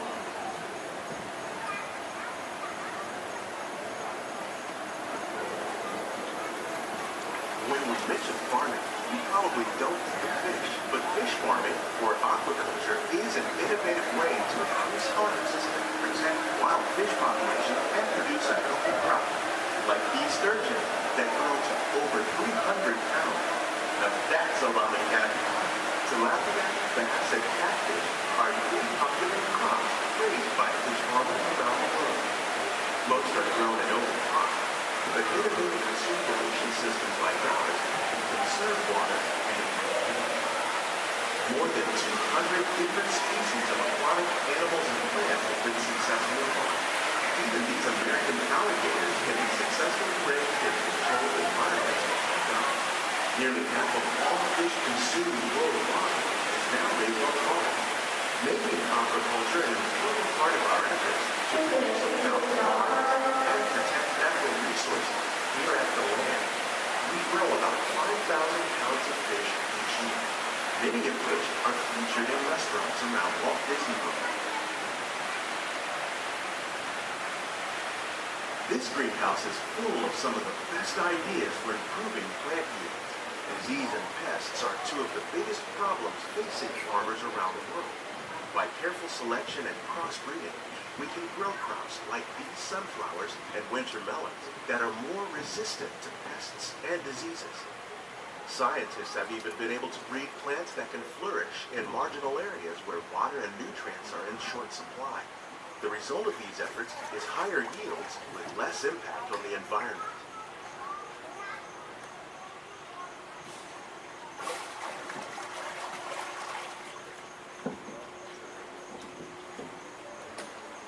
These plants are definitely on their way up. Innovative growing techniques like the ones you see help to increase yields while more efficiently using resources like water, fertilizer, and pesticides. We're growing these nutritious sweet potatoes above ground. This method increases yields, produces larger potatoes, and can be used where rich soil is in short supply. We're growing lettuce using our nutrient film system. This technique precisely controls and recycles water and nutrients. With it, we can produce over 27,000 heads of lettuce a year in this one small area.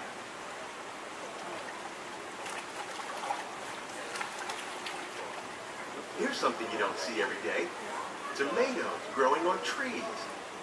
These plants were originally developed by Chinese scientists. Tomato trees live longer and produce many more tomatoes. One of ours lived 16 months and produced over 32,000 fruits. Much of the produce you see growing in our greenhouses is served in the restaurants here at the Land.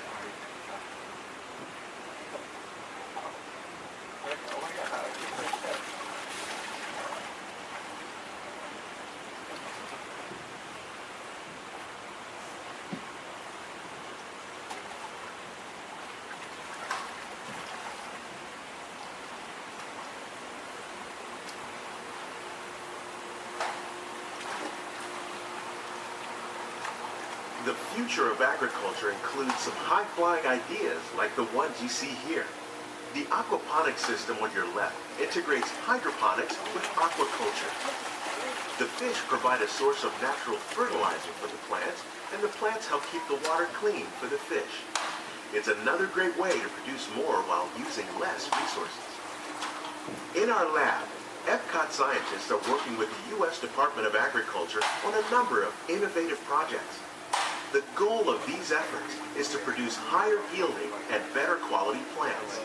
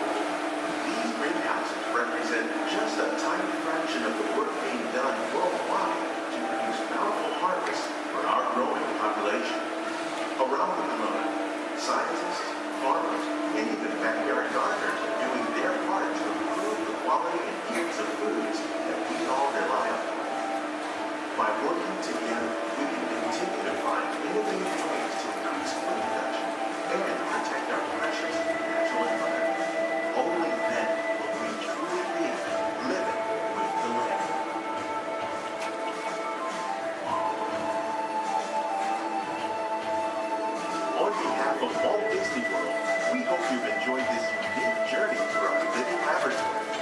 Those of you interested in an even closer look at our greenhouses might consider the behind-the-scenes walking tour.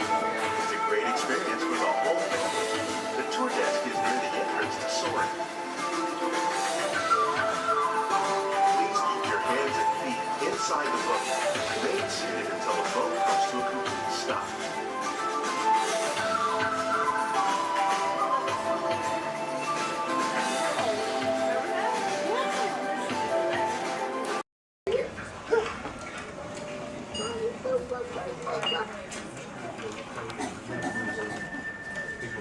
Sorry.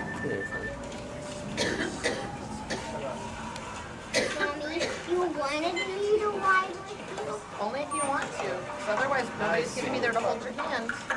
You want to be able to hold my hand? Yeah.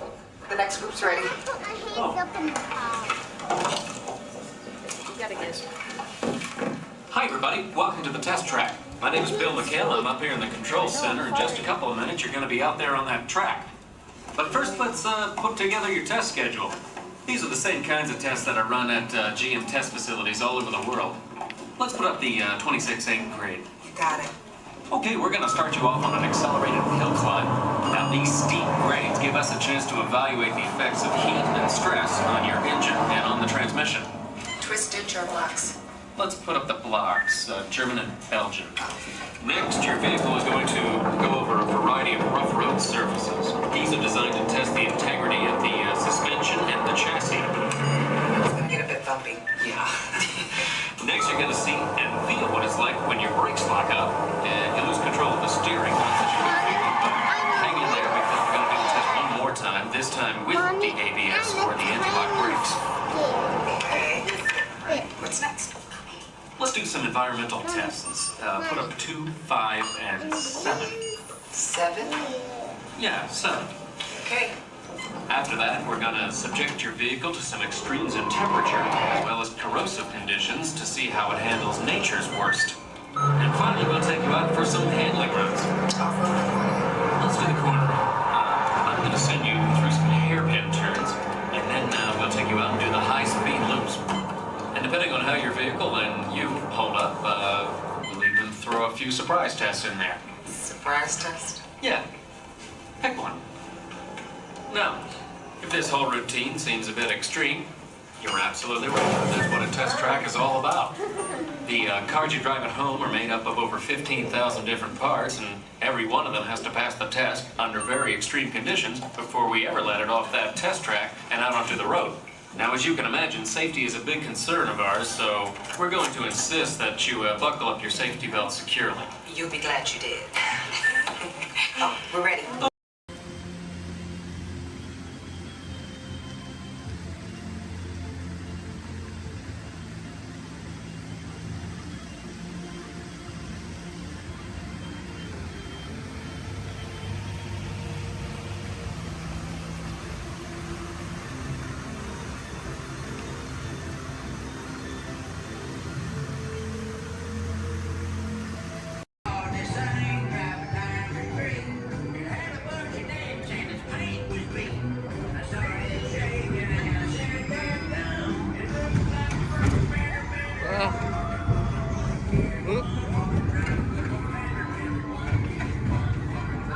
Wait, what?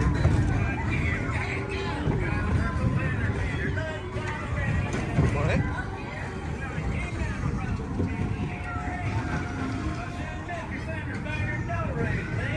I heard him say the voice of the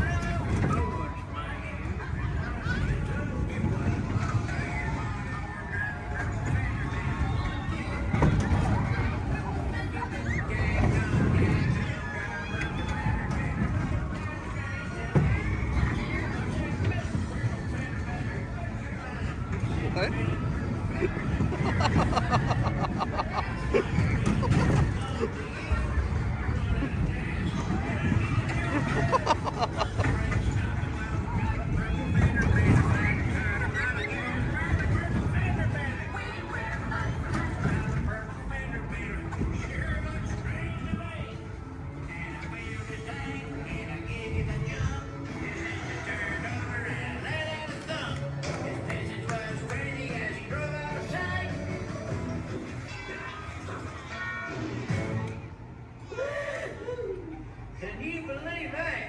All right, grab all your junk and keep an eye out for that purple fender bender. Crush, that's right. Let me show you how it's going to work. Behind me is our window to the Pacific. It allows us to see all of the undersea life that swim by. Up there in the corner is our hydrophone. That allows us to communicate with all the undersea life. So it's going to be very conversational, meaning Crush will talk to you. You'll be able to talk to Crush. He's got questions for you, and hopefully you all have some questions for him. You can ask him anything you want. You can ask him what he likes to eat, what he does in his free time, what's the meaning of life, anything like that. He'll be happy to try to answer. If you do need to leave at any time during the show, it's okay. Just use the doors on the opposite side of where you enter, back there. Again, if you need to exit during the show, use those doors back there. Back there is my pal Rachel. Everyone say, hey, Rachel! Hey, Rachel! She'll be back there to assist you if you should need any assistance during the show. I'm going to turn down the lights and the music now so we can see and hear just a little better. We do have some last-minute rules and regulations to go over, but my friends the Moonfish have volunteered to show you the rules visually. So, hey, Moonfish, come on out. All right, first rule inside, please no eating during the show. And no drinking, no smoking. And the last one, take all the pictures and video you like, just please no flash photography or video lighting. Round of applause for the Moonfish! All right, Crush is up there serving. He said when you're ready, just call him down. So, on the count of 3, yell, hey Crush. Ready, 1, 2, 3! Hey,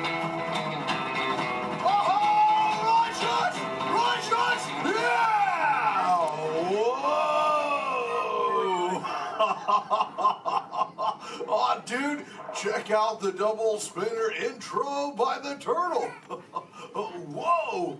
Hey, check out all the human dudes in the human tank, too. Well, hello, human dudes. I said hello, human dudes. There you go. Whoa, hey, look at these little dudes, sublevel. Hey, little dudes. Focus, little dudes. Oh man, let's totally make contact with some of the humans. Oh hey, John, dude, come over here to the seafloor, dude. At the back of the seafloor, there's totally a mini man by the aisle with a blue lid and sparklies on it, dude. Oh, I see, dude. Chaw. Hey, what's your name, little dude? Well, yeah, this Espanol, dude. Oh, totally sweet, dude. Let's see, how old is he? Hola, little dude. Dude, me almo crush. 6. Cool, dude. I'm 150, dude. Hey, I still got my washboard abs. Well, cool. It's actually nice to meet you. It's nice to meet all you humans. I'm here on a mission today. My youngest son, Squirt, he's got lots of questions about you human dudes, but I don't have all the answers. So, I have come to get the answers from you. If you dudes think you could help me out with that, say chaw. Oh, you so totally rock! Oh, dude, hey, for those of you that don't know, when a turtle says, you so totally rock, respond by saying, dude, nice and loud. Try one for practice, you dudes. You so totally rock! Awesome. Okay, Squirt wants to know how many of you know how to swim. Hey, raise your fin if you know how to swim, dudes. Wow, we got lots of swimmers out there. Hey, let's stay up in the seats, dude, over on this side. Last row, dude, like second noggin in, there's a dude with a white shell, kind of like lots of colors on the front, dude. Sure, what's your name? Tyler. Oh, nice to meet you, Tubular. Tyler? Hey, dude, when you go swimming, do you like to swim fast or take it nice and easy? I like to take it nice and easy. Oh, chaw.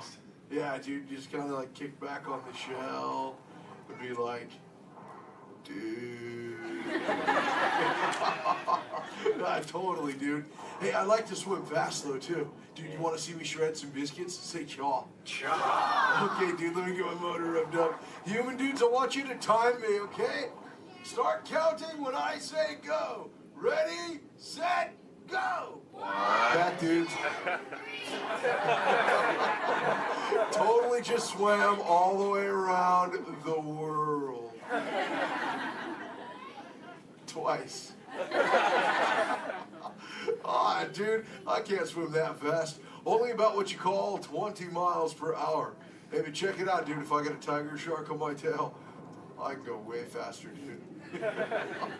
Hey, but I'm doing all the talking here. Humans, if you got a question for me, like totally raise your fin, dude. Talk to the dudette right there, waving me down from the second row. Hey, what's your name, dudette? Morgan. Oh, cool. It's Mondo Morgan. What's your question? Do you know any twins? Oh, I know. Yeah, dude, I got lots of twins of my own, dude. There's my twins, Bill and Ted. I got my twins, Cheech and Sean. I got my triplets, Mary, Kate, and Ashley. That's really cool. What about you? Do you have lots of twins, too? Yeah, well, I'm a twin. Oh, you're totally into... Wait, that dude in front of you looks just like you. Is that your twin? Yeah. I would hope so. That'd be an odd coincidence. That's cool. Where are you dudes from? Castro Valley. Oh, where's that? By the Bay Area. Oh, okay. That's cool. That's cool area up there, dude. Way too many sharks, though. That's totally sweet. Well, thanks for your question. Who else has a question, dude? Let's see. Let's go. Hey, back to the seafloor. Let's go right over here, John, dude. There's totally a mini man up front. He's got a blue shell. He's kind of near the outside, dude. Blue short sleevey shell. Hey, little dude, what's your name? Dominic. Nice to meet you, Deep Sea Dominic. What's your question, dude? Have you ever been married or divorced?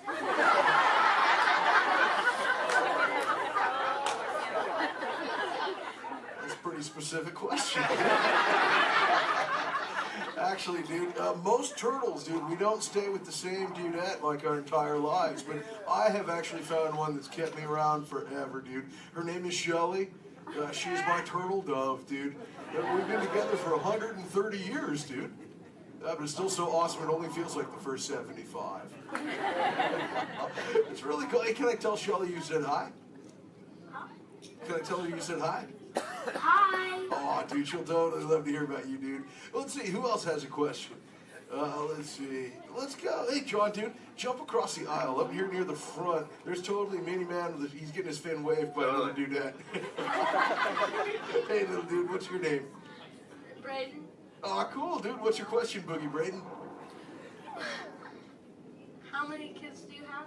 Yeah, I got 65, dude. Sean, like I said, well, I already told you about my twins, dude. Like Squirt, he's my youngest. And then there's Sheldon, Shelby, Michelle, Herschel, Rochelle, Trishelle, Shell, Lella Ding Dong.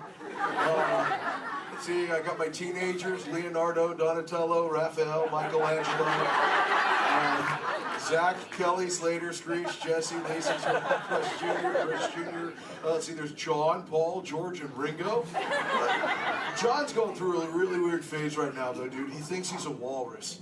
So there's Michael, Janet, Tito, Jermaine, LaToya, Randy, Marlon, Chris Jr., Chris Jr., Chris Jr., Chris Jr., Chris... Well, there's lots of Chris Jr.'s, dude. All the way up to my oldest son. His name is Keanu. Keanu's not very bright, but we still love him anyway. My Hey, dude. sister's name is Trishelle too. Oh, Trishelle, dude, that's a totally sweet name. She must be part turtle. Actually, hey, maybe you can help me out with something, dude. I got a question for you. I found a thingy on the beach the other day. Not really sure what you human dudes call it.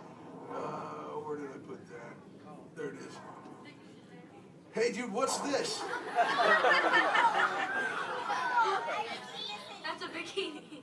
Oh, cool, a bikini, dude. Do you use a bikini when you go swimming? Oh, why not? Because I'm not a girl.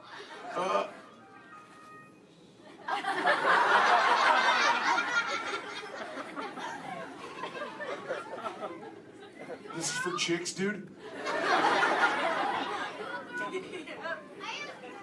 Does it make me look fat? Anyway, dude. Oh, let's see, dude. Hey, John. Up in the seats, dude, over on the other side. First row on the outside, second noggin over. That dudette with like the specs on the noggin, she had her fin raised too. Where, dude? Chill from the two noggins to the outside. Oh, totally. Hi, dudette. What's your name? Cassandra. Oh, nice to meet you, Kahuna Cassandra. Hey, oh, did you have a question too? Yes. Do you speak a second language? Yeah, I speak a little bit of whale, some orca, and some dolphin. That's pretty cool. I'm learning, like I said, like I speak human pretty well too. But you know, my friend Little Blue, she's like the best at it, dude. Hey, do you human dudes want to meet Little Blue? I think she's around here somewhere, dude. Call her out, dude. Say, "Hey, Little Blue." Whoa, there she is. Hey, Little Blue, dude. Check it out. I was hanging out with these human dudes. Cassandra over there wanted to know if I speak any other lingo, dude. I told her I was speaking just a little bit of whale, dude. I can speak whale. I totally Okay, know. everyone, repeat after me. Hello.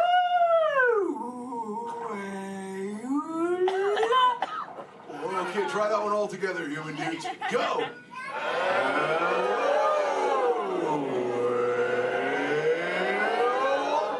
Wow, you human dudes speak whale really good, dude. That was just like excellent.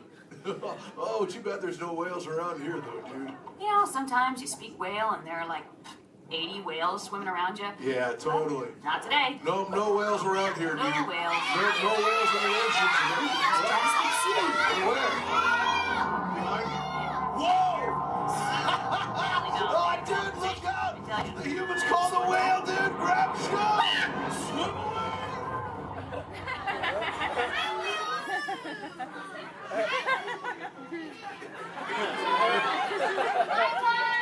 Dude, Little Blue, you're totally a squishy fishy. What should we do? Tell the whale to go away. Okay, humans, tell the whale to go away.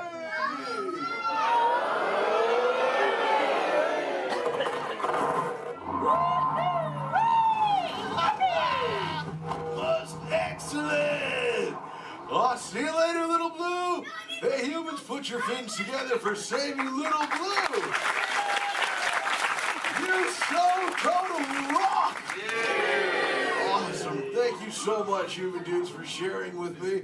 I can't wait to get home and share all this knowledge with Squirt. Hey, but before I go, human dudes, remember this. We all share the same ocean, humans and turtles alike. So treat everyone you meet like an oyster, dude, because you never really know when you just might find a pearl, dude. That was like a warm and fuzzy moment, wasn't it?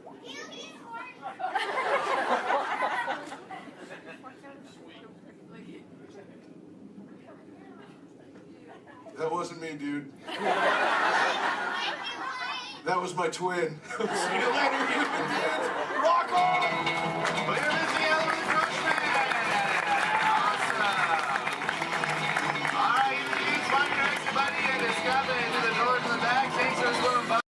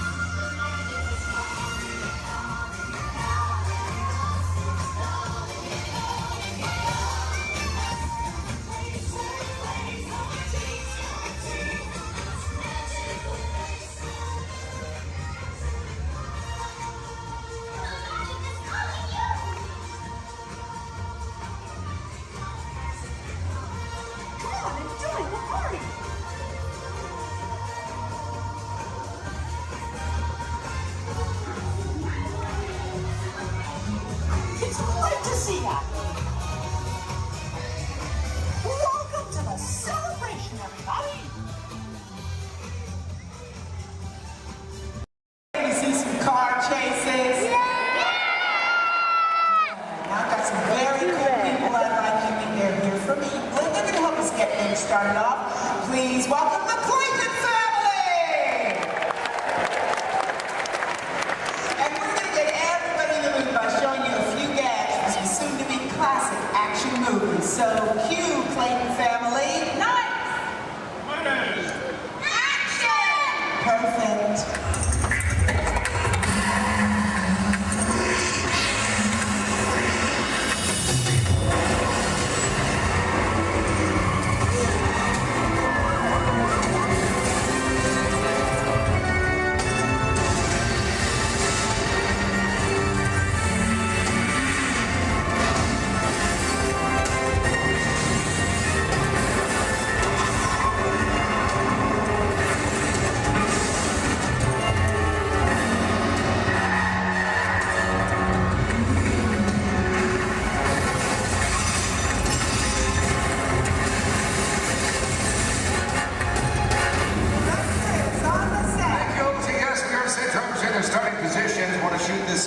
First scene as quick as possible. Just need to know, is everybody fired up? Are you ready?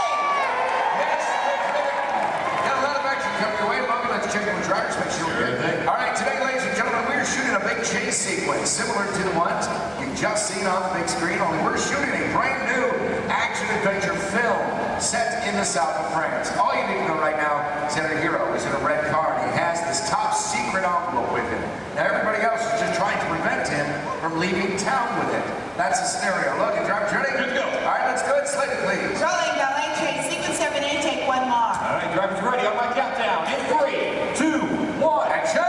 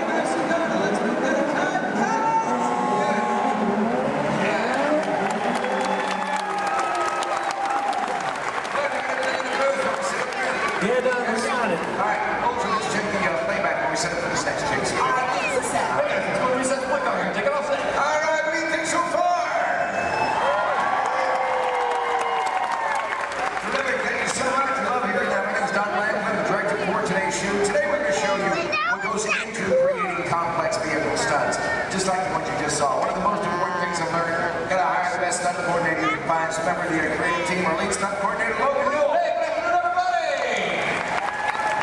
Thank you very much.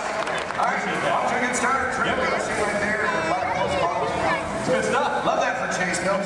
Tell our guests what you do for us. Yeah, sure thing, Don. Folks, basically my job out here is to choreograph some of this action and bring these scenes together with our stunt team, our director here, but biggest responsibility is safety. Absolutely. We talk safety every single day here with these extreme stunts. It's our number one priority. Well, it's critical. As drivers make it look easy on here. There's a lot of planning that goes into everything we do. In fact, I better get on. And your playback's ready. Great, let's do video assist number one. Video assist is coming up. You're going to see some black and white images up here on the screen. This just helps us preview what we've shot before the film gets developed. It's called video assist. We have cameras all over the set. Most of this footage I'll take it from my two cameramen. I got everything down here on the slab chair. We got the camera truck. But I just want you to notice how we're framing the action in some of these shots. Keeping the camera low actually makes it look like these cars going faster than they really are. And the short distance already getting upwards of 50 to 70 miles per hour at times, but keeping that camera low really keeps it exciting for a chase film. In fact, it's a technique used in almost every car chase you've seen on film. Oh, it's just great footage. Let's just get right to the height of the chase. Rams, Lloyd, all of it. Heard a lot of cheering, a lot of excitement when this was happening. There it is, that high-performance machine, the hero car. Look at this reverse jump. Slow-mo for you so you can really capture that detail. Ernie, my main cameraman, right underneath those cars, and then zooming right in on the driver. There it is right there. Main man, Ernie. Here's a look from inside one of the vehicles, give you a perspective of what the drivers are looking at. I do want to talk about the hero cars, so let's bring up camera 4 and let's freeze that jump, okay? All right, Lloyd, I'm going to need you to roll into camera 4. Yeah, they're straight on. And then freeze it at the top of the jump. Nice work. There you go. Cha-ching.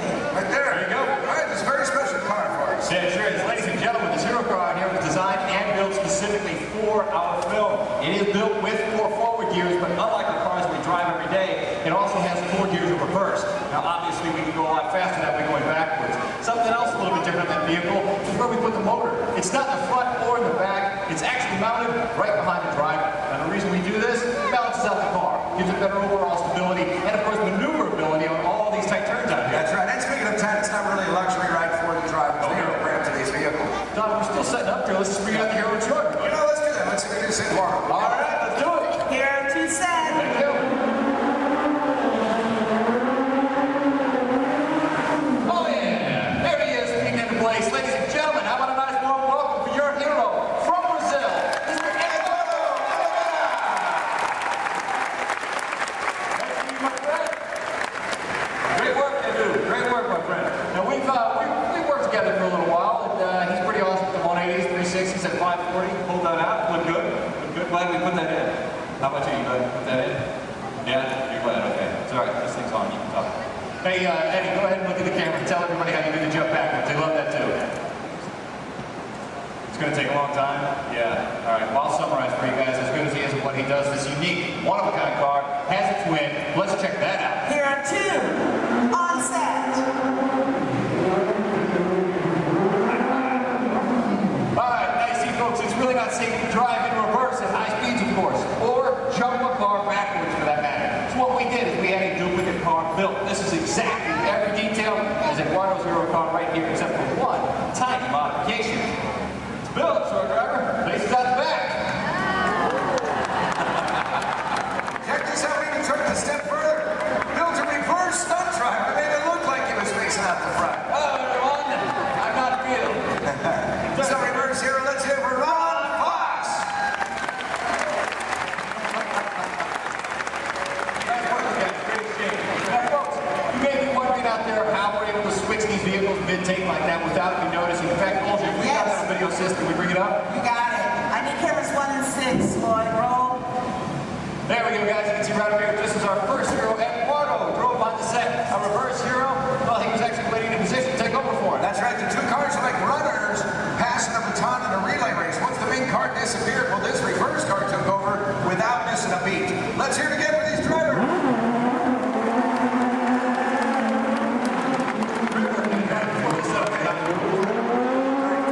Coming up, we're going to put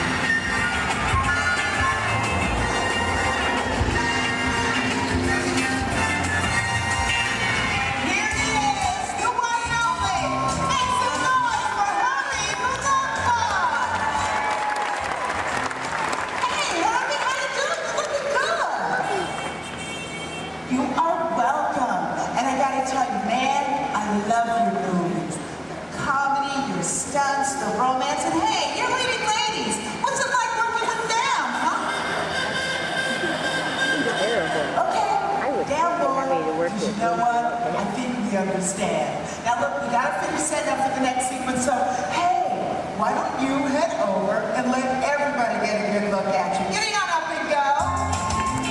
Y'all put your hands together for Herbie the Love Bug.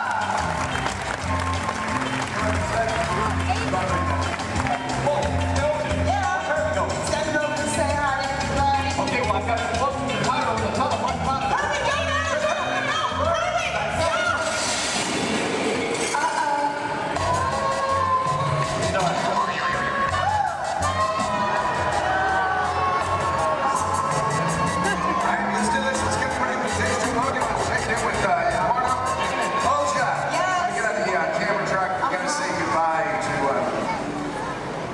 Herbie. He had to split. What's this one? Let me get on the camera track. Go ahead and set this scene up for everybody, okay? Okay. Cool. Now, ladies and gentlemen, this is another segment of our chase. Heroes still being pursued, but it is getting harder for you to maneuver. Our marketplace is now a whole lot smaller thanks to the addition of the big trucks and the market carts. So the questions now become, how's our hero going to spin or go backwards? Where's he going to go? And what's he going to do? Let's find out. Got them all set up for you now. All right, good. 10 down. Everybody set? Yes, good. Logan, drivers ready? Oh, yeah. That's good. Slater, please. Rolling blockade sequence 8. Take one more. All right, guys, here we go. One more countdown. In 3, 2, 1. Action!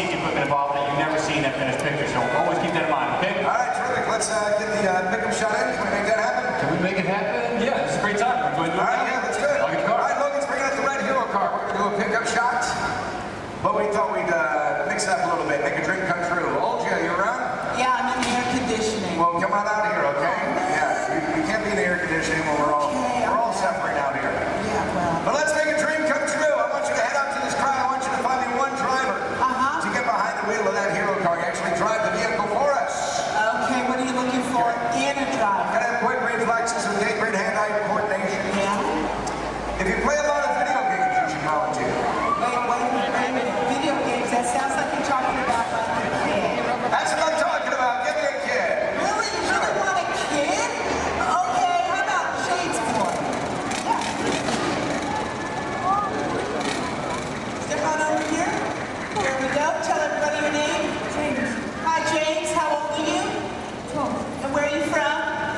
Yeah, it's not an Alabama accent.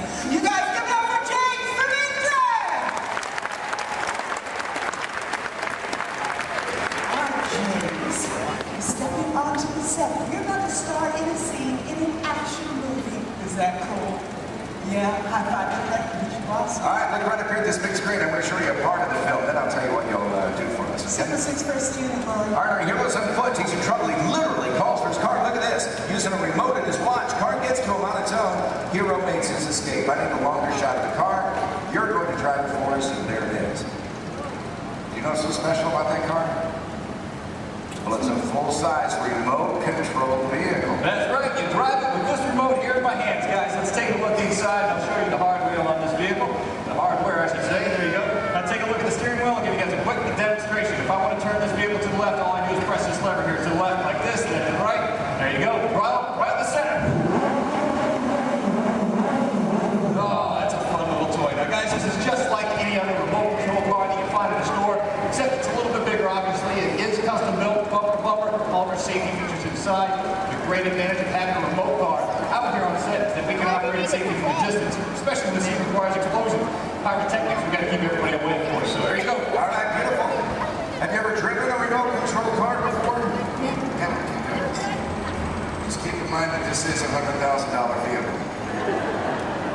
Now, James, is going to be really easy. As a matter of fact, Logan's already shown you how to steer.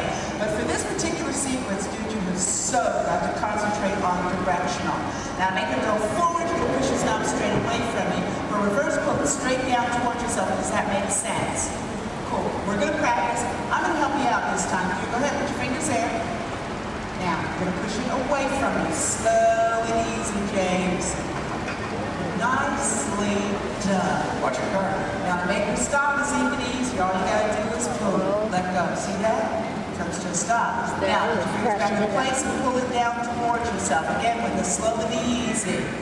Now, Donna steers back to what we in the business call one. That's the starting position for anybody in a scene, whether that's even a movie, TV show, commercial, or even a music video. Let her go, make her stop. Beautiful. Now, James, I need you to be very, very careful with that car. Is that over there? Dude, that's your entire college career, man. Roll fast. Let's go faster, okay? Take this, move it all the way up. Ready? Go ahead. Action, straight. Punch it. Nice, James. Reverse. Pull it down, let go. Pull it down. Pull it down, and hold it. Next one is touch it with. Forward. Take it forward. All right, she's off track. Stop.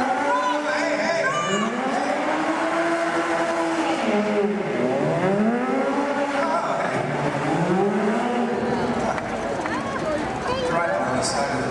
I just love how they do special. Are you released? We're just having fun here, but there's a part of the movie we use a remote car. That's how we do it. This is our remote car driver, Corey.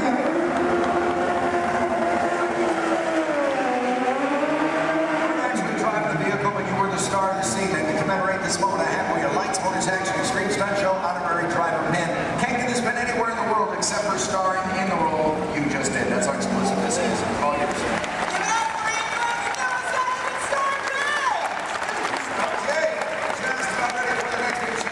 Now we're shooting this, as we often do in movies, out of sequence. We have a lot of complex stunts coming up for you in this chase. In fact, I highly recommend you have your camera standing by. You're going to see some incredible stunts in this one. One by my stunt coordinator, Logan. There he is. Where's my fan? They're all out here. 5,000 from Logan. All right, that was almost good there, Don. Thanks. Guys, right up here, we got a great scene coming your way. Full of more action, I promise you that. Working in the stunt business, guys, it's a lot of fun. A lot of responsibility, too, but for me, every day changes. One day I might double for our hero. Next thing you know, shooting at it just all depends on what our director needs. I'm pretty sure by now you guys all figured out how to get down, right? Pretty obvious? Yep, I'm standing just over 40 feet high during the sheet. Falling into that pen, we're going to kick it off here momentarily. So, Don, when you guys are ready. We are shooting the very beginning of the film. This is where you see the hero for the first time. He's in a great jacket, just picked up this top secret envelope. This, of course, you met him earlier, our hero, Eduardo Olivera.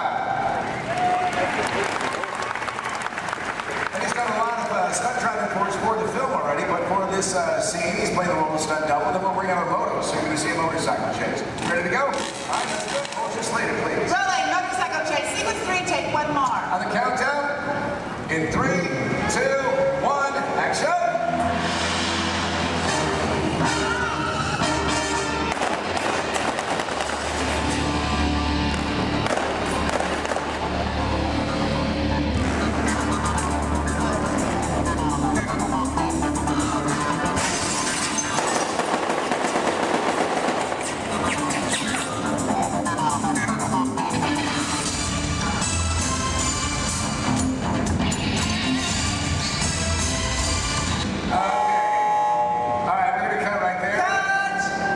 Logan did such a good job.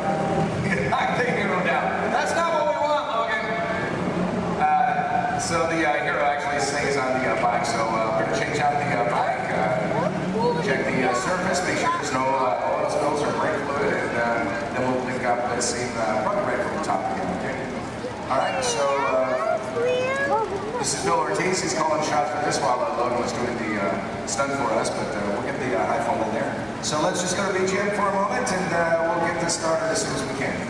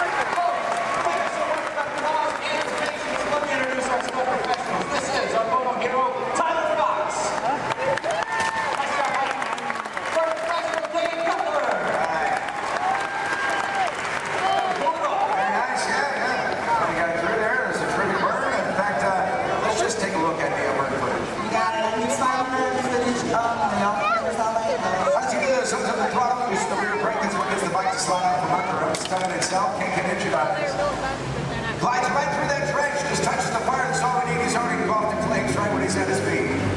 1 second that took. Yeah, it didn't take long. Yeah. There you go. Good job.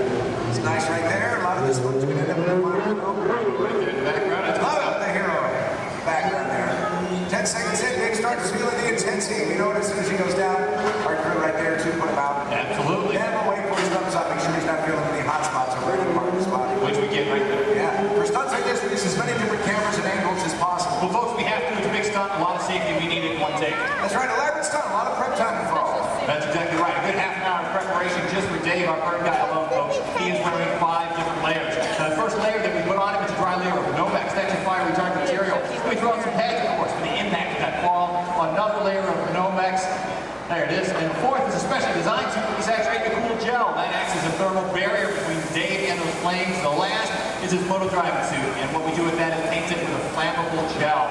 Now, ladies and gentlemen, it is the flammable gel that you know is burning and not Dave's moto driving suit itself. Now, one can do amazing things with digital effects, but nothing beats capturing fire stunts live. Yeah, that's where I like it.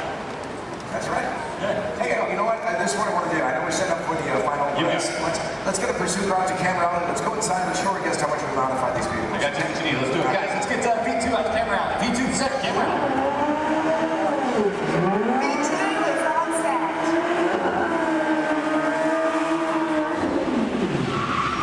There you go. Right there. That's terrific. Slow it down, boy. Hey, there you go. Folks, how would you like this guy to be your valet? Put your hands together for Mr. Nick Keeley. Hey,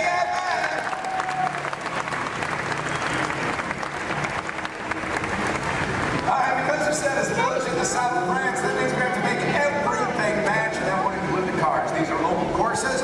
We had them shipped directly to us from Europe, and then we literally gutted them out. We modified them to suit every need that we have. Yeah, absolutely. Which basically included losing a lot of weight on these cars. We wanted to make them lighter. We rebuilt these cars from the ground up. Let me show you how we reinforced that interior. We did it by installing this rally car crash cage that is fused throughout the entire vehicle there. We also took out the motors that these cars came with. We replaced them, of course. Right behind the driver, folks, that's a 1300cc motorcycle engine. These cars are balanced down and modified. They're designed specifically for these stunts. Ernie, let's go on the side here a quick second. Now, executing these maneuvers and pulling off these stunts that our cars do, it requires a lot of complex timing, using your clutch, your gas, and your emergency brake. These cars here, that e-brake releases the moment our driver lets it go. The cars we drive every day, it locks in position until we release it manually ourselves. These guys are pulling off all these maneuvers and they have to keep going. So that's why we release. Something else a bit different, the gear shift. Second, third, fourth gear just requires a little push forward. It's called the bump shift in our business. If you want reverse, you just turn the handle on top and you've got 4 gears of reverse at your command, just like that. And we are ready. Final shot. Thanks a lot, Nick. All right, let's do it.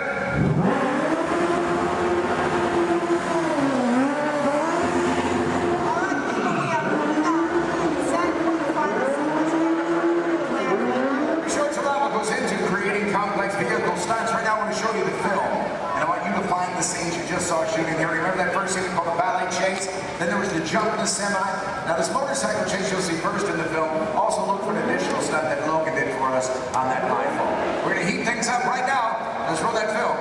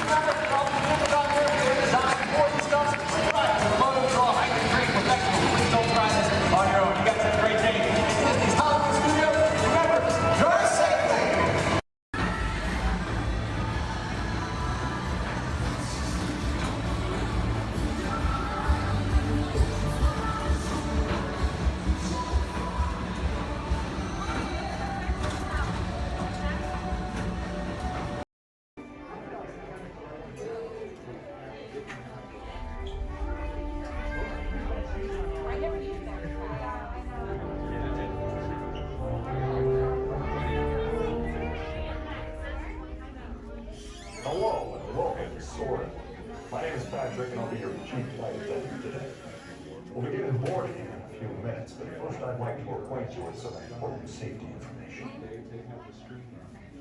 When the doors to your flight open, please take a seat and store all carry-on items in the under-seat compartment. This includes cameras, purses, hats, and, of course, these little beauties. Next, fasten your seatbelts, inserting them into the buckle on your right. If smaller aviators don't measure up to the height indicator on the seat, just put the belt through the loop in the center strap before buckled it.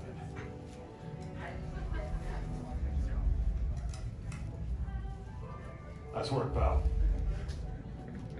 Soon you will be airborne. So if you or your little aviators have a fear of flying or of heights, you might want to wait for your party to arrive. Okay, let's review. That is seatbelt, carry-on item, safety strap, fear of heights, keep your hands and arms inside at all times. Anything else? Yeah. Have a nice flight. Alright, my friends, we're gonna load about 3, followed by 2, then 1. Rotate, please follow me. 2, you're gonna follow 3, 1, you're gonna follow 2. Every race to let us know what we need to get done back on the road. Spoiler alert, 9 times out of 10, it's either body work or a transmission. Guys, spread on over to this side, left side, left side. People on the left side, step forward, step on up, make a friend. Everybody here looks freshly laundered, okay? You'll be fine. Come on in, right this way, everybody.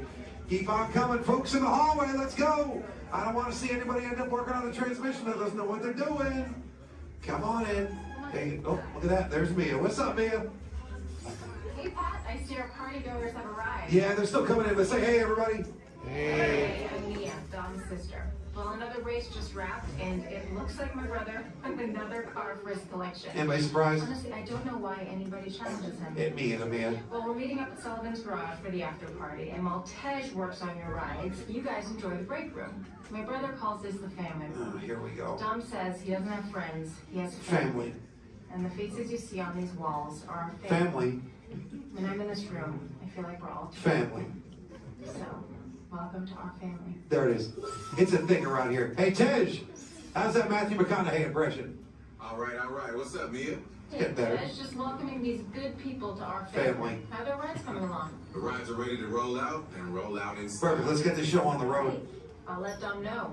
You guys have fun at the party. Bye, Mia. Bye. She just called. Okay. All right, Pat. Yeah. Let's get these people on their way. Send them over to the war room. Sounds like a plan. Are you sure, though, Jamie's kind of a piece of work? Right. And he hung up. Okay, so in a moment, those doors are going to open. When they do, head on into the war room with Jamie. That's Tej's new assistant. First day without Tej, so good luck. Be nice. Don't touch nothing.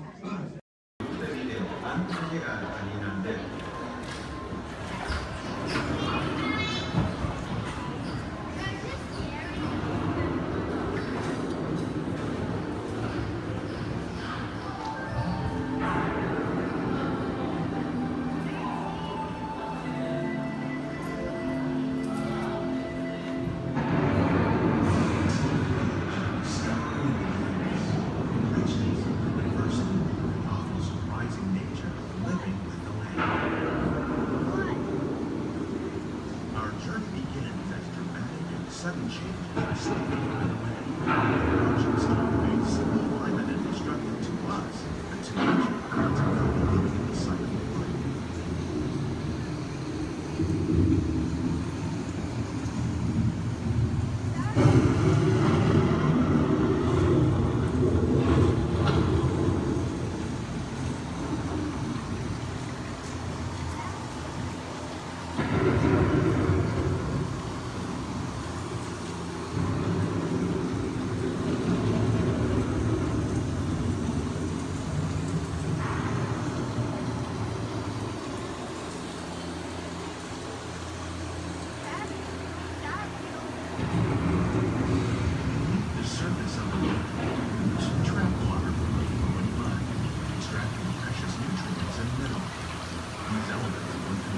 Sunlight create the first living systems of our planet.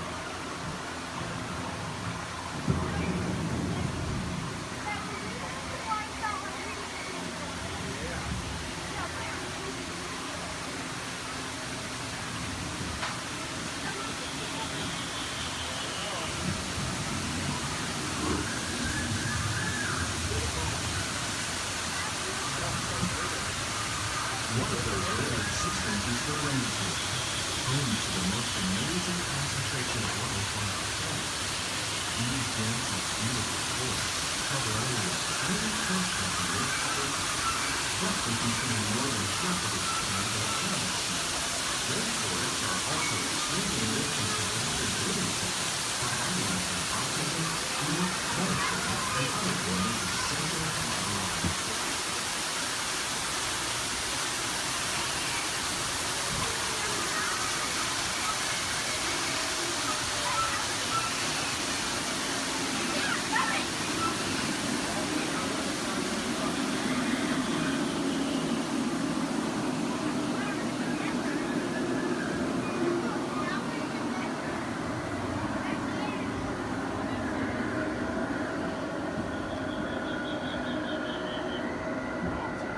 In the desert, nature has created a very different, known as beautiful living system. And while this arid landscape may seem lifeless, it is very much alive. The plants and animals that have learned to survive in these harsh conditions make use of what little water they can find and avoid the scorching rays of the relentless sun.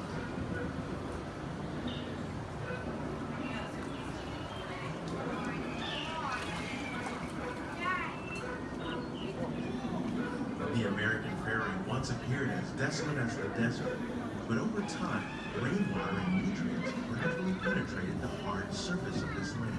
Even the hooves of the muddy buffalo helped create the rich soil that one day become home to the American farm.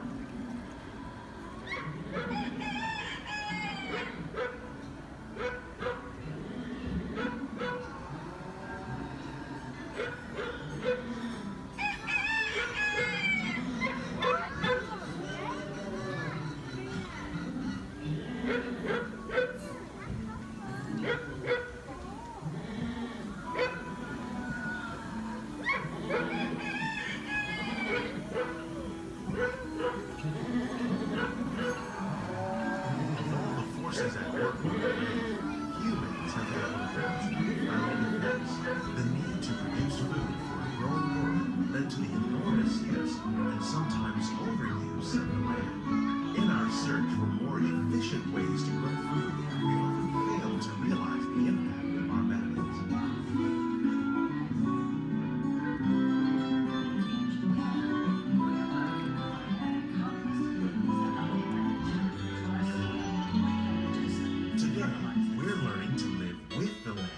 Discovering better ways to grow food that will assure human and environmental well-being. Fertilizers, we can enrich the soil without the use of chemicals.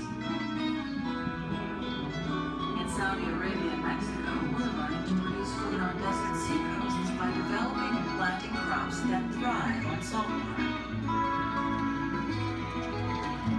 Here at Epcot, we're learning to reduce the need for pesticides by using natural predators like ladybugs and wasps to control pests. In Japan, we're learning that by adding composted leaves and other plant material to our soil, we can reduce the need for fertilizers. In farmlands across America, we're learning that by plowing under vegetation containing natural fertilizers, we can enrich the soil without the use of chemicals.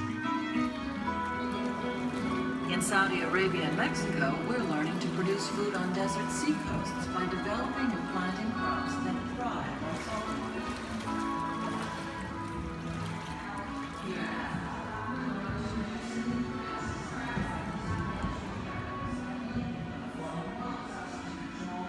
How will we meet tomorrow's growing needs for food production, yet still respect the needs of the land?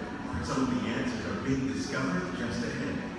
To help us maintain these carefully controlled ecosystems, and for your safety, please remain seated in your boat at all times.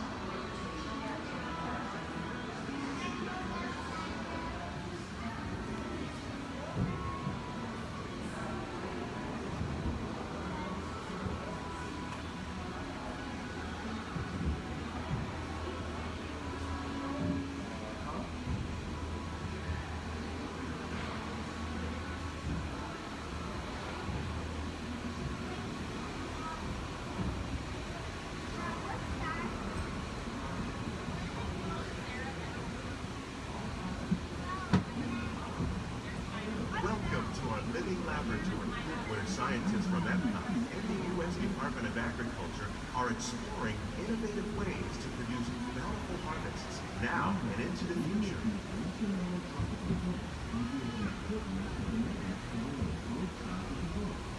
The tropics are home to the greatest diversity of plants on the planet. Many of these, like papaya, bananas, cacao, coffee, and rice, are well known around the world. These are just a few of the edible plants that have been an important source of nutrition for people living in the tropics. Many are rich in vitamins and minerals, while others are well adapted to growing in less than ideal conditions. Some, like the water lily, thrive in wet, swampy areas and waterways. All parts of this plant, even the flower petals, are edible. The starchy root of the plant has long been used to make flour for baking.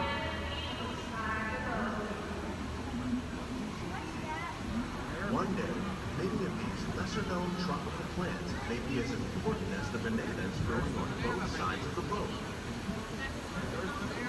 More than 28 million tons of bananas are eaten annually, making it the most popular fruit in the world.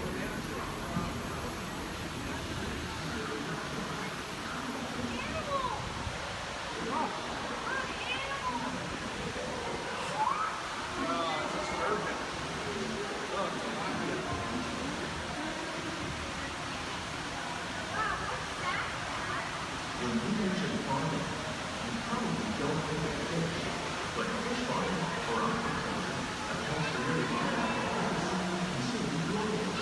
Tilapia, bass, and catfish, like the ones you see here, are three of the more popular crops raised by fish farming. The sustainable system we're using here recycles the water in the tanks. As a result, we're able to save millions of gallons each year. Our small fish farm produces nearly 5,000 pounds of fish each year to serve in restaurants around the nation. Innovations like this can play an important role in our efforts to produce valuable products and still protect natural resources. Shrimp. That's a big shrimp.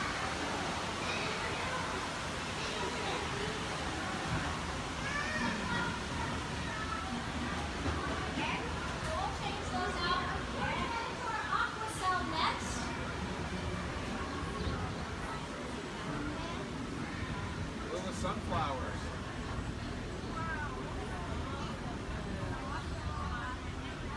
While there are more than 50,000 edible plant species in the world, most of us are only familiar with the handful that make up our everyday diet. The common grains growing here, maize, sorghum, and millet, plus rice, account for nearly 2/3 of our global food consumption. Learning how to increase yields of these staples is an important goal of research around the world. Blue agave. A monkey puzzle tree.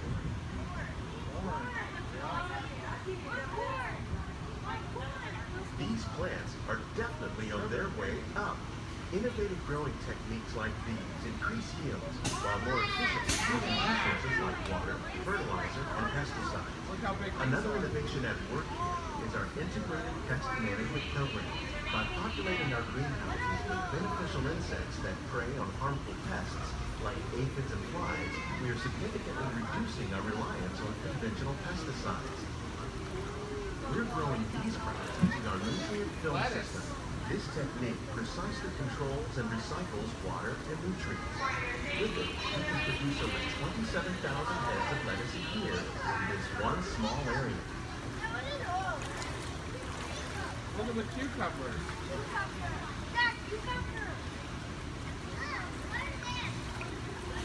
Look at the strawberries. Some of our best ideas have been inspired by nature, like these fruit and vegetable trees. By growing these ground plants vertically, we can increase yields and better control diseases. These crops taste as good as they look. In fact, we serve more than 15 tons of produce from our greenhouses in restaurants here at the land every year. Look at the jalapenos. That's a great idea.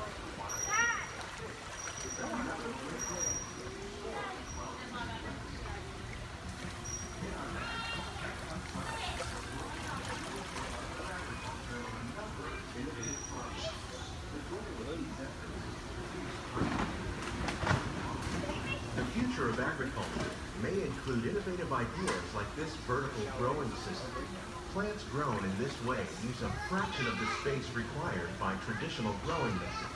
That saves water and increases production. The aquaponics system on your left combines hydroponics with aquaculture. The fish provide a natural source of fertilizer for the plants, and the plants help keep the water clean for the fish. It's another great way to produce more while using less. In our lab, Epcot scientists are working with the U.S. Department of Agriculture on a number of innovative projects. The goal of these efforts is to produce higher yielding and better quality lives.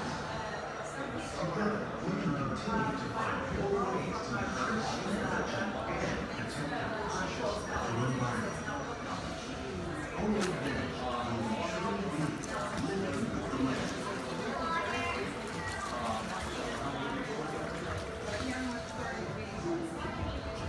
On behalf of Walt Disney's greenhouses represent just a fraction of the work being done worldwide to produce bountiful harvests for our growing populations. Scientists, farmers, and even backyard gardeners are doing their part to improve the quantity and quality of foods that we all rely upon. Together, we can continue to find more ways to increase food production and protect our precious natural environment. Only then will we truly be living with the land.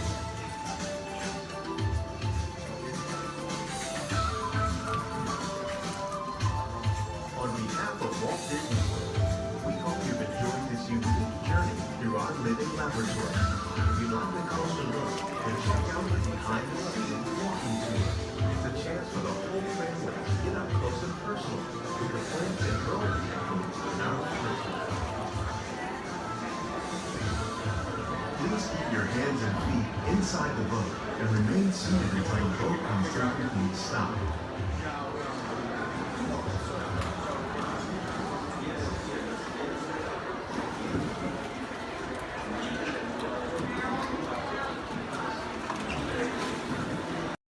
Your journey, keeping your hands, arms, feet, and legs inside the car.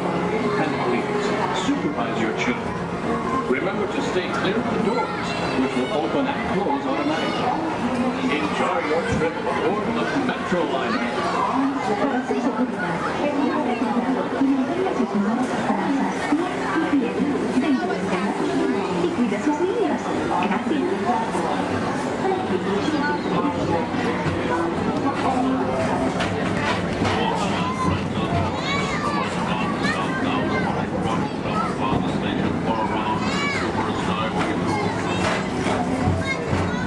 Welcome aboard, TTA travelers. We hope you enjoyed Small and Transit Authority's Super Style.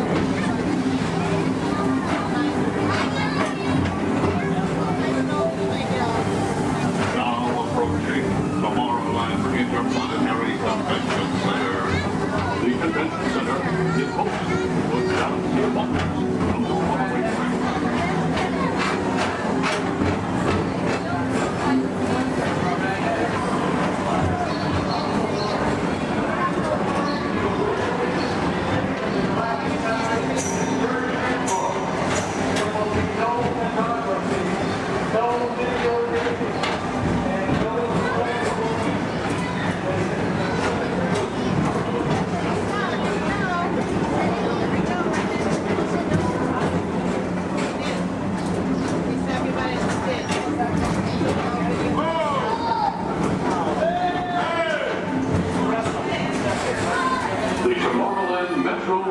Historical Society presents Walt Disney's 20th Century Vision for the Future. This model city dared to dream the perfect community in which to work, live, and play.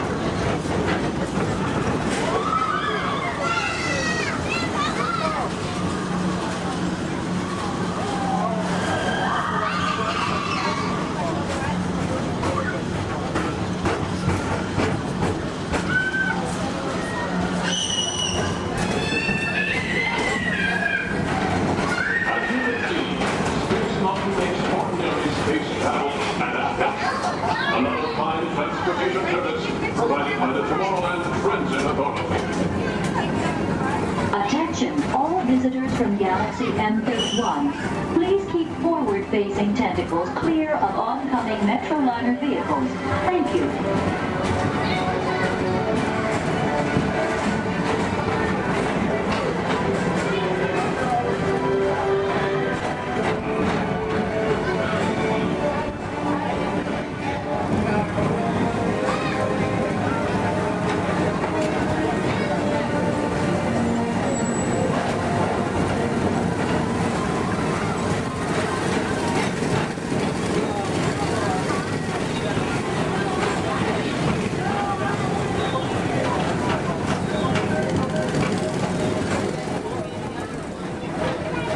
The centerpiece of Rocket Tower 1 is the League of Planets Astro Orbiter. This symbol of universal harmony and interplanetary fellowship provides all beings with an exhilarating spin around the planets.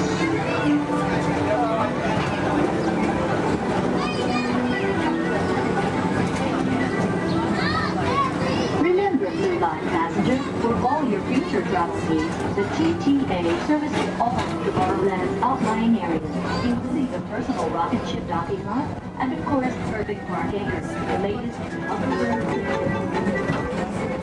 Aging Mr. Morrow, Mr. Tom Morrow. Your party with Saturn has arrived. Please give them a ring. Now approaching Walt Disney's Carousel of Progress.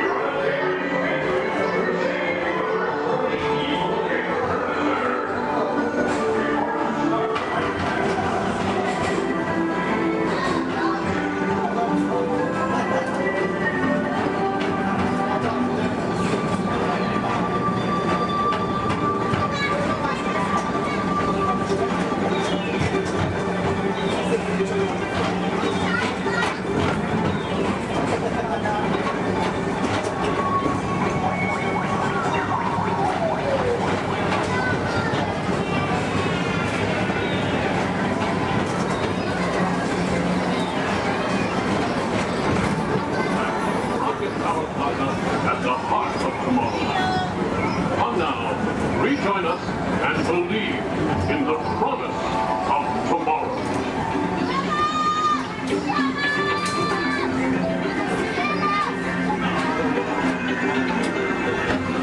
Rocket Tower final station.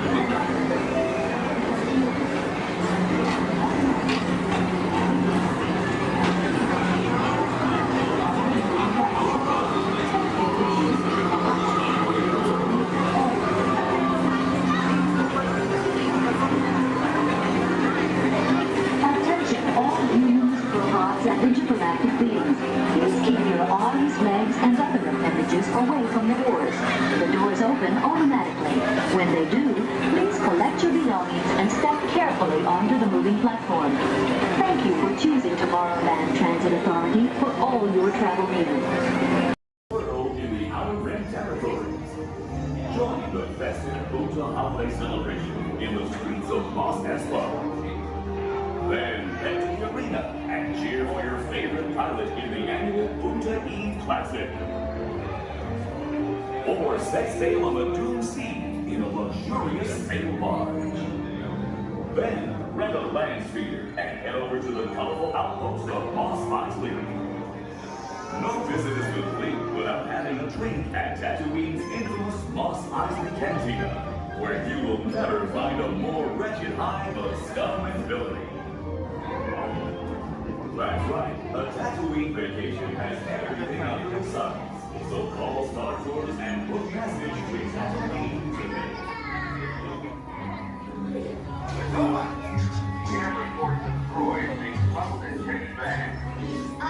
I can honestly say that I have not seen a thing. Honestly. As if anything would ever get past me.